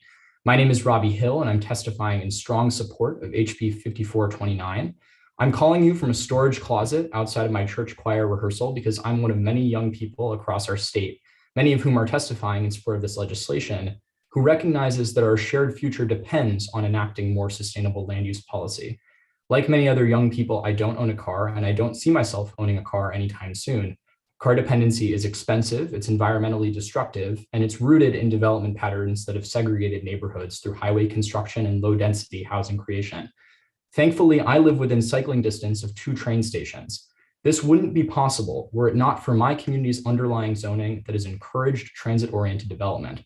In dozens of towns, however, others are denied this opportunity because towns impose one-size-fits-all single-family zoning in the worst locations possible, around our train stations. Not only are our single-family homes more expensive and less energy efficient than modest multifamily homes, they are not the style of living that many people my age want. We want easy access to transit, shops, restaurant, and coffee shops. HB 5429 will enable the diversity of housing that makes communities stronger. Our current land use regime leaves us with 2 options. Either we destroy forest and farmland to build sprawl housing, or we build nothing at all. Neither of these options is environmentally or morally acceptable. This bill takes a modest step towards improving housing diversity while respecting the value of local input through as-of-right decision-making. But local input cannot become local exclusion. When we only listen to current residents, we ignore those who were denied access in the 20th century due to housing discrimination, and we ignore those who are denied housing today because the wealthy few refuse to change. Thank you for your time, and I urge you to pass this legislation.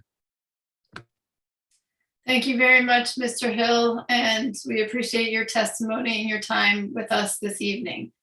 Next, we will go to Tara Restieri and number 88 and number 89, Peter McGinnis, who I believe is having some technical issues, so we'll be working with the clerk after Ms. Restieri. Welcome, please proceed. Hi, thank you guys so much. Boy, the timing is everything. Having been on here for 9 hours and 41 minutes, and I have to be at my RTM meeting in 19 minutes. So I'm going to try to do this quickly. Thank you guys so much for taking the time. I have to say, a public hearing is so important, and it is a testament to who we are as a country. And to the ability to have our voices heard. And in addition to that, to your commitment, I have to say, it's really it is really spectacular, and I really want to thank you. So I'm speaking today in opposition to TOD, to HB 5429. My name is Tara Restieri. I'm a resident of Greenwich. I'm a member of the Town Board of Human Services. I'm on the town RTM. I am also a representative and committee member of the Affordable Housing Trust Fund in Greenwich. So I'm speaking as a representative of myself and not anything else. I do want to say that this bill is attempting to alter all that has already been asked of us in the 169 towns in Connecticut in regards to the development of affordable housing. We've been asked to evaluate, assess, and plan for the provision of an affordable housing trust plan that we are to be submitting by June 1st. And what this bill does is it proposes exactly the opposite. It proposes less affordable housing per development. For example, under 830G, 30% of all of those units to be developed should be affordable versus 10%. It's creating more population density, stress on infrastructure, and on the environment. So when we look at that as of right, and I know it's been talked about a lot today, once again, we're proposing the loss of local planning and zoning oversight. And when was the last time, I would ask, that folks in Hartford have spent time to visit each and every one of the 169 municipalities to assess the impact of the proposed development on local infrastructure, sewers, historical preservation, schools, the environment, health and safety? I frankly would welcome the visit. Local planning and zoning control is necessary because it's not just evaluation of affordable housing, it's the evaluation of all housing within the community and its impact, whether it's under 830G, fair share, TOD, whatever it is. Cannot be one size fits all. In addition, I want to point out something that really is troubling to me, and which is this less than 6 idea of less than 6. There's no need for any set aside for affordable. Well, so in our town, what that would mean is a developer is going to decide to build a property that has essentially is going to be development of units that are luxury units that are expensive. And, listening to the testimony of people who really need housing, these developments, whether they're on an 830G or not, are not really affordable. They have base levels that are based on SMI or AMI. And then these units have all of these conditional fees that get added to it. That's not affordable. So I would say there's not a lot of specificity. There's vagueness. I don't know where this, the calculation comes in as a half-mile radius around train stations. Our town has historic districts that are at or around our train stations, and this would essentially destroy those. The older infrastructure in these towns and areas, while you might say we should excuse me, Restieri, just a heads up, you're past your 3 minutes now. Thank you. It's not enough. So I would just say, please evaluate, come visit, take the time to really understand what these impacts are. And I really appreciate the opportunity to testify in opposition. Thank you. Thank you, Ms. Restieri. Representative Fiorello. Hi, Tara, I know you got to get going, but I did want to give you a chance to speak about the risks of this TOD. One of them that we haven't heard anyone speak of is flooding. And that's very real. And I want to give you a chance to speak about your very real experience with flooding. I do appreciate that, because one of the proposals that there's a development proposal, the building of impervious of units that create impervious surfaces it's really detrimental to what happens when there are storms, flash floods of any type. I represent an area and a neighborhood that has seen complete decimation when it comes to flooding. I have neighbors who still from Ida are not back in their homes, who are single moms who live in a small house on my street, who have had everything destroyed. And it's because the infrastructure was never meant to have this much development. It just can't handle it. And basically we're seeing, streams just fill up and the roads become rivers. We had a suburban submerged during the Ida storm. I'm an EMT. And we had a suburban submerged on our street, and 2 elderly people that had to be rescued from the car, whether they could have basically been swept away. We cannot handle, the infrastructure is just not here. Thank And you. it really is easy to say, oh, spend the money and build on the infrastructure. It's not that simple. It really is not. Thank you. Thank you, Madam Chair. Thank you, Representative Fiorello, and Ms. Restieri. Thank you for your service to your community and for spending time to be here with us today. Thank you. I really appreciate Have a this. wonderful evening and meeting. So next, It'll be another long one. Yes. Not as long as this one, but Next thank you. on our list, you're welcome, Mr. Peter McGinnis, and I believe Mr. or Madam Clerk, we will not be able to see Mr. McGinnis, but we will be able to hear him due to some technical issues. Mr. McGinnis, can you hear us? I can hear you loud and clear. I'm sorry you can't see me. Wonderful. Well, please proceed. All right. Thank you so much. And we get through the technical issues. So thank you so much. I think what gives me so much joy is in hearing all the sides at this point. And these hearings are so important to us, Madam Chairwoman. And to hear the different perspectives is so very important, I think, for our state and for this issue. Somewhere, I do think someone is sitting behind watching this and thinking that Connecticut is something of a backwater. We have a part-time legislature, and they're really not going to figure out how devious this language is because it is simply very misleading as written. And I think so many people have caught on, and you've heard that testimony. I think also what's very interesting is we heard the director of Desegregate CT say in testimony that he's actually an employee of the Regional Plan Association. Well, the Regional Plan Association is a New York City-based, New York City not-for-profit. So if the director is an employee of this New York City, then what is Desegregate CT? It's a label. The Regional Plan Association has as its chairman an individual who is also the chairman and the CEO of RXR. RXR is a major owner and developer of commercial and residential real estate developments, having a gross asset value of $20.5 billion and 7,100 multifamily units. As part of its strategic plan, RXR 2.0 states that its mission is to create, and interestingly, an emerging market. They're interested in creating transit-oriented developments. In 2016, a real estate industry publication noted that the RXR business strategy on emerging markets is as follows. One opportunity, that I'm quoting, is suburban transit modes. They are great places and efficient access to Manhattan, yet they're surrounded by low density or surface parking.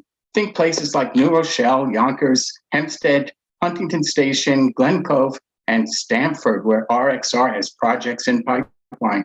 If you try to cram too much material, I'm quoting, into the same sized bag, essentially you're going to reach capacity, he continued.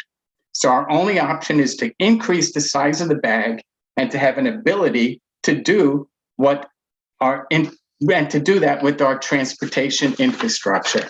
So really what we have here, it's very interesting. We have a TOD-oriented development that falls really squarely in line with the business mission of a profit-making organization.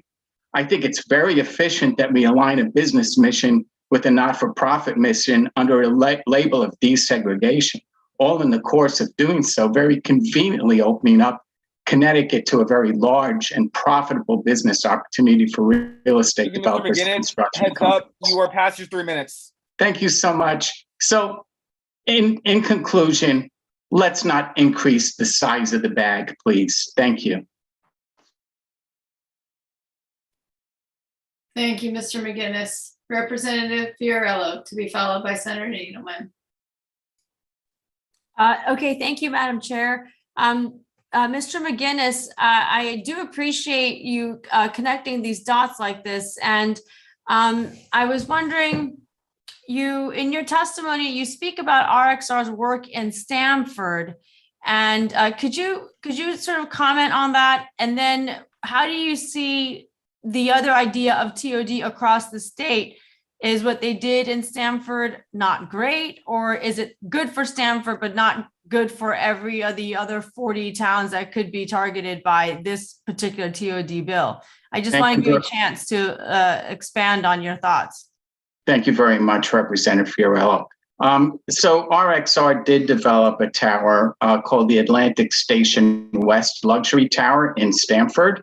And it's a very interesting building, but you will not find any affordable apartments in that building. Their marketing material indicates that it, quote, exudes style, respect, and an enduring sense of excellence with oversized windows and sophisticated finishes. And you get the idea, it has the pool and the whole thing, but there are no affordable units in that building.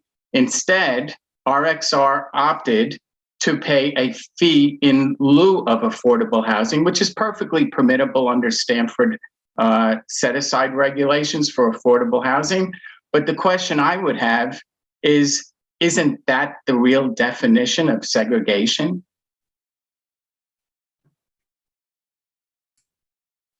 Could you answer your own question and expand on what you're thinking? Of course, it's not. I mean, if we're really going to have desegregation, then these luxury apartment developers should in fact have desegregated units and should not be paying fees in lieu. I know it's perfectly permissible, again, under Stamford city rules.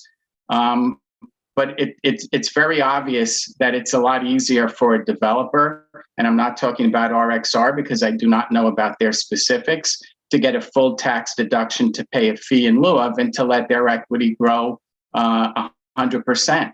So, there's a lot of sophistication to the real estate industry.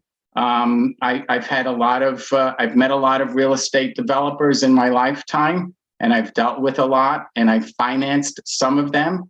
And, pretty much real estate developers are very sophisticated people. The other thing I should also add here is that the push for ADUs and the push for transit-oriented development has also been pushed out to New York State. So this is not exclusive to Connecticut. I think there's a much bigger picture involved in terms of these initiatives. Thank you. I appreciate your testimony to sort of encourage us to look beyond what's just on the surface. Thank you, Mr. McGinnis. You're welcome. Thank you so much. Thank you, Senator Needleman. Thank you, Mr. McGinnis. There's a reasonable discussion to be had about the best way to provide affordable housing. And I support a reasonable discussion. I don't like labels. As the first selectman, I've done a lot of affordable housing in my town relative to all prior administrations. We try to take a common sense approach. Some of it's been market-based, some of it's been nonprofit-based, and it generally finds its way through.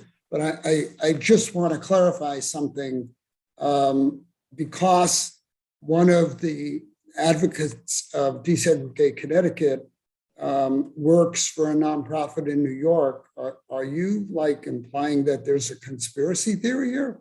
No, not at all. Not at all. Look, there is a legitimate not-for-profit in New York called the Regional Plan Association.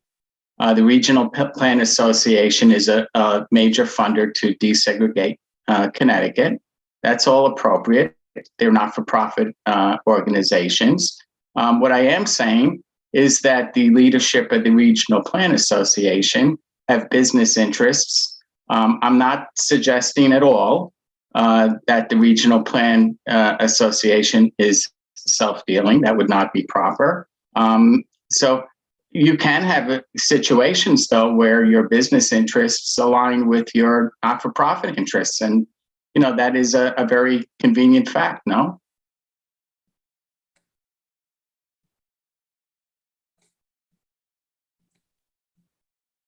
Did I? Senator Needleman?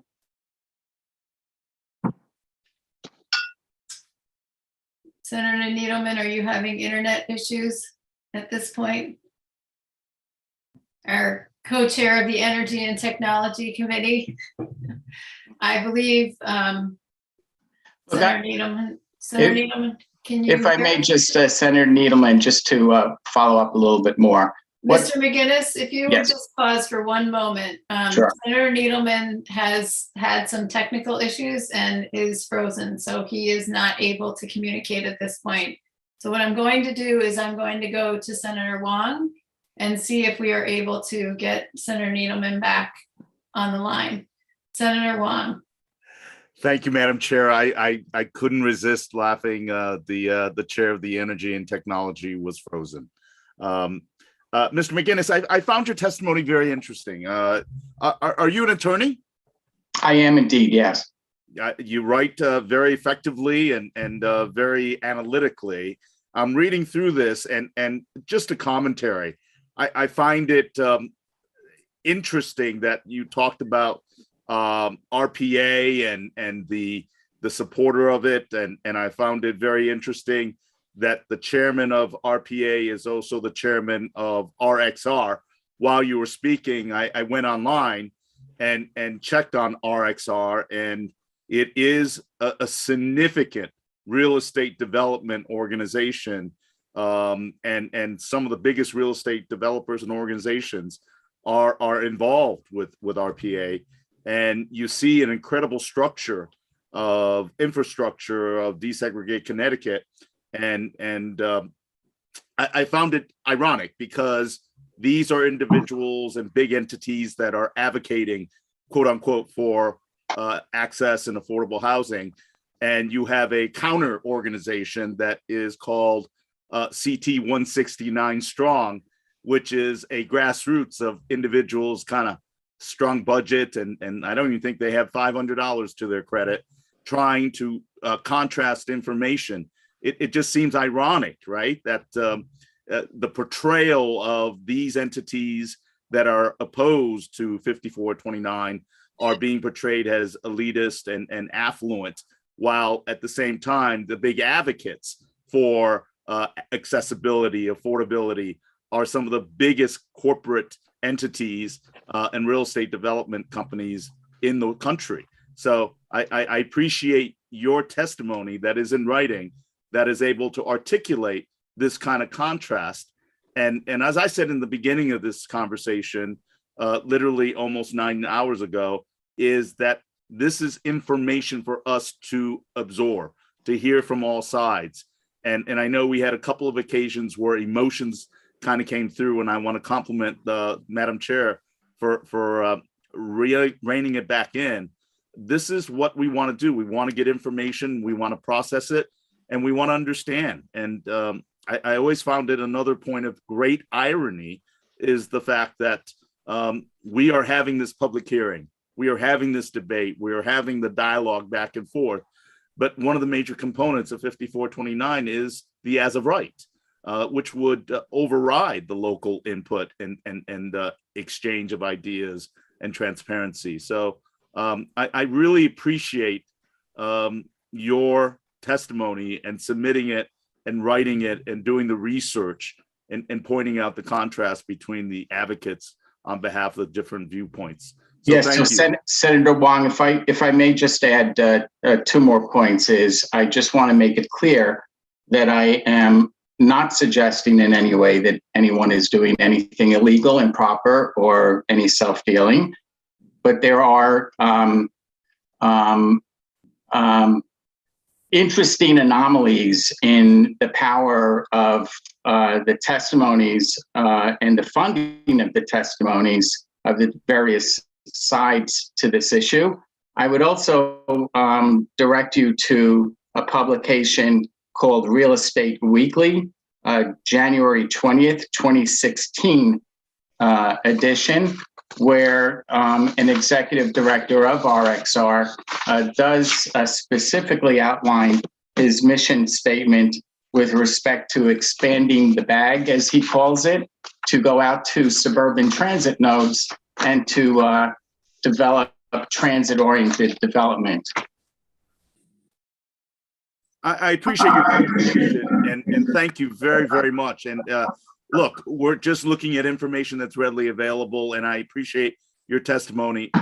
Let me be perfectly clear. We're not disparaging any entities. It is an exchange of information and ideas, and the transparency that we have in this public hearing is the power of our democracy in action. And it is people like you that bring forth insightful conversation pieces based upon facts. So I appreciate that. And the second point you wanted to make clear, sir? Yeah, the second point I'd like to make clear is in the legal structure, there's a thing called res judicata, which means that things been decided. And the question I would present to this committee as a query, but also a challenge, is we had long nights last year, well past midnight, as I'm sure you will all have again this year, well past midnight, really covering the same issue. So I frankly am not sure why this bill would have been raised again when, after exhausting this just 1 year ago, last session, we came out with a number of laws that we thought had made some compromise. And yet here again, we're spending long hours. And I am cognizant, frankly, of the pay that the legislators get. And if we divide it by the number of hours that you all spend dedicating to this, which I'm very appreciative for, I dare say you're close to being at minimum wage level. Mr. McGinnis, I think we're below minimum wage. It's a labor of love. That being said, and this issue was indeed vetted over in 2 different committees. And this year, especially being a short session, because we all go off and try to get reelected or get elected. And your point is very well taken. I appreciate your second point. Thank you, Mr. McGinnis. And thank you, Madam Chair. Appreciate your input. Thank you. Thank you, Senator Wong. Senator Needleman, great to have you back. While you were gone, we did joke about the fact that the chair of the Energy and Technology Committee has had some Doesn't have internet. My internet went down. I will be having that conversation with Comcast pretty soon. Anyway, I'm very sorry that I missed a significant part of your comments, Mr. McGinnis, but I gather you were clear about saying that you were not implying that there was no conflict of interest. Organizations, especially young people who volunteer for organizations, and I don't even know who's the head of Desegregate Connecticut now, but they tend to work for multiple organizations because they really believe in their causes. I want to explain, at least as far as I understand this, to the committee, because there appears to be an ongoing conversation about predatory developers who come in and ride roughshod over the law to make a lot of money. Well, and sort of collaterally do affordable housing. I'm sure that that goes on, but I will tell you, I worked with a developer from Fairfield County who built 54 units of housing in Essex. 30% of them were affordable. The advantage to going that route is that the state really doesn't put in any money. And we have some market-based houses, some 70% and some affordable based on the community standards. And that development met some negative discussions in zoning, but it ultimately passed. And 3, 4, 5 years in, I think most people in town think it's been a very good thing. The other way that affordable housing can be done is if a bunch of interested citizens form a nonprofit and work with the state and banks and private donors to develop affordable housing. That is another way, and we've done that also. And then a third way is to have housing authorities, which we also have in Essex. So we cross the gamut here of doing affordable housing in a lot of different ways. I wouldn't, the latter two take a lot more state money. and as somebody who actually wants the state to spend a bit less money, I think having developers come in and do development for affordable housing, I think that's a good idea. I think 830G, which is frequently the statute that they work under, is not the best statute. But I'm relatively new to this legislature, but I think there are people who've been in the legislature a lot longer than I have who haven't been able to make it that much better. I know as a first selectman that zoning commissions really don't like it because you can kind of ride rough over the zoning commission. But most, this morning, First Selectman Carl Fortuna from Old Saybrook testified that he worked with developers who did basically transit-oriented development of 168 units at the last stop on Shoreline East, which is a major Amtrak stop. And it worked out great. And he worked closely with the developer. They made it fit in as best as possible. They complied with all rules and regulations in town. Most of these people come in and want to do it that way, not to screw people and not to screw towns, because it's not in their interest to do that. So I want to be clear. There are a lot of ideas out there, and a lot of people have ideas. Some of them I agree with, some of them I don't. But people are well-intentioned in trying to solve a problem that is multifaceted. Certainly, one side of it is the inequity in our state, where we have a extreme concentration of poverty in our cities. But also, those of us that run towns in more suburban/rural areas like I do have a real problem with finding workforce housing, with finding places for teachers to live, where our kids could actually afford to live if they ever move out of our houses. So I applaud all efforts in this regard. As far as transit-oriented development goes, I have a town planner. This is a well-worn theory on how to help. It is densification around transit hubs, which sometimes happens as a result of the organic nature of the market. Sometimes it happens other ways. But basically, it's important because some people like it and have the access to trains and other mass transportation. So I just want to be clear for the committee members, for the public, looking at this, listening to this, that there are no bad intentions. And I think Senator Wong sent it very well. We're trying to exchange ideas. We're trying to find the best path. It is no small surprise that bills come back for more than 1 year. Because as you said, Mr. McGinnis, we are a part-time legislature. And I absolutely agree with Senator Wong in that I personally take no money for serving, but the people that do are working for sub minimum wage rates. It's all about the power and the glory. That's what it's about. Seriously, it's absolutely about people trying to do a good job. There's no one in this General Assembly that isn't trying to fight for what's right.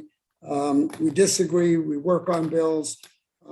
Sometimes the voters speak with who they elect. Sometimes we try to work together and come up with the best possible solutions, regardless of what the advocates or the naysayers say, because we all want to get to solutions.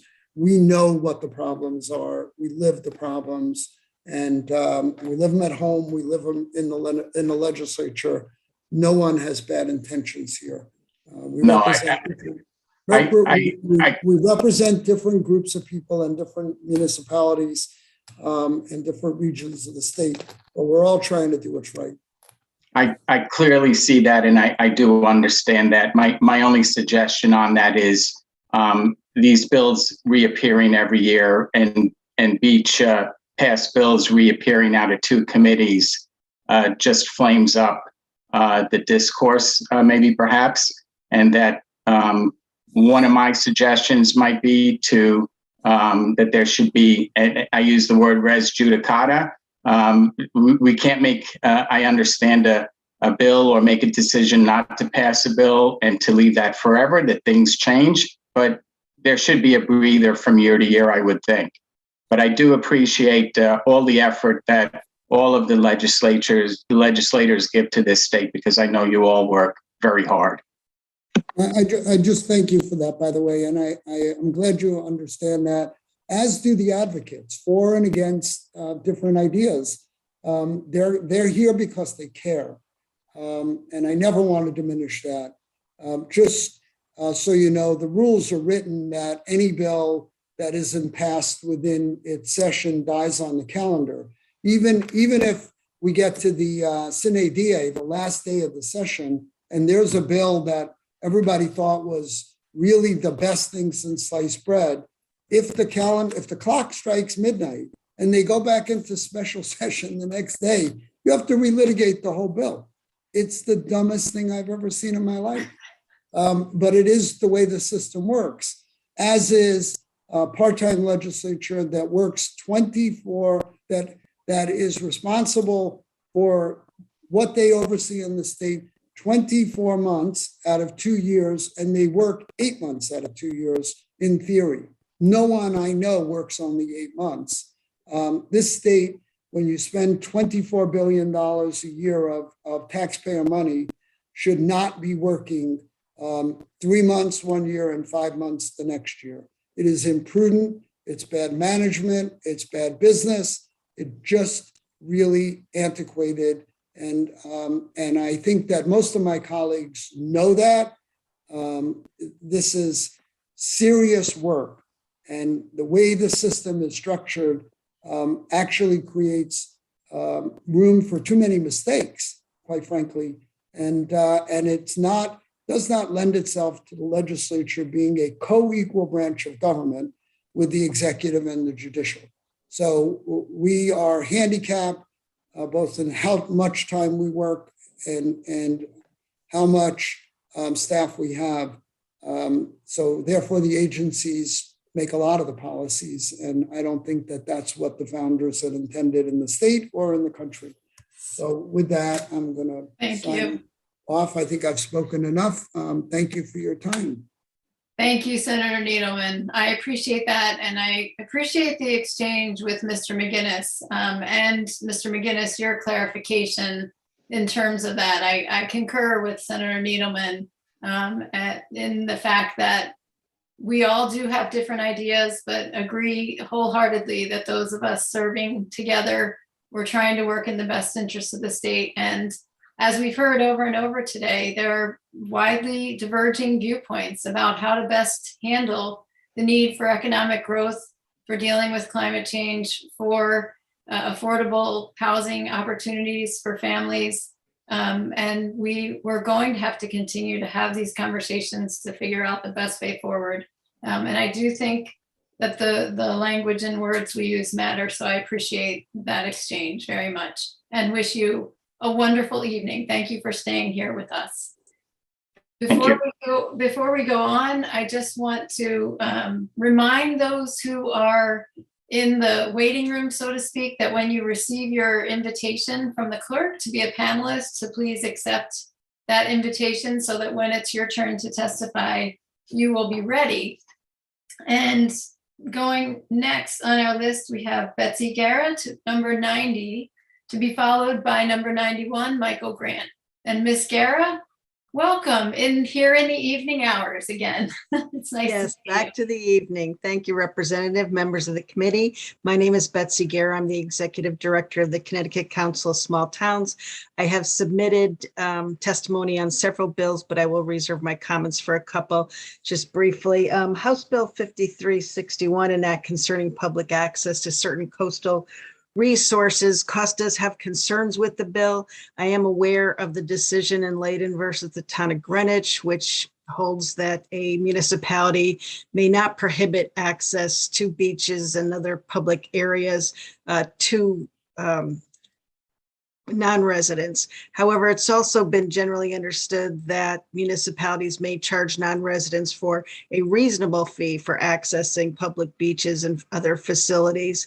The problem is it's really difficult to determine what constitutes a reasonable fee based on the amount of resources that a town has to expend in order to either develop or maintain beach and lakes and other facilities, including trash pickup, police, traffic control, lifeguards, et cetera. So I do know that there have been some articles that detail how much towns are charging for resident versus non-resident fees, and also what their costs are. And they vary over a wide range. And as Senator Needleman pointed out earlier, there's some very small public town-owned beaches in this state. And it's a very different situation than some of the larger facilities that you see. And I think I would also caution lawmakers not to look at this through the lens of the COVID-19 pandemic, because unfortunately towns had to restrict capacity at those facilities to enforce social distancing. They had to ensure that people were not creating parking issues and other traffic issues because they were parking all over the place. And so towns did have to take certain actions to restrict access. And that was unfortunate because it was one of the areas that people can congregate and enjoy themselves. But again, I do have concerns with the bill as drafted. Although I'm not a huge fan of task forces, I do think this is an issue that may benefit from having some people look at the constitutional and other legal issues, as well as the resources that towns expend in maintaining these facilities to see what would constitute a reasonable range of fees for non-residents. And then just briefly on House Bill 5429, just to clarify, although cost supports efforts to promote affordable, more attainable housing, we also support efforts to facilitate transit-oriented development. We are very concerned with the as-of-right provisions in the bill for reasons that you've heard from many of our municipal leaders today. I think they articulated it very well. Transit-oriented development is a big success in this state. I think if you go to some of the links I've included in my testimony, you'll find that there have been some wonderful projects, as the First Selectman Carl Fortuna referenced and Senator Needleman referenced. Excuse me, Ms. Garrow, just a heads up, you're past your 3-minute marker. All right. Well, again, my testimony is posted online, so thank you. Happy to answer any questions. Thank you, Ms. Guerra. And what was it that Mr. Fortuna was speaking about that was a particular note to you? The fact that the transit-oriented development project in Old Saybrook did incorporate affordable housing units, a significant amount of affordable housing units that they were able to do within the existing law, within the existing incentives and funding available through the state. Thank you, Ms. Guerra. Senator Wong. Thank you, Madam Chair. I want to follow up on that. And one of the commentaries I'm kind of getting blurry is the fact that it was Mr. Pickering who said transit-oriented development is mixed use. And the Old Saybrook example of Mr. Fortuna was indeed mixed use, wasn't purely residential or density construction. It was a mixed use. Was that correct? That is exactly correct. Yes. So as we look at that, I think the combination of that, I think another important point to emphasize is the fact that this was undertaken by town leaders without a top-down mandate, but the town leaders made the decision that it would be in the best interest of their affordable housing as well as their Main Street commerce. It really is, as I repeated multiple times in our committee, is in order for us to be successful and create sustainable models, you have to collaborate with local authorities, state, federal, and community neighborhoods that are being impacted. So I really appreciate the work you do on your small communities, the small towns, but sometimes I think there's a disconnect with CCM in regards to the unique challenges and needs of small towns that are throughout the state of Connecticut. And thank you, Betsy, for always being an advocate and bringing their perspective to the forefront of this committee as well. Thank you, Madam Chair. Thank you, Betsy. Thank you, Senator. Thank you, Senator Wong. And Representative Zawistowski, it's nice to see you. Good to see you as well, Madam Chair. Betsy, thanks for being very patient and being here this evening. I wanted to mention, you had mentioned some very successful transit-oriented development projects, and I wanted to mention also Windsor and Windsor Locks have had some very good success without having to go down this route of forcing it. The market was able to very easily absorb some of the units. People wanted it. They're really nice projects. And there's a, they're just, rather than, I'm glad that you just threw up the caution flag on this, because not everything is going to fit everywhere, as we've been hearing the one size fits all argument. And we've been hearing the one size fits all argument out of both sides tonight as well. One size definitely does not fit all in our state. I have a question for you. Have you heard about from anything from your towns where the circles around the transit districts in one town may actually encroach on another town? I haven't heard that, but that certainly makes sense. Given how some of the borders run in our state, I can certainly look at that.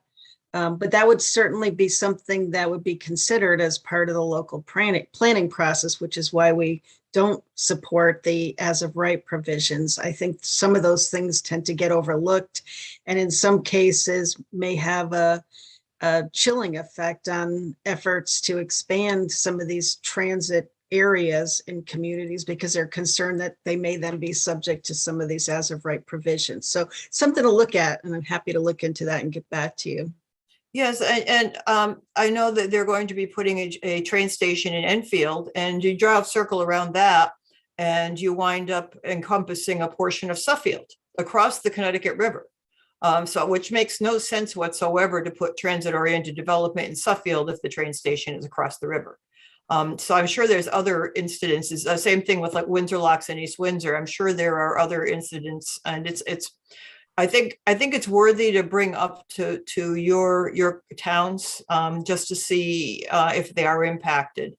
Anyway, I said, do appreciate you being here. I appreciate everything that you do for the small towns of our state. It's really important for them to have a voice.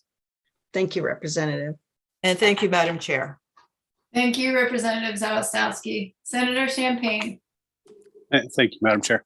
And I just need to ask this, Betsy, does cost support the bill or not? The transit-oriented development bill? No. Yeah, so you do not. We do not support it. All right, the notes I got that you did support the bill in general at 5429. Notes from my testimony, I always start off, because I started here as a clerk of a committee. Mm-hmm. And so I always start off our position in the first line. So when they're doing those JF reports, it's completely understood. We oppose the bill, House Bill 5429. All right, thank you. Thank you, Senator Champagne. Senator Wong for the second time. Thank you, Madam Chair. Just very quickly, and I want to thank Senator Champagne for simplifying and getting a powerful answer that cost and through the testimony that was given opposes 5429. Thank you, ma'am. Thank you. And yes, I heard that. And I also heard that Ms. Guerra said, and correct me if I'm wrong, Ms. Guerra, that you do support the idea of transit-oriented development. I think perhaps just the issue is with some of the specifics of the bill itself.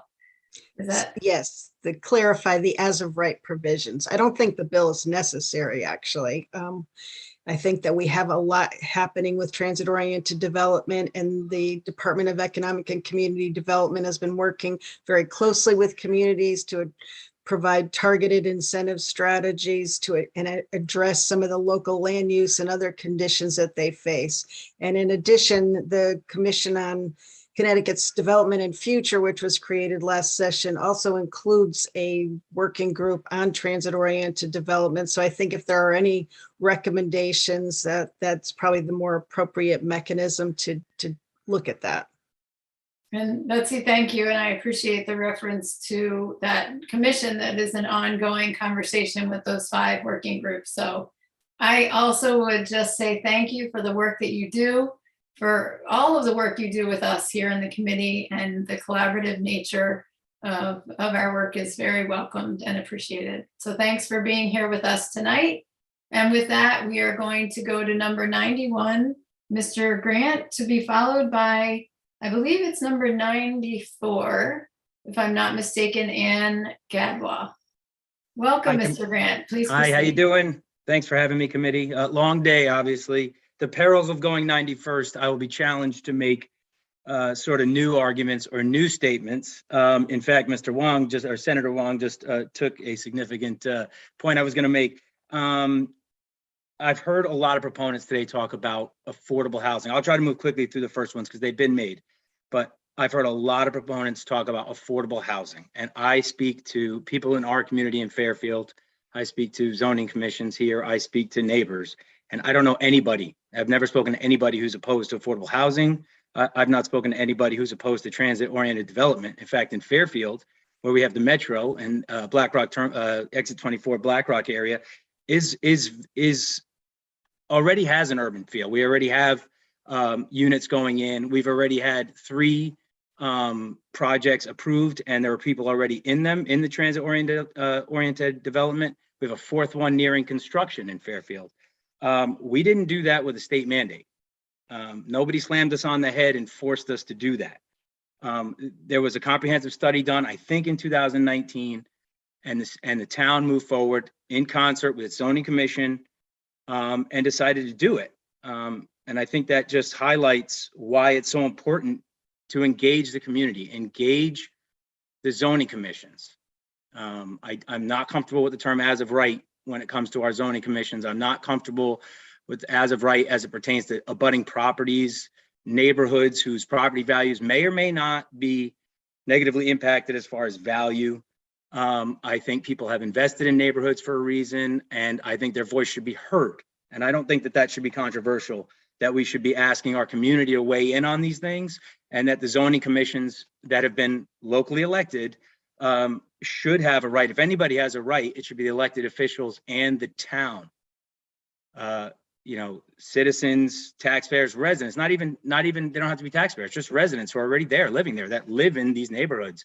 They should have a say in this stuff. So I would say I'm really opposed to the as of right. Back to, I've heard a lot of proponents talk about affordable housing today. This to me is not affordable housing. Transit-oriented development, the way this is written, I'm not seeing this, the 10% minimum. Maybe, I think Senator Needleman mentioned like well-intentioned developers, and I appreciate that. But if I'm a developer and I'm reading that, I don't know why I would go over the 10%. I can get 90% market value on the other units, and I only have to meet 10%, and I can slam that in anywhere I want as long as it's not wetlands. That to me is problematic. I don't see that working. I don't see people. People are running businesses. They're in it to make money. So I'm not behooving them for that. But if you are faced with even an 830G project where you only have to take 30%,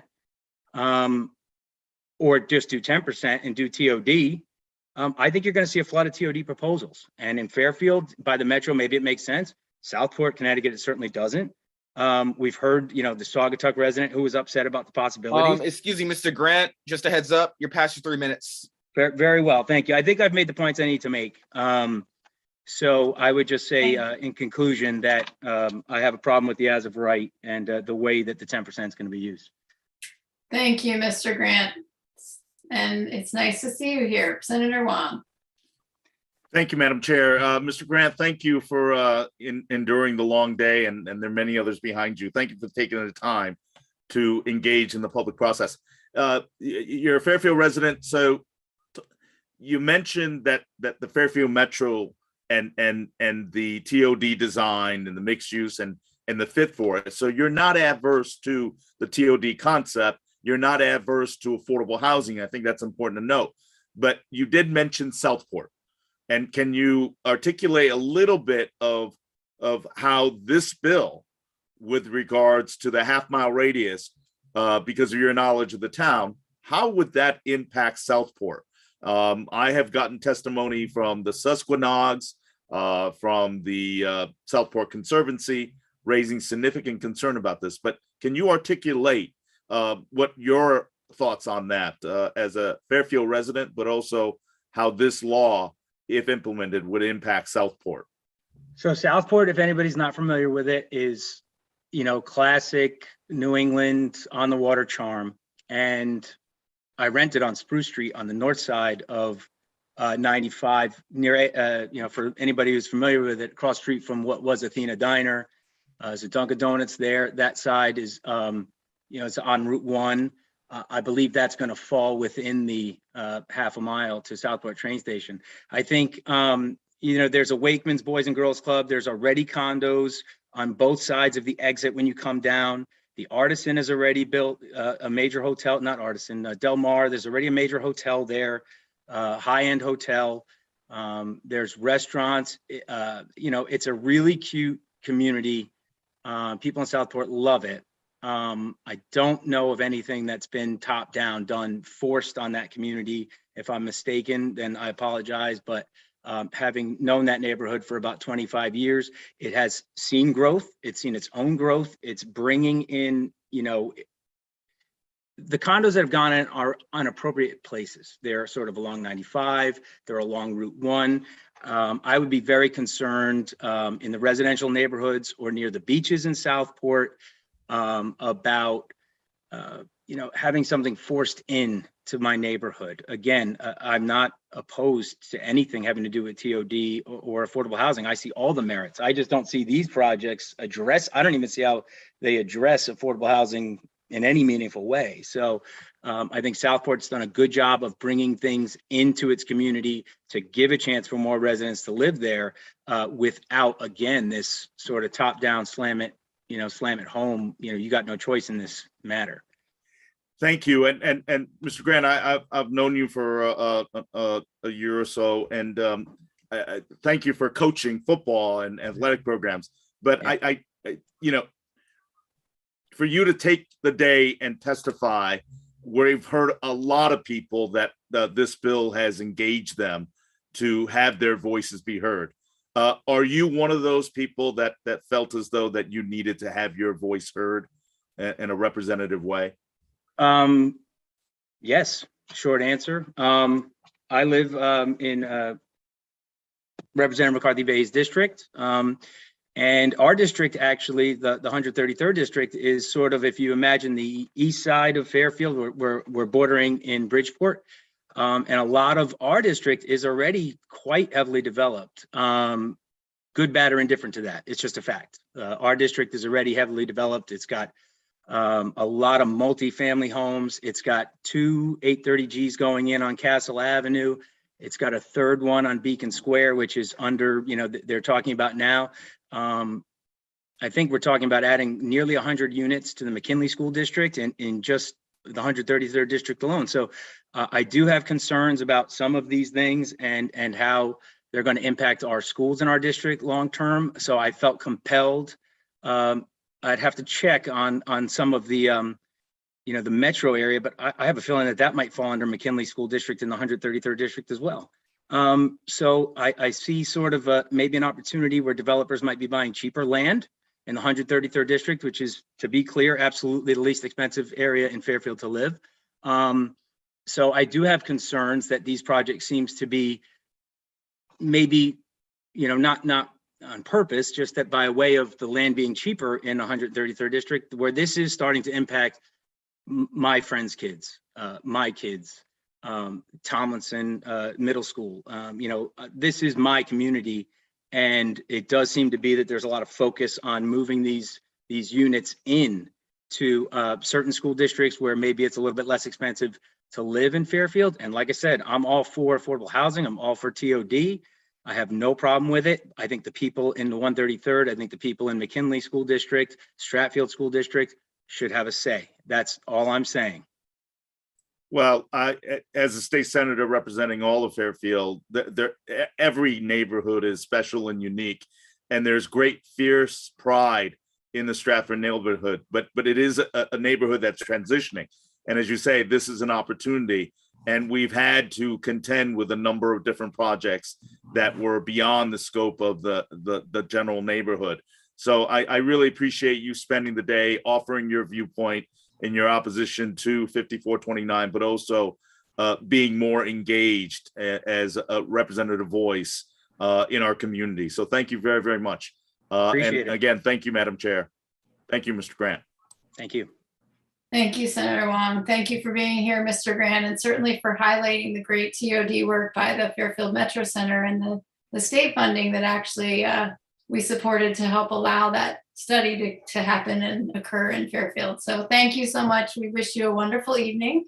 And next on our list is, I believe we had Ann Gadwell. I'm not certain if she is still here or if she may have dropped off. Madam Clerk? I think she dropped off. I'll keep an eye out. Okay, thank you. So I believe then next is number 95, Christopher Kelly, to then be followed by number 97, Brian Farnan. Mr. Kelly, welcome and please proceed. Thank you. Good evening, Madam Chair McCarthy-Vahey and members of the Planning and Development Committee. Thank you for this opportunity to testify. My name is Christopher Kelly. I'm the Peter B. Cooper Legal Fellow at Save the Sound. I'm here to express Save the Sound support for HB 5429. First, allow me to rid myself of any suspicion. I'm not an out-of-stater importing dangerous ideas. I've lived my whole life in Connecticut and experienced our need for housing and transit-oriented communities. I was born and raised here, and I even went to UConn. Go Huskies. Now, a lot's already been said about this bill, and Connecticut's dire housing needs are already well established. So I'm going to focus on just a few points from the perspective of an environmental organization. The form of residential housing and zoning encouraged by HB 5429 is environmentally and climate friendly, certainly in comparison to single family housing. One of the best things that we can do to protect the environment in Connecticut is to upzone already developed areas to permit the possibility of creating housing near community and business centers, outside of sea level rise and flood zones, with minimal impact on any nearby natural resources. It encourages the highest and best use of land while making more efficient use of municipal and utility infrastructure. It provides the greatest opportunities to encourage the development of public transit, and it gives residents the option of life without relying upon automobiles. These benefits might sound like environmentalist wish lists, but they're a necessity, as climate mitigation and adaptation require that we proactively plan for current and future housing needs. Save the Sound was consulted about the potential environmental impact of this bill, and we raised concerns with early language. Every one of those concerns was addressed. The language in Section D is the product of those discussions. This bill excludes from its housing calculation a wide variety of environmentally sensitive areas. These include wetlands, drinking water lands, floodplains, and areas not served by water and sewer infrastructure, among others. Those exemptions significantly reduce the amount of land included in this bill, altogether exempting some transit stations or even entire municipalities. And they ensure that this bill achieves its objective of requiring municipalities to take a hard look at the places most appropriate for denser development, rather than in environmentally sensitive and undeveloped areas. Finally, the repeated references to zoning regulations in the bill remind us that it requires municipalities to plan and zone for a minimal amount of housing near transit stations. Planning is a public process that hopefully includes substantial input from the public and the neighbors of future developments.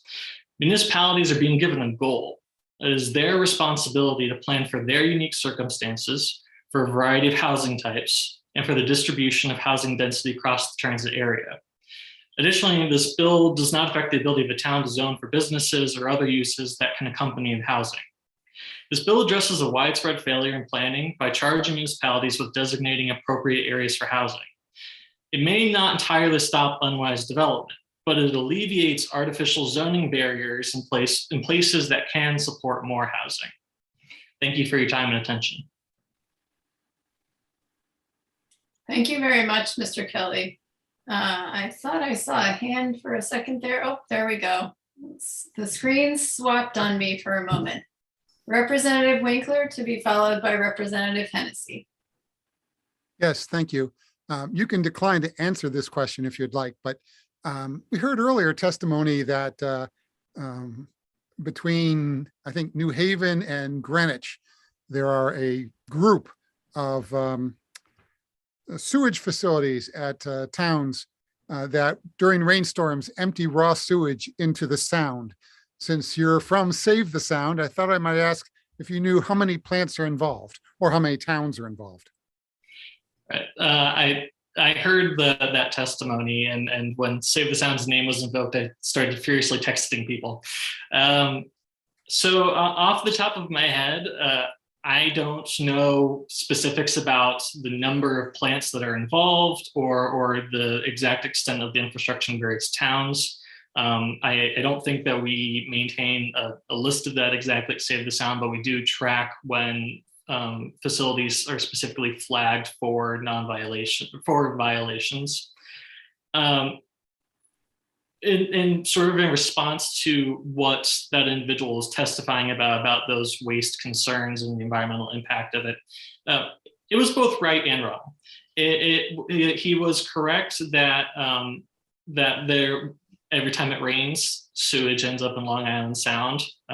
There are major issues with waste capacity and sewage treatment plants in many parts of the state, and particularly in Fairfield County, for the reason of not because everything's just so densely populated and overdeveloped and there are too many people, but because it's old.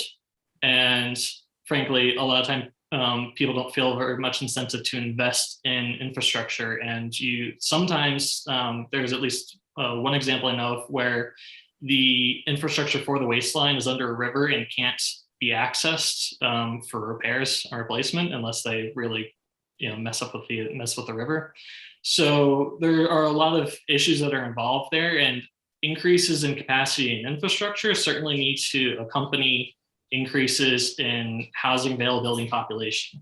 But the fact is that people are here and people are going to continue to be here, and we should simultaneously with and independently of considerations about how we zone for housing, we should already be repairing and upgrading our wastewater infrastructure, our traffic infrastructure, and all the other utilities that accompany that. So that just goes along with it, regardless of what we're doing with housing. Last question. I represent the town of Vernon. I've lived through 2 replacements or upgrades that amount to replacements of our sewage treatment plant.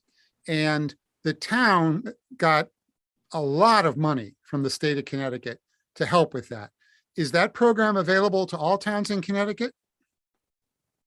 I'm sorry, I have to say I don't know myself, but it's not something that I'm too intimately involved with.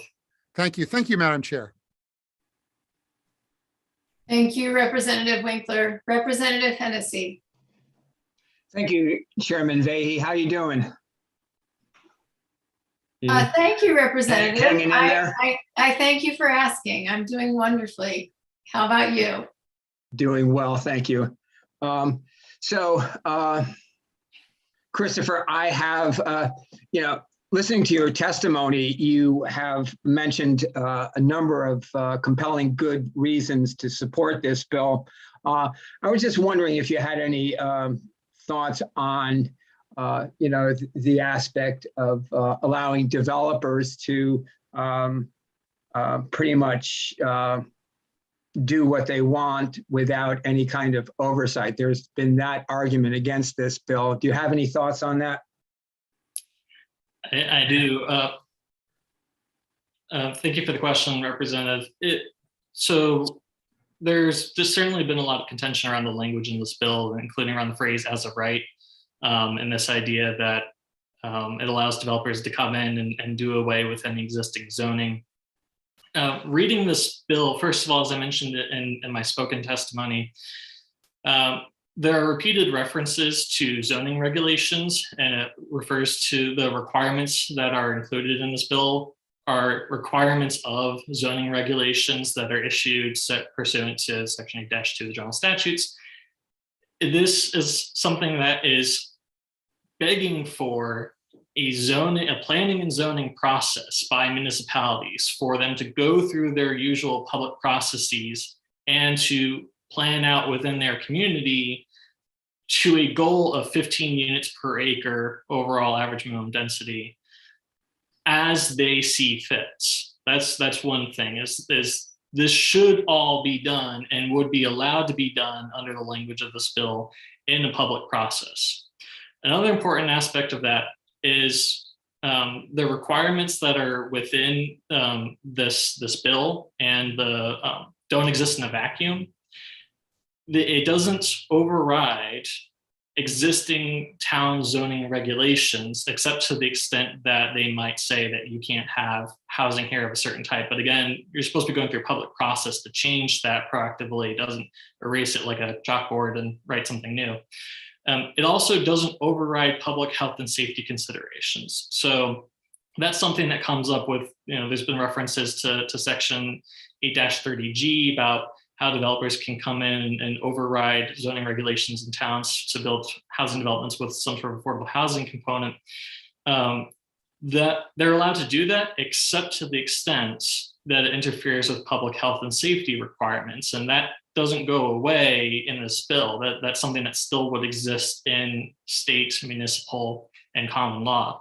So to the extent that a developer may do something which a town has not issued regulations for, and which might interfere with some sort of zoning regulation about the availability of housing units there, the height of the building perhaps.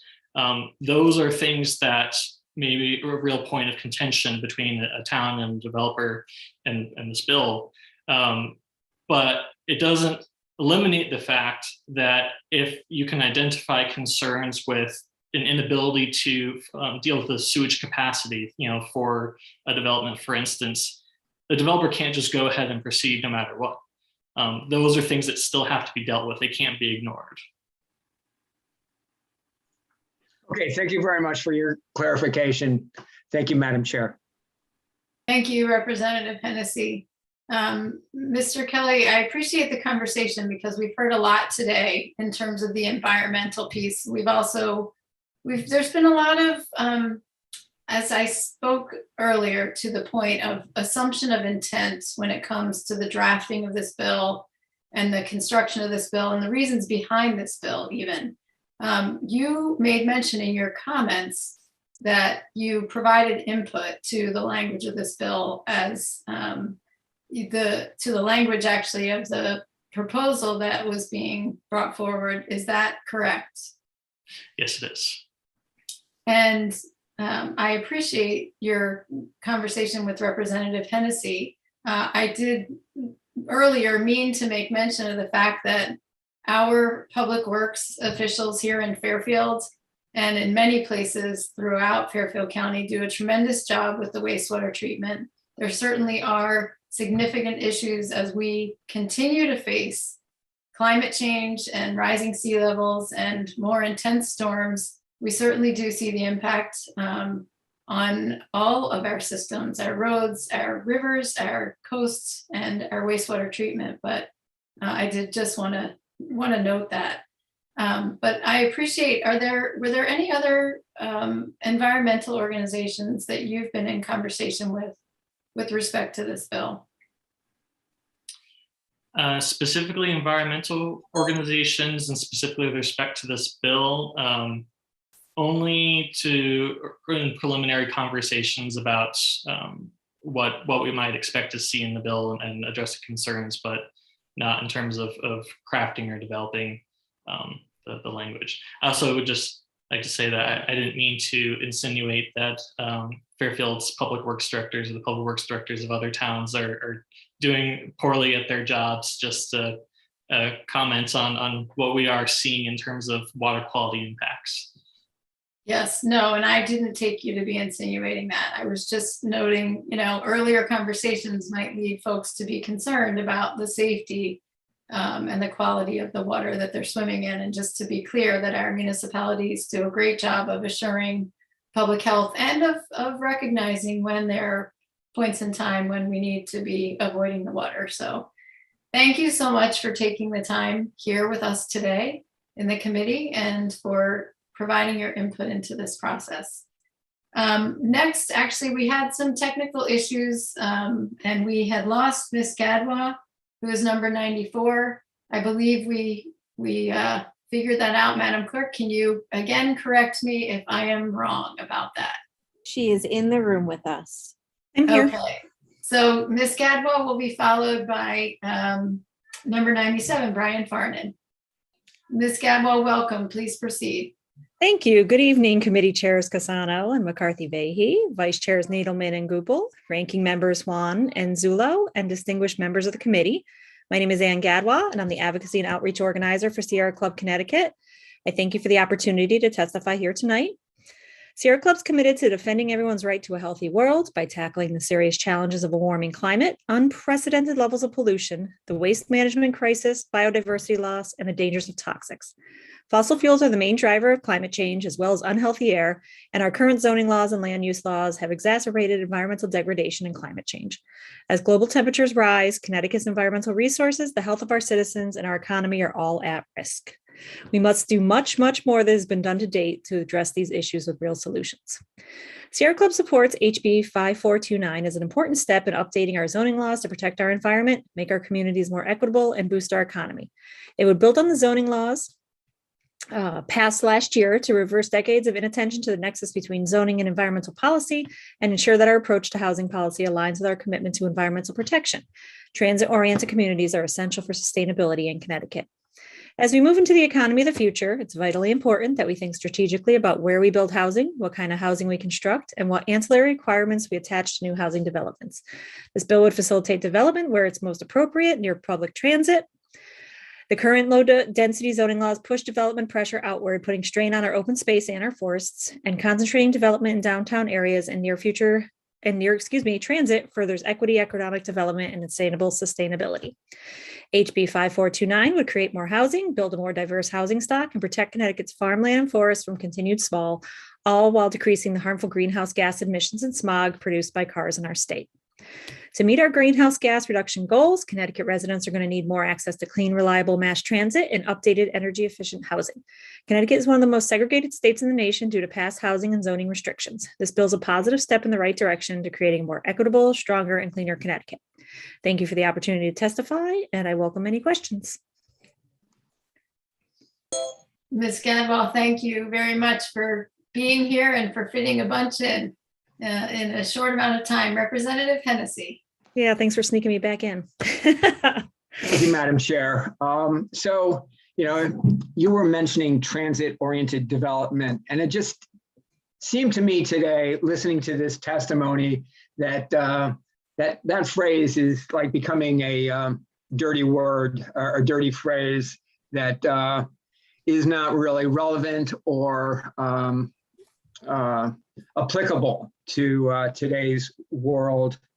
When I first started in this committee a while ago, my thinking was that was really the direction to go. But in the 18 years that I've been in the legislature, really haven't moved that far, and it just seems like it's becoming more and more denigrated.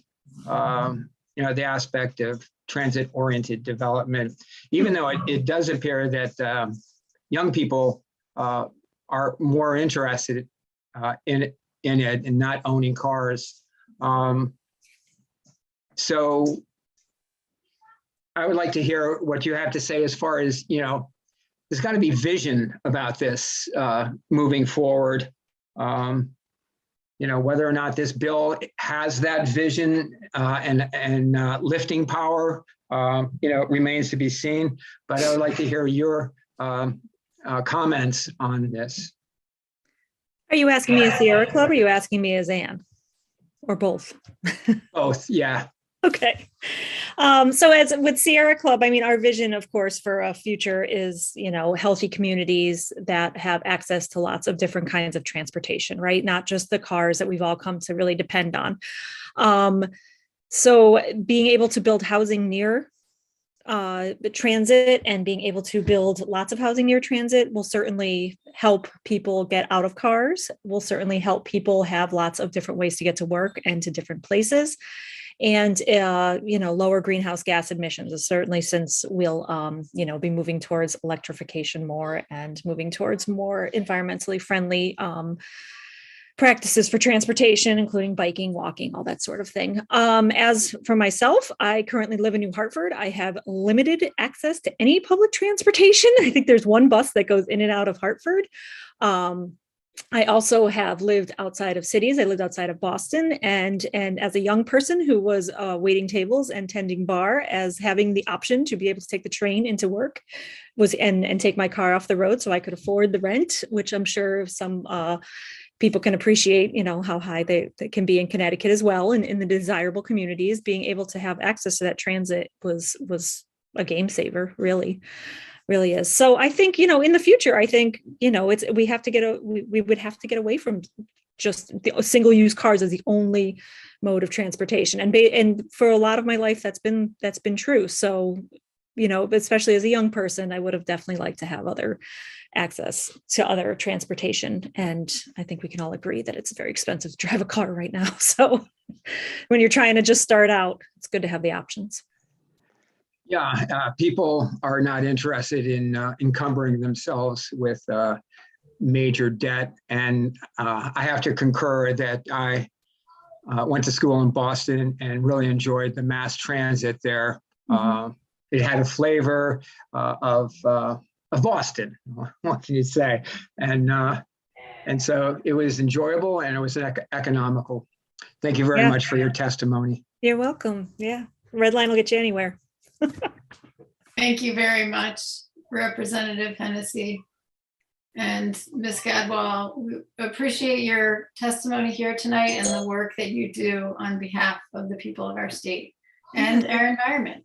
Thank you. I appreciate all of you. Next on our list, have a good evening. Next, we have Brian Farnan is 97, to be followed by Marcus Palumbo, 98. Mr. Farnan, welcome. It's nice to see you. Please proceed. You too, and thank you so much, honorable members of Planning and Development. I've been Representative McCarthy-Vahey, Senator Tony Wong, as a fellow Fairfield. I've been really impressed all day. I know it's been a long day and night for you guys, so thank you so much for what you guys do. I'm here tonight in opposition to two bills. HB 5361, an act concerning public access to certain coastal resources, and HB 5429, an act concerning transit-oriented development. Why don't I start with the beach bills? So raise bills number 5254, which and now HB 5361, limit the ability of towns with town beaches like Fairfield from offering discounted parking fees to residents. It prohibits towns from setting aside parking for Fairfield residents, and it limits our ability to address traffic and pedestrian safety concerns. I want to make it clear that Fairfield welcomes all residents from our neighboring communities to visit our beaches, and they can use our beaches and facilities at any time free of charge. But as the taxpayers that financially support these beaches, it's only fair and equitable that non-residents pay an additional cost when parking to contribute to the maintenance of our beautiful beaches.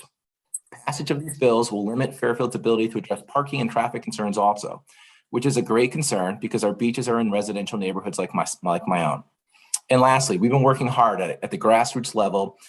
We put together a petition in literally less than a week with over 4,000 signatures that have been submitted into the record. And at this point, why don't I move on to HB 5429, an act concerning transit-oriented development. So from my perspective, this is going to water down the role of local planning and zoning commissions, take away our local control. I think more than anything, it's going to create density, not affordable housing, and it's going to dramatically change forever the historic nature of certain towns like Fairfield as it relates to, say, the Old Post Road or the Southport Village, for just two examples. And as for right development, removes the public hearing process, and that same public hearing process that we're using tonight. So I don't really think it's fair or right that the supporters of the bill who are using this public hearing process, and we can see how much is gained through it, would potentially take that away from our communities. And lastly, I think we're kind of missing the bigger issue here is let's focus on making our amazing urban centers better so that millennials, seniors want to move to our urban centers instead of, urbanizing some of our residential areas. We have amazing secondary cities in Connecticut. New Haven, Norwalk, Stamford, Hartford, West Hartford. I mean, they're never going to be New York and Boston, but they have an opportunity to really compete with all the other kind of secondary cities in the United States and really grow and become a place that attract young people to want to work and live here, and also for seniors to retire. So with that, I'll say thank you and take any questions. Thank you, Mr. Farnan. Mr. Hennessy, excuse me, Representative Hennessy. Thank you, Madam. Mr. Farnan, thank you for your testimony today. And I would just like to make a comment that you don't look at all to be 97. I just, you look much younger than that. Thanks. It's been a long day. I think I aged a few today, though. Yeah, I think we all did. Thank you, Madam Chair. Thank you, Rep. Hennessy. I think we could all use some levity too. I appreciate that very much. I'm going to go next to Senator Wong and then Representative Goupil. Madam Chair, I'm happy to defer to the Vice Chair, happily. All right, Representative Goupil. Thank you, Senator Casano, or excuse me, Senator Wong. And thank you, Madam Chair. Mr. Farian, and I apologize if I'm not pronouncing it correctly.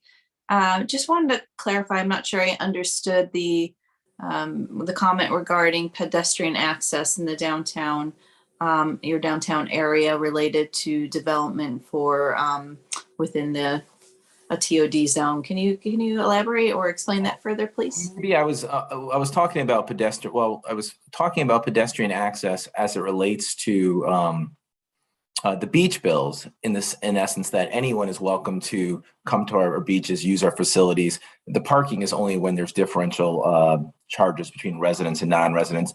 But as to the TOD bill and pedestrian access, obviously that's important, I'm just concerned that this bill more than anything is going to create density and it's going to basically cut the town out and the citizens of the town from a chance to kind of weigh in potential developments. And again, just to clarify, you're speaking regarding the beach bill that pedestrian access would be limited if No, pedestrian access will never be limited. So that's one thing I want to make clear is that, everyone is welcome to come to Fairfield's beaches, to use the facilities. No one would ever be turned around. There's an important Supreme Court case around the turn of going into like maybe 2002, basically, and it's a good opinion, stating that everyone has access to our beaches in Connecticut. And I'm not familiar because we've had a number of people testifying on this. Offhand, do you know the rates that are currently charged in your town? Yes, I do. So in Fairfield right now, we have daily rates which are the same for residents and non-residents, so $50 for weekends, $40 for weekdays, and then the tickets for access to the beaches, I believe it's $75 for residents, and then for non-residents to get access to Jennings and Penfield, that's $250. So I think a lot of people have looked at the legislation. Fairfield has done a pretty good job. I know there's a couple towns that are of greater concern, but Fairfield, I think, has made a very pointed effort to make sure that all are welcomed at our beaches. Okay. Thank you. Thank you. Thank you, Madam Vice Chair. Senator Wong, to be followed by Rep. Lamar. Thank you, Madam Chair. It's been a long day. Mr. Farnan, good to see you. Thank you for your past service. We're talking about the TOD, and as a resident of Fairfield, you know the difference. For me, the contrast relating to 5429, the challenge I have is the Fairfield Metro may be a perfect setting, and I know the town has already initiated construction efforts and very supportive of that. But how would this bill impact Southport? Well, so we have Southport Village, and we have a somewhat of a historic area, and it's beautiful. It's like one of the most charming places you could ever find. It's like a postcard. And I'm afraid that if this legislation is passed, any developer could potentially come in, bulldoze a property. Obviously, these are antique homes, and then put up a large development, which would, I think, be a strain on the resources of the community, forever change the historic nature of Southport Village, for example. And were you aware of the Conservancy and the Susquehannogs, strong advocates of the broader community, and their testimony and opposing aspects of this and how it would impact Southport Village or Greens Farms area? I was, and I think I live in the beach area very close to the Old Post Road, so I understand it from my perspective in the area I live, but I also know that area very well. It's a small, as much as Fairfield's a big town, it's a small town. And I understand completely where they're coming from. Thank you. And the last question, Madam Chair. The Fairfield downtown station is a historical station, but if you were to draw a half-mile radius, you would be going into the historical Old Post Road neighborhood. In fact, that neighborhood within a half-mile radius has one of the original homesteads of Roger Sherman's relatives, and kind of the founding father of this country. And if that was the case within a half hour, the language of this bill has not been clear in regards to historical districts. And I know in Fairfield, we have such great pride in our historical districts, and that's been brought up by a number of different advocates pro and against this bill. Can you articulate what kind of impact it would have on the Old Post Road beach area neighborhood? Well, it's really a I'm narrowing it down to Fairfield, but yeah, maybe you can articulate it better than I did. Yeah, well, it really is a historic treasure, not only for Fairfield, but for the entire state in New England. I mean, it goes back to the burning by the British of the parts of this part of the town. And, there's a great amount of pride amongst the historic district that they take in ensuring that they maintain that consistency of some of those old traditions. So I would be afraid that, this legislation, as well intended as it is, would have a drastic effect on those communities. Thank you. Thank you for staying with us all day. And I appreciate your past service and thank you for your continued engagement in the legislative process. Thank you, Madam Chair. Thank you, Mr. Barden. Thank you, Senator Wong. Representative Lamar to be followed by Rep. Winkler. Thank you, Madam Chair. Thank you, Brian. Good to see you again. As you might imagine, we'll hit on an issue we hit on last week as well. With respect to a comment you made that you said it's only fair that the taxpayers who contribute to the upkeep of the beach pay a reduced rate, which is what the comments you made. Mm-hmm. Tens of millions of taxpayer dollars from Connecticut residents has gone into the upkeep of Fairfield beaches. Understood. But sorry, go ahead. The daily fee for a non-Fairfield resident to go on a Saturday or Sunday is $50. For one day, it's $50 for a Connecticut resident. It's $25 for the entire season for a Fairfield resident. So for less than half of one day, for a Connecticut resident who's helped contribute tens of millions of dollars into Fairfield beaches, Fairfield resident can go all season long, a non-Fairfield resident, $50, right? I mean, that's I think, to your point, residents who've contributed to the upkeep of these beaches deserve reduced costs. And I think that's my major point, is that a lot of communities, we had a first selectman earlier today indicate that their town never received any state or federal funding. And a quick Google search shows that town receiving state bonds, Clean Water Act funding, wastewater facility and management upkeeps, new pavilions, all paid for by state and federal dollars. I think sometimes we confuse what the generosity of the state of Connecticut is in upkeep of our beaches. So that's what I'm trying to get at, because we had a constructive conversation, I felt, last week. No, we did. And I mean, and I think you hit a point that I was trying to make. The residents deserve a reduced cost too. And the residents have been contributing quite a bit. And I don't think it's fair that a Fairfield resident, you said that Fairfield was a model of equity. A Fairfield resident can attend the beach for $25 all season long. An out-of-town resident, it's $50 for one day. well, I mean, I think at the end of the day, I'm paying, $13,000-$14,000 in property taxes. Your typical Fairfield resident is paying, Connecticut sales tax, income tax, literally typically getting pennies back. So that's where I do struggle with the argument about, well, we're getting state money, because at the end of the day, your typical resident of Fairfield is getting a very small portion of the amount of money that they sent to Hartford, and only a small portion is coming back. So, I mean, I'd rather have the argument almost on an equity perspective, just the fact that if your typical resident who's paying so much money in property taxes to upkeep these beaches, then yes, they should get that benefit. And again, anyone can come to the beaches and doesn't have to pay a dime. I mean, people can Uber, can taxi, people can carpool. You could fit a lot, and they do, and there's a great amount of diversity. You come down to our beaches, you'll see it.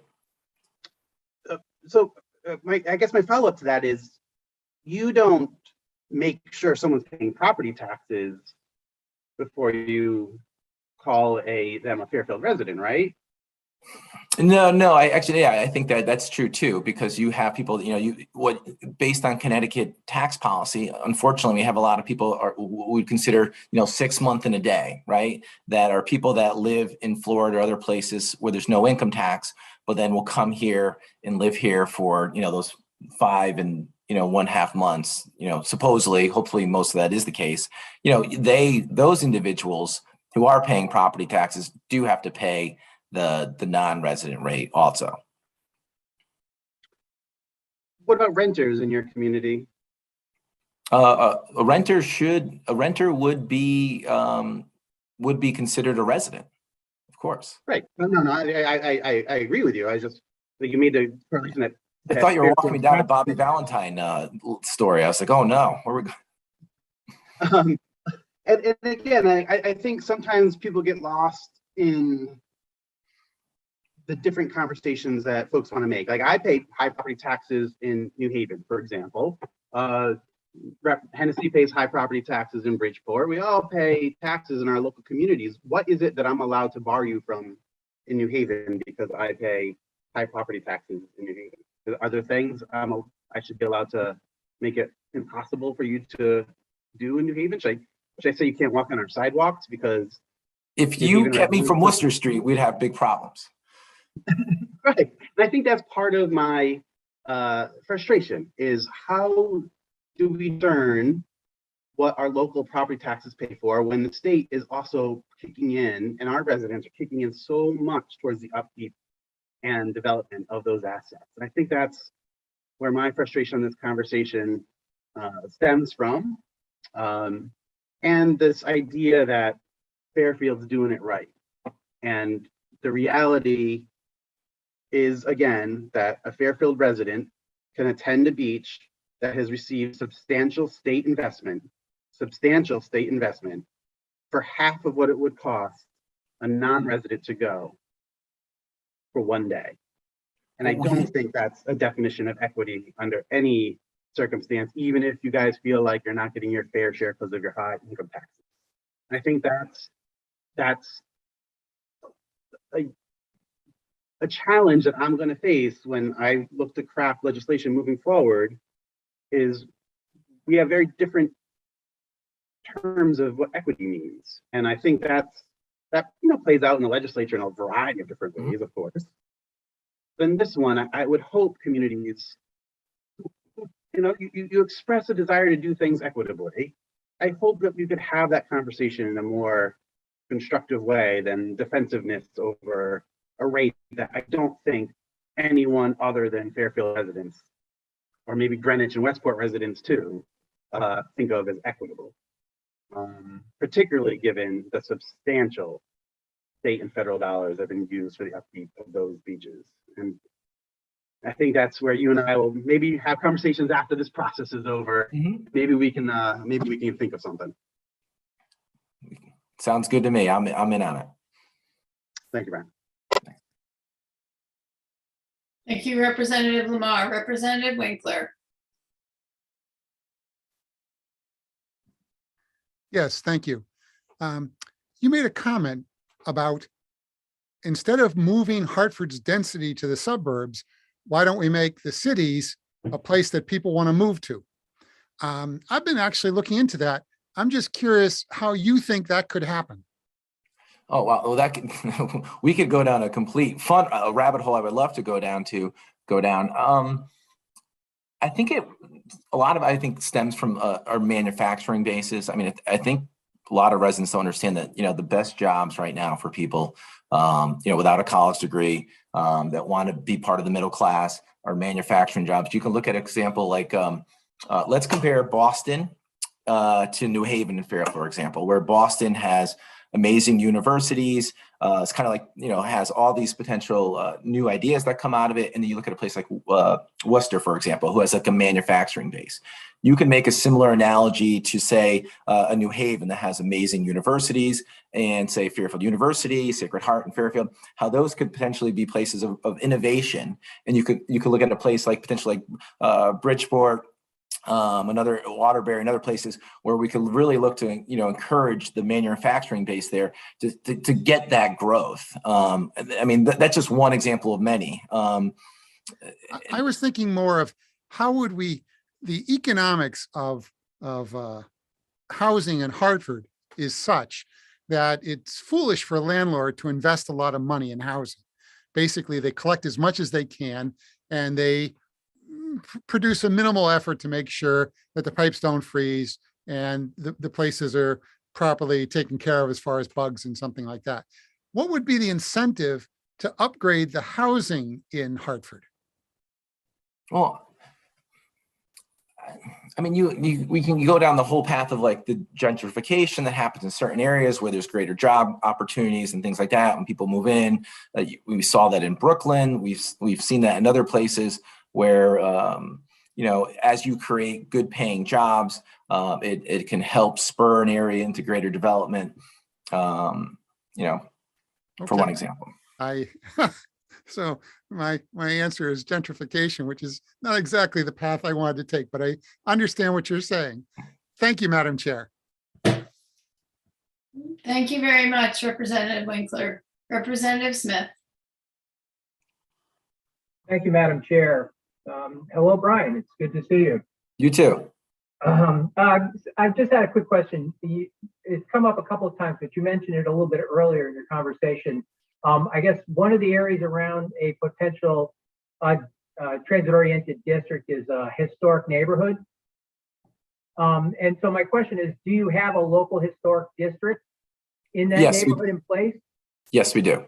Is it also a national register historic district? The one on the old Post Road is. I don't believe the section in Southport Village is. Oh, okay. But it sounded from what I heard that possibly one of the homes is an individually listed property on the National Register. Some are, and you could see how those would potentially be protected, but then the areas right around that adjacent to it would not. Right. Yeah. So I just wanted to make sure, because if there wasn't, and it's a historic neighborhood, one of the things the town and the property owners ought to consider doing would be either creating one or expanding an existing historic district to encompass more of those properties so that they would be less threatened by any development. Okay, well, that was good. That's my question. Thank you for answering. Thank you. Thank you, Madam Chair. Thank you, Madam Chair. Thank you, Mr. Farnan, and we wish you a wonderful evening. Thanks. Thank you so much. And I would just say, Representative Lamar, I live in the beach area. I will gladly make a spot in my driveway. He can come anytime he wants. And welcome down. So have a good night, guys. I look forward to the two of you having more conversation on the issue. So thank you very much. Next, we have number 98, Marcus Palumbo, to be followed, I believe, by 100, Matt Hart. We do, excuse me, Madam Chair, we do have number 99 as an attendee, and if she could accept the invitation to become a panelist, then she'd be able to testify. Madam Clerk, I do appreciate you interjecting with that, and I hope that that is the case. In the meantime, we will go with number 98, Marcus Palumbo. Welcome. Please proceed. Hello, can everyone hear me okay? Yes, we can. Excellent. All right, well, I will begin. Thank you, Chairman Cassano, Chairwoman McCarthy-Vahey, and members of the Planning and Development Committee for giving me the chance to speak to y'all today. My name is Marcus Palumbo, and I'm a volunteer organizer with Desegregate Connecticut. And I'm here today to express my support of HB 5429, an act concerning transit-oriented development. So I'm from Mansfield, and unless you live in the part of town that's walkable, that's right next to the UConn campus, you basically need to own a car in order to get anywhere because everything's fairly far apart. And so growing up in that environment, I couldn't even imagine, like in my wildest dreams, a lifestyle that didn't involve using a car to get everywhere that one needed to go. However, as I've gotten older, I've become more aware of transit-oriented development as a concept, with its goal being to create those kinds of walkable communities in which one does not necessarily need to own a car in order to survive and to thrive. And so after seeing the benefits of communities like these, I've even decided that I myself would like to live somewhere like this after college. And I believe this is a lifestyle goal that's shared by many young people like myself, both because of the high cost of owning a car, but also because of the environmental harms associated with vehicle traffic. However, Connecticut's overly restrictive zoning means that there are only a handful of places in the state that allow this type of community to flourish. And I think HB 5429 would help fix this by allowing more housing and mixed-use developments to be built near our transit stations. Now, it's been contested in this bill, so I want to reiterate that mixed-use developments are allowed under this bill, and if a town wants to, they could use mixed-use developments to satisfy the minimum units per acre requirement. And additionally, towns can meet that requirement through whatever types of housing they see fit. This graphic behind me depicts one of the ways you can achieve 15 units per acre. I want to point out it's not a skyscraper, it's not cramped, it still has green space. And I think we've been talking very abstractly about this bill today, but this is what it can look like in reality. Now, another important part of this bill is the types of housing it encourages. Of the 40 transit towns in Connecticut, there are only a handful that make it easy to build anything other than single-family homes on large lots near their stations. This is of great concern to me because it seriously limits housing options, especially for people trying to find somewhere to live after college. And though I don't yet know where I'm going to be going to college, I know that Connecticut's still my home, and I love the people and the opportunities it has to offer. However, as I look over the horizon to my post-college life, there's no way I'm going to be able to afford a 4-bedroom single-family home right out of college, but there's also no reason I would need that. And I think that's the kind of housing that we currently don't allow. And so HB 5429 will help fix this by allowing the development of more multifamily housing. Now, lastly, very briefly, I just want to touch on the other main reason I support this bill, which is because it's in relation to equity. So the explicitly segregationist housing policies of the past, such as restrictive covenants and redlining, are no longer with us, but they're reinforced today by modern exclusionary zoning policies, and we desperately need to allow more types of housing near transit stations in order for our communities to truly be open to all. And so I thank you for your time, and I'm happy to answer any questions that anyone has. Thank you very much, Mr. Palumbo. Mr. Palumbo, from your statements, is it correct to assume that you are in high school? I'm actually currently on a gap year between high school and college, but I'm around that age, yeah. You're just out of high school. And I just want to give you credit for your testimony, which was very well articulated. And I think we've heard some comments here today about, different ages and experiences. I think you've highlighted for us something really important, which is that post-college having a 4-bedroom or a large house is not something that you would want or need, but that you would look for something that was different to be able to live and return or to stay here in Connecticut. And I appreciate you highlighting that. Representative Goupil. Thank you, Madam Chair, and thank you, Mr. Palumbo, for sharing your views on potential living environments and environments that you're looking to be able to stay in. I do respect it and do understand that. Having grown up in a very suburban environment, post-university, I continue to seek out environments where I could use public transportation and live and work without having to have a vehicle. So I do appreciate you sharing that and your desire to stay in Connecticut, and hopes that we can make it the environment that you're looking for as well. Thank you. Thank you. I appreciate that. Thank you very much, Representative Goupil. We do have number 99. Oh, Mr. Palumbo, have a wonderful evening. Thanks for being here with us. Thank you. You too. We do have number 99 is Amy Jenner. She is similar to one of our earlier speakers. We have a little technical issue. She's able to speak. Miss Jenner, are you able to hear us?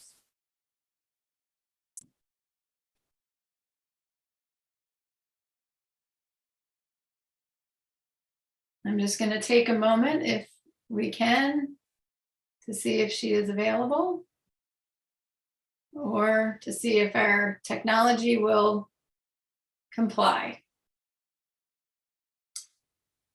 She is permitted to speak, and I did ask to unmute, so I'm not sure if she's just not there at the moment. Okay. Great. Oh, I saw a hand raised there. I just want to double check. Okay. We're going to move on, and if Madam Clerk, if we are able to resolve that issue, please do let me know. Will do. We will move on next to number 100, Matt Hart, to be followed by number 101, Doug Househaven, who, yes, I see has been promoted. So Mr. Hart, welcome, and please proceed. Good evening, Madam Chair and other members of the committee. My name is Matt Hart, and I'm the new Executive Director of the Capital Region Council of Governments, or CROG. And I'm here today to testify in support of an act establishing a pilot program delegating the management of small-scale transportation projects to the Capital Region Council of Governments, raised Bill 393. And I have submitted written testimony. So CROG and the other councils of governments across our state, we do benefit from a very strong and effective work relationship with the Connecticut Department of Transportation, with the DOT. And DOT has been working very diligently with us across the years, or over the years, to implement more efficient processes. And we think that this pilot initiative would strengthen those relationships that we've built and enable both DOT and the COGS to advance more projects more effectively and efficiently. We all know that there's a lot of federal funding coming our way with the IIGA, and our collective workload is going to increase significantly. That's a good problem to have, but it emphasizes the need to continue to make these process improvements so we can complete things on time and on budget. So CROG and the other councils of governments across the state, we have demonstrated the knowledge and the experience to effectively manage a wide range of transportation projects and programs. And just a couple of examples of what this pilot could achieve or what it could be utilized for. COGS, for example, could be given the ability to exclusively manage and administer transportation planning studies. The state could also, under this pilot, increase our role with respect to the administration of various state grants, such as the Local Transportation Capital Improvement Program, known as LOTSIP, the Community Connectivity Grant, as well as the Transportation Alternative Set-Aside Program. So in terms of improving the bill, one suggestion we have is that the legislation be modified to stipulate that the DOT would work with CROG's executive director, myself, as well as other interested COG directors across the state to administer and manage the grant program. Wrapping up, I do want to emphasize that we enjoy a very strong working relationship with the DOT, and that we think that this legislation would allow us to pilot additional ways to work together. And if it's successful, it can be used as a model for future collaboration. I appreciate the opportunity to address you tonight. I want to thank you for hanging in there for a very long day, and I'm happy to take any questions you might have. Thank you very much, Mr. Hart. Representative Goupil. Thank you, Madam Chair, and thank you for joining us, Mr. Hart. I do have a question related to the future structure or types of projects. I'm well aware of this potential, and I think it's a great utilization. My view, or how I could envision it, is more comprehensive role for the COGS in terms of those funding sources. So I was wondering if you can just elaborate on that. I'm not sure that all the people who are watching understand the different funding sources such as LOTSIP and et cetera. I'd be happy to do that, Representative. And this pilot would begin with smaller scale initiatives, such as the ones that I just mentioned. The LOTSIP program, for example, that's a state-funded program that we are able to put to good use to upgrade our roads and other infrastructures. CROG, for example, administers roughly $18 million in LOTSIP funding per year. We would really welcome an opportunity to increase that. And the DOT staff are going to be extremely busy with the IIJA funding, as will the COG staff. But if we, as COGs, are able to take on an expanded role, we think that that would allow the DOT and provide them with more time, more staff hours to focus on those larger initiatives. So I hope that commentary is helpful. Thank you very much. Thank you, Madam Chair. Thank you, Representative Goupil. Quick follow-up from me, Mr. Hart. Have you spoken directly with DOT about the possibility of this pilot? Yes, I have communicated with the DOT's legislative liaison and discussed it with a few of my fellow COG directors, and we plan to have some additional conversations this week. Okay, thank you. I think that's important in terms of any possibilities of this bill moving forward. That's going to be really critical. I also just will give you a moment to respond to the OPM comments in testimony. Have you been able to see those at this point? And if so, I have not. Okay. I apologize, Madam Chair. I have not seen those. No, that's okay. I think there are some comments within OPM. So similar to my comment about DOT, that would be important for those conversations to occur. Thank you. Thank you. Thank you very much for the work that you do. I look forward to getting to know you more and to working with you as the COG director. I appreciate Rep. Goupil's question because our COGs certainly do so much more than people realize they do for us here in the state. And congratulations on your new role. Thank you very much. Thank you. So next on our list, we have number 101, Douglas Hausleiten from New Haven. And then we have, let me just double check. I believe, Madam Clerk, that number 104, Melissa Kaplan Macy is next. That is correct. Okay, Mr. Hausleiten, I do not see you. Oh, there you are. I see you. Welcome and please proceed. Thank you, ma'am. Dear Chairman Casano, Chairwoman McCarthy Vahey, Vice Chairman Needleman, Vice Chairwoman Goupil, and Ranking Member Huang, Ranking Member Zullo, and distinguished members of the Planning and Development Committee. My name is Doug Hausleiten. I'm from New Haven, and I live in a 4-family home within a half-mile of a train station here in New Haven, Connecticut. I want to thank the committee for hearing this bill on Pi Day, allowing all of us to test our geometry studies in the use of irrational numbers for area calculations in our rational testimonies. I'm here to support House Bill number 5429, an act concerning transit-oriented development. I'm a resident of New Haven, as I mentioned, and I live here in Worcester Square. You may recall our famous pizza locations, or that it is within a half-mile of both State Street and Union stations. Professionally, I'm the executive director for the New Haven Parking Authority, and we manage Union Station, and we'll be taking over management of State Street Station. And before the pandemic, Union Station witnessed over 4 million passengers a year, with over 4 rail lines commuting through it that entered or departed New Haven customers, creating an economic activity and human experiences that make New Haven and the region an envy of the country. The rail system and our transportation investments are economic and community development generators. These investments, both large and small, create jobs and opportunity. But most importantly, transportation investments create the freedom necessary to move around our state and within our economy. Bus rapid transit and rail stations are vital investments by the State Transportation Department on behalf of our residents to get us to work faster, to get us to our families safer, and to get us to our lives easier. The more frequent our systems, the more useful and impactful the investment. Our train system and stations need more customers in order to support the necessary capital and operating investments into our rail and bus rapid transit systems. The most environmentally friendly way to bring more customers to the train is to have customers arrive on foot, walking a short distance from their home or office.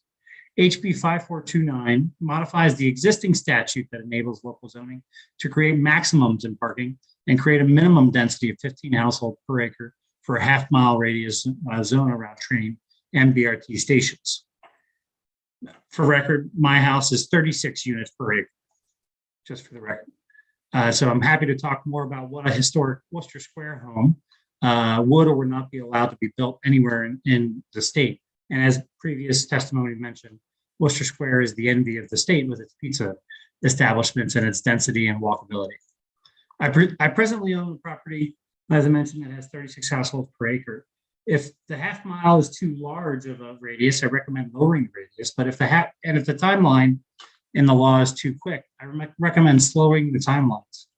But we need to make this law pass so that we can enable actual housing to be constructed around large state transportation investments in order to drive traffic to our transit systems. For the past decade, we have seen year after year our state struggle to make the necessary investments to keep our transportation system in a state of good repair. For the past few decades, we have struggled to grow the state's population, and for the past few years— Mr. Hasladen, just a heads up, you're past for 3 minutes. Thank you very much. Thank you very much, Mr. Hasladen. I have to laugh because here go the pizza wars. Oh no, and here comes Representative Lamar. Thank you, Representative McCarthy-Vahey. I just had to highlight how many times Mr. Hasladen was able to mention that Worcester Square is the envy of the state, and I, of course, have to agree. Thank you, Madam Chair. Oh my goodness, that's too much. Well, I thank you, Rep. Lamar. I do actually want to follow up on something that you said, which does remind me of an earlier conversation today, which is that, where does the demand come? Is it the chicken or the egg? So you said our train system needs more customers. And earlier today, I heard testimony saying we need to improve and increase train service, and then people will want to, be actually taking the train and be in a TOD place. And I just wanted to give you a moment to talk a little bit more about that train system needing more customers combined with the traffic issue. Because again, earlier today, we heard about the concerns about traffic increases in the case of a TOD development. So can you talk about both of those things?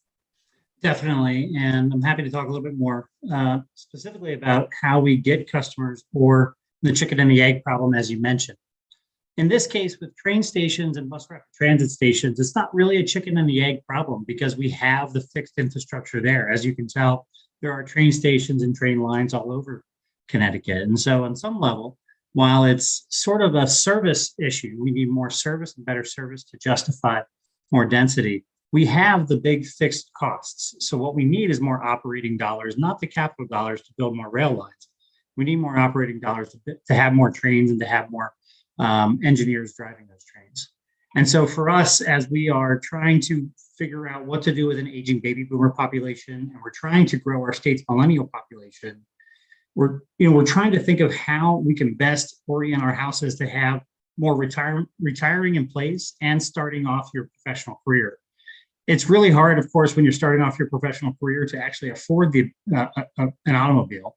I was just doing finances with a friend over the weekend, and we were breaking down the cost of car ownership. And it's roughly about $11,000 a year to own a car in Connecticut.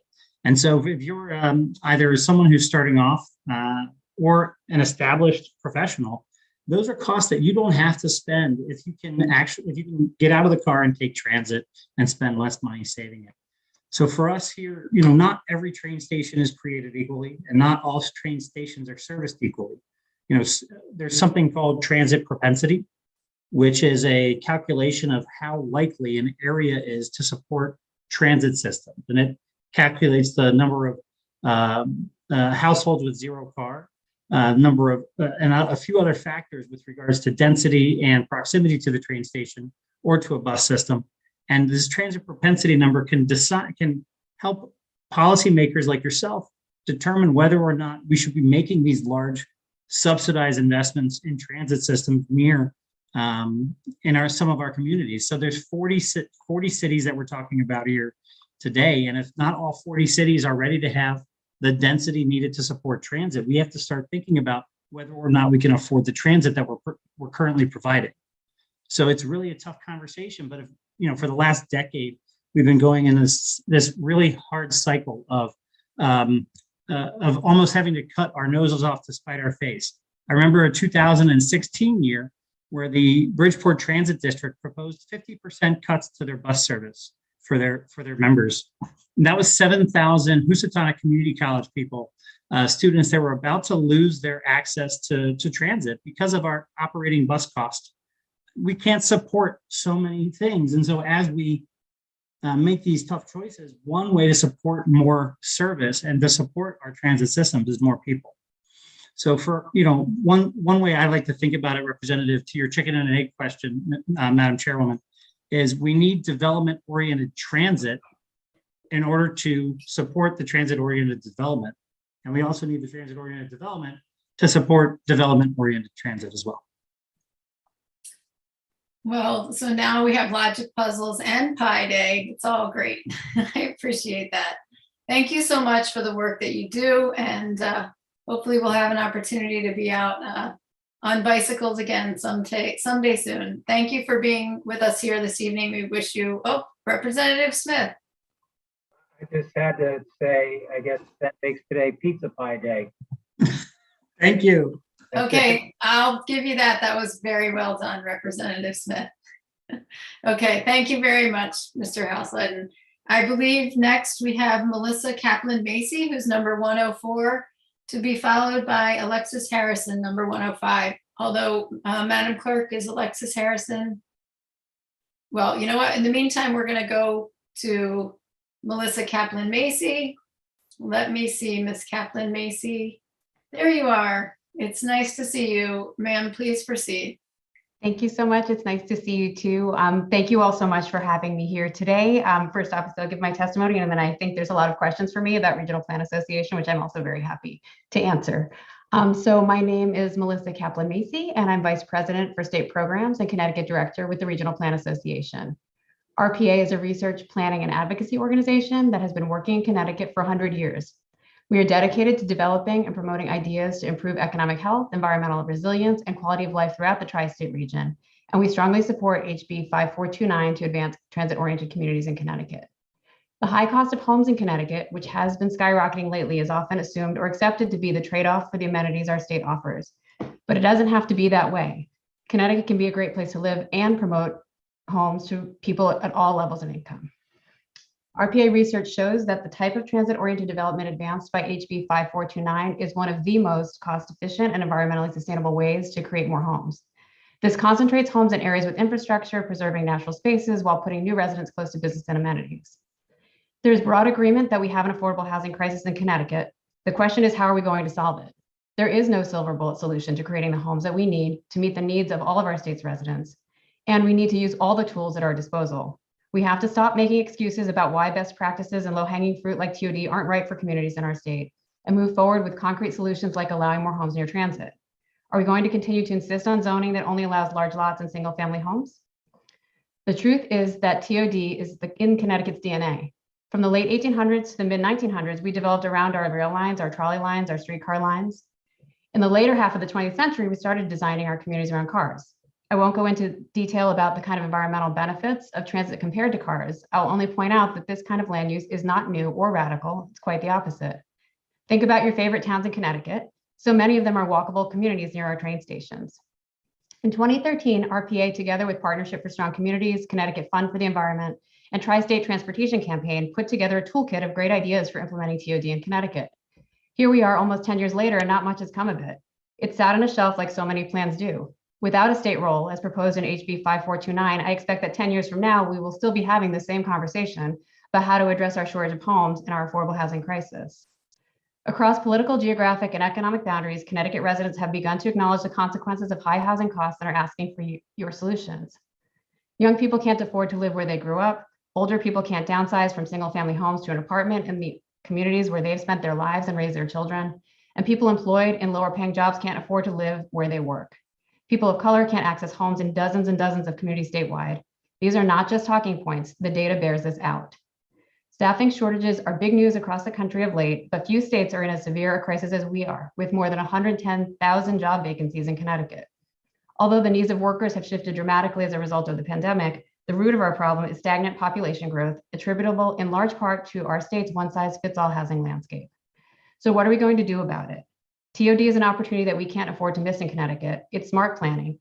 And HB 5429 is a baseline of best practices that we need so we can move from just talking about the need for more homes to actually creating them. I applaud the Planning and Development Committee for holding a hearing on this legislation to advance TOD, and I thank you very much for the opportunity to testify today. Thank you very much, Ms. Kaplan-Macy. And I just wanted to, I'll first defer to Senator Needleman. I would never have you do that, Madam Chair. But let me first of all thank you, Melissa, for testifying. It's very informed and really important to hear a reasonable approach to trying to solve an existing problem. I think that today I saw somewhere that Connecticut job issues, the job market is at crisis levels all over the state in every field. I know in my own business, we're feeling it. I know the state government's feeling it. They've been trying to pilfer engineers from the private sector. So there's a great need for workers here. And I would like a little more information. Maybe you're willing to talk about the fact that, about how transit-oriented development is like a mainstay in the planning world, isn't it? It is. It's smart land use planning. If you go on the American Planning Association website, if folks are familiar, there are, our organization nationally, Connecticut, our local chapter, it's a best practice. It's very basic land use planning. Having a little bit more density near our infrastructure is how planners plan. It's smart growth. It's sort of an old term. It's from the 90s. We've been talking about this forever. I mean, that was my point too. I was doing research, thinking about this testimony today and looking at the great work we did in 2013. And I'll be honest, it was really depressing because it was a great report, tons of great recommendations, that we hoped the towns would take up and implement, and very little has really been done. I think make it easier, the way I look at it, and I know, this may be not a popular position, but make it easier for towns by saying, look, here's the basics, take the basics, and have planning discussions and think about how this is going to work in your town. But this is really a best practice that will help communities create the housing that we need. And I mean that very sincerely. We have to come up with a solution, and there isn't one solution. We have to do a lot of different things, but this is one of the things that I think is pretty basic in terms of best practice in planning. Well, I sort of agree. I think I was pretty clear before that, in my opinion, the different types of affordable housing that you can build, if you don't want to tap all state dollars to build affordable housing, private developers have a role in this. And, I've heard it said so many times that this is a panacea for developers. Sort of yes and no. I've never known a developer to actually do some of the things that people think would be a worst case scenario. But the benefit is it doesn't take direct tax dollars when you have private developers do this. I don't want to pontificate about that, but I do have a question. Within the 830G statutes, one of the things that as a first selectman I've always been concerned about is, how do you guarantee, I know we have health, I know we have safety, but how do you guarantee that in response to what one of the prior people testifying said, that at least whatever is developed sort of fits into the community that it's supposed to be in? We don't have architectural review in Essex, and I'm happy about that. But in some cases, if you're worried about development, if I was really worried about people tearing down old houses in town, I would have it. And I know the town would have it, but maybe some kind of a review process that takes more than health and safety into account, that the property fits in with the community, looks appropriate. If it's a community of old homes, has sort of an antique feel to it. I think that some of the people might feel a little bit better. I know I might if that was a slight amendment to 830G. Sure, no, I appreciate that, remark on 830G. And I think these are obviously, this is not 830G as a separate proposal, but I think the point is well taken on making sure whatever gets developed in towns is appropriate for towns. And this doesn't take that away. I think, just to emphasize that this legislation, if you were to pass it, doesn't say to towns that they can no longer plan. It actually says, please plan and come up with the appropriate zoning, for this with this density. But there's a lot of flexibility for good planning in that. And I would encourage towns also to think about how this relates to the good work that you're all doing right now on your local affordable housing plans as well. Looking for locations where you can create the affordable housing. Transit-oriented places are, places that towns should be looking at, where they have that opportunity, where there is transit. So I think this all pairs really well together. Great, thank you. Thank you.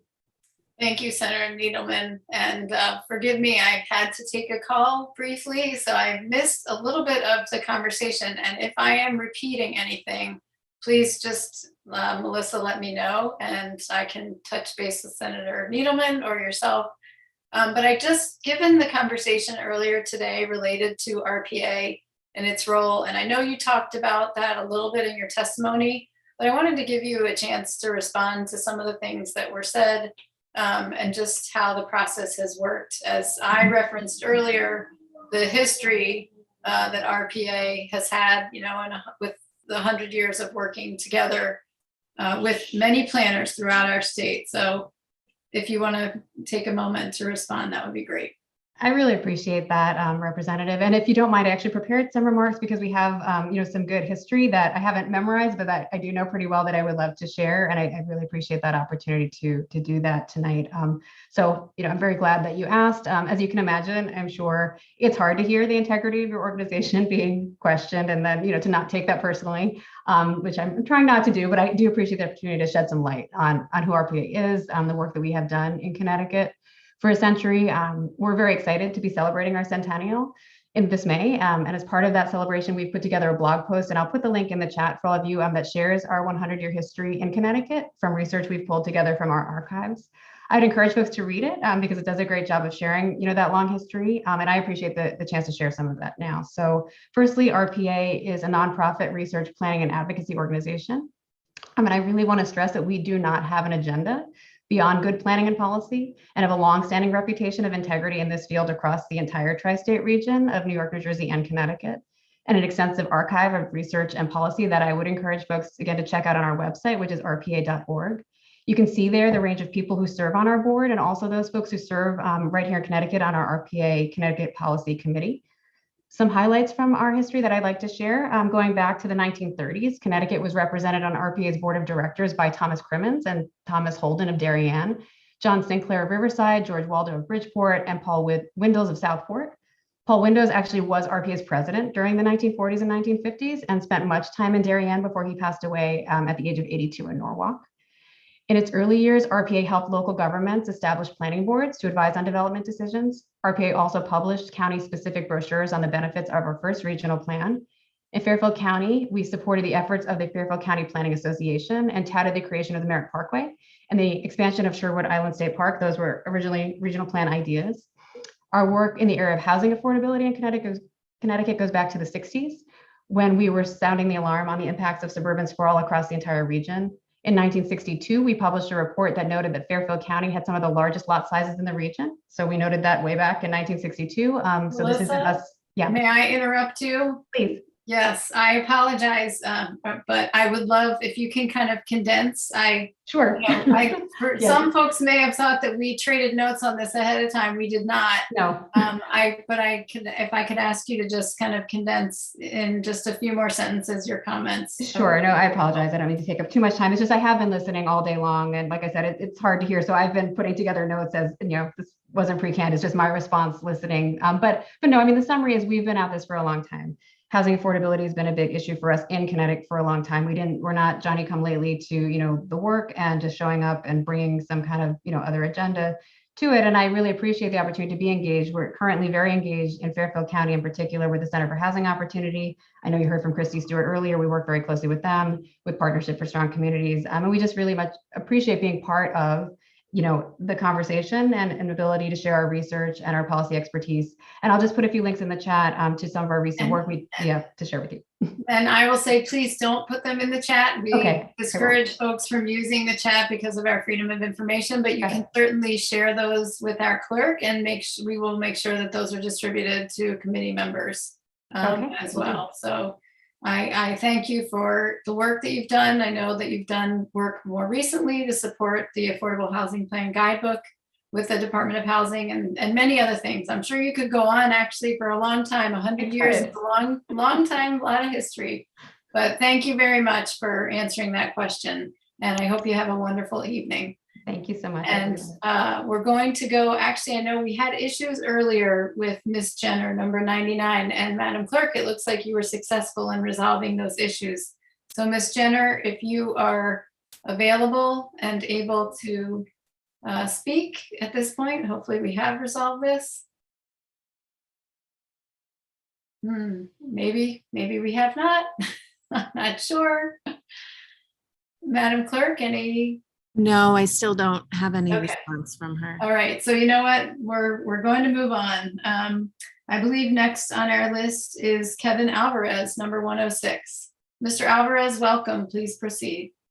Thank you very much, Madam Chair, members of the committee. I'm just pulling up my remarks now, sorry. And for some reason they are not coming up on my screen, and I'm very, very sorry about that. It was working before. I tested it several times.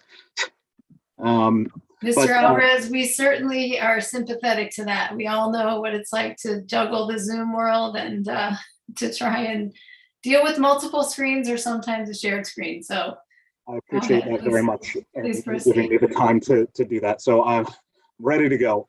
Representative McCarthy-Vahey, Senator Cassano, Ranking Members Wong and Zullo, members of the committee. I'm here on behalf of the City of New Haven in strong support of House Bill 5429, which is thoughtfully drafted and critically important in creating more housing options in our state. Connecticut is one of the most deeply segregated states in our nation, both as a result of history and contemporary policies that exacerbate economic and social inequity. The exclusionary zoning codes of so many Connecticut towns are perpetuating this. Using local government to dramatically restrict what housing is available, regardless of the significant demand for it, is having devastating implications for the residents of my city and our entire state.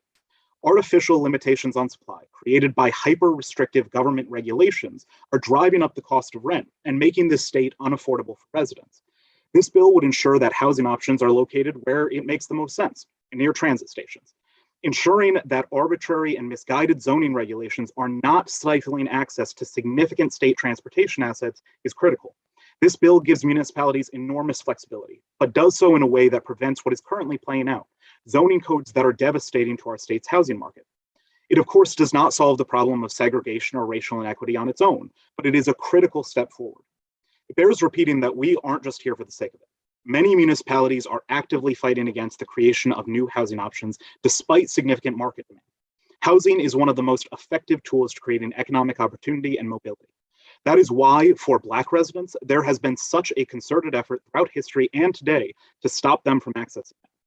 This state has a moral responsibility to its residents to change the paradigm of racial segregation. It is bad for everyone, and even if it weren't, it would still be wrong. The concept of local control should not extend to keeping residents out or driving up the price of housing where they do live. And lastly, I wanted to say, I so sincerely wish this bill wasn't necessary. I wish we could believe so many of the people that came before this body and claim they care about creating more housing options. I wish that claims of making great progress were true. I wish that towns saw segregation for the plague that it is, and I wish that we had spent the last several decades committing ourselves to be smarter with our land use. I wish that were true. But it wasn't true when towns made those same claims 40 years ago, and it isn't true now. And frankly, it wasn't about local control then, and it isn't about local control now. I urge that you support this bill because it will significantly benefit every town and city in this state, create more opportunities for people who need them, and it will reduce the devastating impact segregation continues to have on all our residents. I thank the members of the committee on hour 12. I'm happy to take any questions and was part of the CCM process that endorsed this 2 years in a row and would be happy to talk about that as well. Thank you so much. Thank you very much, Mr. Alvarez. And you're right, we are celebrating hour 12 right here. We are finishing, I should say. And it's nice to see you here and to hear your passion for these issues. Thank you for just naming the last piece in terms of your involvement in the CCM process, and appreciate your willingness to answer any questions about that. Representative Winkler. Yes, thank you. I've noticed a trend in the legislature that, if somebody agrees with you, their process was flawless, and if somebody disagrees with you, their process was flawed.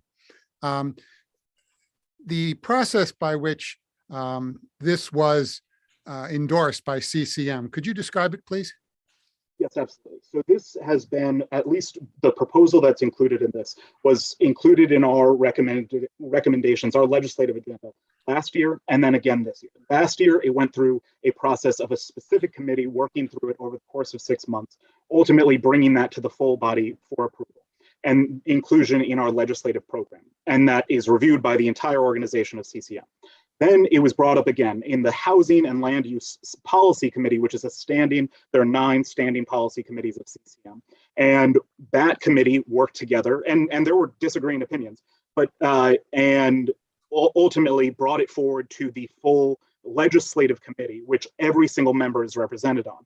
And there was actually a change made to what we had originally proposed. There was discussion, and people were well aware of what was being discussed in that committee process, because a change was made to it and a compromise was made to it that ultimately endorsed transit-oriented development in the way that it is reflected now and in CCM's testimony. That was then in the new, so that was taking place over, I think it was around October. And then a new CCM group comes in at the beginning of November, December. That's the first at the CCM convention. And a new board of directors then approved our legislative program again. So it went through multiple iterations of the CCM organization and was very